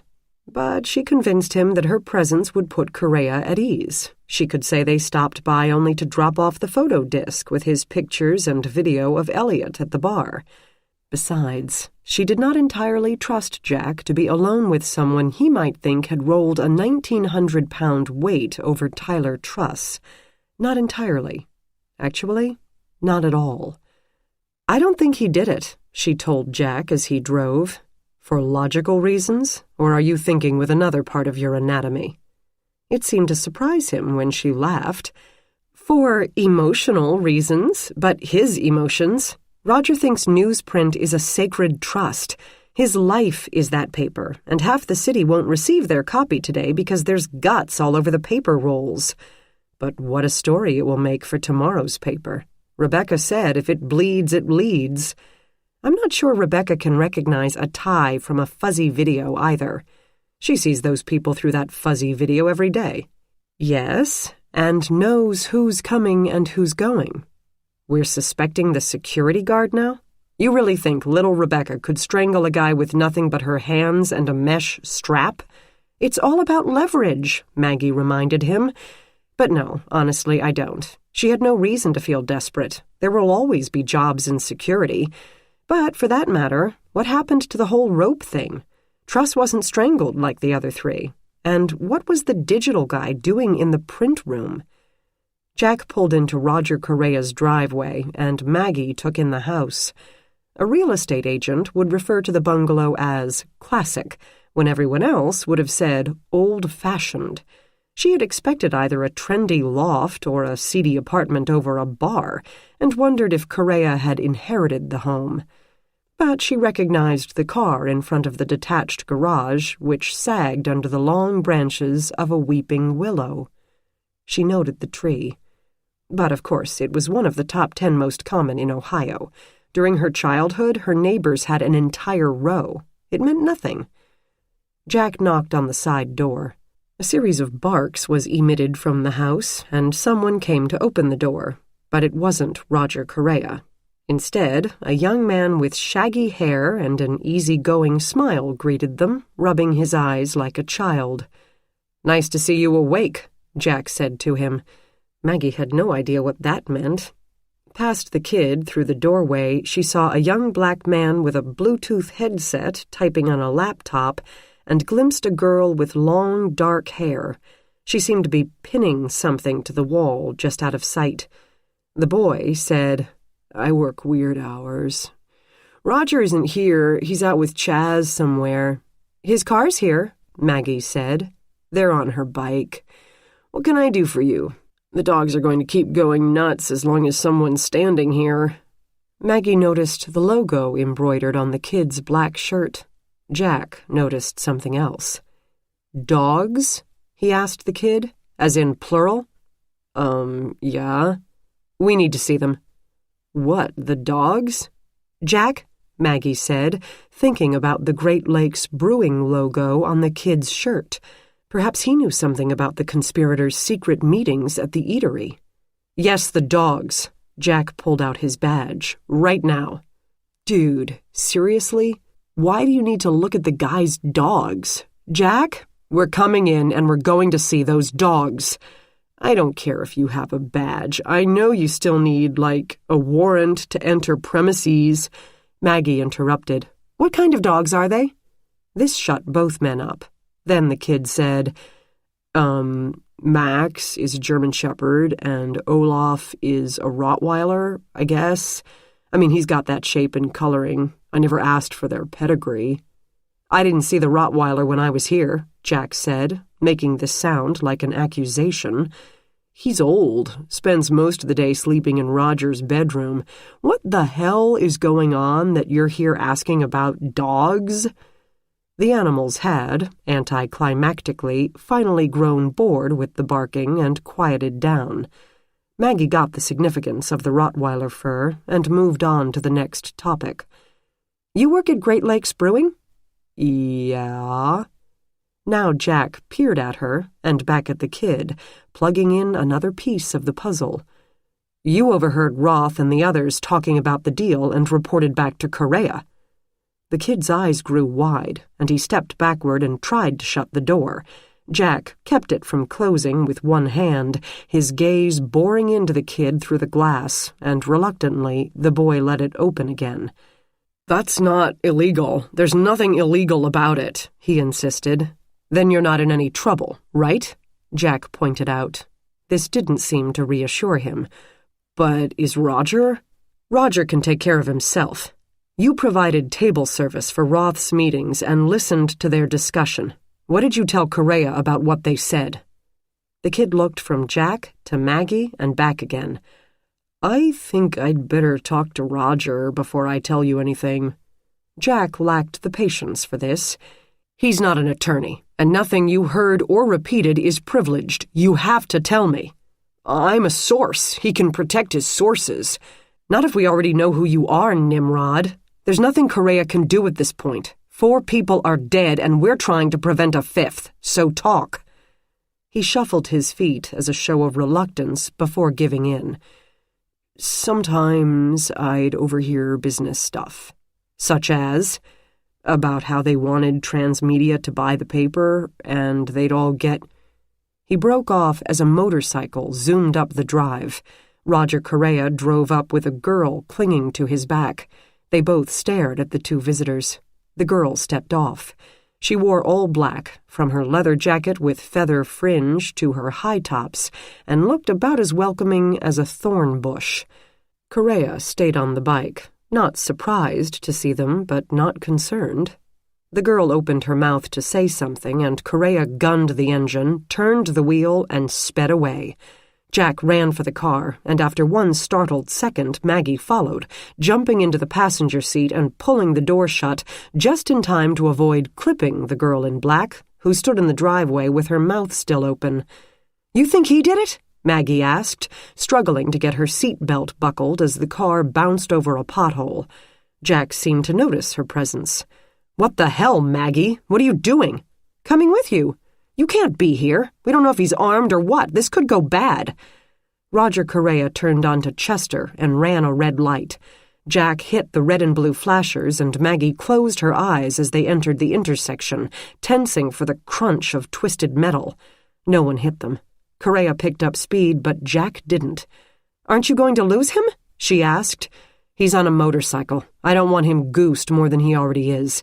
If he hits a pebble, he might spin out of control. Indeed, Correa's speed stabilized, and he stuck to Chester. If he was trying to lose them, he wasn't doing a very good job of it. She lost track of where they were, unfamiliar with this neck of the woods, and Correa must have seen the train before they did, but she felt the rumble. Jack, she warned, without even knowing what she warned of. The red lights flashed, the white arms of the crossing gate lowered. From her right she glimpsed movement between the houses and trees, a giant being with a white light glowing like an eye, illuminating the track ahead and across the road.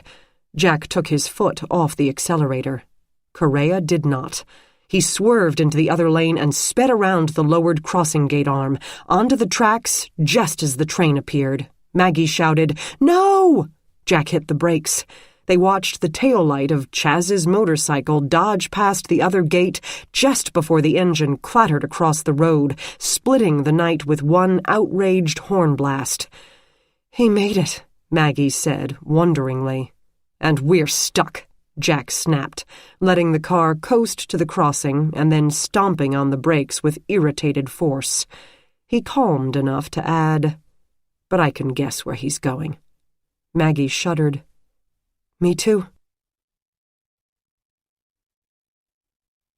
Chapter 47. Correa had disappeared into the night by the time the train rumbled past and the gates reopened, but at least, Maggie reflected, pieces of him were not scattered across the asphalt. Jack hit the accelerator and they shot forward. Maggie grasped the door handle through the rough and much too fast ride. Jack had used the wait time to call his partner and explain that he might need some backup when and if he located Roger Correa. "Might need backup?" Maggie asked when Jack hung up. "I'd say you definitely need it." "We don't know he's at the Herald. I'm not calling out troops until I'm sure I need them." "You shouldn't go after him alone," Maggie said evenly, meaning, "I don't trust you with him alone." "Don't worry." She worried.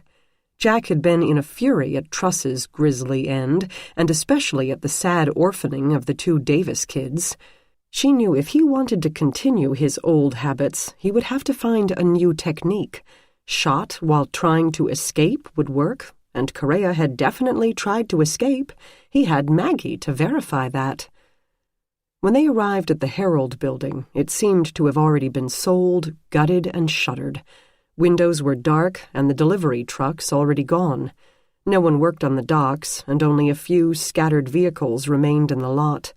This didn't surprise her. The workers had probably dispersed the reduced amount of papers printed.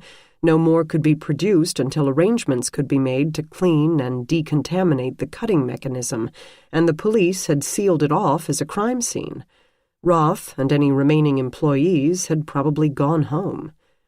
Chaz's motorcycle sat parked neatly within the lines outside the north employee entrance, which created a problem. Correa had a key card to get inside. They did not. "Stay here," Jack said as he bailed out of the driver's side. Maggie, of course, did not listen and joined him as he pounded up the sidewalk to the door. He raised one arm to hammer at it, pointlessly, before noticing that it sat ajar by no more than a quarter inch. They both stopped dead, staring at the sliver of blackness along its edge, the hint of a deep and unknown interior. Jack unholstered his weapon. "Stay here," he said again. "No," she answered, tone still even. "I am not shitting, Maggie."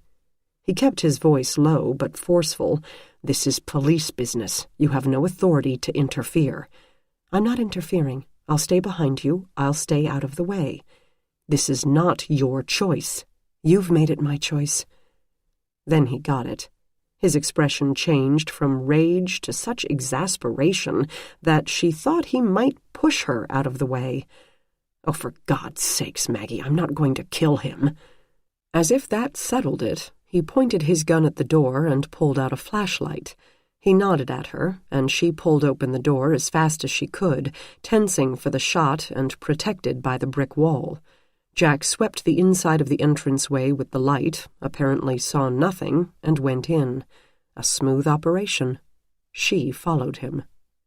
Inside, the hall and stairwell were lit only by an emergency light on the next landing, filling the space with a ghostly blue glow.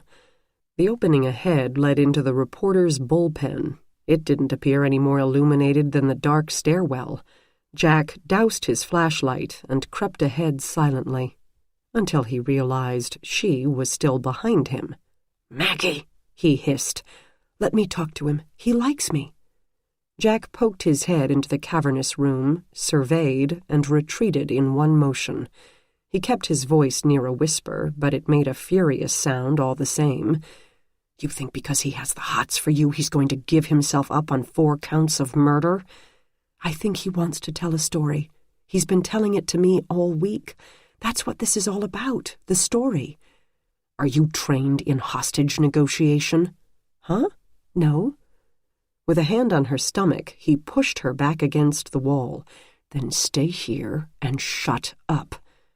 With that, he stepped into the open area, gun raised and pointed high. "Freeze, Correa!" he shouted in a boom that filled the canyon. "Step away from him!" She heard Roger Correa's voice, easy, mocking. "Glad you finally got here, detective. We've been waiting for you. Where's Maggie?" Chapter 48. She watched Jack step into the darkness, gun raised and aimed. "Just me," he called to Correa, not as loudly as before. "Step away from him. All I have to do is push, and he goes over, so I think you ought to put the gun down. Not going to happen. You can't hit me from there, and you know it, not without going through him." Maggie took 2 silent steps forward. "Only one way to find out," Jack warned.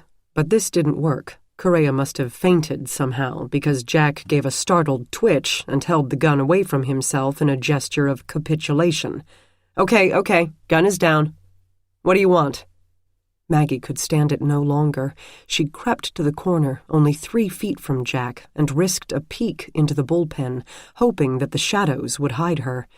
It sounded as if Jack was right. The situation was bad. Correa had a hostage, and she could not help in these circumstances. Best to stay out of the way and leave it to the professionals. But she had to have a look first. Then she could leave the building and call Riley, let him know to send the SWAT team and what they could expect. Jack faced the east end of the building. On the 2nd floor, in the hallway right outside Franklin Roth's office and backlit by its fluorescence, Roger Correa had tied a noose around the editor's neck and marched him up to the dangerously low plexiglass barrier. He had tied the loose end off to the round, clear railing, and yes, all he had to do was give the man a hard shove, and the last of the conspirators would die, dangling over the newsroom he had sworn to protect. Of course, then Jack would shoot Correa, but she didn't think the reporter cared much about that at this point. He couldn't have made his own confession more plainly than this standoff. The shadows did not do their job. "There she is," Roger Correa crowed. "Hello, Maggie." She jumped back. Too late, of course. "What do you want?" Jack asked him again, after shooting a look of pure rage at her. To her surprise, Correa said, "I want Maggie." Jack couldn't help a startled glance in her direction before saying, "Not going to happen. That's what you said about putting the gun down." "Not going to—" "Oh, relax. I'm not going to abscond with her. I simply want her to take dictation. Maggie, come on out.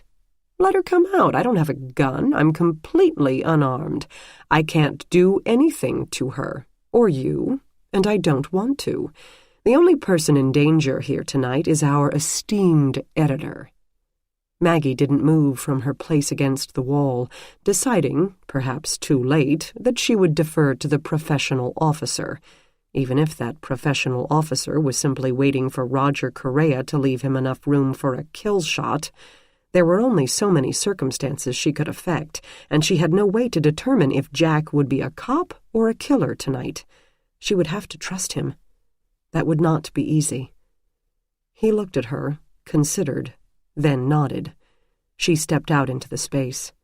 Correa still stood behind Roth, using him as a human shield.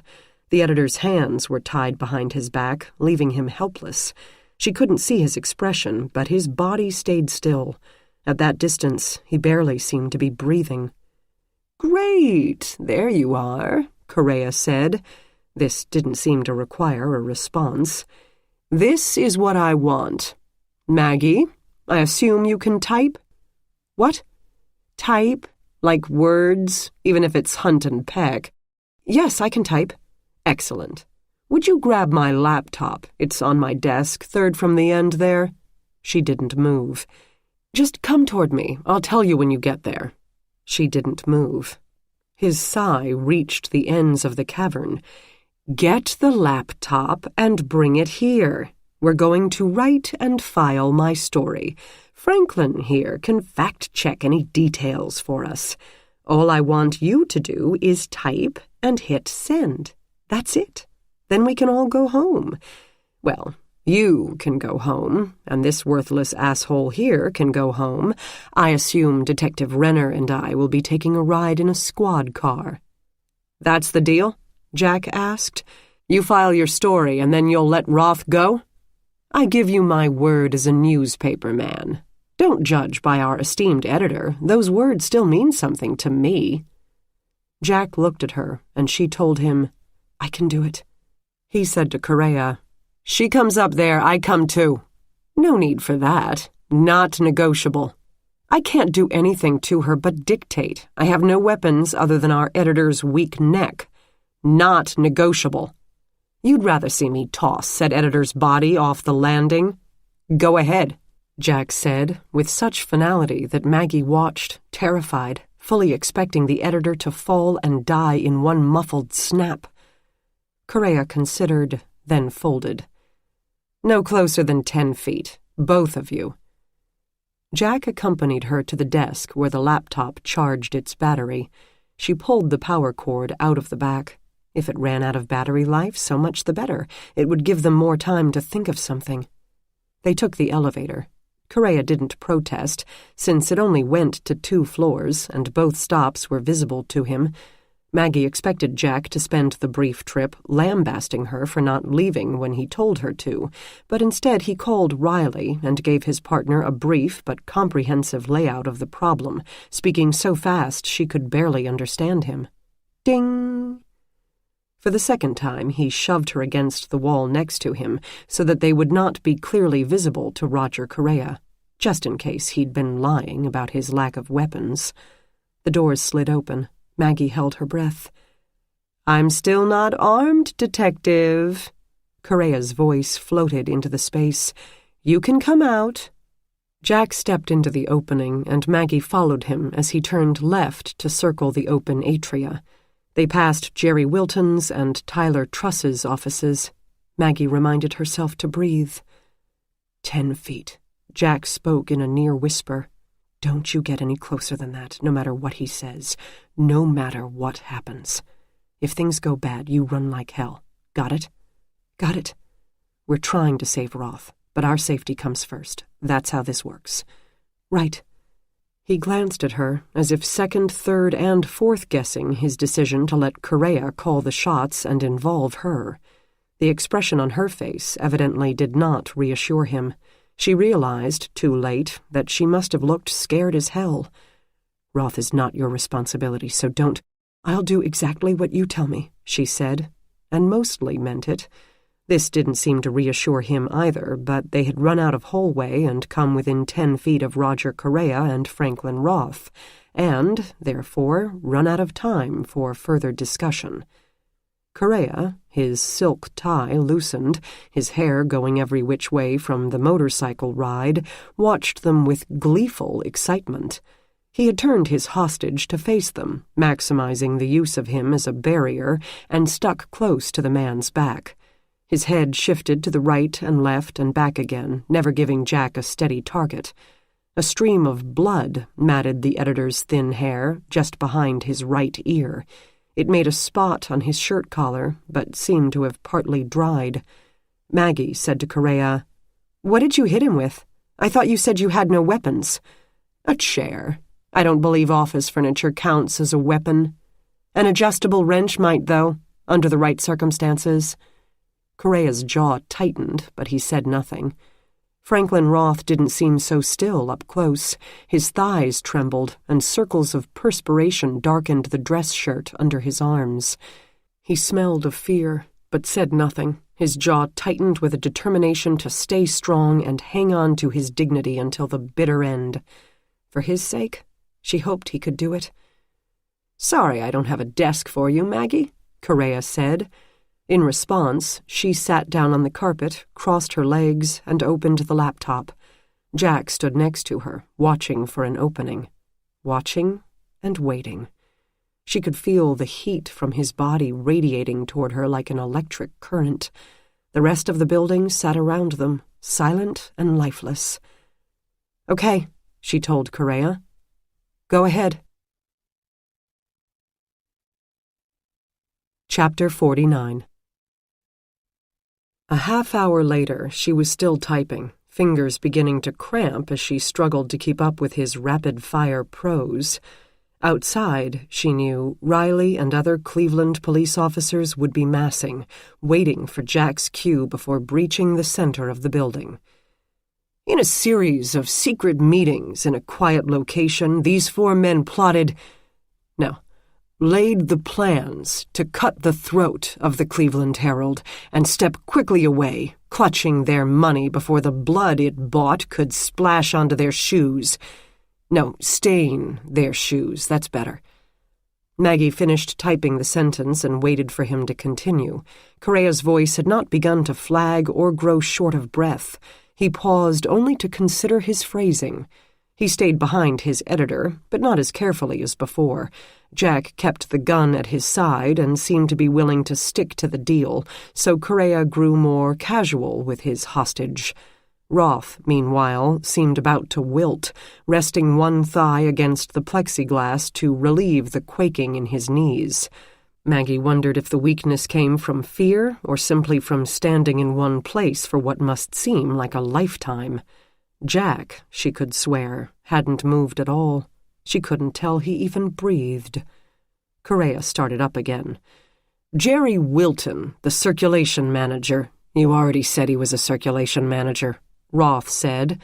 "Once an editor, always an editor." "I did?" Maggie checked the previous pages. "Yes, you did." "Okay, just Wilton, then. Wilton not only betrayed his readers and his co-workers, but his fellow conspirators as well by secretly and illegally buying up Herald stock, expecting the price to skyrocket once news of the sale reached the public. What's a little insider trading when you're already on your way to the 9th circle of hell?" Roth made a sound. "What's that, esteemed managing editor?" Correa asked him. "A little melodramatic, don't you think?" Correa gave him a little shove, no more than a minor shifting of his bulk, but against the flimsy barrier it seemed that Roth wavered dangerously over open space. The editor's face reflected his fear. Correa said, "I write color, not play-by-play." Maggie interrupted. "How did you know?" Reporter and editor stared at her. "About Wilton and the stock. How did you know he was doing that?" "The more you interrupt, Maggie, the longer this is going to take. But how did you know?" Correa blinked. "You told me." "Me?" "The police department, I mean. I have sources there. One called me yesterday." "So you didn't know about the stocks when you killed him," she clarified, "only about the kickbacks to sell the paper." He cocked his head at her. "And that's not enough?" It was as close to a confession as she'd gotten from him. She pressed on. "Why did you take their phones, Davis's, Wilton's?" "To see who they were talking to, of course, and texting. Truss was really into texting. Digital guy, so I guess it figures. Our editor here, not so much. An old-fashioned man, about everything but ethics."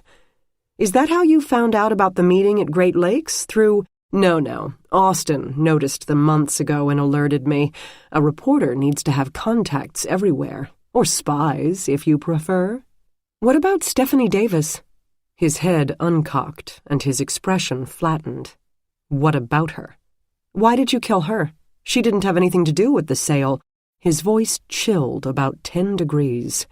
"But she still wanted to profit from it. She found out about the murder of public information and did nothing but blackmail the crooks for her cut of it. No one will shed any tears for that little snake." Beside her, Jack stirred. Maggie thought she could hear the rumble of his anger below the surface as he said, "No one but her 2 kids. "But how did you know about her?" Roth asked his captor, as if the question had just occurred to him. "She said she hadn't told anyone else before she met with me at Tower City, and then she was found in the parking—" "Parabolic Mike," Correa said, a bit of his insouciance returning with his dimples. "The running water made it a pain in the ass, but I could still catch the conversation.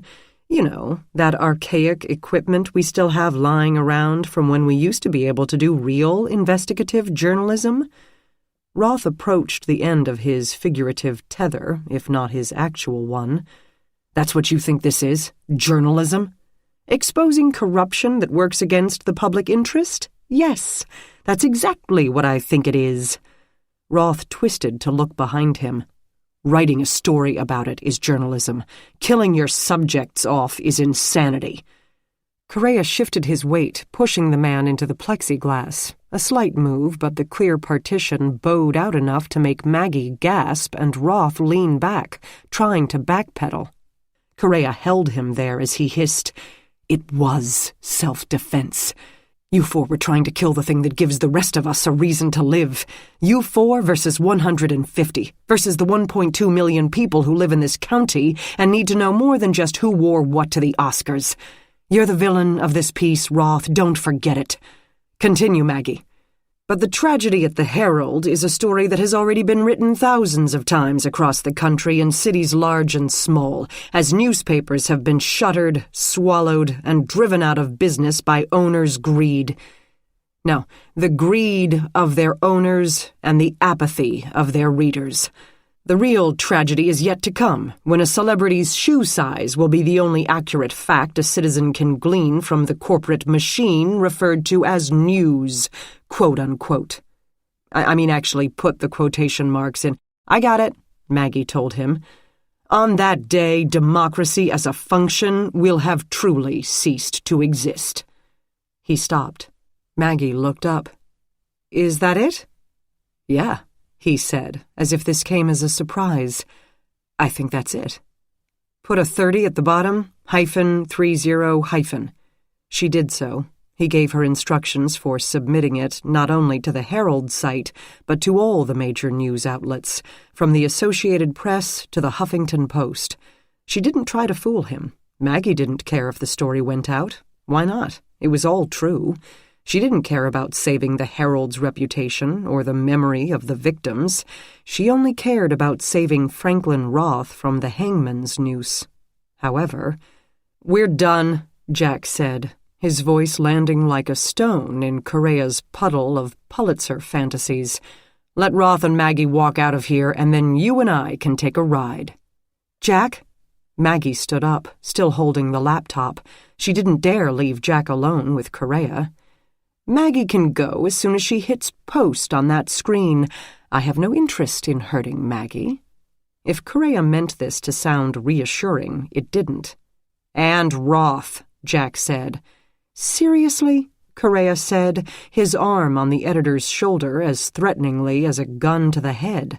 All it would take was one shove, easily done. Of course, Jack would then have a clear shot at Correa, but only after Roth dangled from the end of the strap. With his hands bound, Roth could do nothing to save himself. "You think he deserves to live?" Maggie moved to the plexiglass railing. "I think if he doesn't walk out of there, you won't either," Jack said. "I can see my own future and—" "Maggie!" His voice had the edge of true panic, and all 3 men stared at her as she held Roger Correa's laptop out over the railing, only her 2 hands keeping it from plummeting through 30 feet of space to the hard floor below. "I haven't hit post yet," she explained to Correa, willing her voice to sound calm and cool and only partially succeeding. "If I drop this, your story disappears." Correa said nothing. He seemed to be sorting through options while holding his breath. Roth stayed still as well, aware that his life hung at the edge of a precipice, both literal and figurative. "Untie Roth and I'll hit the button," she said. "Maggie, haven't you been listening to anything I said? I thought you cared about—" I have no problem with filing the story. I think people should know. But I also think there's been enough murder, and I'm not about to let you kill this man in cold blood. There's nothing cold about it. Let him go, or the story dies." She thought she could see the hint of a smile at the corner of Jack's mouth.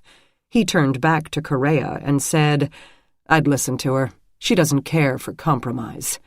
Correa hesitated, but not for long. His story trumped all other considerations. With a sigh and a glare, he loosened the noose from Franklin Roth's neck and let it drop to the floor. The editor's relief showed in the heavy hiss of air from his lungs and the slow collapse of his shoulders. "And his hands," Maggie said. "Show me that you posted it first." Still at the railing, she moved toward them, but Jack stretched out an arm. "That's close enough." Balancing the laptop on the unsteady railing, she clicked on the post button, then turned the screen so Correa could see the confirmation that the story had been sent. His mannerisms echoed the relief of his editor. It was done. He had finished his story. He shoved Roth aside with both hands.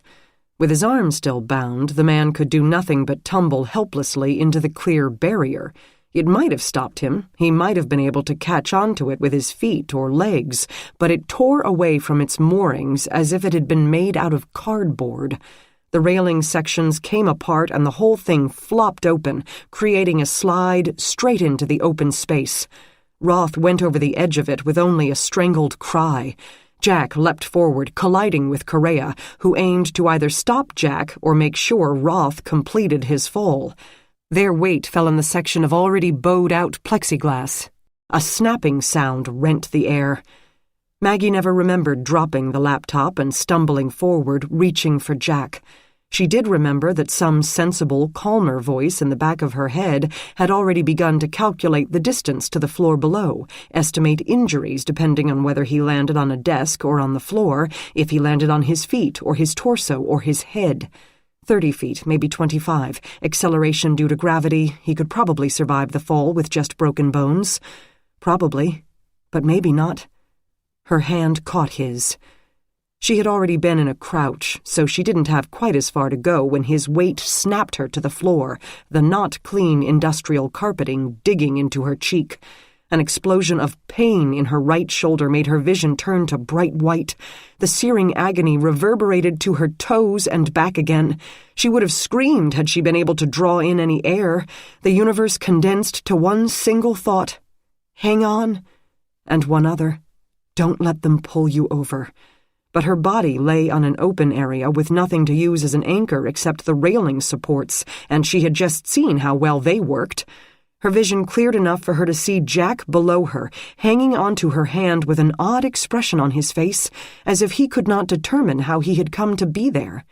Below him, Roger Correa had both arms wrapped around Jack's left leg. She had two large men dangling from her arm. No wonder it hurt. Though hurt was an understatement. Her arm would be ripped away from her body if she didn't... Jack raised his free leg and, with thoughtful aim, kicked Roger Correa in the face. The reporter fell away, and Maggie watched him slam into a reporter's desk, half on, half off, his spine catching the edge with an audible crack. Then he quaked, rolled, and landed on the floor next to the supine editor. She didn't calculate his odds of survival. She no longer cared whether Roger Correa or Franklin Roth still lived. She almost didn't care if Jack did. She just wanted the pain to stop.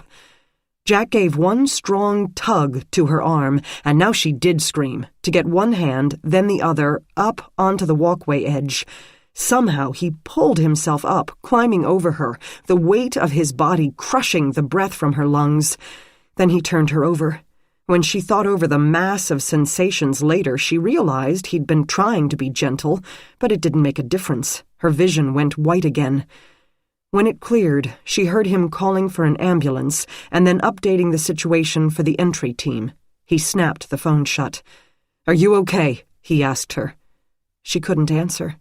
She was too busy trying to breathe. Chapter 50. Rick Gardner rubbed one eye and watched his ex-wife's co-worker, Josh, the kid's name was Josh, brush black powder all over the piece of plexiglass that had fallen from the second floor. Neither he nor Josh saw the purpose in it. Both had made clear to the other, since all their suspects were A, dead, and B, worked in this building, so their prints on the railing would prove exactly nothing. But both he and Josh knew that their respective butts would be chewed if that box on the solvability checklist hadn't been colored in. So the kid threw powder and Rick watched. At least until Patty Wildwood figured out some other grunt task for him to do, since, as usual, she had put herself in unofficial charge. He could be at the hospital, asking his ex-wife how she had come to be in the middle of this, how very, very physical she had been in the middle of it, and how that bastard Renner had jerked her arm out of its socket. "Detective Gardner?" He turned. The reporters, who had a grapevine that rivaled the cops, had returned to their roost despite the late hour, and Patty had let them, provided they stayed on the other side of the yellow tape strung across the bullpen. She hoped that they might talk now that their boss had died, and open up without circumspection within sight of his blood on the floor. Rick wondered how that was working out for her. Then he wondered who was this blonde hottie who knew his name. "That's me." She smiled, white teeth above an elfin chin and really healthy boobs. "I'm Laurie Russo. We spoke on the phone?" "We did? Oh, the vigilante killings." "Yes." He'd blown her off, but here she was, tossing her hair over one shoulder at him, hot and not above using it to get what she wanted.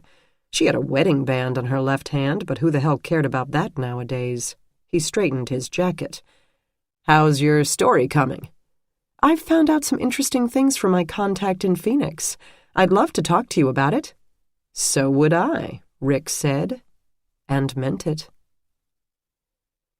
Jack sat in an uncomfortable chair against the wall of ER Room 8 at Metro General, watching Maggie Gardner sleep. The two doctors on duty had been occupied with a cardiac arrest, so a physician's assistant had given her a shot of morphine to hold her over until one freed up. But then one of them found a few minutes to maneuver her arm back into its socket anyway. Now Maggie had both morphine and a relocated arm, and looked more comfortable than she had on the floor of the Herald building. She should have let me go, Jack realized. She should have just opened her hand and released me into the air, or better yet, never grabbed me in the first place. No one would have blamed her. He still couldn't believe he hadn't pulled her over the side. The fall might not have killed him, and if he survived, she'd have had a perfect explanation for her actions. No one would have known her true reasoning except him, and he could hardly explain their background to another living soul without hanging himself. He wondered if that alternative future had occurred to her, or would when the morphine wore off and she woke up with a throbbing shoulder. If he died, her secret died with him. Maggie Gardner could have gone through the rest of her life with that burden lifted, could have left behind the constant fear that a few words from him could put her in jail. She'd be free. Then, he thought, he should have let go of her. Let his body fall, let the darkness overtake him, leave this screwed-up world and his own paltry efforts to improve it. He had done what he could. He couldn't do it forever, and told himself he had no desire to try. He should have just let go. But, surprise, surprise, when the opportunity arose, he wasn't quite ready to shuffle off this mortal coil. Instead, he pulled Maggie's arm out of its socket rather than take the chance that he might. He had clung to life just as fiercely as those clients of his with their voracious evil, who spread nothing but pain and death, as fiercely as they would have clung to theirs had he ever given them the opportunity to do so. This didn't make him feel guilty for ending their lives. On the contrary, he felt proud of himself for saving them from those panicked, agonizing minutes before the crash, that feeling of utter and complete desperation. He had spared the world from their violence as he had spared them from that instinctual terror. He'd been kind, much kinder than Roger Correa had been to any of his victims. Both Roth and Correa were dead. Each might have lived if their landings had been a bit softer. Roth's body had pivoted just enough that the floor caught his head first, causing an internal bleeding that the doctors couldn't fix in time to save him. A desk had snapped Correa's spine. It might have left him paralyzed, but had managed to kill him instead.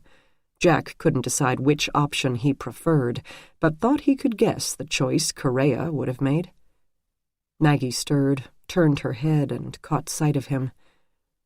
"Are you here to hold my hand?" "Making sure you don't talk in your sleep." She gave a tiny but amused snort.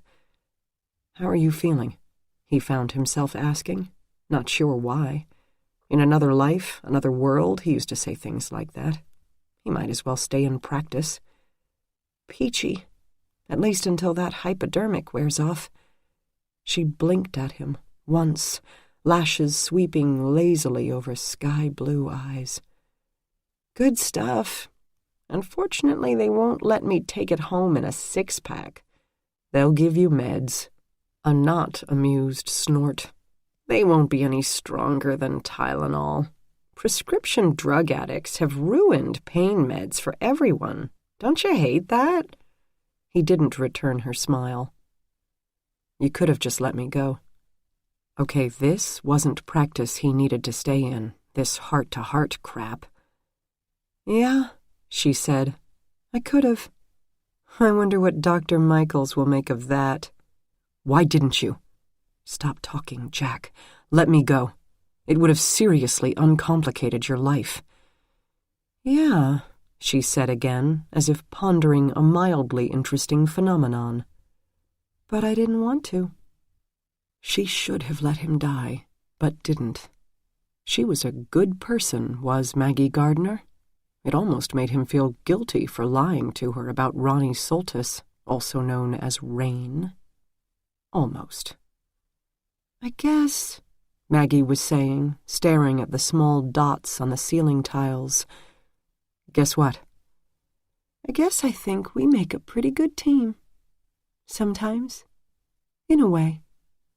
"We're not a team, Maggie," he said, but her eyes had already closed.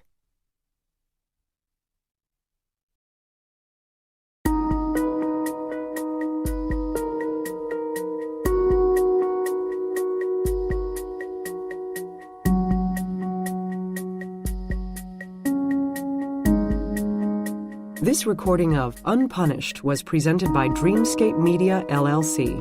Text copyright 2017 by Lisa Black. Sound recording copyright 2017 Dreamscape Media, LLC. This recording was produced by arrangement with Kensington Books.